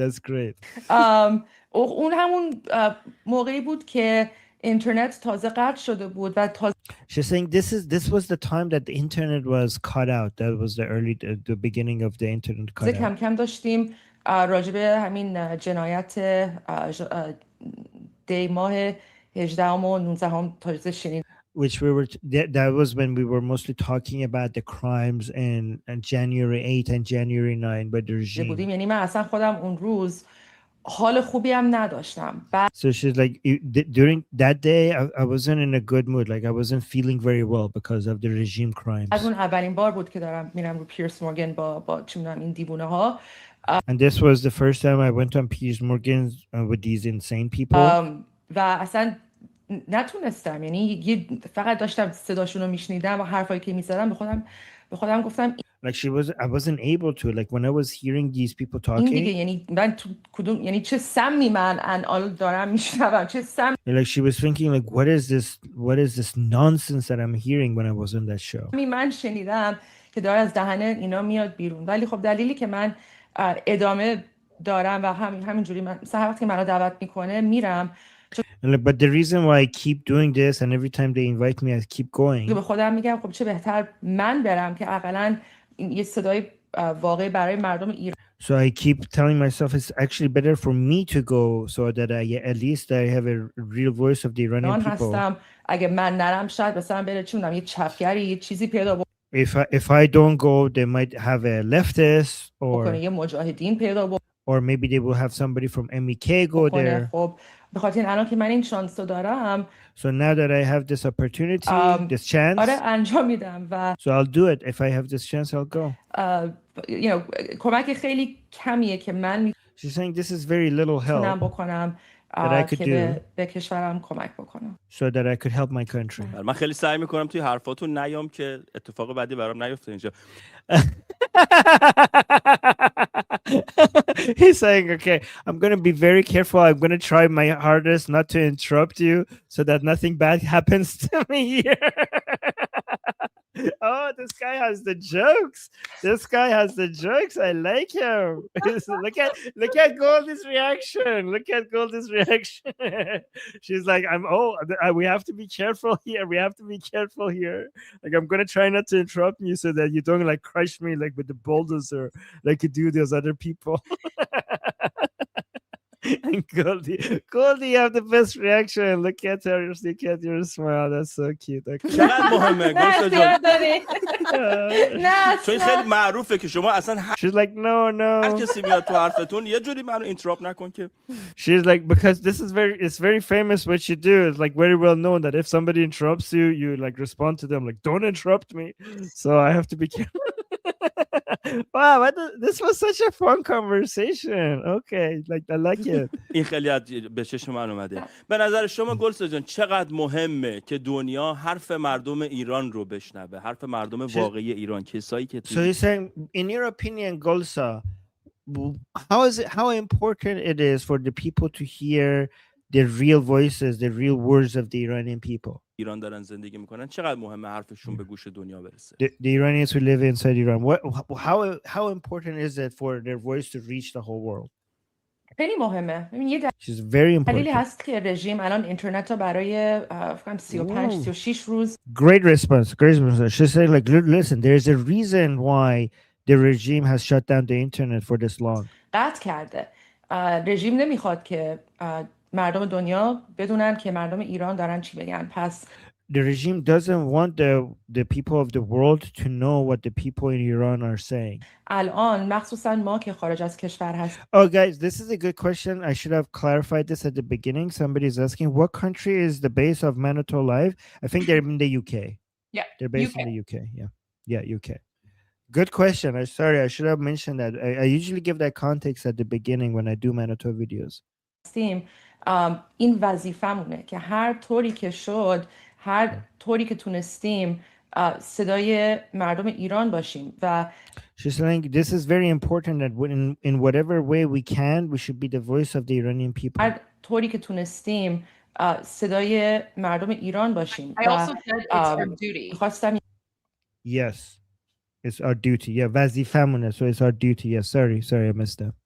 این وظیفمونه که هر this vazife. Guys, vazife means duty. She says it's our duty to do this. طوری که شد It's our duty that in whatever way we can to be هر طوری که تونستیم صدای مردم ایران باشیم. To be the voice of the Iranian people.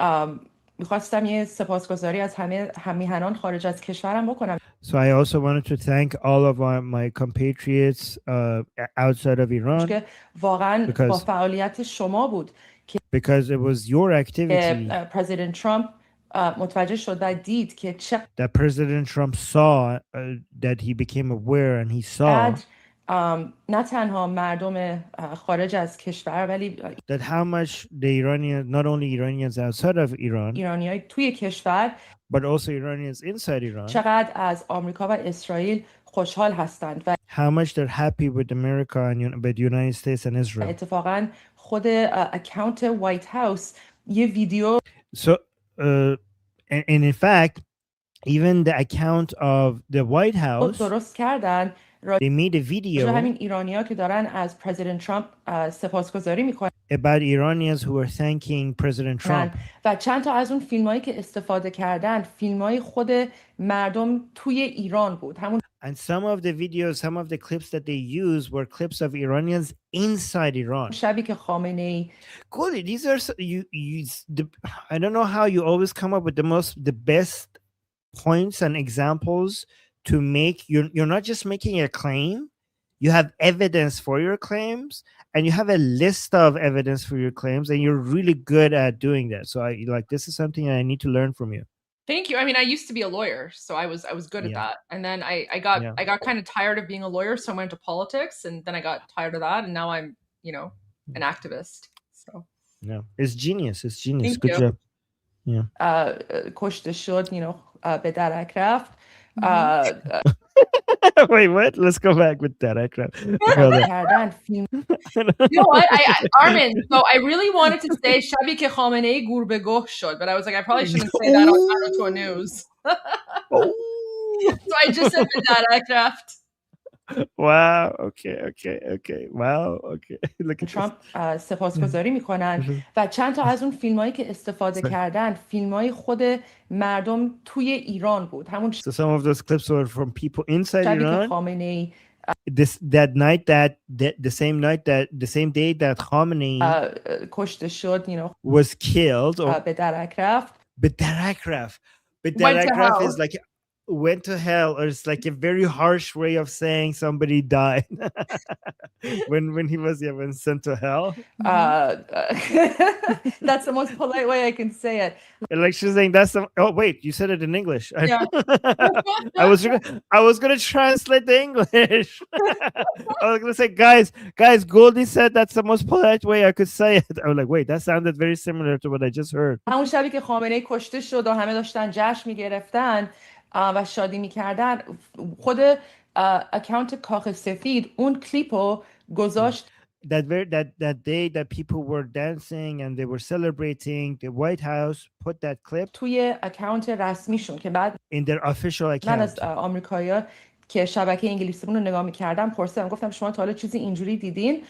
Like I asked the Americans who were watching the show that have you ever seen anything like this? گفتن نه, اصلا ما تو تاریخ آمریکا هیچ وقت ندیدیم که مثلا اکانت رسمی آمریکا بیاد مثلا کلیپای از مردم کشور دیگر رو بذاره. Like and the Americans in my show, in my audience say like, no, we have never seen that for United States to come post a clip of people in another country. مثلا ویدیوشون رو که دارن از to put there in a video to showing that وزیر سپاسگزاری میکنن. Showing that they're thanking their like United States. یعنی این چیز خیلی This was very important.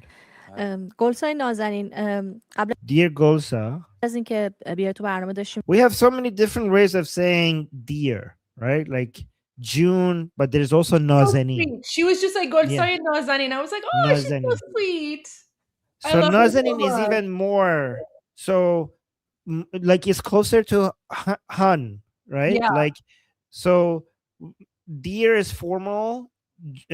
In English, June is a bit between like more endearing, not very formal, but not very close, not as close to like Han. But Nazanin is like the closest to you could get to like endearing and like more like Han, right? Nazanin is like Han. So Golsa honey, Golsa Han, like that, yeah.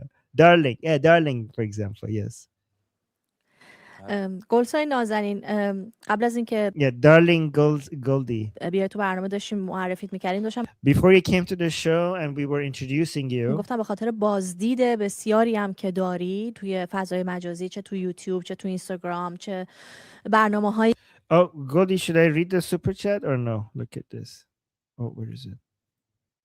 I probably you don't can I'm just going to highlight it or no? You can highlight it, but it basically means he went to poop.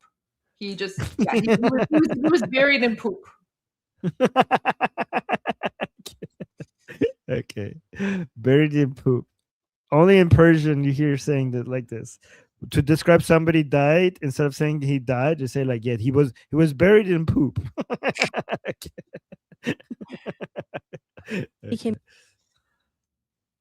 که بیای تو برنامه داشتیم معرفیت می‌کردیم داشتم میگفتم به خاطر بازدید بسیاری هم که داری توی So yeah, before we came to the show when we were introducing you, we were talking about because of you having a big audience. فضای مجازی چه تو یوتیوب چه تو اینستاگرام چه in YouTube and Instagram. برنامه‌هایی که میری چه توی or the shows that you go to شبکه X or in X. خیلی هم بهت حمله میکنن. Many people attack you. و مطمئنم خیلی هم تهدید شدی از And I'm also very sure that you have been threatened a lot. تهدیدا برامون بگو و اینکه Tell us a little bit more about the threats. چه تأثیری داشته اصلا And what effect has that had on you? رو تأثیر گذاشته Or has it had an effect on you? آره خب آره حمله که حملات که بیشتر شده خب همون که مثلا تو like yeah of course attacks have been increasing. سیاست بودم like even when I was in politics همون موقع هم خیلی ها حمله میکردن یعنی even then many people attacked از نظر اینکه حمله ها جدید باشه So the attacks are not new. چیزی نیست. من بهشون عادت کردم و I'm used to اصلا it. هیچ اهمیتی به این چیزا من And I don't care about it at all. نمیذارم. از نظر تهدید خب But when it comes to threats, همیشه بوده ولی چند وقت it was always there. پیش But however, just recently, رژیم از توسط یکی از گروهاشون the regime used one of its groups. یه ایمیل برای من فرستاد. They sent me an email. گفتن که ما داریم شما رو تهدید میکنیم. They told me that they're threatening me. گفتند که هر کسی که سر شما رو ببره بهش 200. And they told me that whoever beheads you, decapitates you, $50,000 they get $250,000. آمریکایی میدیم و خب من این ایمیل رو به پلیس دادم و So I gave this email to the police. خانم الیکا لبان به FBI داد و And Mrs. Elika Lebon gave that to the FBI. اتفاقا فکر کنم 2 هفته پیش بود که متوجه And I think it was 2 weeks ago. شدیم که FBI از همون that we realized that FBI ایمیلی که من گرفتم از همون تهدیده به عنوان evidence به عنوان they used the email that I received, they used it as evidence. سند و مدرک استفاده کرد که بره و 4 تا وبسایت ایران رو کلوز بکنه، ببنده. So they used that email to go to shut down 4 websites of the Islamic Republic. Armin, you can see where I'm struggling, where I'm like trying to find the proper word. I'm like, what? So yeah, that's how you guys can know that I'm struggling with my Persian, because I'm like trying to think of like the proper word to say in that context. No, but you do come up with the proper word. Like when you said evidence and then you thought about it for a second and you said sanad o madrak. Yeah. Yeah. No, that's pretty good. That's pretty good. Goldie, even let me tell you why. Even when you are become like even advanced people, when they speak English and Persian, sometimes when they're picking, like when they're speaking one of those languages, the first thing that comes to their mind is like the English or the Persian, and they forget what's the equivalent of that in the other language. So even people who speak both of those languages very, very well, because we speak both of those languages, sometimes we remember the English version but forget the Persian version, or vice versa. So this is normal. کرد که بره و 4 تا وبسایت ایران رو کلوز بکنه، ببنده. ببخشید زبان ببنده. فارسیم زیاد خوب. So she's saying, I apologize, my Persian is not very good. Your Persian is really good. I don't know why you're being so modest. No. In fact, Goldie, you're being extra Persian by apologizing here. This is Persian Tarof. Okay, so this is very Persian of you. I mean, very Iranian of you. Sorry. ولی خب یعنی این تهدیدها جدی هستند.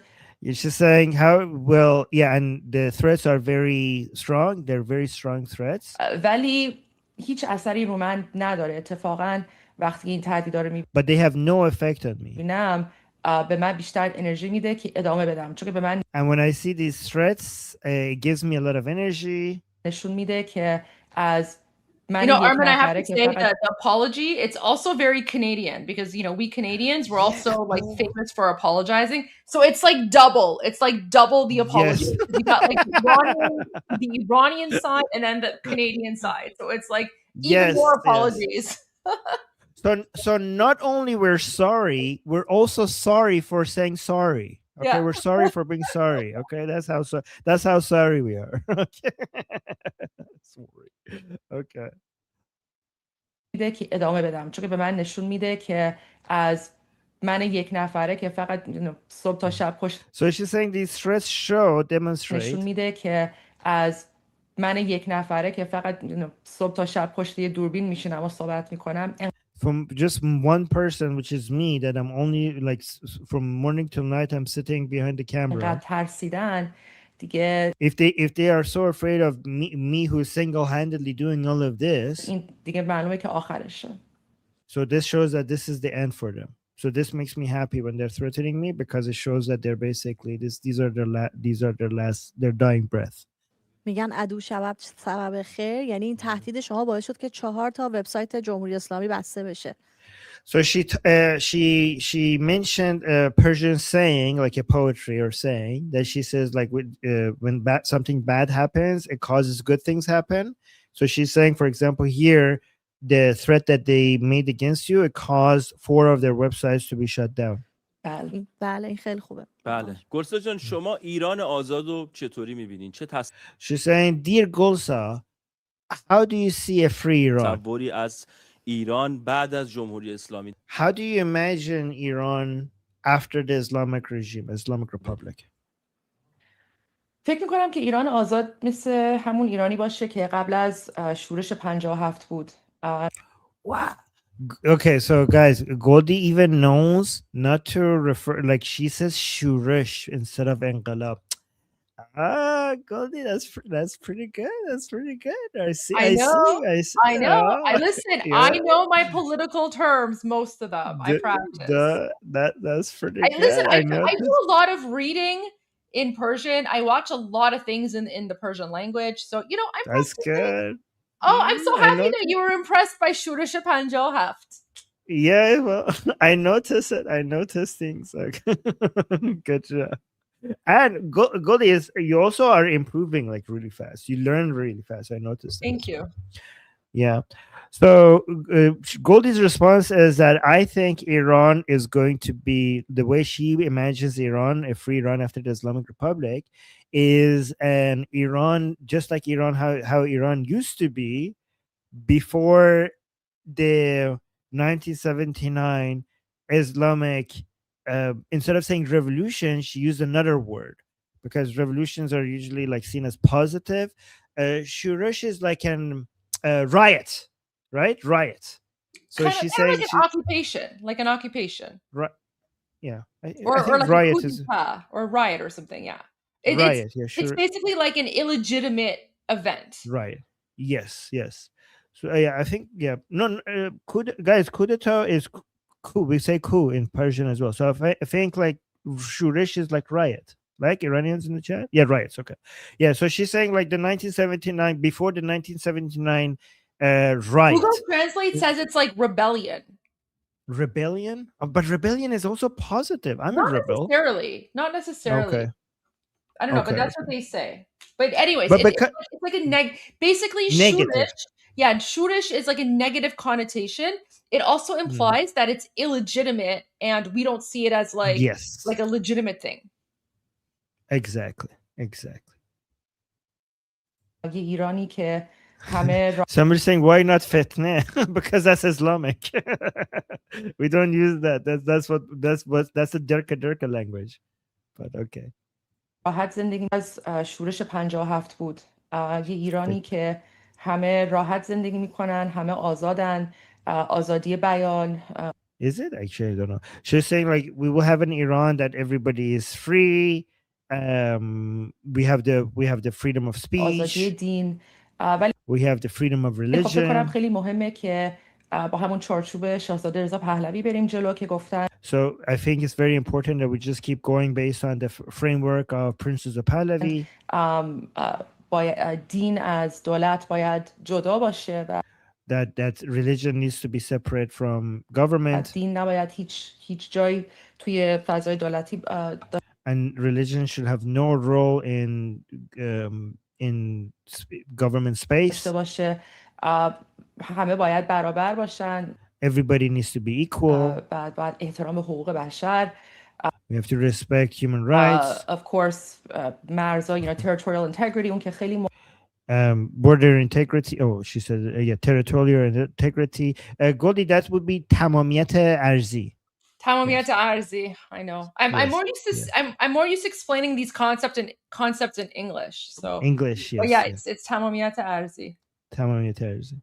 مهمه و همین که میدونم، یعنی ما هممون دیگه یکی از دلایلی که هممون داریم از شاهزاده رضا پهلوی حمایت میکنیم. One of the reasons why we're all supporting Princess of Pahlavi, چه حالا جمهوری خواه چه مشروطه خواه، اینه whether we are Republican or we are monarchist, که ما فقط به شاهزاده رضا پهلوی و تیمش when she says Mashrut Kha, to translate Mashrut Kha, it would be more accurate to say constitutional, like she's saying constitutional monarchist, right?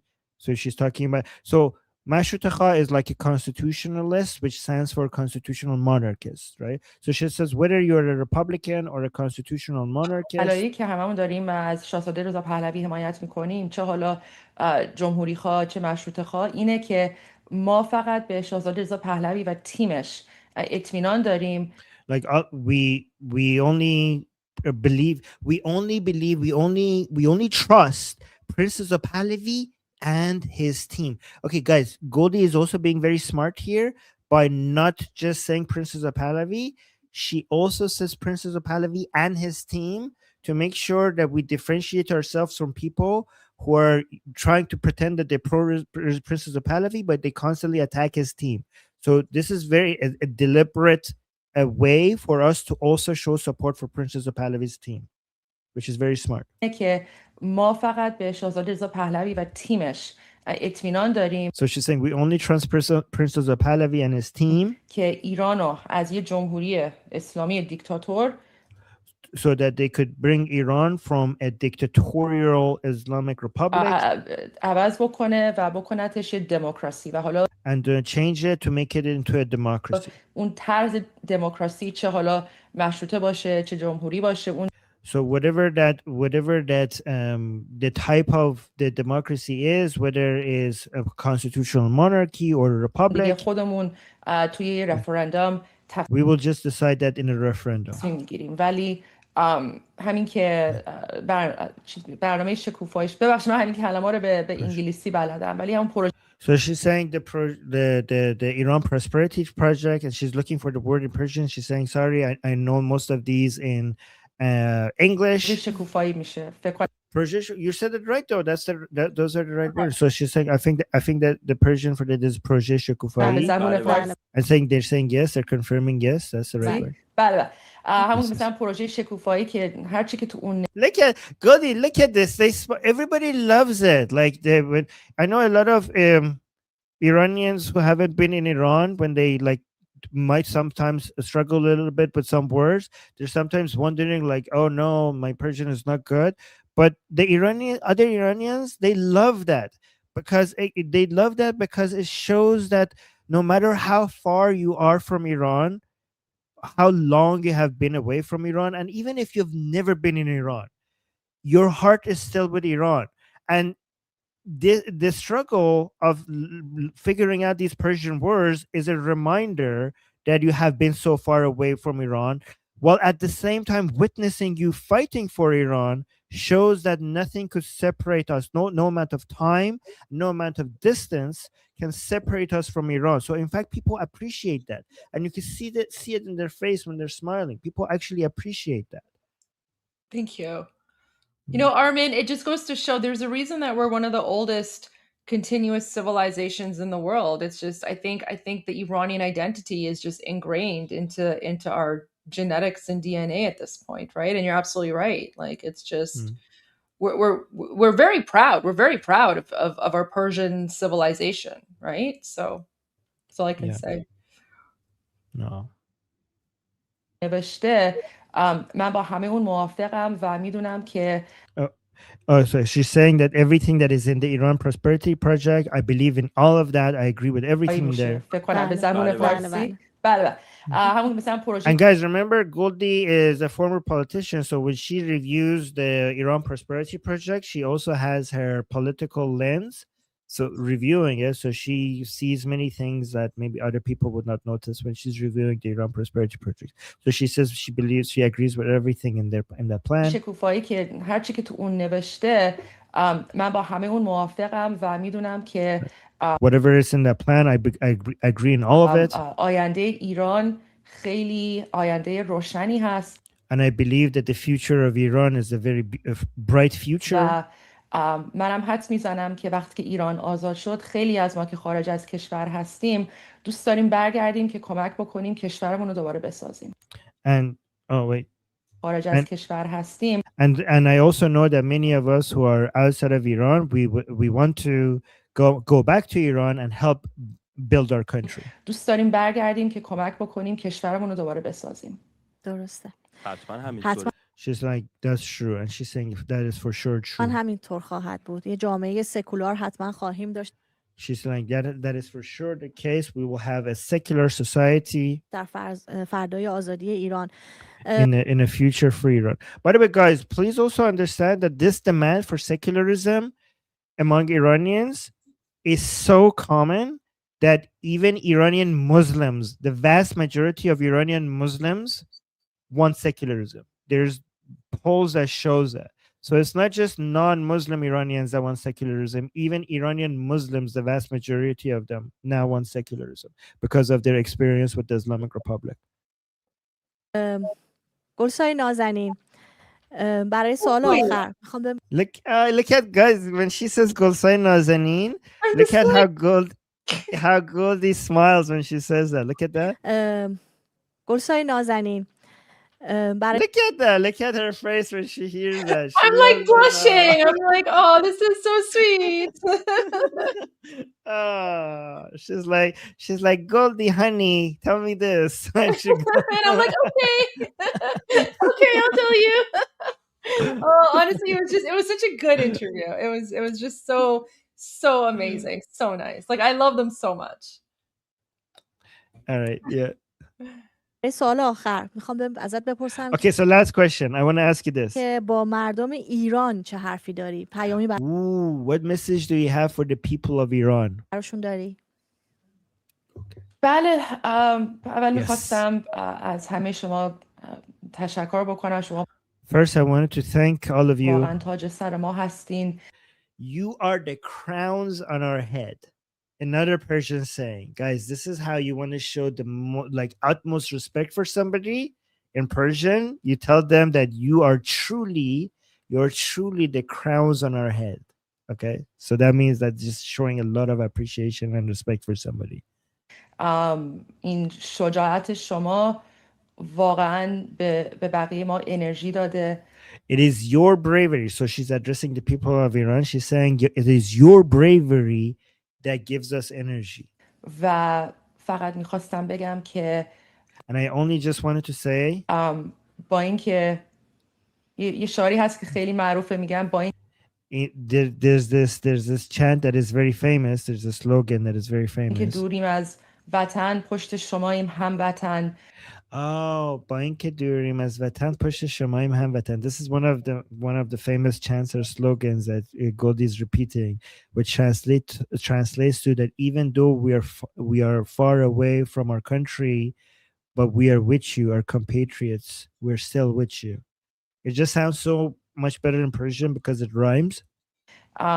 شاید رژیم اینترنت رو قطع کرده، ولی ما از ابتدا صدای شما بودیم.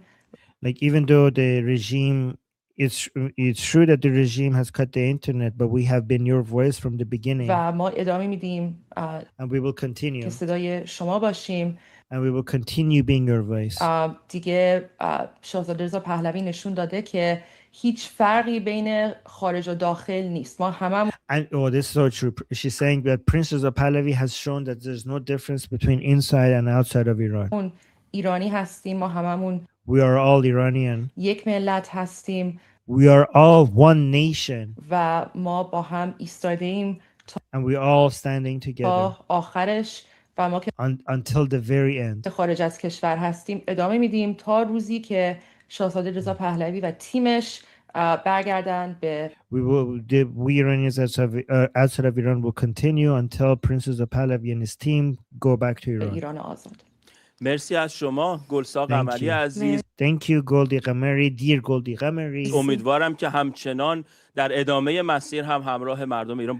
I hope that you can in the rest of this fight you continue being with the Iranian people. And I know that you are. I hope your bulldozer doesn't shut off. I hope your bulldozer keeps being on. I like this guy. So yeah, he has the jokes. He's a funny guy. یه طرفدار جمهوری اسلامی اومد یه چیزی بگه خلاف Wait, one more time. Hold on. عزیز امیدوارم که همچنان در ادامه مسیر هم همراه مردم ایران باشین که میدونم هستین. امیدوارم این لودرتون خاموش نشه. هر جا یه طرفدار جمهوری اسلامی اومد یه چیزی بگه خلاف Like I hope your bulldozer keeps going on for whenever as regime supporters shows up. مردم ایران همینجوری انگشتتون بیارین بالا و مثل اون کاری که قبلا کرد. Every time you see a regime supporter, just bring your finger like that again and keep doing what you have been doing so far. با لودر از روشون keep crushing them with your bulldozer. مرسی از شما که مهمونم. Thank you. مرسی گلسار جان. میدونم سرتان خیلی شلوغ بود. So thank you Goldie. I know you're very busy. ممنون که ما وقت دادید. Thank you that you give us the time. امیدوارم باز هم شما رو در این برنامه داشتیم. I hope that we could have you again on our show. ممنون که با ما بودید. سپاسگزار. I will always be happy to come back و هیچ عیبی هم نداره اگه بخواین وسط حرفم بپرین. شما خوش هستین. I like that. It's like, and there's no and it's like you could and anytime that you want to interrupt me it's okay. But look at هیچ عیبی هم نداره اگه بخواین وسط حرفم بپرین. شما خوش هستین. So Goldie said you guys can interrupt me whenever you want. There's no issue. No, not taking that chances. It's a trap. This is a trap. Like no. این اجازه. No way. I'm not gonna do that. این اجازه. Like no, I'm not gonna do that. I love this guy. برادری اون فقط برای دشمناست. Like no, that's just for the enemies. It's not for you guys. مرسی ممنون گلسا جان. مرسی از شما. گلسا قمری. Oh, that was beautiful. I love it. It was so great. This was so wholesome. It was so wholesome. It was really wholesome. Oh. Guys, like Salome and Shayan, they're like the Iranian version of Armin and me. So Armin and I are like the you're like English hosts. Salome and Shayan are the Iranian version. So there you go. But this was really wholesome. This was amazing. So Goldie, I got a gift in the mail for me. From who? I don't know if I could read his name. Okay, well you don't have this. This is the gift that I received in the mail. What is it? It looks like a Turkish hat. I don't know. It's a Turkish hat, but it says Tehran. It's a Turkish hat, but it says so. It's Turkish hat. It has an Egyptian statue here, but it says Tehran. And it comes with a letter. I don't know if I should read it. I don't know. I'm not going to read it because I don't know if I have permission. But it's a very sweet message. Oh, but I love that. Yeah. Yeah, Armin, you went full Ottoman. Yeah. Can you do like a head spin? Can we see if like the little thingy can like shake around? No, you got to make the thing move. Like the little twirly thing. Make it twirl like a helicopter. Okay, you got to practice that. That is so cool. Okay. I don't know how to do that. Moroccan fez. Right. Oh, Moroccan? Is it Moroccan? Armin Ataturk. Oh, there we go. Why does it say Tehran then? I don't know. I love that. Yeah. I was like, never go full Ottoman. I don't know. That's really cool. Oh, I like that. Oh, someone's saying chunky yogurt scented. Was it chunky yogurt, Arvin? No. I mean, you are a double agent. You are a double agent, so I don't know, man. Yeah. It came with such a sweet message. I love that. Yeah. Well, I mean, if you want to share the message, just maybe don't identify the person. Can you share like a part of it without like giving away information? I think so. It says, "Dear Armin, with respect and honor from an old Cherokee warrior to a young Iranian warrior, when you reach my age, you'll have proud memories and realization that you are a warrior in your own rights. You'll recall the great things you did in helping the return of the great nation of Iran to its true loving people. May this gift always be your reminder In my opinion, during the restoration of the great Iran nation, if 10% of those true Iranians rebuilders are as thoughtful, graceful, and methodical as you, Iran will be the greatest birth of a nation since the United States rebirth and this resistance, Javid Shah. Rebirth in this resistance, Javid Shah. Armin, I think it's a, you know what it is? It's a people are saying it's a Shriner hat, and I just looked it up, and I think that's what it is. So, Armin, it's a Shriner hat, and then I think they this person added Tehran to it, like to honor where you were born and where you're from. Oh, that's so sweet. Cause like, look, like this is like another version of it. This is another version of it. Let me share this really quick. So this is like a Shriner fez, and it says Khartoum, right? But yours says Tehran. So it's a Shriner hat. Oh, that is so sweet. What a thoughtful gift. That's so cute. Okay, I didn't know that. Shriners International. Oh, okay. Well, thank you for explaining it to me. Now I understand. Yeah, and Shriner is basically it's like an international brotherhood. It's like an international fraternity. And the fez is typically red with a black tassel and features the Shriner's emblem, which is a crescent and a scimitar embroidered on the front, along with the name of the local temple. So your local temple is Tehran. So there you go. When Iran is free, you're gonna have to establish the Shriner local temple. Okay, I'll do that. I'm on a mission now. And basically, so the whole Shriners, like I've known about them for a while, but it's like the hat and like the whole organization, it serves as a symbol of unity, brotherhood, and a commitment to charity, particularly in support of Shriners Children hospitals. Wow. Yeah, it's Shriners are basically an international brotherhood that are dedicated to charity and to making the world a better place. So I didn't have any of that context in this letter. I'm so glad that I showed you this live, because I would have never known if you guys didn't give me that information. Well, thank you guys. Now it makes a lot more. That's a huge honor, Armin. That's a huge honor. Oh, wow. Well, thank you guys. Well, thank you. Okay. Wow. Yeah, I am honored. I am honored. There you go. I'm gonna have to put it in my background somewhere so we could You always. should. You'll have to figure out a spot for it. Yeah. There you go. Okay. Wow. Okay. I mean, I'm keeping an. Oh wait, what? Armin, look at this. Chuck Schumer is on Fox News right now. Oh my God, are they going to talk to him about that garbage post on X? No, because I don't think they found it out yet. Aliens and illegal aliens should not be treated the same as people who entered the U.S. legally. I mean, Doug, we could play this game all night long. What happened to this party? What is it? It's been taken over by the far left. I mean, I'm somebody who proudly And worked Islamists. for Bill Clinton, who balanced the budget, reduced the debt. Same thing. And yet reduced and eliminated to the extent possible illegal immigration. This is the party I grew up with. And speaking of Chuck Schumer, did you want to go back to that video? Oh yeah. Let's go back to that. The crazy one? I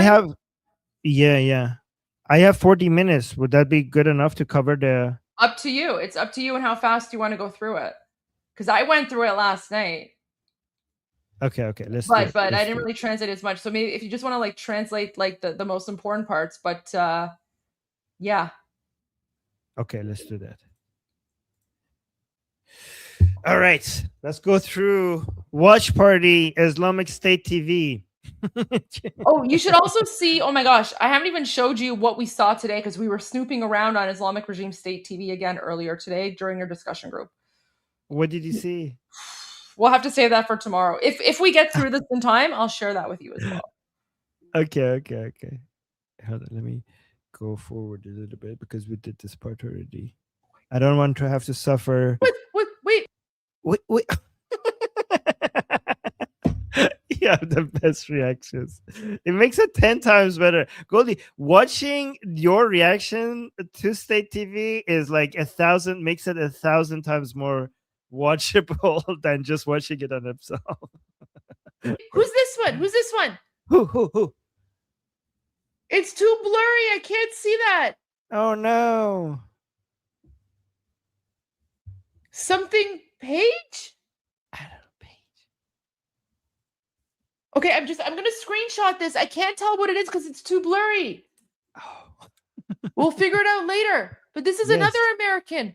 Guys, they're using all these like, oh my God, they're using like tweets from Americans on Islamic regime state TV. Oh no. They do that a lot. They love it when non-Iranians, especially Goldie, you know when they love it the most? If you are white. An American. If you're American and you're attacking the American administration or President Trump, the Islamic regime, they love sharing that. They love it, especially if you're American and you're white. And if you're American white, then and if you're woman, if you're a female white American attacking the United States, oh my God, they will have an, I can't say it, Goldie will be upset. They will have a you know what that I cannot say because Goldie would be upset.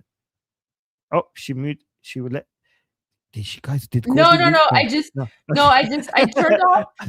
off my It's- camera because people are getting confused. They're like, "There's too many Goldies. Which one's the real Goldie?" So I'm just turning my camera off. I thought she turned off her camera because she wanted to give me permission to use a naughty word. Okay. All right. If Goldie is away, then I'm gonna be on top. Hold on. Oh no, she's back. Okay. Wait. No, you can go on top. That's fine. Oh wait.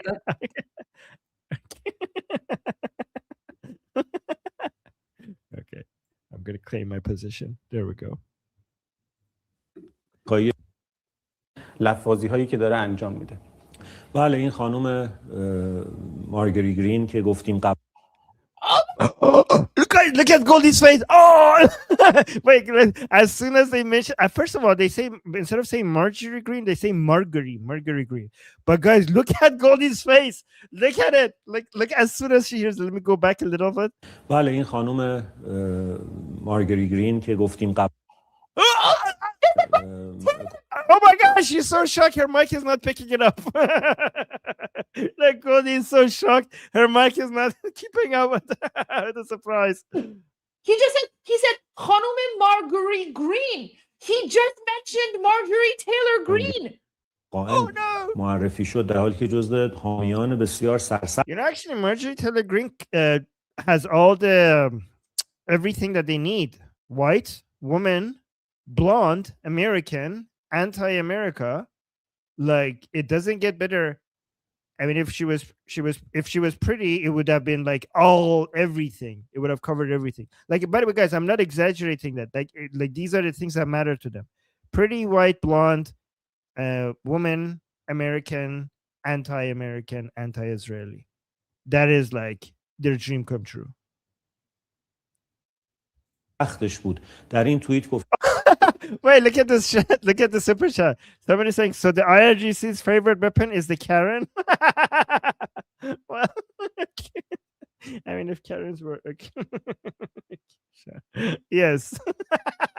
Well, kind of. Okay.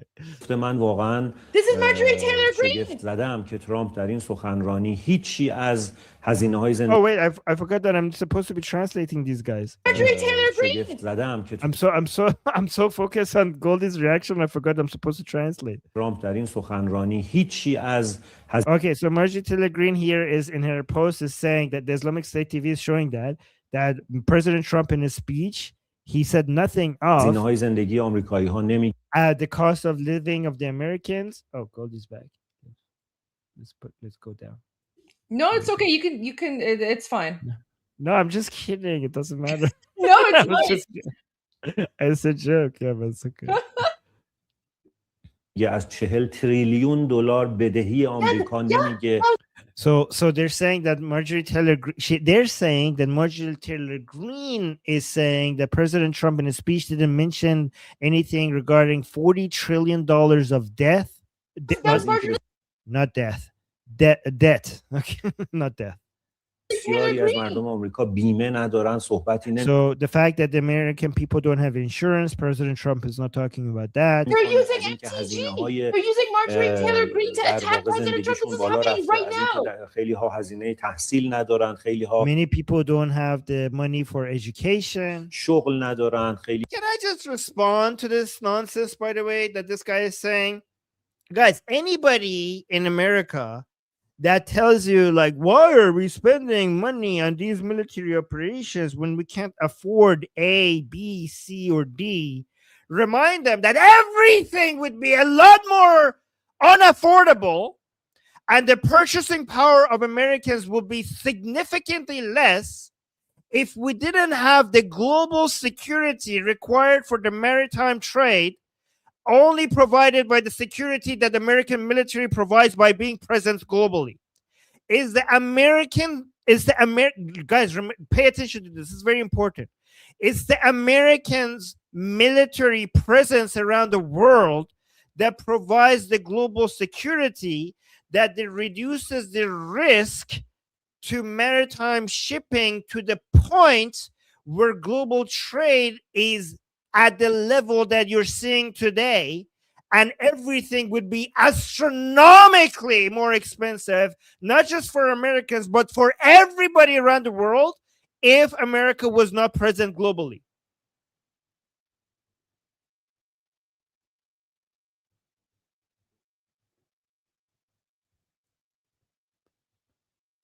All right. فرزندان ما آیندهشون در دچار ابهام هست. هیچ کدوم اینها. So he's saying that the future of the children in America is ambiguous, like it's not clear. در مورد ترامپ حرف نزده و none of this. Trump is not talking about any of this. فقط جنگ. این به هر حال خیانت. And Trump only talks about war. Oh.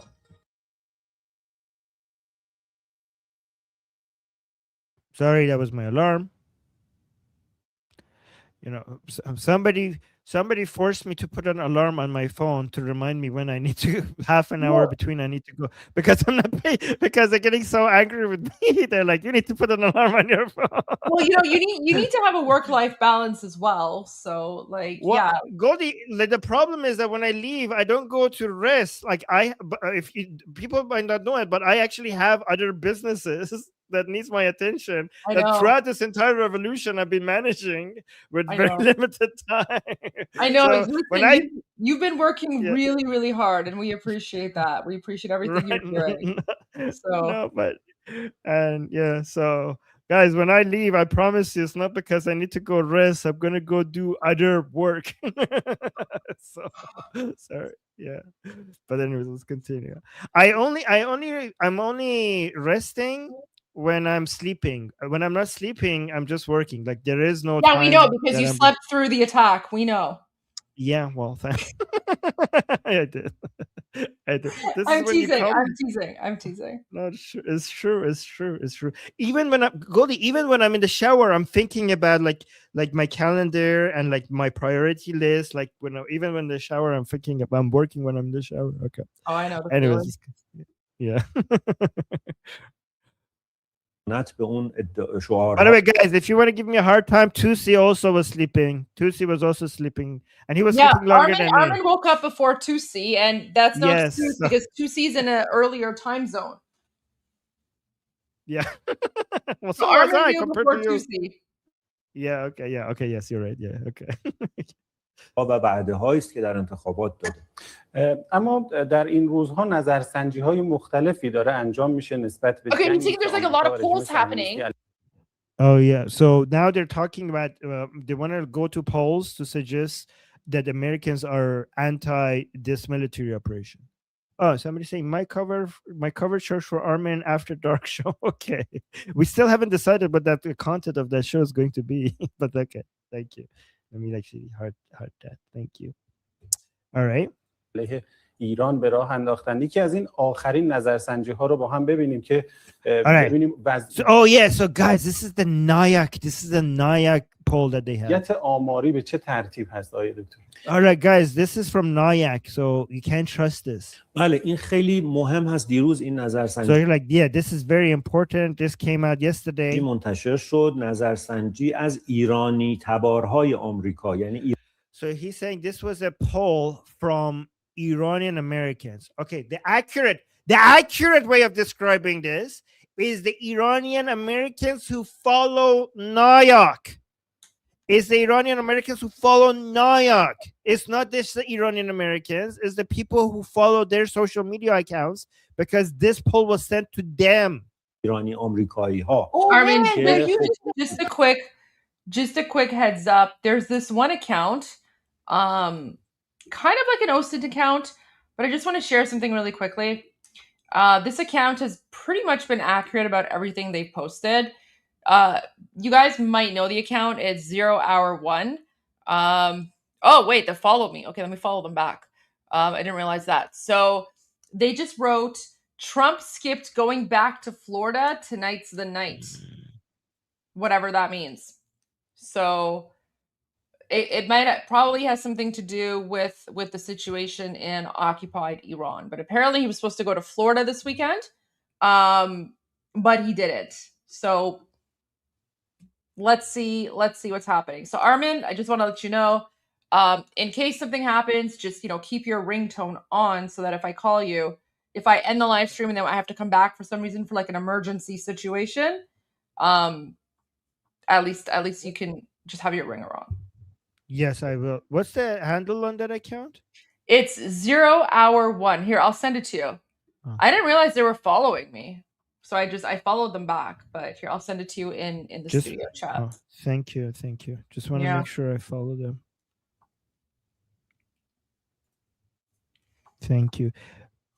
Goldie has the best sources. Anyways, I don't know what that means, but I just want to share that. Okay. All right. Let's go back here. Interesting information. All right, where were we? Oh, we were here. تصویری که پهلوی ملعون و صهیونیست های دور و برش ساختن. Oh my gosh, he's saying the آمریکایی ها. Oh man, they're using the poll from NIAC. Like the image that the cursed Pahlavi and پهلوی ملعون and the Zionists around him have created. اون و صهیونیست های دور و برش ساختن. Okay, so you just heard him say Pahlavi and Zionist. Zionist is Zionist, right? So they're using the polls from NIAC to say that, like. So he's saying that the Pahlavi and Zionist, the cursed Pahlavi people and Zionist people were trying to create an image to suggest that the Iranians want this military operation. Oh, you're muted, Goldie. Sorry. So apparently President Trump is not happy with the current situation. So he's like, keep the oil, anyone? So President Trump is going to do something. He's not happy. He's not happy that like I think President Trump is taking the situation with the fighter pilots very seriously. So yeah, President Trump is upset. You don't want to be on his bad side. Goldie, do you think we are going to see maybe an actual rally around the flag effect, but not in Iran, but in America? Because of the pilot. Yes. Maybe. Yeah, I mean, I would hope so. Because the fact that like these woke lefties and these Democrats have been like attacking President Trump and attacking the US military, like I would love to see like a rally around the flag effect in the United States, because I think the United States needs it. Yeah. There's so much like woke lefties that are attacking the United States, right? I mean, yes. I would hope that everyone would rally around their US compatriot in support of the US military and President Trump. Well, I'm not very hopeful with the woke leftists, but I'm talking about the people in the middle like I'm hoping like this day we will see a rally around the flag effect, at least with the people in the middle. We might see that. Yeah. Maybe. I mean, I don't know. Yeah, we'll see. We'll see. Hopefully. Because historically, Goldie, nothing has made Americans more pro military operation than the enemy, you know, being a threat to your citizens. And when the Islamic Republic, I mean, if this is not going to happen, if it's basically different, it means that Americans are many Americans are less patriotic than they used to be historically, because historically that does it. Historically that has done it. So we'll see. Oh, and then they're accusing Oh my God. all of the. Oh my God! I thought it was you. I thought you saw something. Sorry, and I don't know, Armin. This is why. This is why. This is this funny, is why. actually. Let me mute my mic and turn off my camera. So I'll turn off my camera. No, don't. It's funny. I was like, guys, look at this part when she said like, oh, here's. I thought like, oh my gosh, she saw something new. Look at this part, and I paused it. I'm like, what is it, Goldie? What did you see? Look at you look at this. You look at this part. She was. Say that like. در واقع از اینایی که پول میدن میبرنشون تو تجمعات رو هم جمع کردن. Oh, and then they're like, oh no, Goldie, what did you see? Show us. Pause. I thought she got an update. Man, Armin, I don't think I can be here when you're translating these things. No, it's like it's funny. No, I should pay more attention. It's my it's not fault. you. You know what? No, this is right. Like, look, Navid is so right. Like, Armin has PTSD, right? Because now there's like two of me, so it's like now you have to be like extra careful. Like the recorded Goldie or the real life Goldie might suddenly yell, and yeah, after like 97 days, you probably have some PTSD from me. I'm so sorry. Yeah, guys, when I'm sleeping, sometimes I all of a sudden hear like, Armin, stop talking something about it. I go, okay, Goldie, so sorry. Like I just wake up in the middle of the night, like, oh no, like, okay, I'll stop talking. You know what? I'm so sorry. But Armin, as you can see now, like even when you're not around, I just randomly start yelling, and I'm like, oh my God. Right? Yeah. So it's not you. It's just like when there's like some crazy news or something, I'm like, oh my God. So it's not you. I do it to myself. I literally do it to myself. So I'm so sorry. No, that's okay. Okay. All right, continue. They're accusing all of the rallies, like the pro-Iran, pro-freedom demonstrations. He basically just said that we get paid to go. So he pays. Apparently Pahlavi pays all the Iranians to go to the rallies.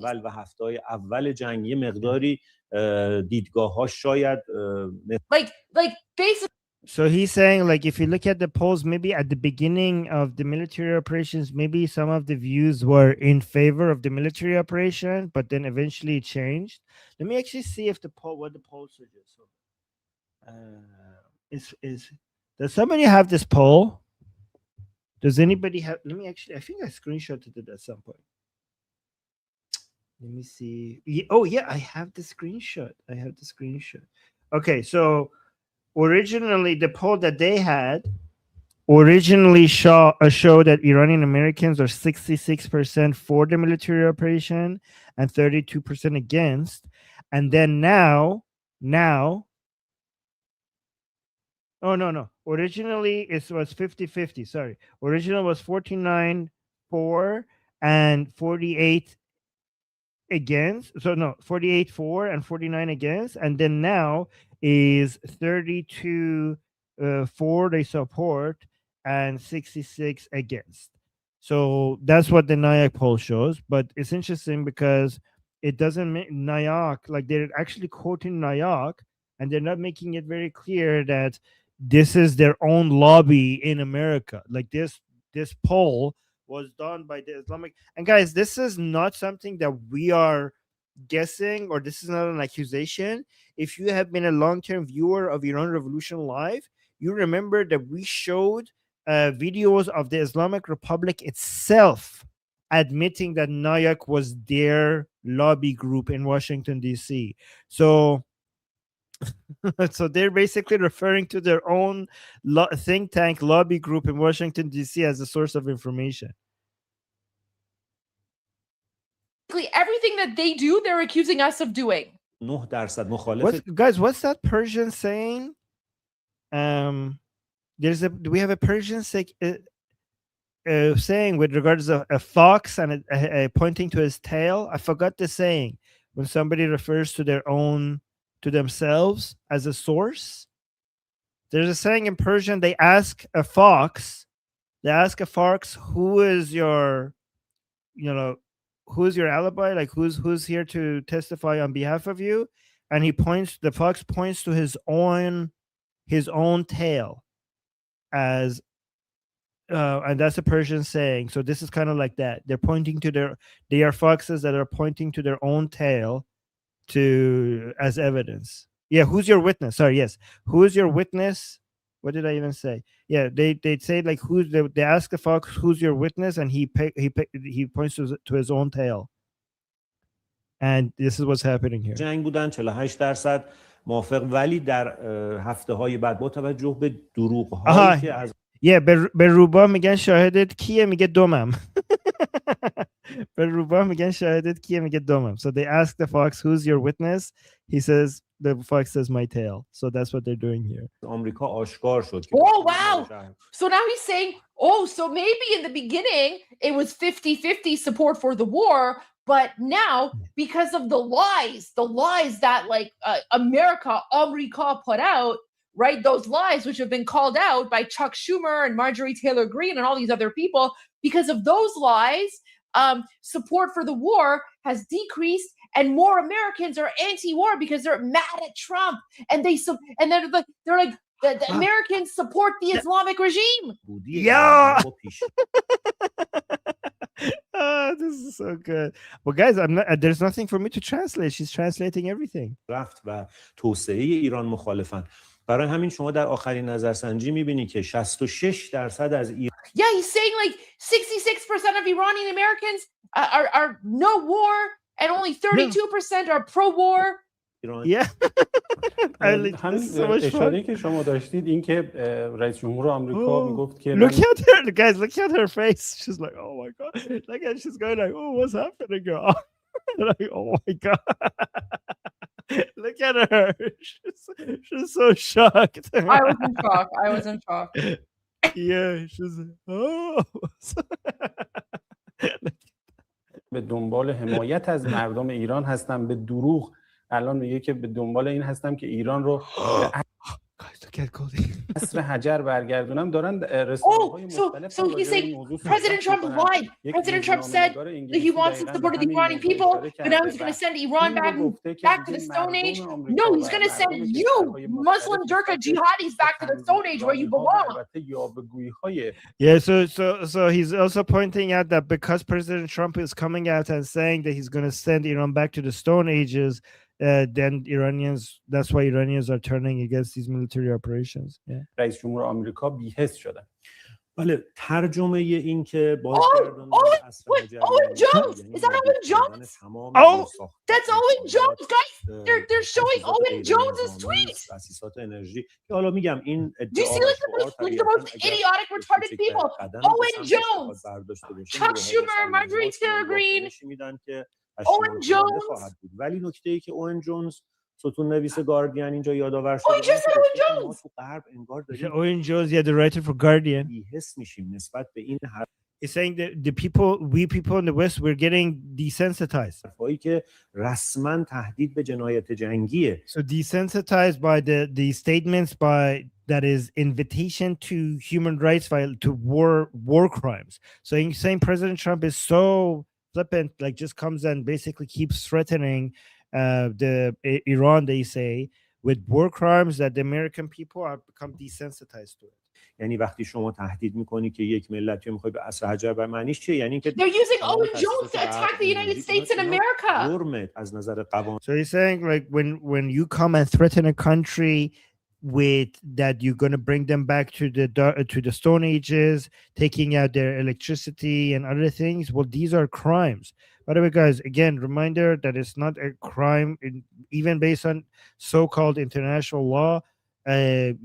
It's not a war crime if you take out infrastructure that is being used for military purposes. So جهانی و جنایات جنگی به هر حال. It's based on international law and the war crimes. That's what President Trump is inviting to is a war crime. و اینکه ما خودش میگه به عنوان روزنامه‌نگار غربی میگه اینکه and this person as an Western journalist they're admitting this. They're saying this themselves. ما بی‌حس شدیم بی‌تفاوت رئیس جمهور. They're admitting, these Western journalists are admitting that we have become desensitized. We don't care anymore. یک کشوری رسما داره میاد تهدید به جنایت جنگی میکنه. Like we're threatening a country with war crimes. و ما بی‌تفاوت شدیم این and we don't care. عادی کردن و نرمال کردن جنایت So this is basically the normalization of war crimes. جنگی که تو غزه شروع شد همین کارو. And this started in Gaza. She's saying this normalization of war crimes started in Gaza. So now you're basically saying Owen Jones is calling out President Trump because the United States has normalized genocide in Gaza, and now they're normalizing genocide in Iran.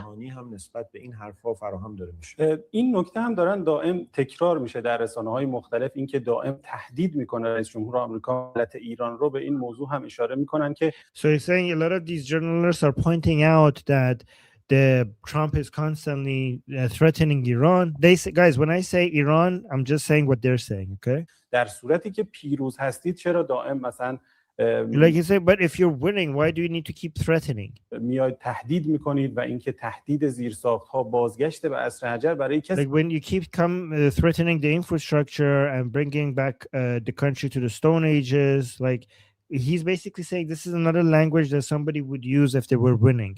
که پیروز هست اساساً. So guys, this basically means that they think they're winning.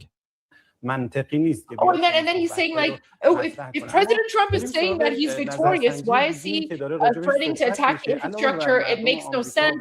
America is. I don't even need to translate. Goldie is doing the translation. Like, I should just wait and see if she translated it or not. Losing. The Islamic regime is winning, and they're relying on like Democrat like posts from like anti-Trump people to like push this argument to Iranians, right? So Iranians are seeing all these posts from like the woke left, right? The anti-Trump haters. Oh. Good guys, every time they show a new tweet, Goldie stops talking because she wants to see who's being quoted. See, like, look at it. She was talking and they put a new tweet on the screen and she's like, oh my God, let me see who they're quoting. Like the woke left, right? The anti-Trump haters. Who's that? Look at her. She's like, oh, who's that? Who's this one? Look at it. Greg Carlstrom. Oh, they're sharing posts from The Economist. The Economist is sharing posts from The Economist. The Economist this time. Greg Carlstrom from The Economist. انجام شده و در این 2 هفته اخیر look at her, she's shocked.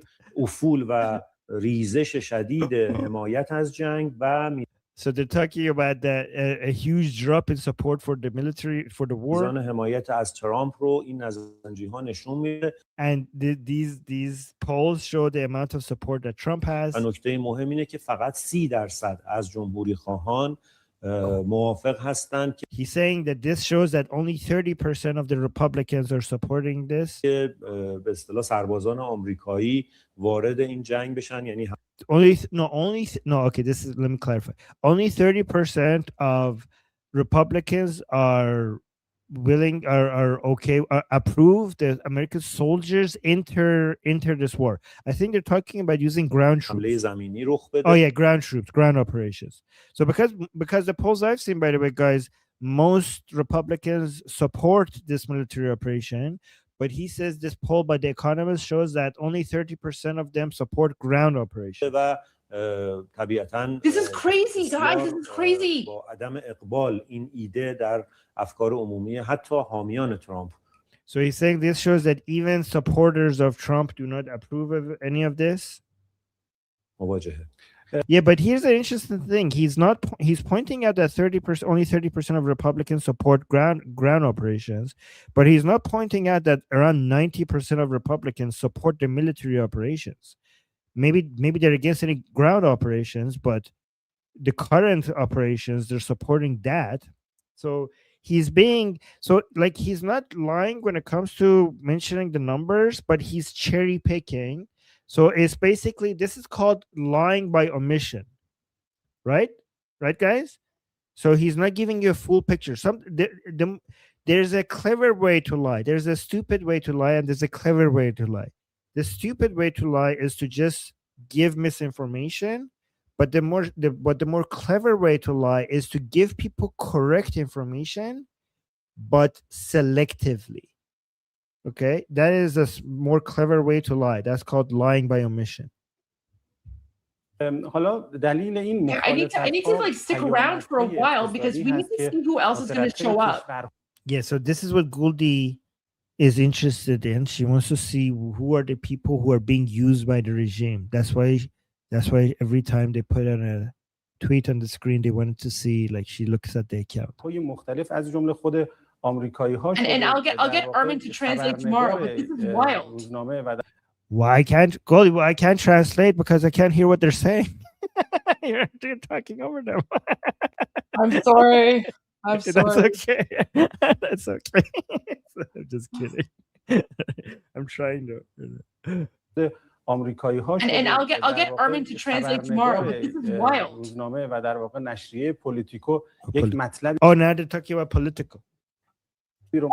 You just mentioned Politico. وزارت خزانه‌داری آمریکا در واقع احتمال افزایش قیمت نفت تا $200 رو رد نکرده، موضوعی که خیلی So they're saying that the government, the Trump administration, what is it? وزارت خزانه‌داری, which minister is that? Like, guys, خزانه‌داری is the finance ministry. Like, so they have a different name for it in English in United States.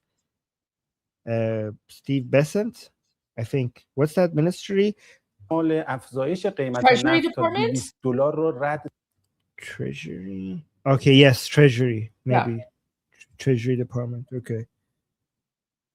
در واقع احتمال افزایش قیمت نفت تا $200 رو رد نکرد. So the Treasury Department of the US, according to Politico, have said that they haven't denied the idea that oil prices might reach $200. By the way, what is Brent right now? I haven't checked for a while. Let me see. Brent crude. Brent is 109 right now. 109. Okay. So they're saying it could hit 200. خیلی ها در رسانه‌های Dasha Burns, the jihadi. خب مهمه که دولت آمریکا و وزارت خزانه‌داری به طور مشخص که داشتن با چنگ و دندون تلاش می‌کردن در هفته‌های گذشته که قیمت نفت رو پایین نگه دارن. So, oh my God, چنگ و دندون, okay? دولت آمریکا و وزارت خزانه‌داری به طور مشخص. So he's saying that the U.S. government and their treasury, they have been trying to do everything, but chango dandun. Oh, sorry. That's okay. They have been using their teeth and their claws to try to keep oil prices down. So guys, chango dandun is a Persian saying. When you say that they were trying to use their teeth and their claws, means that they have been trying to use by all means necessary. All means necessary. So he's saying that they have been using everything at their disposal, everything they can to try to keep oil prices down, but they're failing to do that. با چنگ و دندون تلاش می‌کردن در هفته‌های گذشته که قیمت نفت رو پایین نگه دارن. So in the previous weeks they have been trying to use everything possible to keep the oil prices حتی down. تحریم روسیه رو برداشتن، They even removed the sanctions on Russia. ایران رو برداشتن که بتونه and they removed the sanctions on Iran as well حالا از نظر اونا نفت هایی که روی آب داره رو بفروشه so that they could sell the oil that they have on the waters like the oil that is already on tankers outside of Iran so that they could sell that و خیلی براشون این مسئله مهم بود الان he's saying this was very important to them ناچار شدن بپذیرند که تا مدت ها نفت بالای $100 باقی خواهد ماند. He's saying, but however, now they're forced to accept that the prices will continue to remain this high for above $100 for a long time. By the way, guys, what he's not, again, anything could happen in the future, but what he's not adding is that it's actually many economists were surprised that it didn't reach 120. Like many people's models suggested that oil prices would immediately hit 120 if such a military operation started. So this is the part that he's omitting. و حتی احتمال رسیدن قیمت نفت به $200 رو همکنون داره خزانه‌داری آمریکا بررسی میکنه. And he's saying they're even basically evaluating whether oil prices could even reach $200. یک روزنامه‌نگار انگلیسی هم مطلب جالبی رو منتشر کرده، اینکه اشاره کرده به اینکه قطعاً ایران بعد از جنگ قوی‌تر از ایران. So he's saying there's also a British newspaper that has analyzed that it's very certain that the Iran after this war is going to be a stronger Iran. قبل از جنگ خواهد بود. So a stronger Iran after war than an Iran before this war. و به این موضوع داره اشاره میکنه که By the way, guys, you know what? They're not wrong if there is no regime change. You know, they're not wrong about that. If we don't have any regime change, the Islamic Republic that you're dealing with after this military operation is going to be stronger than the Islamic Republic before this military operation. And this would all be for nothing. So this is why that's why regime change is a requirement here. ممکنه در مذاکرات احتمالی آینده ایران آمریکا را به طور کلی But Amir is pointing out that Amir is pointing out another way of looking at this. He's saying he's right. Iran will be much stronger with Reza Pahlavi. That's true. Yeah, that's also true. Yeah, guys. Either way, the either Islamic Republic will be stronger if we don't do regime change, or Iran will be stronger if we do regime change. But the problem is that if we don't do regime change, the Islamic Republic will become so much more confident and a lot more aware of its asymmetric military capabilities with the experience that it gathered from whatever happened, and a lot of the regime supporters will become stronger regime supporters with the idea that the Americans and Israelis, with all of their strength and all of their military power, they came to do regime change and they left without being able to. It gives them a boost of confidence if this doesn't turn into regime change, right? That's why the Islamic Republic after might even be stronger. And if they do that without even having a functioning supreme leader, then the IRGC will have full control over the Islamic Republic, which will make the Islamic Republic stronger than before. They don't have a supreme leader to share the power with. This is why it's very important for us to do regime change, or else we're going to be dealing with a monster bigger than the one that we went into to topple. Yeah, so people say I disagree, will fall regardless. Yeah, I'm not saying it won't fall, but I'm saying if it doesn't fall, like even if with that, so you're right. Even without the military operations, the Iranian people will continue to fight until the regime falls, right? But what I'm saying, in a scenario that we don't have regime change, this is going to be a much, stronger adversary after, other than the fact that the Iranian people would continue to fight against it to topple it. That's a good point.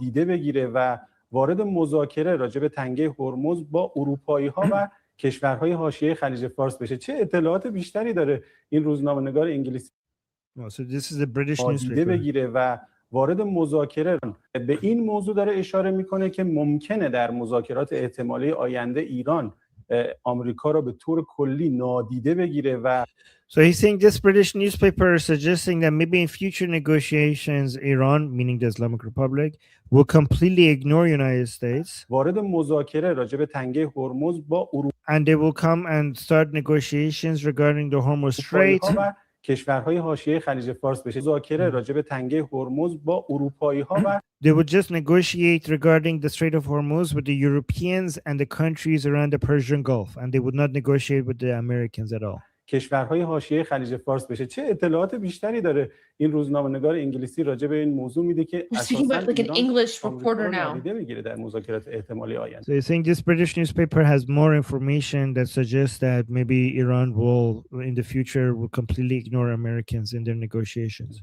بله، خبری که منتشر شده در روزهای گذشته اینه که So now she's like, look, Goldie wants to see who this next person is. نخست وزیر انگلستان یک Alex Wickham. So Alex Wickham is like some British در guy. روزهای آینده احتمالاً جمعه در انگلستان میخواد برگزار کنه راجع به خلاصه تنگه هرمز که چه بکنیم با این مسئله با توجه به اینکه So they're saying that these Westerners, I think in Europe, or I think he said in the UK, they're going to put, having meetings, they're having gatherings to talk to each other. تهران داره شدید بمبارون میشه الان. Oh my God! Really? Show.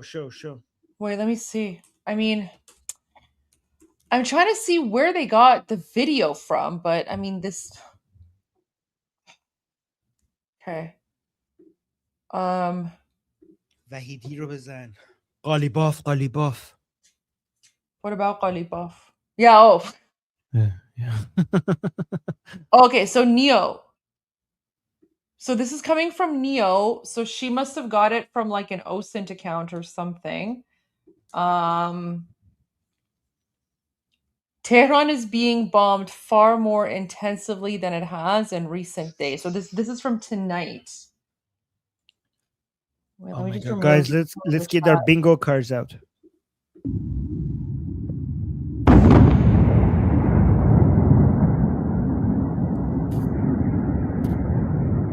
And like half of Tehran is without power.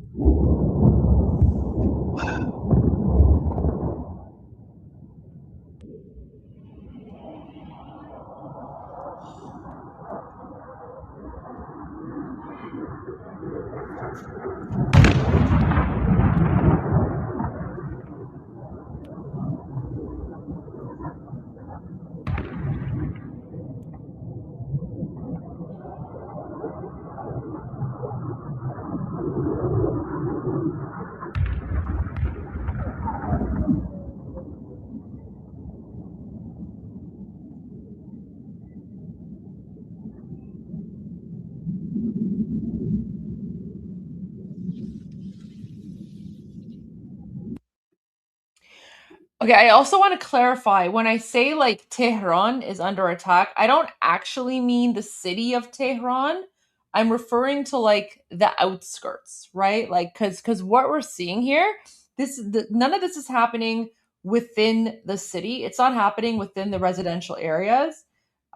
Still waiting for this video to be confirmed, but whatever's happening, it's like on the outskirts, right? Like it's in the hills, it's in the mountains. And it's civilians who are filming this and they're cheering it on, right? But this is wild.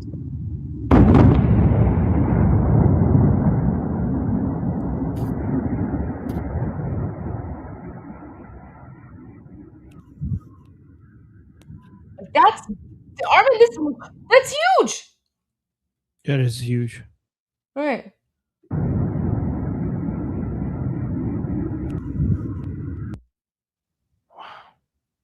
But guys, see, you can tell that it's not within the city limit, right? It's behind the mountains, right? So it's behind the mountains.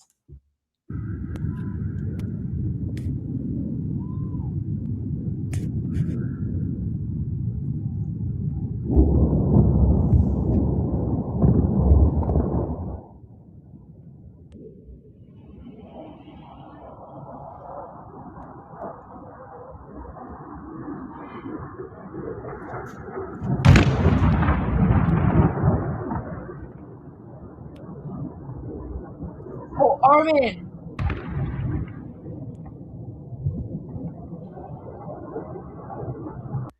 Armin, I found a close-up view of this from Vahid Online.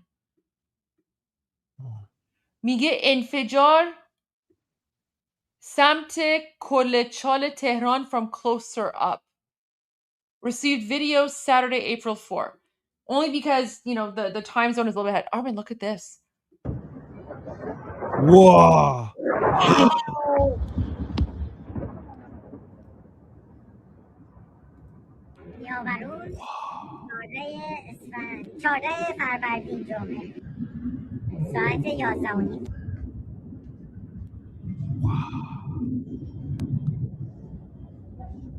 Look how calm she sounds. Look how calm she sounds in the video. Look, guys, look at this explosion. Oh my God. This is like... Goldie, we're more shocked than the person recording it. I know. The person recording it is so calm. The person's just like, Friday night, you know, 11:30 at night, you know. Outskirts me and Goldie are like, wow. And she's like, Friday night at this time. This person is so calm. Oh my gosh. Look at this. This is crazy. Is that Armin? آبی شد. آسمون آبی شد. Oh my God. It's صبح شد. You're right. Like it's yellow and then it goes blue white. It's like day. Wow. Wow. They're definitely, like, obviously this is the outskirts of Tehran. Like, it's not in the city. Oh, not only are Iranians used to this, if this doesn't happen, if they don't hear the boom booms, they get anxious because then they're like, oh, have America and Israel left us, right? So yeah, like Uncle Leds is right. Like, this will continue until freedom improves.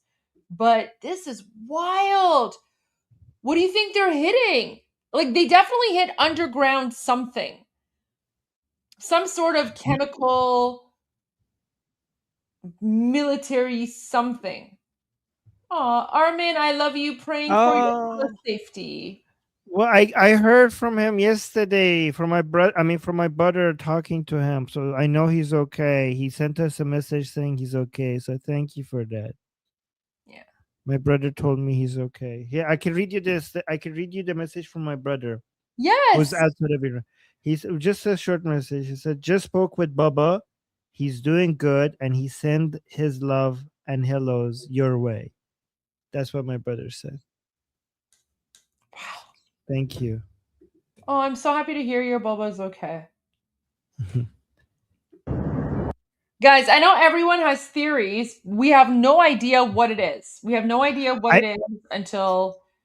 It might be some of the deeper bunkers that some regime officials have. It could be that. I mean, I'm just telling you my hopes. That's not my analysis. That's my hope. Yeah, you know what? I'm hoping this is like one of those deep underground, bunkers where like they have like the regime officials and a bunch of like random chemical weapons or, you know, whatever. Just like send them back to the Stone Age. This is, Goldie, we want this. We want this, guys. You know, Goldie, as you're like looking at you know what I'm doing in the background while you're showing that? I'm like, because I'm seeing this explosion, I'm just going through the list, just like looking at like, I'm just like, who's gonna die? I'm just looking at my wish list while I'm hearing the explosions. So what do you think it is? AJE? AJE, Ghalibov, Vahidi, and Radon are my favorites to die next. Well, not AJE is not that important. Just Vahidi, Ghalibov, and Radon. You know Those what? are my favorites. We need AJE alive so that we can drag him to court. بعد امامه کثیفش رو میخوام از سرش درش بیارم بکنم تو دهن گندش که رو امامش خفه بشه while he's in court. که بو گند امامش خفش بکنه. That's what I want to do with AJ. Like I want AJ dragged through the streets while everyone's throwing tomatoes and rotten eggs at him. That's what I want for AJ. Yeah, you're right. Keep him alive.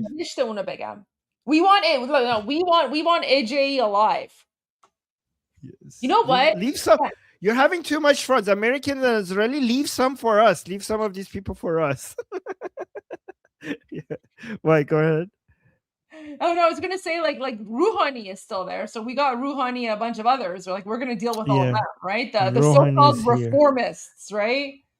Salavati, I want to keep Salavati alive, the judge. That's a good one to keep alive for us. Salavati اگه زنده بمونه میدونیم دوست دارم ریششو دونه دونه بکنم از قیافه نحسش. فقط میخوام بگیرم بکنم از قیافش خاک تو سرش. But he has ریشش کوتاهه. I know, that's why it's gonna hurt more. Oh, it's gonna hurt more, yeah. But yeah, so Ghalibaf over here, that's on my card, bingo card. And then Vahidi over here. I hope he's being taken out right now. And Radon over here. These are the my top three list. Yeah, we haven't heard from Radon recently, have we? Probably in his bunker. Yeah. So we're all wondering what's going boom boom, but Armin, this is crazy. Yeah. You know what? I'm glad. Guys, we've said from the beginning, you cannot negotiate with the Islamic regime. They're a bunch of Muslim Nazi terrorists. No, you cannot negotiate with them. The only thing you can do is exterminate them and send them back to hell or the Stone Ages or wherever. Just boom boom them. That's all you can do with these third world inbred savages, right? So I don't know, maybe the United States finally got the message. I don't know. Wow. Oh my gosh, it's so beautiful. Wait, Armin. I need to watch this in slow motion. Okay. Put some meditation music. I mean, sure. Here. Okay, let me do the playback speed at 0.25, and then I will add some Persian music. Here we go. Oh, there we go.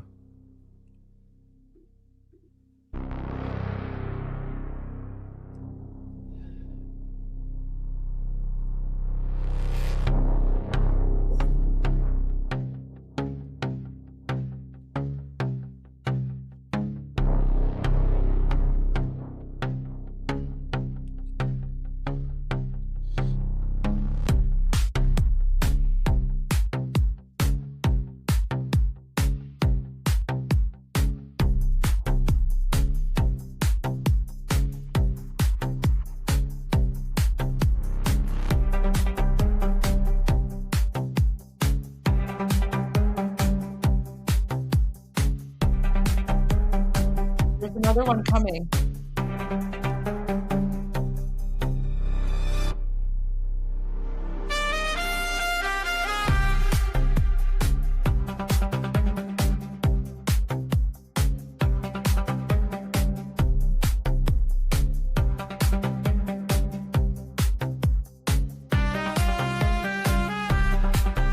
I think that's it. Okay, so the explosions were at the beginning.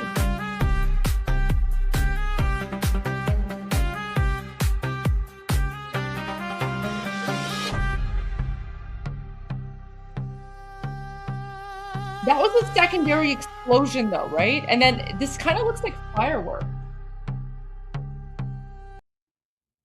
There we go. So that was a slow-mo version. And then here's a sped up version. Wait, let me.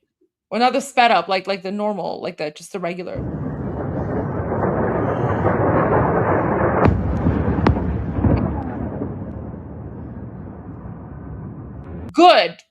Good job, America. Good job, Israel. Destroy them. I'm happy this is happening.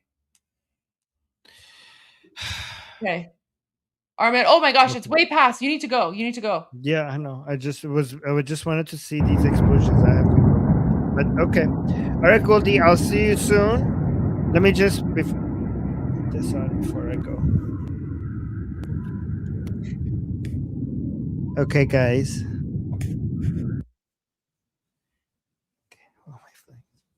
All right, guys. I'm Israel Chai. Long live America. Javid Shah, Payande Iran. See you guys tomorrow. Bye, See you guys. tomorrow, Armin. Thank you for everything. Okay. Wow. Guys. What in the boom boom Allahu Akbar jihad is going on? The Islamic regime is not in a good place right now. What did Vahid Online say here? Wow. See, guys, I told you, this isn't in the city of Tehran itself. It's in the mountainside, right? Explosions on the Golab Dare mountainside in northern Tehran. Wow.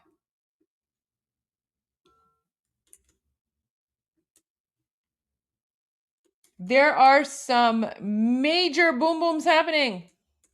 I mean, I'm happy. I don't know about you guys, but I'm happy.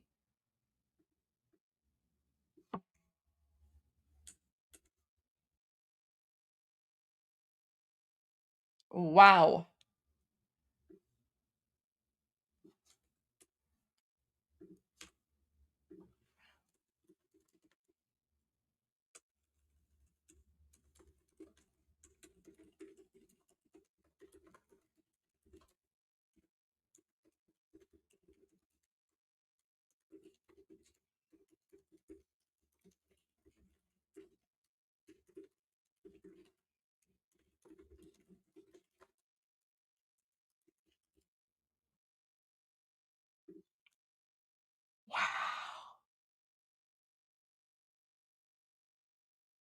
Look at this. Look at this.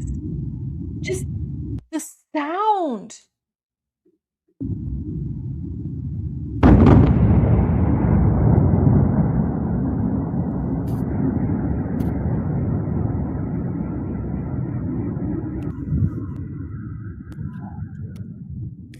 Wait, look at this.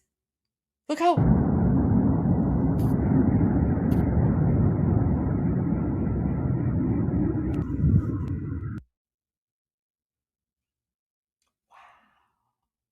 And guys, so you can tell that this is not a civilian area because the houses stop here, right? Like no one has houses on the other side of the mountain because the other side of the mountain is used for military purposes only. So civilians are not even allowed in those areas. Whoa, there's another one. Look at that.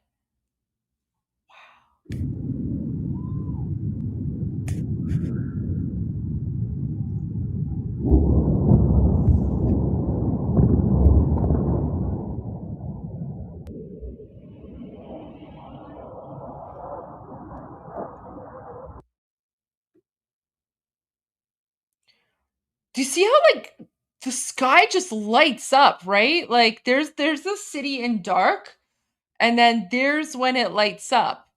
And then you can clearly tell like the city itself is fine, right? I'll go to Babak in a moment. Thank you, Persian dude.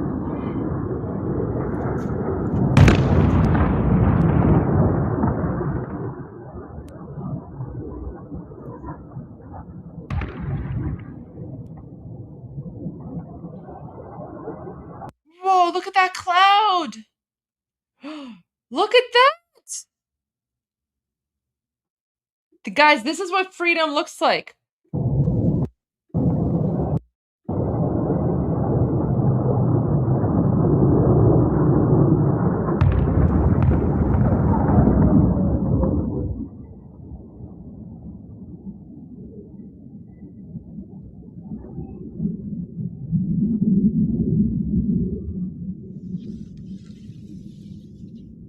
And I love how the person filming it is so calm. Like the person filming this, they're not screaming.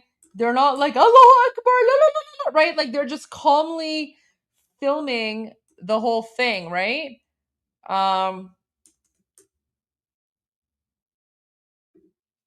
They're just calmly filming the whole thing.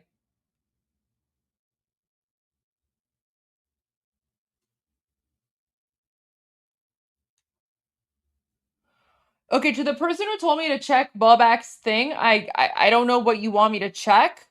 What you're saying about the exhaust nozzle of the downed aircraft, he's made wrong calls before, so let's just wait and see what CENTCOM says, and then I'll share that. So at this point, I'm only interested in sharing like confirmed footage from inside of occupied Iran.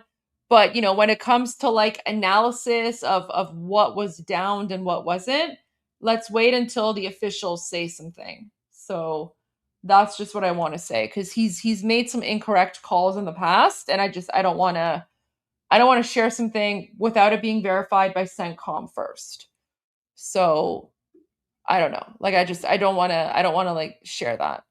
But the boom boom footage, that we know is true.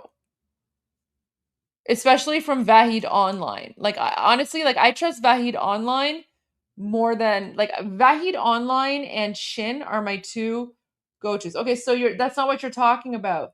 You're talking about the boom boom. Which boom boom?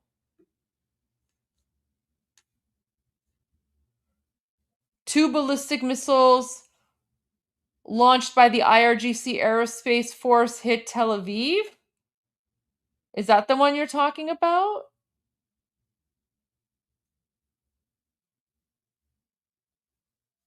Or the bridge? Yeah, you have to be more clear. Like you can't, guys. This is actually really annoying. I'm gonna be perfectly honest with you guys. It's very annoying when you're like, oh, check this out, and then you don't check me. You don't tell me what to check out, and then you're like, oh, check out the boom boom, and I'm like, which one, guys? If you want me to check something out, please be very clear and very concise, because it's kind of annoying, and then it like makes me lose focus and it makes me lose track. So just like be a little bit clear, please. I'm just asking you, because there's so many messages, and I appreciate that, but it's just like it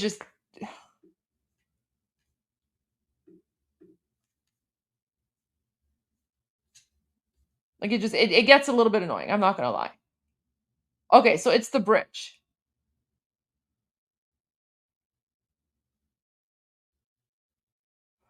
Yeah, like okay, so I'm not gonna show that post by Bobak, because this is where him and we disagree on politics, because Bobak, being like a traitor, is claiming that what the United States is doing is a war crime, which is absolute garbage and absolute nonsense, because it's not a war crime to destroy a bridge that's being used for military purposes and wasn't open to civilian infrastructure. So you're actually pissing me off when you're telling me to share a post where Bobak is falsely accusing the United States of a war crime. So just, I don't appreciate you. I'm just gonna ban you. Like خیال کردی میخوای کیو گول بزنی؟ فکر کردی چون که من مثلا چی میدونم زنم، مثلا نمیدونم قانون بین المللی چیه، من بدبخت نفهم من وکیل بین المللی بودم. I know exactly what a war crime is.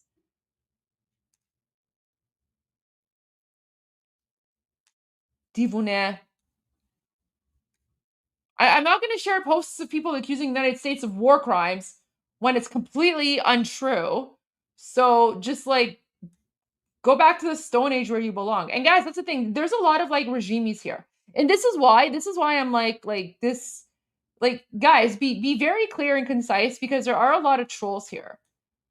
And I just banned him. And it's not a war crime, right? So these people are trying to trick me. And guys, this is why I don't like Bobak. I just don't like him. I don't like him because he's an idiot. Sure, he might be good when it comes to OSINT, but when he adds his editorial comments, he's an idiot. And now he's accusing the United States, like, and then you want me to share that on my channel? Khajalat bekesh. This isn't a jihad durka channel.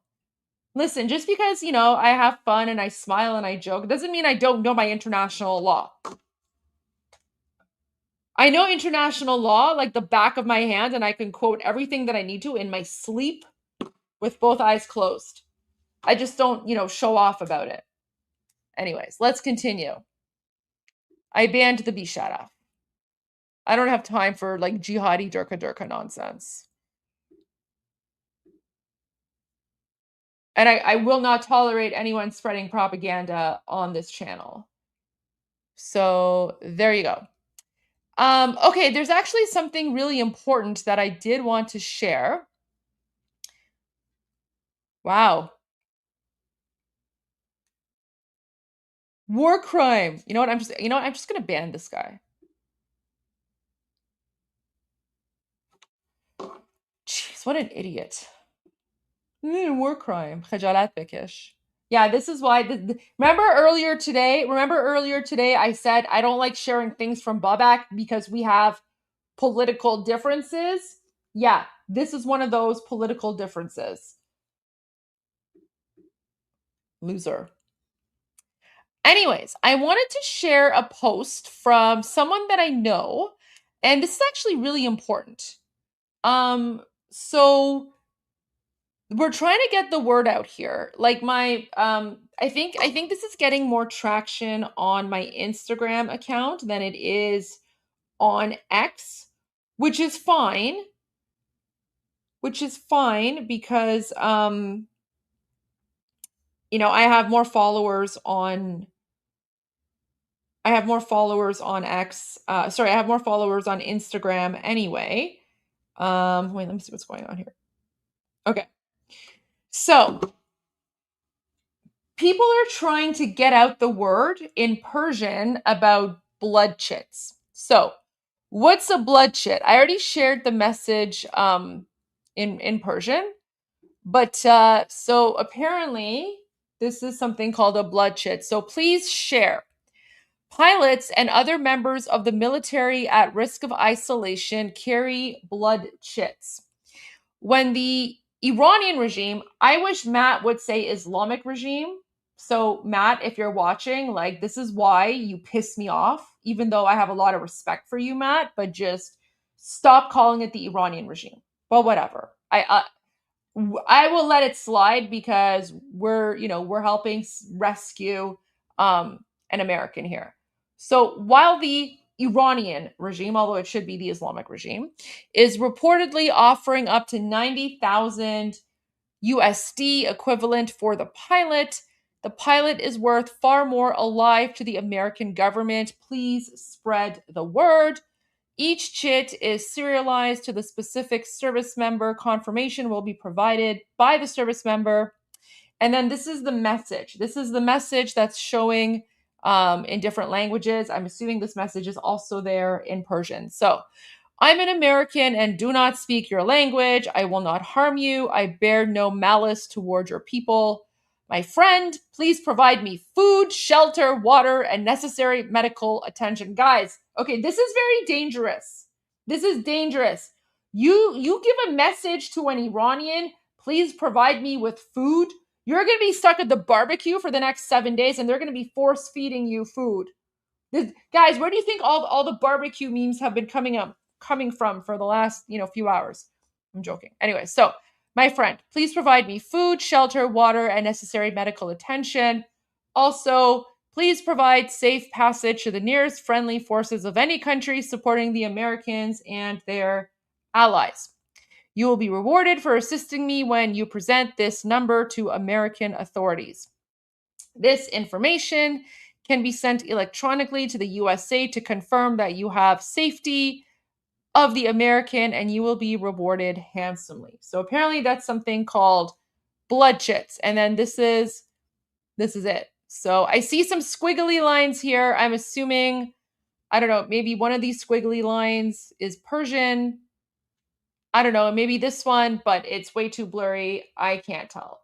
So But guys, this is very dangerous. This is dangerous. You give a piece of paper to Iranians and you're like, please give me food. Like Perktube is right. They will have to roll the pilot to the rescuers because they will be like, oh, you need food. Let's give you food, because then like the Iranians will just like the hospitality will like trigger from like here to like even here, right? So yeah, there you go. So they'll just the poor pilot. Oh, we're worse. We are worse than Italians. We're like, I know Italians are like very hospitable. Guys, we're even worse than Italians. And I've been to Italy. I have Italian friends. Believe me, I know. Like they make you eat. Like the Iranians, they will make you eat, and then when you're full, they will make you eat even more. And by the way, you go to an Iranian house, it's just like an Italian. It's just like an Italian house. There's food everywhere. So first of all, you go to the house, there's food everywhere. Okay, like little snacks and like bowls wherever you go. There's like snacks of bowls of snacks. Sorry, and then when you sit down, you're offered tea and like snacks, right? And you have to take it. You have to take it because it's rude. It's rude not to take it. So you have like your tea and then you have your snacks. But the snacks, right? And it's not even appetizers, it's snacks. So the snacks, it's like treats, and it's nuts, and it's like dates, and it's fruit, and it's like cookies. Yeah, snacks of bowls of snacks. That's what I mean. So those are the snacks, right? And then you go to eat, and it's like, and then you have like the appetizers. So you have a whole bunch of appetizers, and then you have the main course, and then you have dessert. And then after that, you have to have tea and more snacks. And you can't say no because it's rude. And so you have to have like 3 or 4 plates of food. Yeah, so this poor pilot, he's going to be like, give me food. Give me food. Remember, guys, I showed you all the memes. And now, again, like, we are very concerned, and we're praying for the safety of the pilot. We are praying for the safety of the pilot, but again, like Iranian humor, right? Like, this is how, all I can say is like the reason that like Iranian humor is so dark is because we've been, this is how we deal with trauma. It's through humor, right? So, that's why it's like, look at this. So Iranians are sharing this image, and they're like, oh, this is probably how the American pilot is being treated right now by the Lor Bakhtiari people in Khuzestan, right? So they're all dancing, playing the drums, and there's like a barbecue going on. Yeah. And then here's another one where apparently he's like sitting at a table at a sofre. Yeah. This is what's trending on Iranian memes right now. Yeah. Here's another one. So the Lors, the American fighter pilot, is apparently having a barbecue with the Lors. Again, we don't know the status of the American fighter pilot. We're praying for his safety. We're hoping he's alive. We're hoping he's uninjured. We're hoping that he hasn't fallen into enemy hands. But Iranians, given how much we hate the Islamic regime, and how much we love Americans, Iranians are making these kinds of memes to show how much they love Americans, right? So this is what's trending. Apparently, the American fighter pilot is just barbecuing with the Lors. And again, I'm a Lor Bakhtiari, right? Here's another one. Apparently, it's like a big like kebab barbecue line, right? And then there's more. There's more. Let me see what other memes I can find for you guys. Yeah, well, guys, I'm telling you, it's Iranian humor. Iranian humor is dark. Here's another one. Apparently, the Iranian fighter pilot is dancing with the Lors. And guys, know that that's not a kafia. That's not a Palestinian kafia. I just want to make that very, very clear. This is not a Palestinian kafia. This is a traditional scarf with a traditional pattern from the Kurds and the Lors in Iran. The Palestinian kafia is different. By the way, the Palestinian kafia was actually culturally appropriated by the Kurds and the Lurs. So just like everything else about Palestine that's fake, their jihadi Allahu Akbar kafia is also fake because the original pattern and design belongs to the Lurs and the Kurds, and then Yasser Arafat culturally appropriated it and changed the design a little bit and then made it into like a terrorist scarf. So yeah, but these are not Palestinians. These are Lurs and Kurds. And apparently the fighter pilot is like doing a line dance with them. And then here's another one. So apparently now if it's a female fighter pilot, she's also doing a line dance. And then here's another one.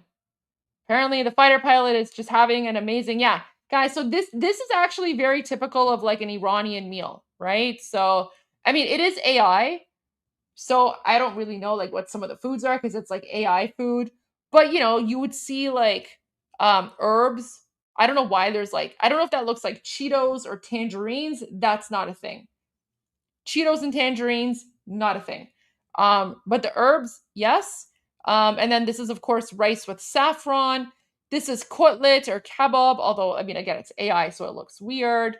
Some sort of stew and like meatballs. And then that's like herbs with like onions and turnips. That's flatbread. These are supposed to be stews. So, yeah, apparently the fighter pilot. No, it's not carrot. It's not carrot. I mean, they could be meatballs. They could be meatballs, but guys, honestly, it's like because this is AI. Like I don't know what this is because it's like an AI food. Like if it was like a legitimate photo, I could tell you what it is. But anyways, there you go. So under this one, there's a lot of memes. Here's another one, right? So Iranian social media timelines right now, it's all just the American fighter pilot cooking meat at a barbecue because we're just excited he's here. We want to like show him our hospitality. Oh yeah, apparently these are the Lurs and they're chasing the fighter pilot with food and they're like, you must eat, you're here, you must eat. And then here he is dancing, barbecue, dancing, barbecue. Oh, here's another one. So apparently, not only is he, having barbecue, kebab, chicken kebab, he's also enjoying tea. Remember I said there's a lot of tea. There's a lot of tea drinking. We Iranians, we love our tea. So again, we're praying for his safety. We have, no idea where he is. But these are the kinds of memes that Iranians are making as a way to show their appreciation for the American and all Americans, right? So no Durka, Allahu Akbar, jihad here. It's just, pure hospitality. So we're praying for him, praying for his safety. But yes, Iranian humor is next level. Oh, here he is. Apparently, he's going to visit the shrine of Imam Riza before he goes. Iranian thoughts on coffee? I love coffee. Coffee is not native to Iran, but we have a lot of coffee drinkers. Like I love coffee. Do we drink iced? Wait, what? Wait, what is this? Do they ever drink iced tea? Wait, what's iced tea?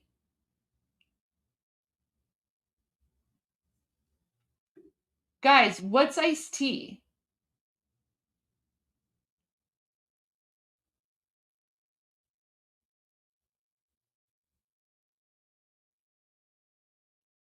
What?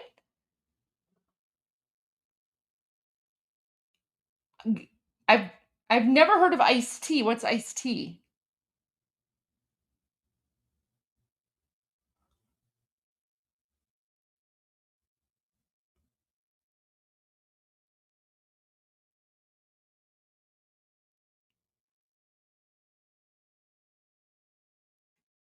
What? Wait, I don't.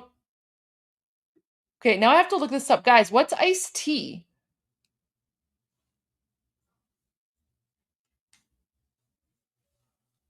Is that a thing? Like, listen, I love tea. Like, listen, I'm Iranian. I drink tea all the time, but I've never heard of iced tea. What's iced tea?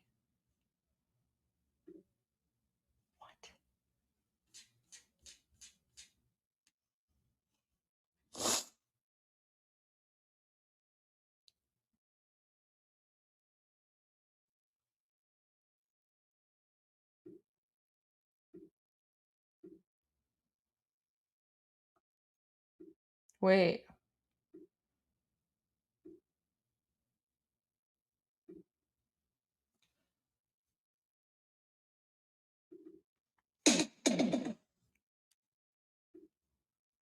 Wait, what? It's a southern thing? Okay, wait. Let me see if I can find a video that explains what iced tea is.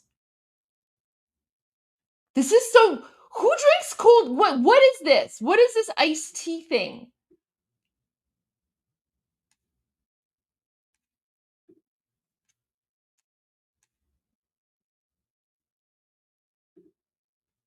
Tea with ice in it? What? What is iced tea? Okay, you know what? Let's wait, guys. I found a video.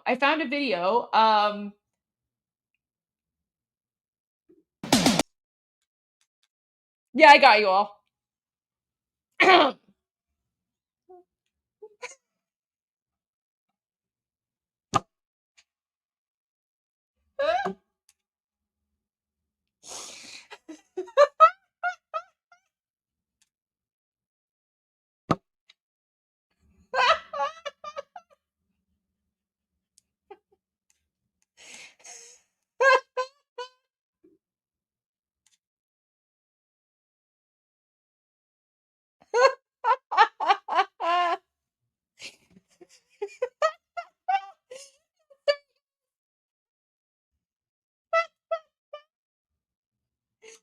Play the whole thing? That's only like the short clip that I have. I don't know if I have the whole clip. Sure, you know what? Just for you guys, I will play the whole Rick Roll clip.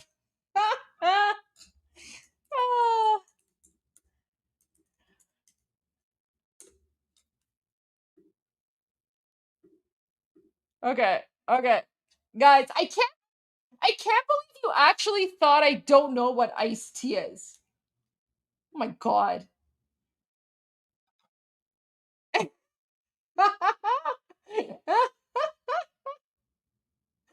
All right. Okay. Let's see how much of the song we can get through. But yeah. Guys, I got you guys good.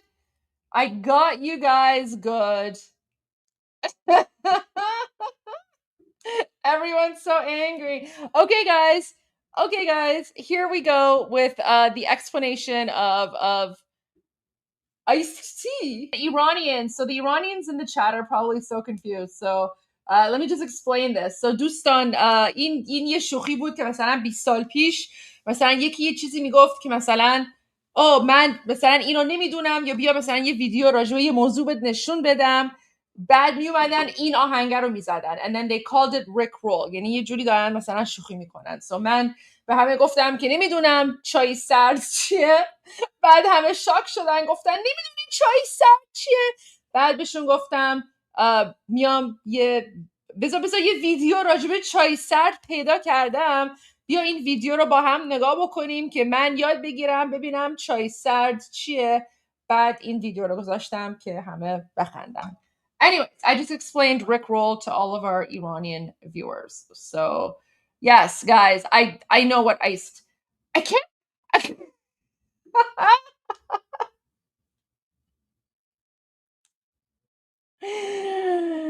Oh my gosh, I cannot believe that you guys actually thought that I don't know what iced tea is. Oh man. I know what iced tea is. I know what sweet tea is. All right, guys. All right. Yeah. Oh my gosh. You know what's really funny? All the people that are catching up now in the chat. Yes, I am from Canada. Yes, I'm from Canada. So what? What, you think we don't have iced tea in Canada? You think we don't have Arizona iced tea or Arizona sweet tea in Canada? Yeah, people have iced tea in Iran.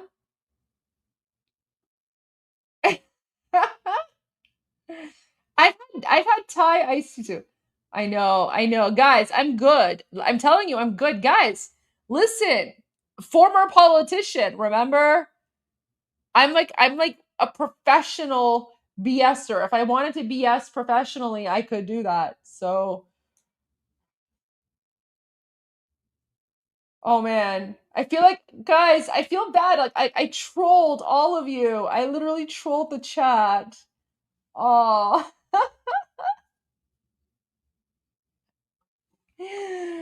Oh man. Oh, some people are saying they weren't fooled. Nah, you were fooled. Arizona's poison. Okay, well, whatever iced tea. Whatever iced tea. I'm not gonna get into the iced tea wars. I'm not gonna get into iced tea wars. But anyways, here's another meme. Apparently, the American fighter pilot is looking for spare parts at the flea market. Although I don't know why the guy looks that way, but that's fine.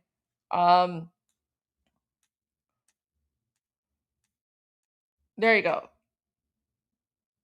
Oh, and then there's just some loser that's just posting like Vietnamese stuff. Oh, of course, the meetup thing, whatever. Like, this is fake. No, so see, now it's like the jihadis are showing like AI memes to like attack the pilot, which is what they do. But these are like the main ones here. Okay. I'm just kind of keeping things going because Sean Hannity, I know Ice-T is a rapper. I know who Ice-T is. I know who Ice-T is.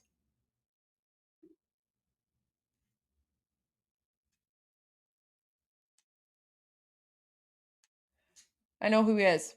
But I want to keep an eye on Fox News because Sean Hannity is going to go live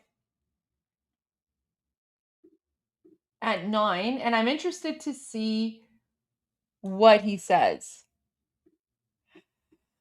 Wait, was it Ice-T?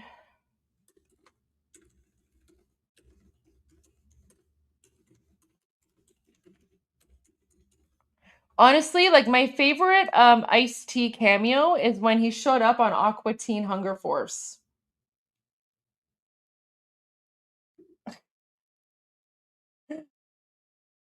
Is that where he showed up? Was it Aqua Teen Hunger Force? Oh, no. It was Rick and Morty. Ice-T showed up on Rick and Morty. Wait, someone's like, Goldie is always right, then she trolls. Yeah, exactly. Yeah, I think Ice-T's best cameo was on Rick and Morty.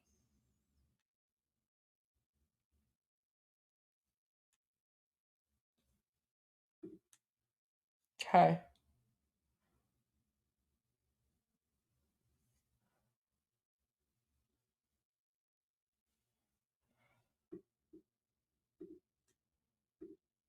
With anti-aircraft. Okay, so there's, again, lots of news, lots of analysis.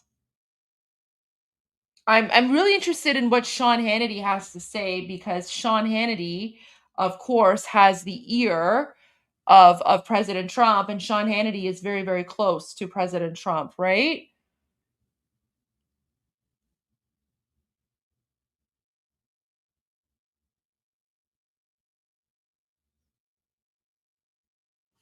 Oh yeah, you guys all got yacked.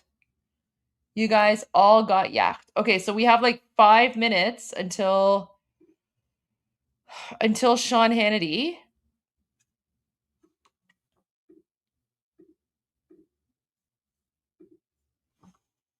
Let's see. It has been a long day. No, there's no sound. There's no sound. I muted it. It's on mute right now because it's a commercial.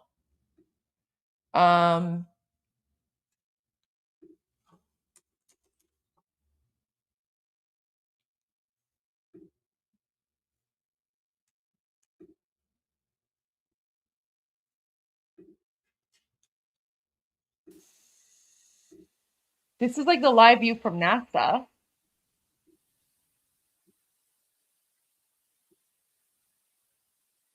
So that's the Earth, I believe.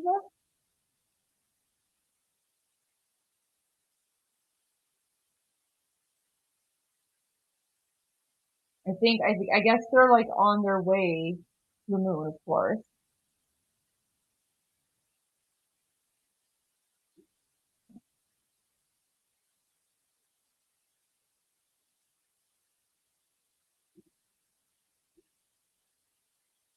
That's it. There's not much else.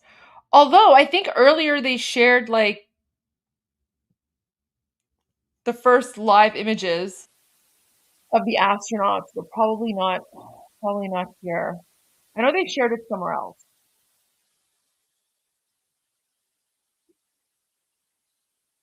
Right.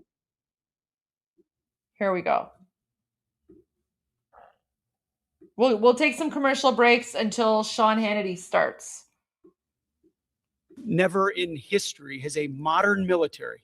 Iran had a modern military, a modern navy, a modern air force, modern air defenses, leadership, massive bunker. Never has a modern military been so rapidly and historically obliterated, defeated from day one with overwhelming firepower. The air campaign that we've conducted, that Israel's conducted alongside us, was one for the history books, truly.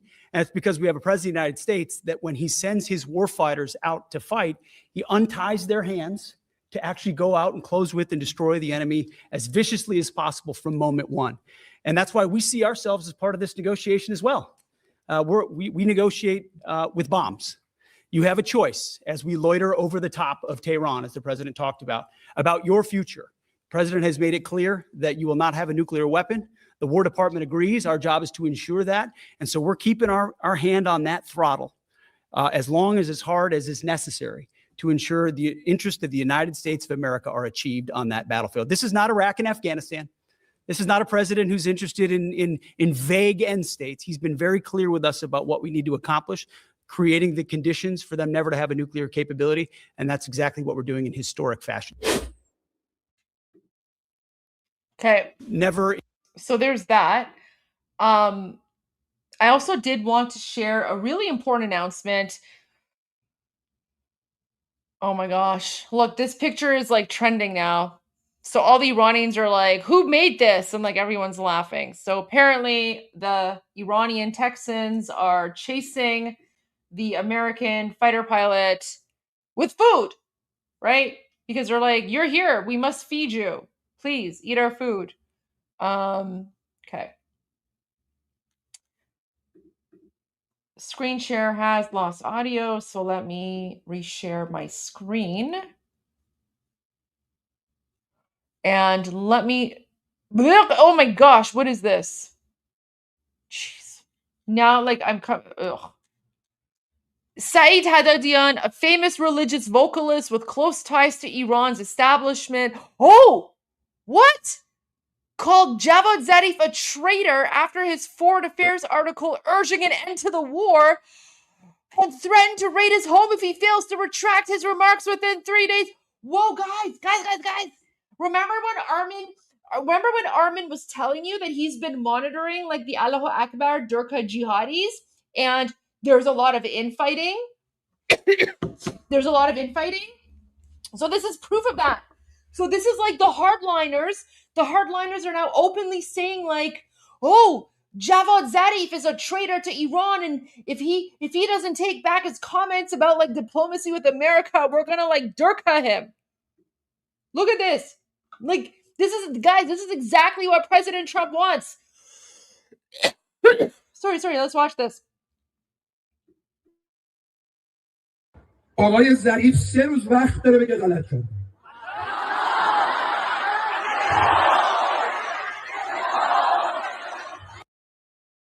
Oh my god. So he's like, Zarif has 3 days to say that I made a mistake, but he doesn't say it politely. He says galat kardam. So galat kardam is like a very rude and crude way of being like, I made a mistake. So galat kardam, the English like equivalent translation would be like, I effed up. So the guy is saying Zarif has 3 days 3 days to say that I effed up. And then the crowd is like, Allahu Akbar, Allahu Akbar, Allahu Akbar. Look at this. Oh my gosh. This is like pure Durka. آقای ظریف 3 روز وقت داره بگه غلط کرده.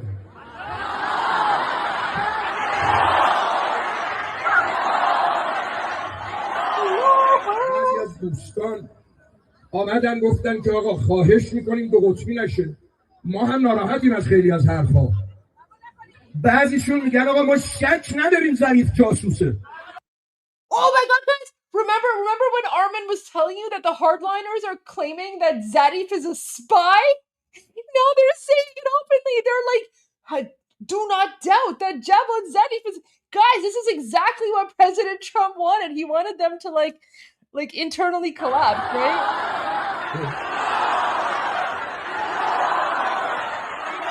آقایان امنیتی دیگه منتظرید آقای ظریف این بالا بنویسه من خود فروخته آمریکام این که Okay. We'll have to watch this in the commercial break because Fox News is starting. And I want to go to this. Joining us now with the very latest, our very own Jennifer Griffin.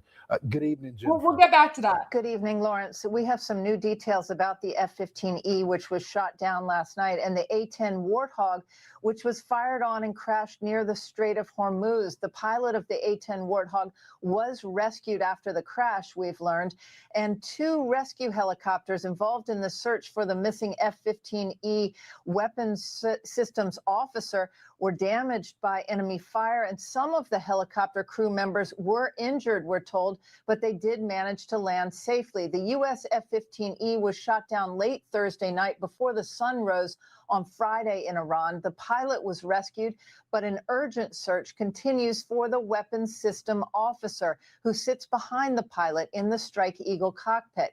He has not been found. U.S. officials tell me there was enemy fire during the rescue of the F-15E pilot. Video from Iran appears to show one of the American rescue helicopters being hit by enemy fire, black smoke coming off of its tail. This photo shows the ejection seat and parachute of one of the Strike Eagle crew members, likely the pilot who ejected after being shot down. Both crew members would have been given extensive SEER survival and evasion training. Markings on the wreckage from the tail shown here would indicate this was an aircraft assigned to the 494th Fighter Squadron stationed in Lakenheath in England, based on its red band.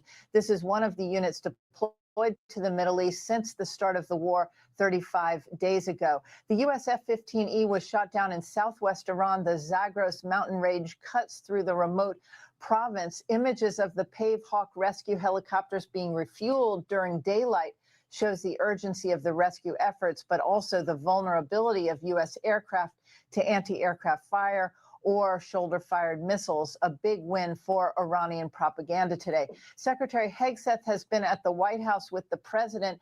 Yesterday, Hegseth surprised the Pentagon and White House by firing the Army Chief General Randy George, a respected close ally of Army Secretary Dan Driscoll. Multiple sources tell us the removal has to do with Secretary Hegseth's rivalry with Driscoll, who is a close ally of Vice President J.D. Vance and was considered on a short list to replace Hegseth at one point, Lawrence. Thank you so much, Jennifer. If you get any breaking news, please alert us. Thank you so much. So tonight, there are reports of heavy airstrikes in the capital of Iran, while similar bombing runs from both Israel and the United States in the southwestern part of the country have stopped amid the search for the downed airmen. At this hour, the sun has not yet risen over Iran, which gives the United States a tremendous tactical advantage. Joining us now with a full report from the Middle East, Mike Tobin. Mike, what do you know? Well, the latest development, of course, are that the A-10 Warthog that went down after coming under enemy fire. As you just heard from Jennifer Griffin, that pilot of that A-10 has been recovered. Also, with the F-15E Strike Eagle that went down, there were 2 crew members on board. It is the pilot who has been rescued, and what is the individual who's missing now is the weapons systems officer. Meantime, an Iranian news anchor took to the airways and state-controlled television and essentially put out a bounty on that U.S. serviceman, telling people in the audience to find him and turn him over to local police for a reward. Residents of Koji Luye in Boyer Ahmed province, dear and honorable people, if you capture the enemy pilot or pilots alive and hand them over to the police, you will receive a precious prize. During the rescue operation that recovered the pilot of that F-15E, U.S. forces came under enemy fire. 2 U.S. helicopters were hit. Crew members were injured, but the helicopters were able to return to safety. Meantime, the Israeli Defense Forces tell us while the search and rescue is taking place, no new airstrikes will go into that area for the simple reason that they don't want to cause an accident or a friendly fire incident. And while the U.S. forces are searching for this missing weapons systems officer, the Israelis are sharing intel with them as they've done throughout the war. Lawrence? All right, Mike, thank you so much. Joining us now for insight into the search and rescue operation behind enemy lines are former Top Gun pilot Matthew Wiz Buckley and former Black Hawk helicopter pilot Darren Gobb. Gentlemen, thanks so much. Thank you for your service to the country. Wiz, I want to go to you first, and I don't want to tip off the enemy, give them any of the situational awareness that may be happening on the ground. But we know the technology and the simulations that you guys train with are so good these days. How do you train for an event like this? Well, Lawrence, we go through what's called SEER training: survival, evasion, resistance, and escape. And then when you get into theater, the intel folks give us a more thorough, in-depth brief on what we're going to do in case of search and rescue. But Lawrence, looking at these videos and seeing the HC-130 and the Pave Hawks flying at low altitude on this Easter weekend, the combat search and rescue folks, their motto is so that others may live. They've been waiting for this. The combat search and rescue folks, this is all they do. They eat, breathe, and sleep search and rescue. So for the past 30 days, they might have been playing cards in the alert shack. But as soon as that horn sounded that we had a lost aircraft, a very precise machine kicked into process, and we're going to bring this young man or woman home, I guarantee you. Darren, explain to our audience, because, you know, we don't believe at Fox, we don't believe the propaganda that's going out there. And the Iranians are celebrating this moment. They consider this a victory, but it really isn't. And we know, one of my sources told me very clearly that they have been instructed to send everyone to get our soldier back home. Yeah, I would say that ultimately the messaging that comes out of Iran is dedicated more towards their internal population than anybody on the outside. And so they're trying to motivate their own folks to get down into this region in an attempt to try to capture and make a POW out of our weapon systems officer and use it as a propaganda victory. Now, the question is, will the Iranian people do that, especially in an area that is so lightly populated? And the second question would be, are these people who may go there, are they actually on the side of the IRGC and the Iranian dictatorship, or will they actually be an asset that might help recover the person as well? That remains to be seen. But ultimately, I'll let you know. Iran is talking to their own folks because they know that we're going to continue with this mission no matter what we do, because this is the mission that matters until it is completed. You know, Wiz, I think... Hey, Lawrence. Yeah, go ahead, brother. Well, yeah, real quick. I just want to piggyback on something. 13,000 combat sorties flown in 30 days. Mm-hmm. If this A-10 and this Strike Eagle are the only combat losses, that's a 99.98 survival rate. So Iran trying to claim victory at this, it's like, you know, other than that, Mrs. Lincoln, how was the play?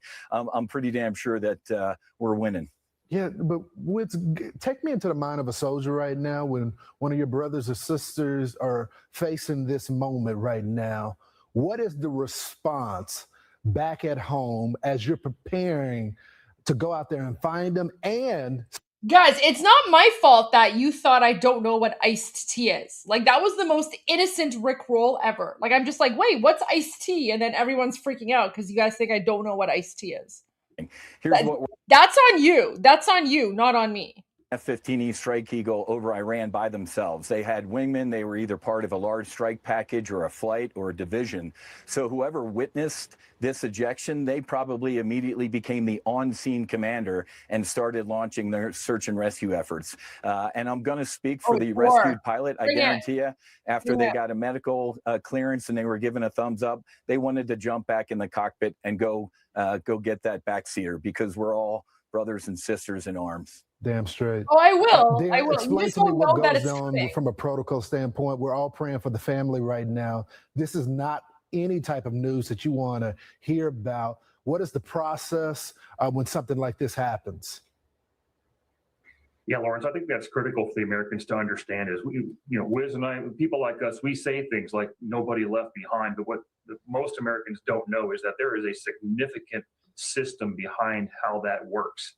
There, everything from space down to ground assets, individual soldiers and Marines, whoever that may be, up to satellite assets, all of it is in play, and this is the primary focus of what is happening. There is a planning effort that puts this in place that covers the entire theater.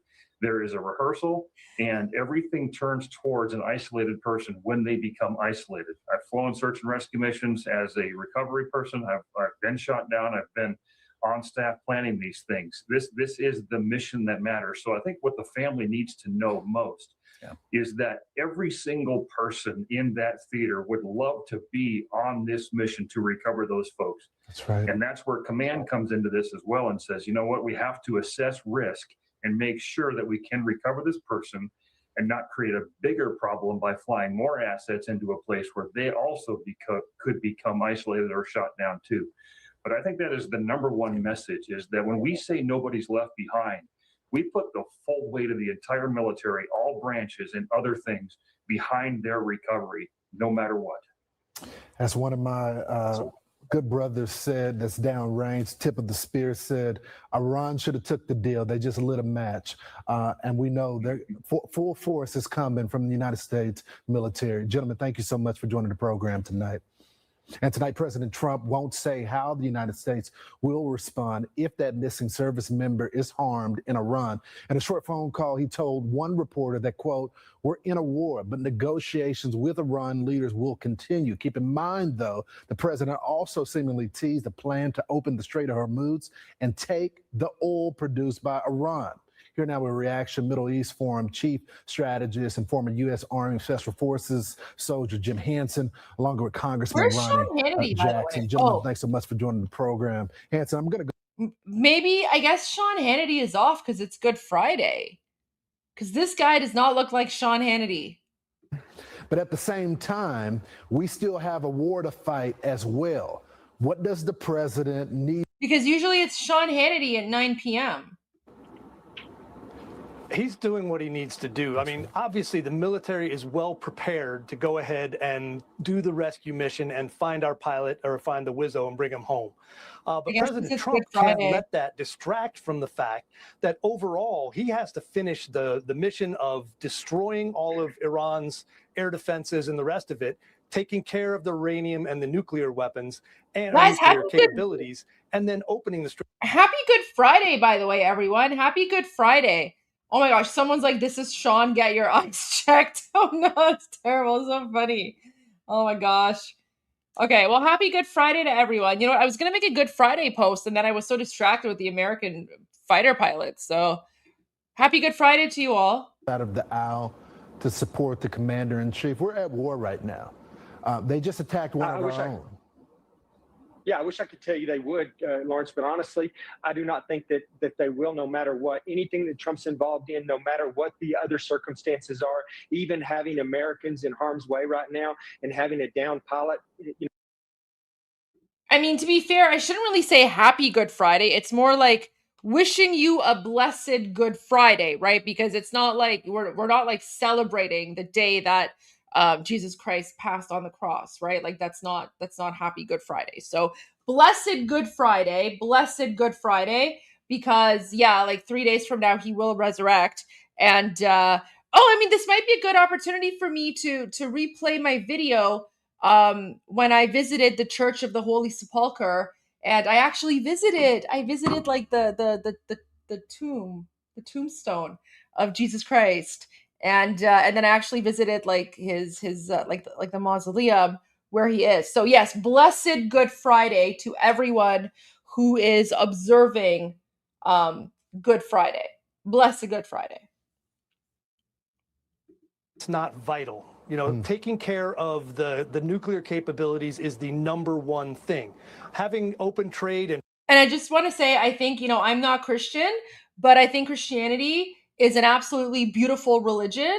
And I can understand why Christianity is one of the two fastest growing religions in occupied Iran. Zoroastrianism is the second fastest growing, but Christianity is the number one fastest growing religion in occupied Iran, because Christianity is it's just, I don't even know how to describe it, but when you've been living in an Islamic occupation dictatorship for 47 years, people who convert to Iranians who convert from Islam to Christianity, they tell me, this is their own words, not mine. So don't accuse me of Islamophobia, although it doesn't matter because I've already been accused of Islamophobia for whatever. But this is what Iranians tell me. They tell me that the experience of converting from Islam to Christianity, it's almost like they're stepping from the dark into the light, because this is their experience. Islam is all about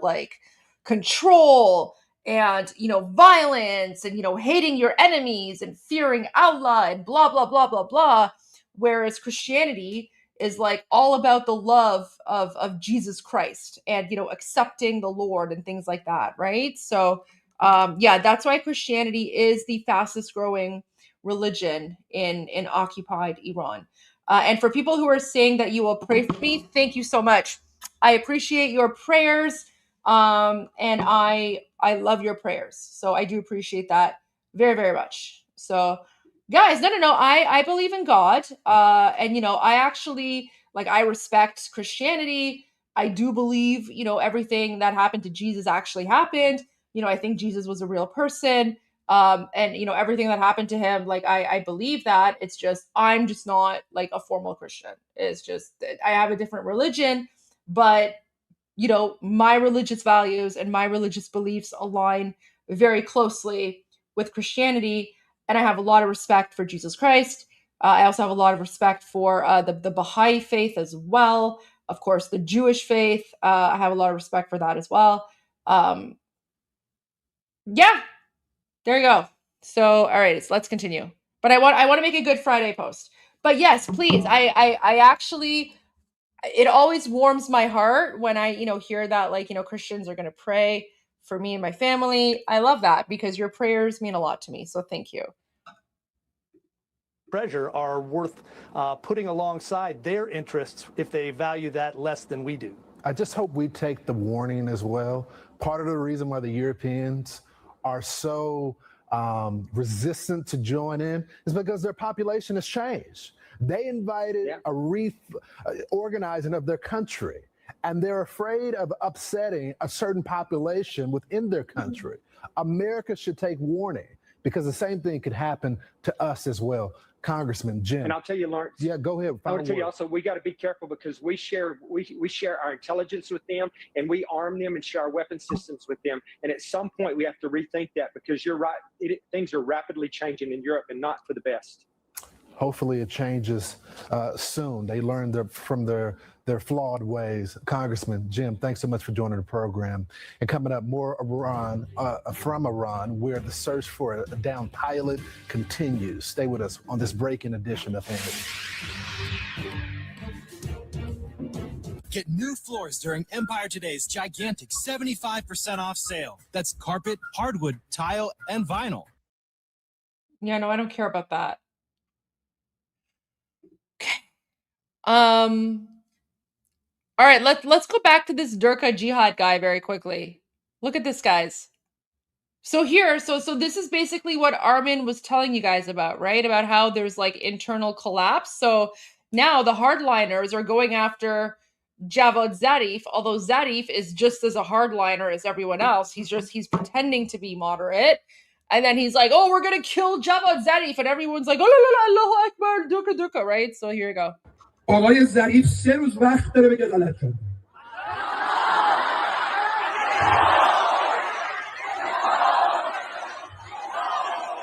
بعضی از دوستان آمدن گفتن که آقا خواهش میکنیم 2 قطبی نشه.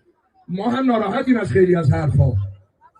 بعضیشون میگن آقا ما شک نداریم ظریف جاسوسه.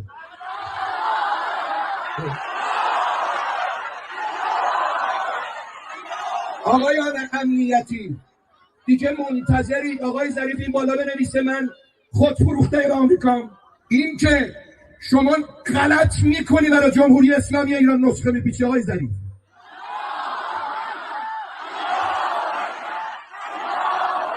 غلط میکنی حرف بزنی.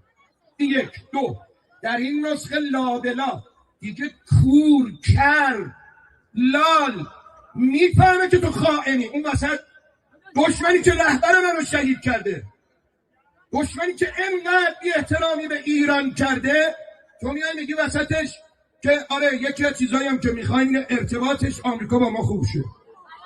شکر خوردی از این حرفا زدی. مرگ بر وطن فروش خائن.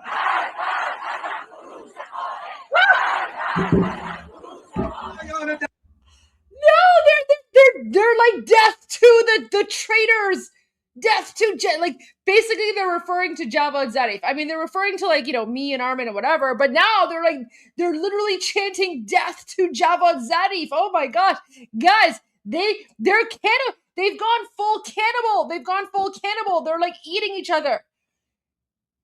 Death to the treacherous sellouts. Vatan furusha kha'in. So now they're basically saying death to their own people who are trying to negotiate with the United States. تو میای میگی وسطش که آره یکی از چیزایی که میخوایم ارتباطش آمریکا با ما خوب شه. شکر خوردی از این حرفا زدی.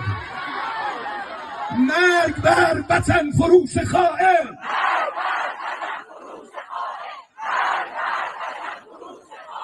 دستگاه امنیتی برادران عزیزم، پشت رزمنده ها به این مردم و به شما گرمه. اگر شما کاری نمی کنی 3 روز من وقت میدم به فضل الله بامه. اگه درست نشه شب این نگه غلط کردم شب 4 کاروان میشه میریم در خونه.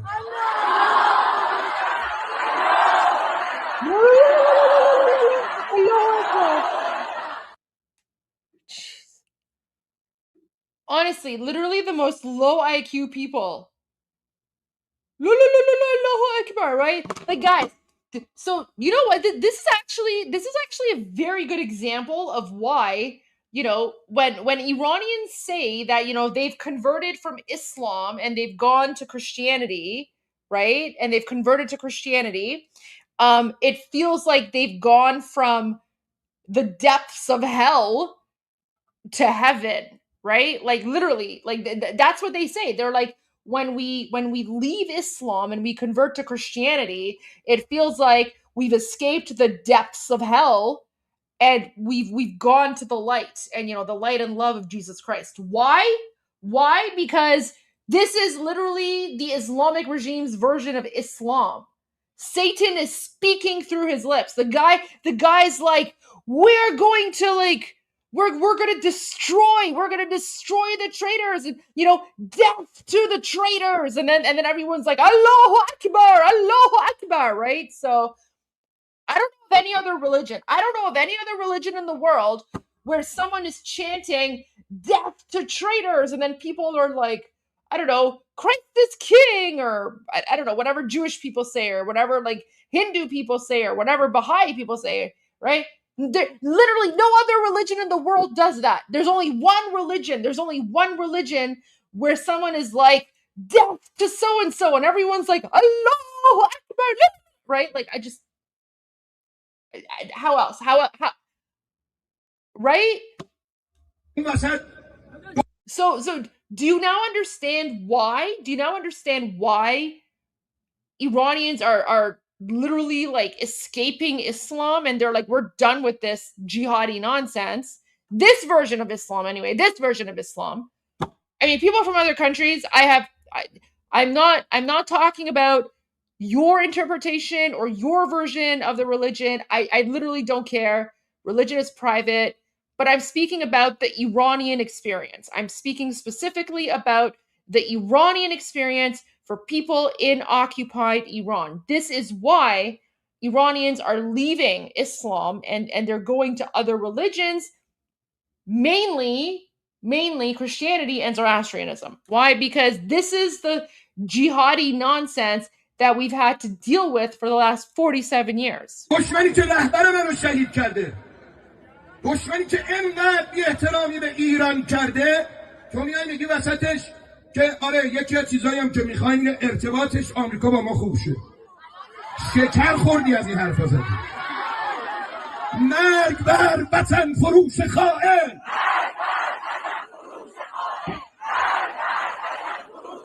پایان دستگاه‌های امنیتی برادران عزیزم، پشت رزمنده ها به این شما کار روز من وقت میده. بسم الله با اون این نگره چهار Allahu Akbar.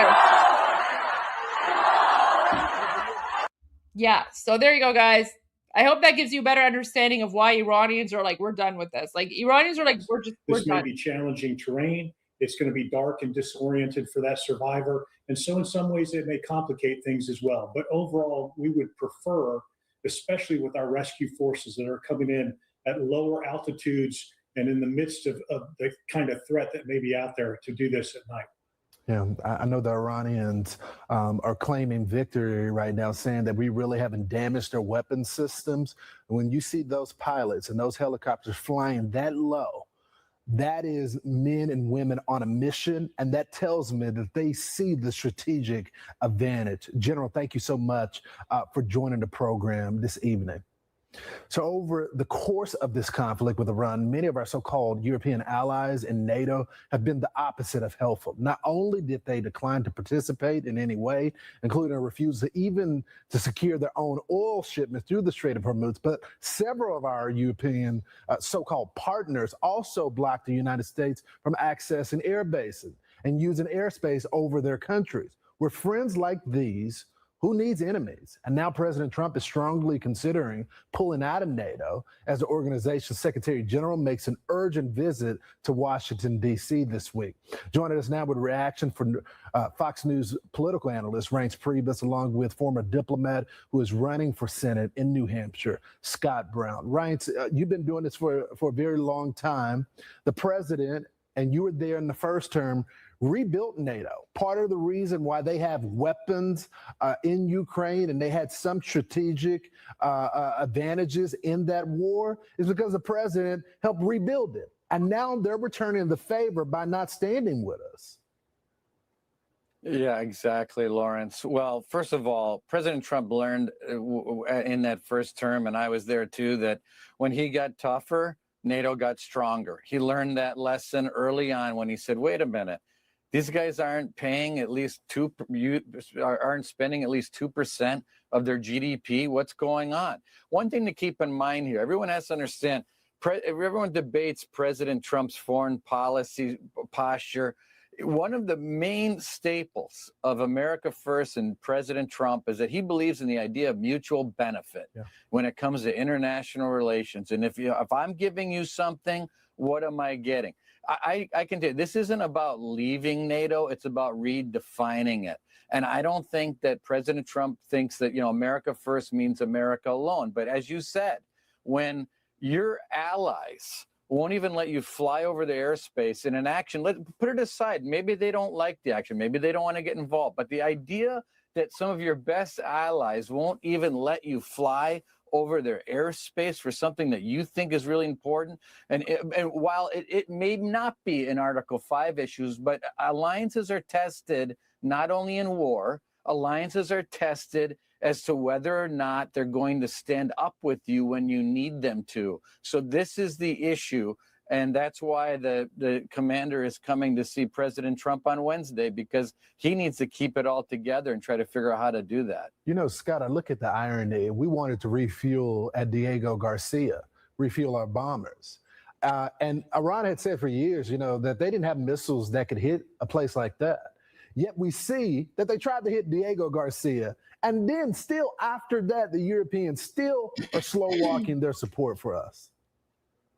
Well, Lawrence, listen, having been a diplomat, as you referenced, and serving at the Pentagon in the military, serving for almost 40 years, I understand those issues, certainly.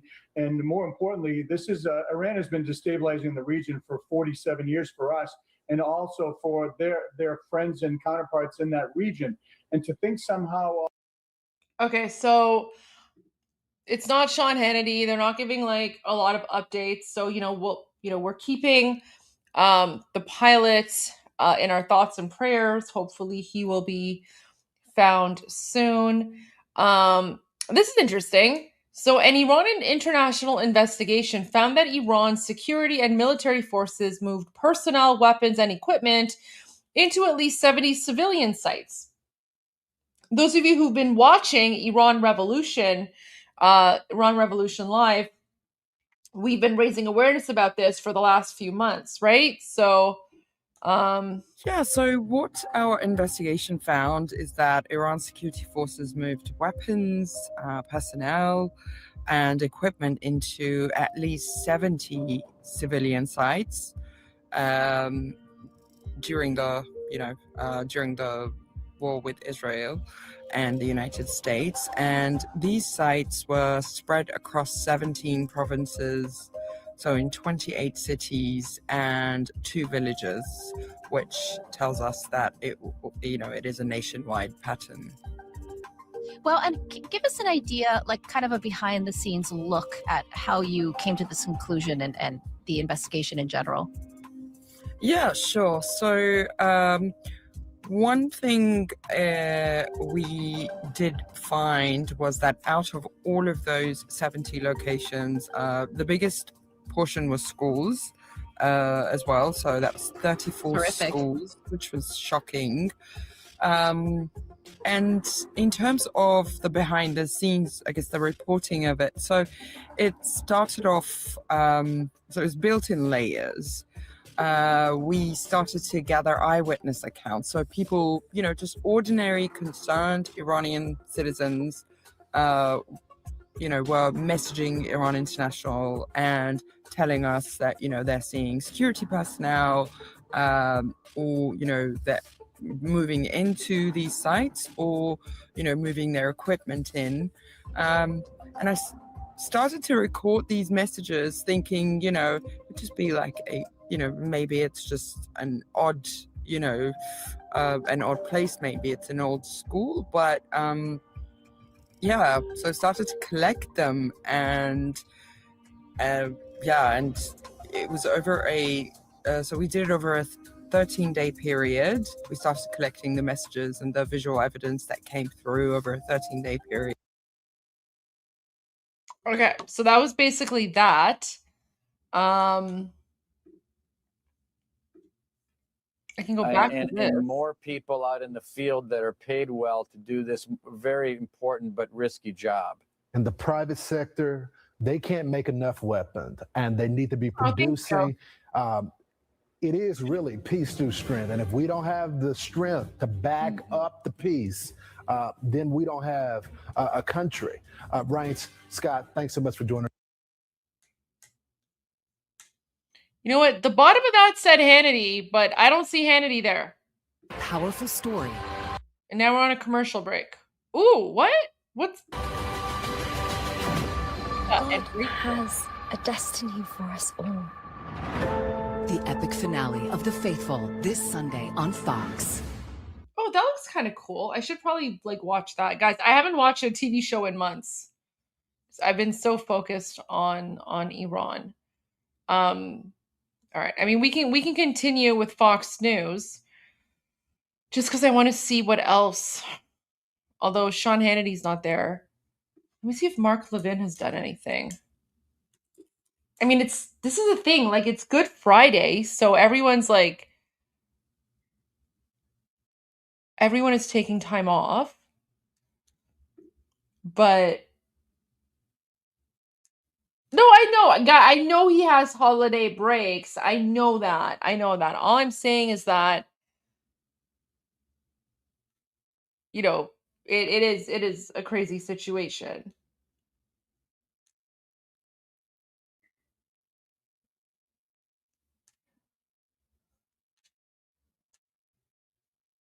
Okay.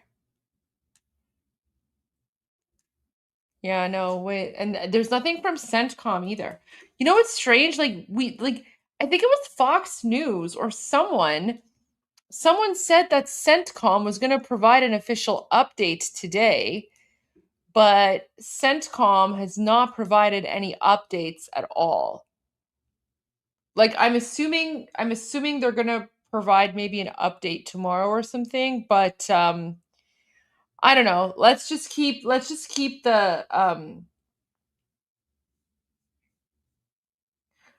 someone is saying, according to Tucker, Mark Levin controls Trump. Well, I mean, according to Anna Kasparian, I control Trump. Like, it's crazy. Like, she says the most insane things. She says the most insane things, like as if like I have like a speed dial for President Trump. Oh, well, I mean, according to Anna Kasparian, the only reason that this is happening is because I convinced President Trump that, you know, this conflict needs to happen. So everything that's happening, according to like the crazy woman, is my fault, right? Like apparently, like I speed dialed President Trump. Yeah. Oh, well, that's the thing. Well, this is what doesn't make sense. So she claims that Israel controls Trump, right? So this is the thing. They're like, oh, this is Israel controlling Trump. But then they also accuse me of controlling Trump. So I'm like, which is it? Like, can you keep your story straight? Like, I mean, regardless, yeah, like apparently I control President Trump. I'm always at fault. Oh, the moon landings were a lie. Yes, the moon landings were a lie. I'm always at fault. Pluto's not a real planet. You know what? I totally see Anna Kasparian as like a Pluto hater. Like I see Anna Kasparian like attacking Pluto. Like I totally see her and Chunky Yogurt. Like they hate Pluto. Like they're on team hate Pluto. They probably think the Earth is flat. I don't know, man.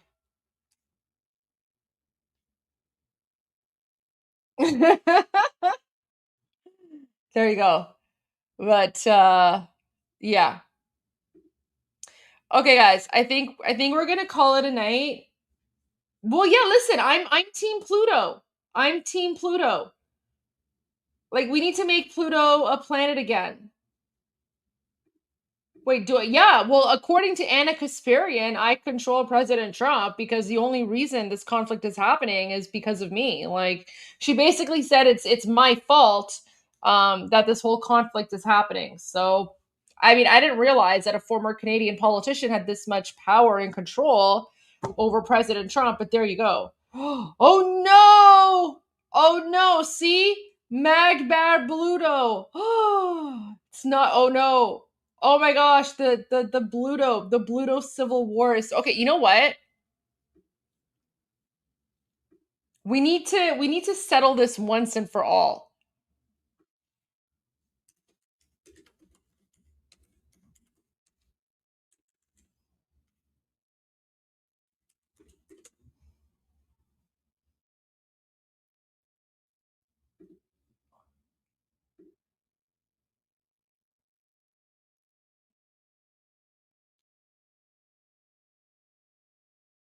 Okay.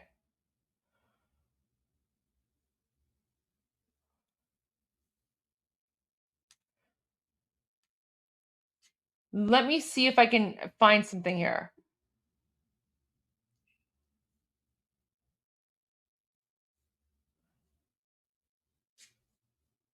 Give me a moment.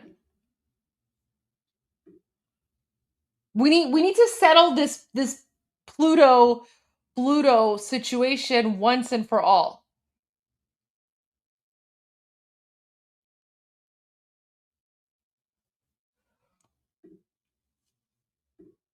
Let me see.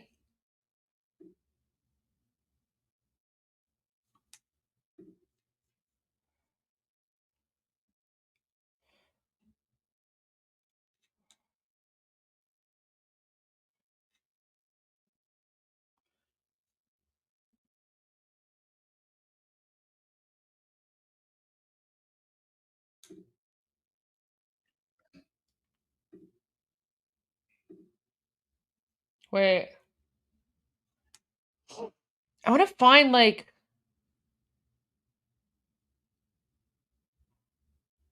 okay.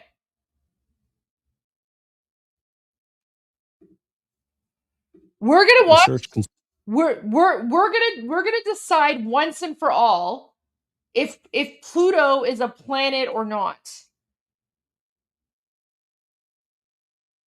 Is Pluto or Bluto a planet?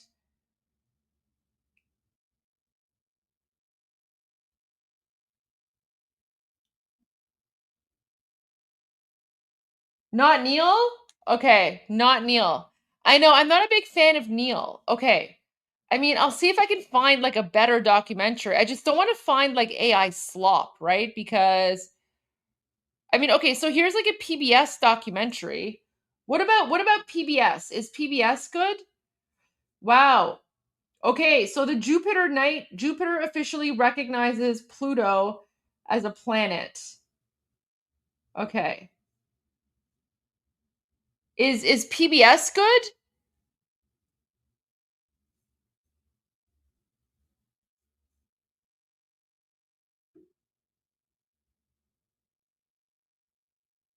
I heard that too, but I'm waiting for like official sources.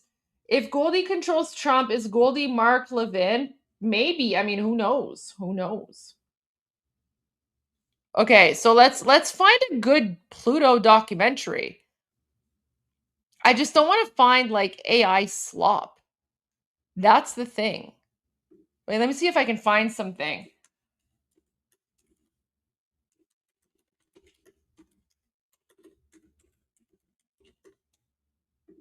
Let me do a quick Google search here. Top choices include Nova, Pluto, and Beyond. Okay, so apparently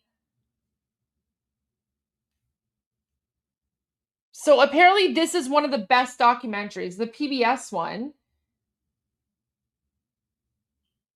Are you guys okay with PBS? Go for the PBS. Okay, guys. Okay. So apparently this is the best one. So yeah, because I did a Google search.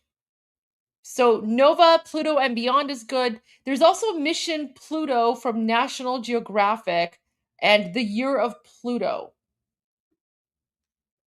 I'm just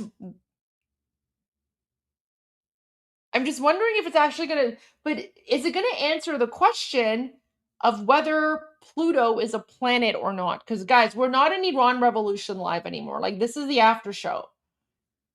Can anyone name all the planets? Yeah. It's Mercury, Venus, Earth, Mars, Jupiter, Saturn, Neptune, Uranus, Pluto. And then planet Nibiru. Planet Nibiru. Don't forget planet Nibiru. There you go.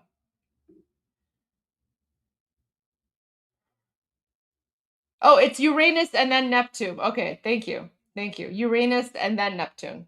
All right. Oh yeah, sorry. So after Pluto, it's planet X and then it's Nibiru. Okay. All right. Yeah, guys, we're not in Iran Revolution Live anymore. This is the after show. So let me just share this here. See you tomorrow.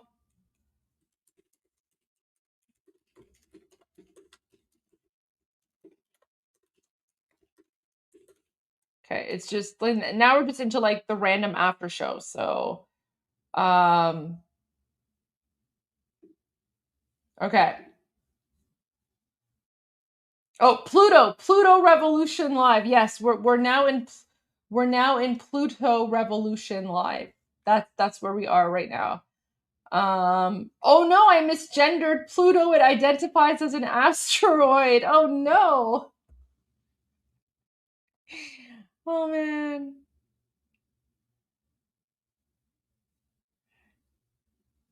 That was last night, Navajo. You weren't here. Last night I checked out Islamic Regime State TV and definitely had some crazy rants.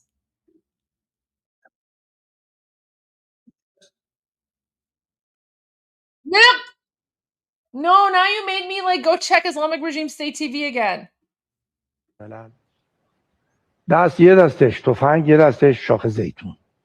What? به اندازه پشت یه شتر به من اگر جا بدید دیگه. Oh no, I don't know who he's talking about. He's like, in one hand he had a gun, in the other hand he had like an olive branch, and then something about a camel. میدم چون سازمان He said shotor. Shotor means camel. کرده که باید در کنار تأسیس اسرائیل دولت فلسطین تأسیس بشه. Oh, and then he said Israel and then the government of Palestine. Oh my gosh. So whatever Durka jihadi nonsense right now is going on, Armin would know better than me. Armin would know better. I don't know this nonsense. But basically it has something to do with a gun, an olive branch, a camel, Israel and Palestine. Ew. یه نکته الان به ذهن همه میرسه. اگه قدرت سبب مخالف به اندازه یه دنیا شد ما چطور در برابرش امید داشته باشیم جرأت داشته باشیم؟ عجیب خدا جوابش گفته. چی فرموده خدا؟ خدا گفته اگه دنیا جمع شد حساب اسباب ظاهره به من واگذار کن. کفا بنا حاسبین. کفا بنا حاسبین. He's not even حساب کتاب به من. He's just like he's saying like random phrases in Arabic like kafa bina hasabi. I don't even know what that is. That's literally like Durka jihadi. Okay. What's happening? رسیده بود منحل شده بود.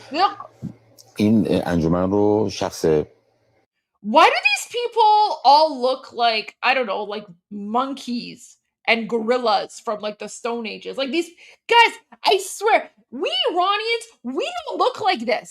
Like, look at these people.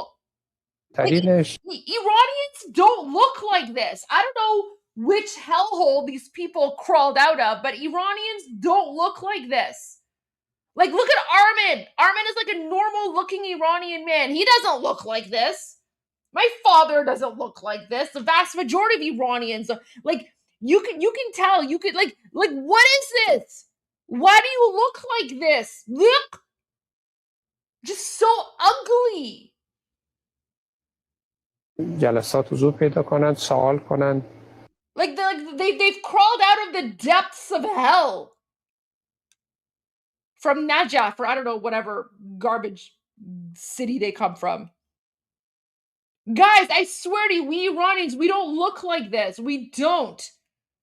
These are literally invaders. They've invaded our country. They've learned Persian. اجازه دادن این رو بگم. یعنی ما نمیرفتیم این بر اون بر بگیم آقا ما میرفتیم پیش نه. Oh my gosh, it's a green screen. I think this is a green screen. This is totally a green screen because they're probably hiding in like a bunker somewhere. یه جای برنامه تلویزیونی بنده رو دعوت کردن راجع به همین موضوع. Let's go to the next channel. هر کاری از دستش برمیاد تو هر لحظه انجام میداد. یعنی به این فکر نمی‌کرد که حالا مثلا من خستم یا نمیدونم فلانی باید الان یه کاری انجام بده وظیفه. Oh no, it's one of the garbage bags. It's a trash bag. It's one of the talking trash bags. کاری اگه بود که احساس میکرد باید انجام بشه حتما پا پیش میذاشت. خیلی سخاوتمند بود. یعنی اصلا Ew, does he not brush his teeth? Ew. Oh, I think maybe this is like her brother or something. Maybe her brother was killed by Israel, United States. Thank you, Israel and United States for getting rid of that inbred jihadi terrorist who obviously had bad teeth. Okay, yeah, that's definitely not. نمیگفت چی کار کن ولی همیشه میگفت که یه روز میان زنگ در خونه رو میزنن میگن منزل شهید فاطمی منم معمولا جوابم بشین بود که ایشالله دیگه کسی نیست که زنگ در رو بزنن منم با تو اومدم ولی خب قسمت نبود دیگه من موندگار شدم. She's like, oh, one day, like, I don't know, something, whatever, Durka Jihad, so. Ayatollah Khamenei is dead. This wretched and vile man, Ayatollah Khamenei, is dead. This wretched and vile man, Ayatollah Khamenei, is dead. This wretched and vile man, Ayatollah Khamenei, is dead. This wretched and vile man, Ayatollah Khamenei, is dead.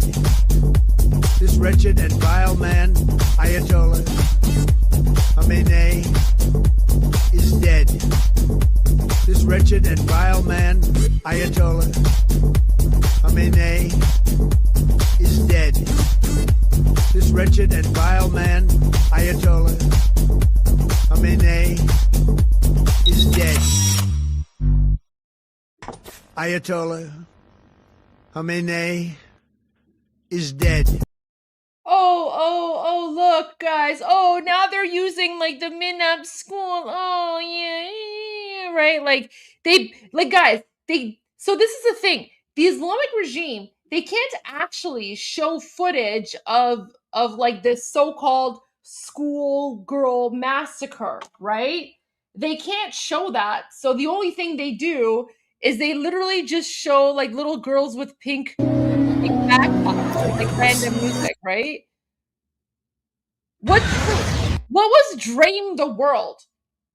Did you see? That was like Dream the World. What the heck is Dream the World? DRAME. Dream the World. دیگه هیچ وقت اون دستای کوچولو رو حس نکردم. من موندم. Oh, see? خالی شدم. See, this is what I mean. This is what I mean. Like, they don't, guys, they don't actually have footage of, like, the children who were, you know, supposedly murdered by the United States and Israel. They don't have that. They don't have that. So all they do is they just have, like, fake propaganda that they made afterwards. And they're like, oh, blah, blah, blah, blah, jihadi propaganda, Allahu Akbar. Like, that's all they have. Like, if the school situation was a real thing, why wouldn't you show actual footage? Why do you need to make, like, fake jihadi durka propaganda? Like, they don't even care about children. They don't even care about these children. They murder children. They literally rape and murder children. But now they're forcing these little girls to, like, hold up their backpacks in front of, like, that mosque. I don't know, it's like Imam Rizal Mosque or I don't know, whatever, like, jihadi durka mosque it is, and they're just like, right? Like, this is pure propaganda. And then you have, like, you know, idiotic people like, you know, Anna Kasparian or I don't know, whatever, right? They're like, oh, you don't care about the schoolgirls, right? Literally, there's no evidence, there's no proof, there's nothing. Did children die? Yes, probably. Did it happen by Israel, United States? Probably not. But if it did, it's still horrific. However, those children are being literally used as human shields. But the fact that the Islamic regime doesn't even have any footage of that. Instead, they're just literally like, it's like children, hey dad.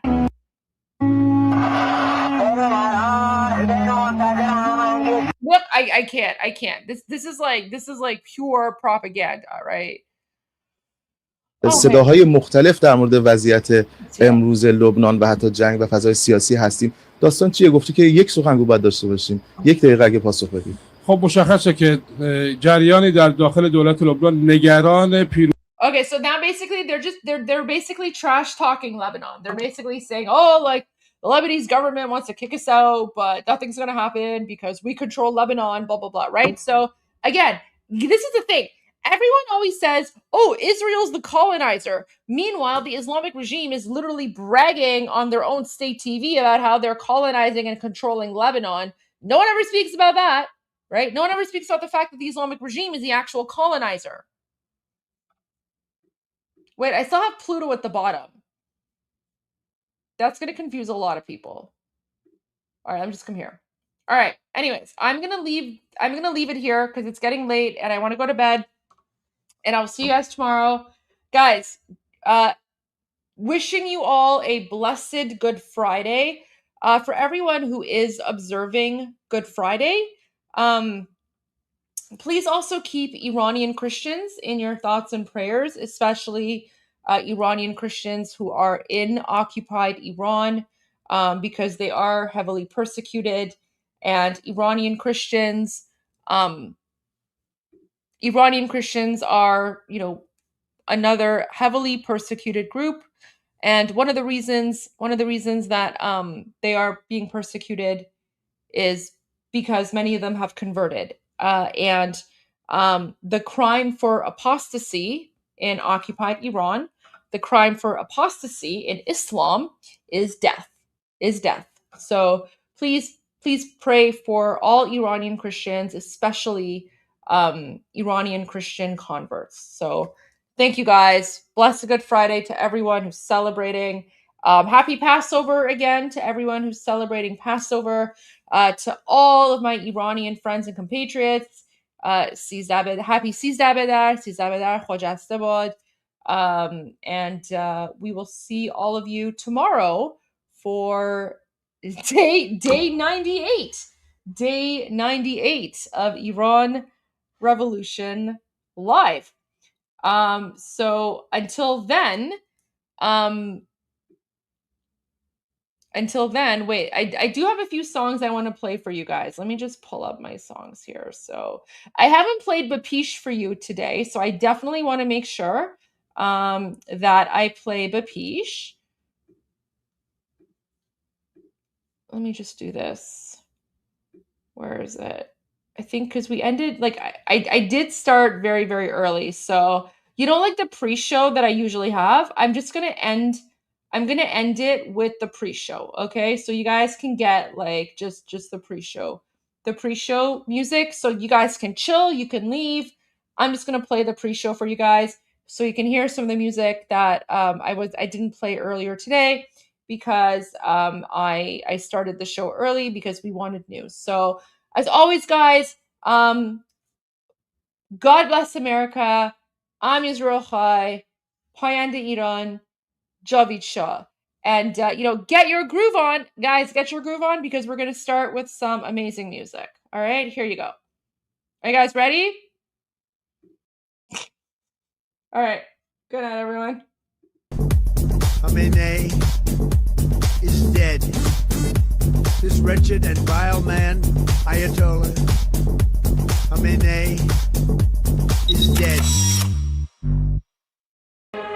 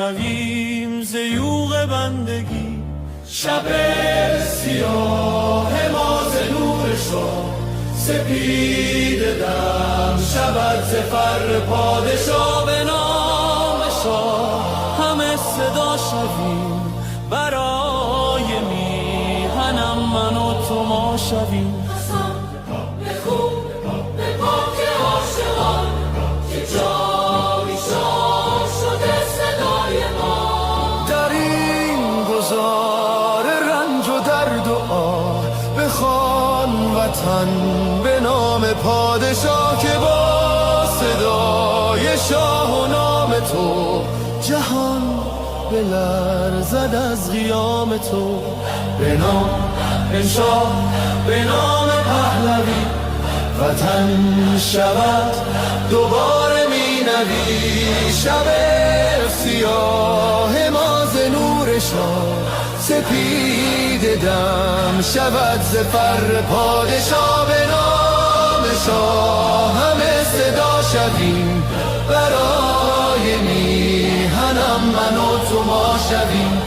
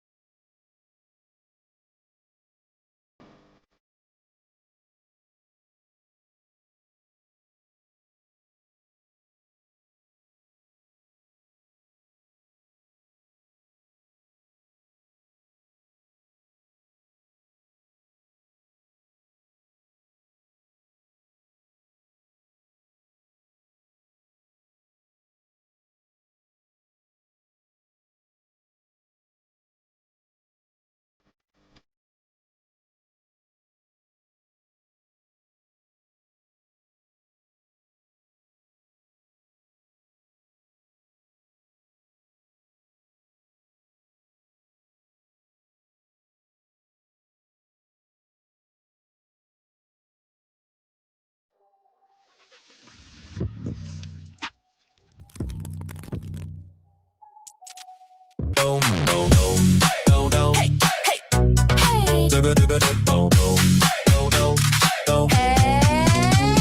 am cardboard Tusi, standing tall and flat. Don't need food or coffee, don't get sweaty or fat. Hair locked tighter than a government line. Not one strand moves, not even in time. Flick, no blinking, no stress, just stand and stare. Meanwhile explaining things no one prepares. I am cardboard Tusi, same speech, new day. On replay, cut me out, take me down, still run the show.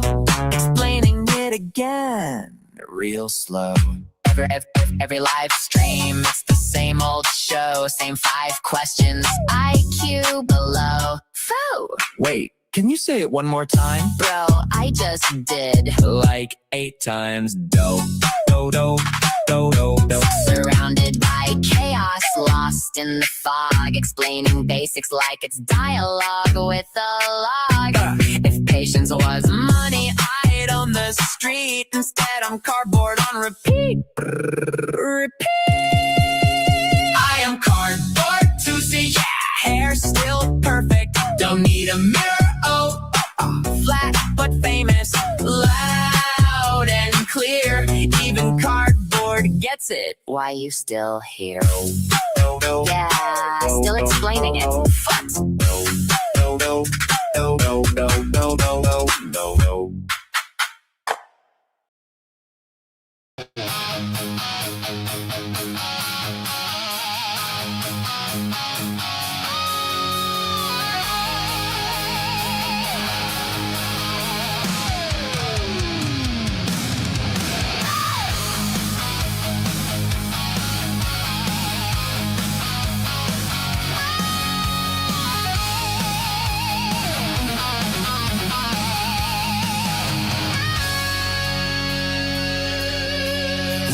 Shadows cut from the light, sirens and gunfire in the dead of night. They took our voices, they shut the net.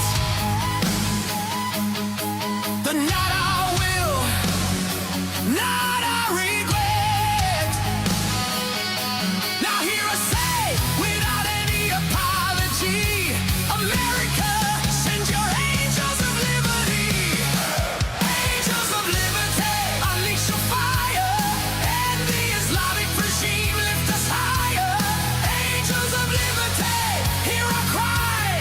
Freedom is born when you fill our sky. Angels of liberty, strong and true, our old ally USA. We stand with you.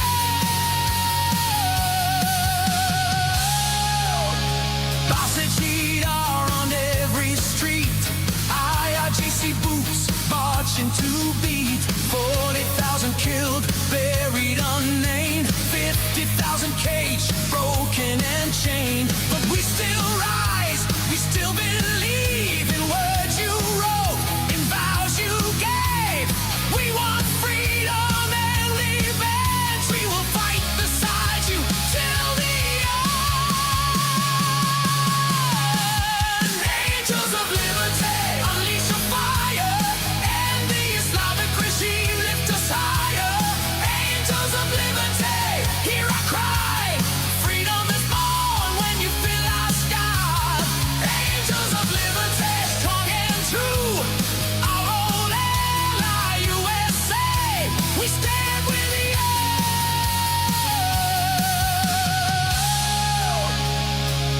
We stand with you.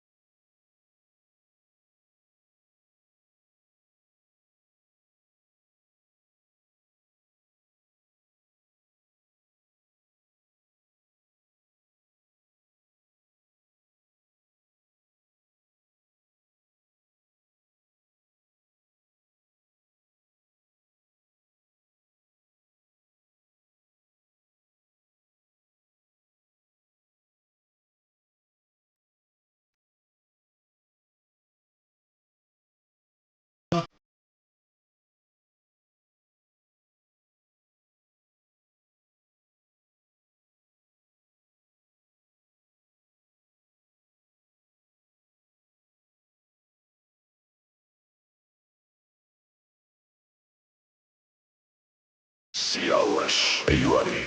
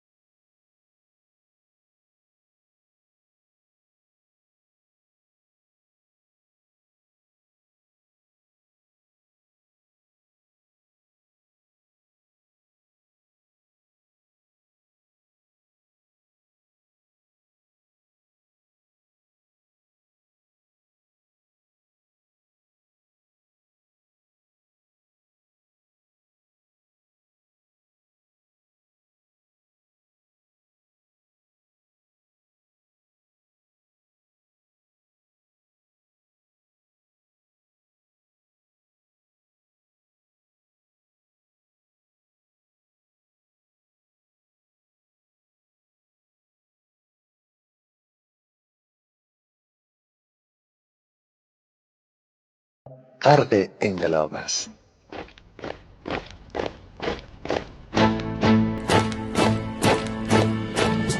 کشور ما، تاریخ ما در سیدگر فرا گرفته، گویی اهورا مستا دوباره در نور خود مرا گرفته.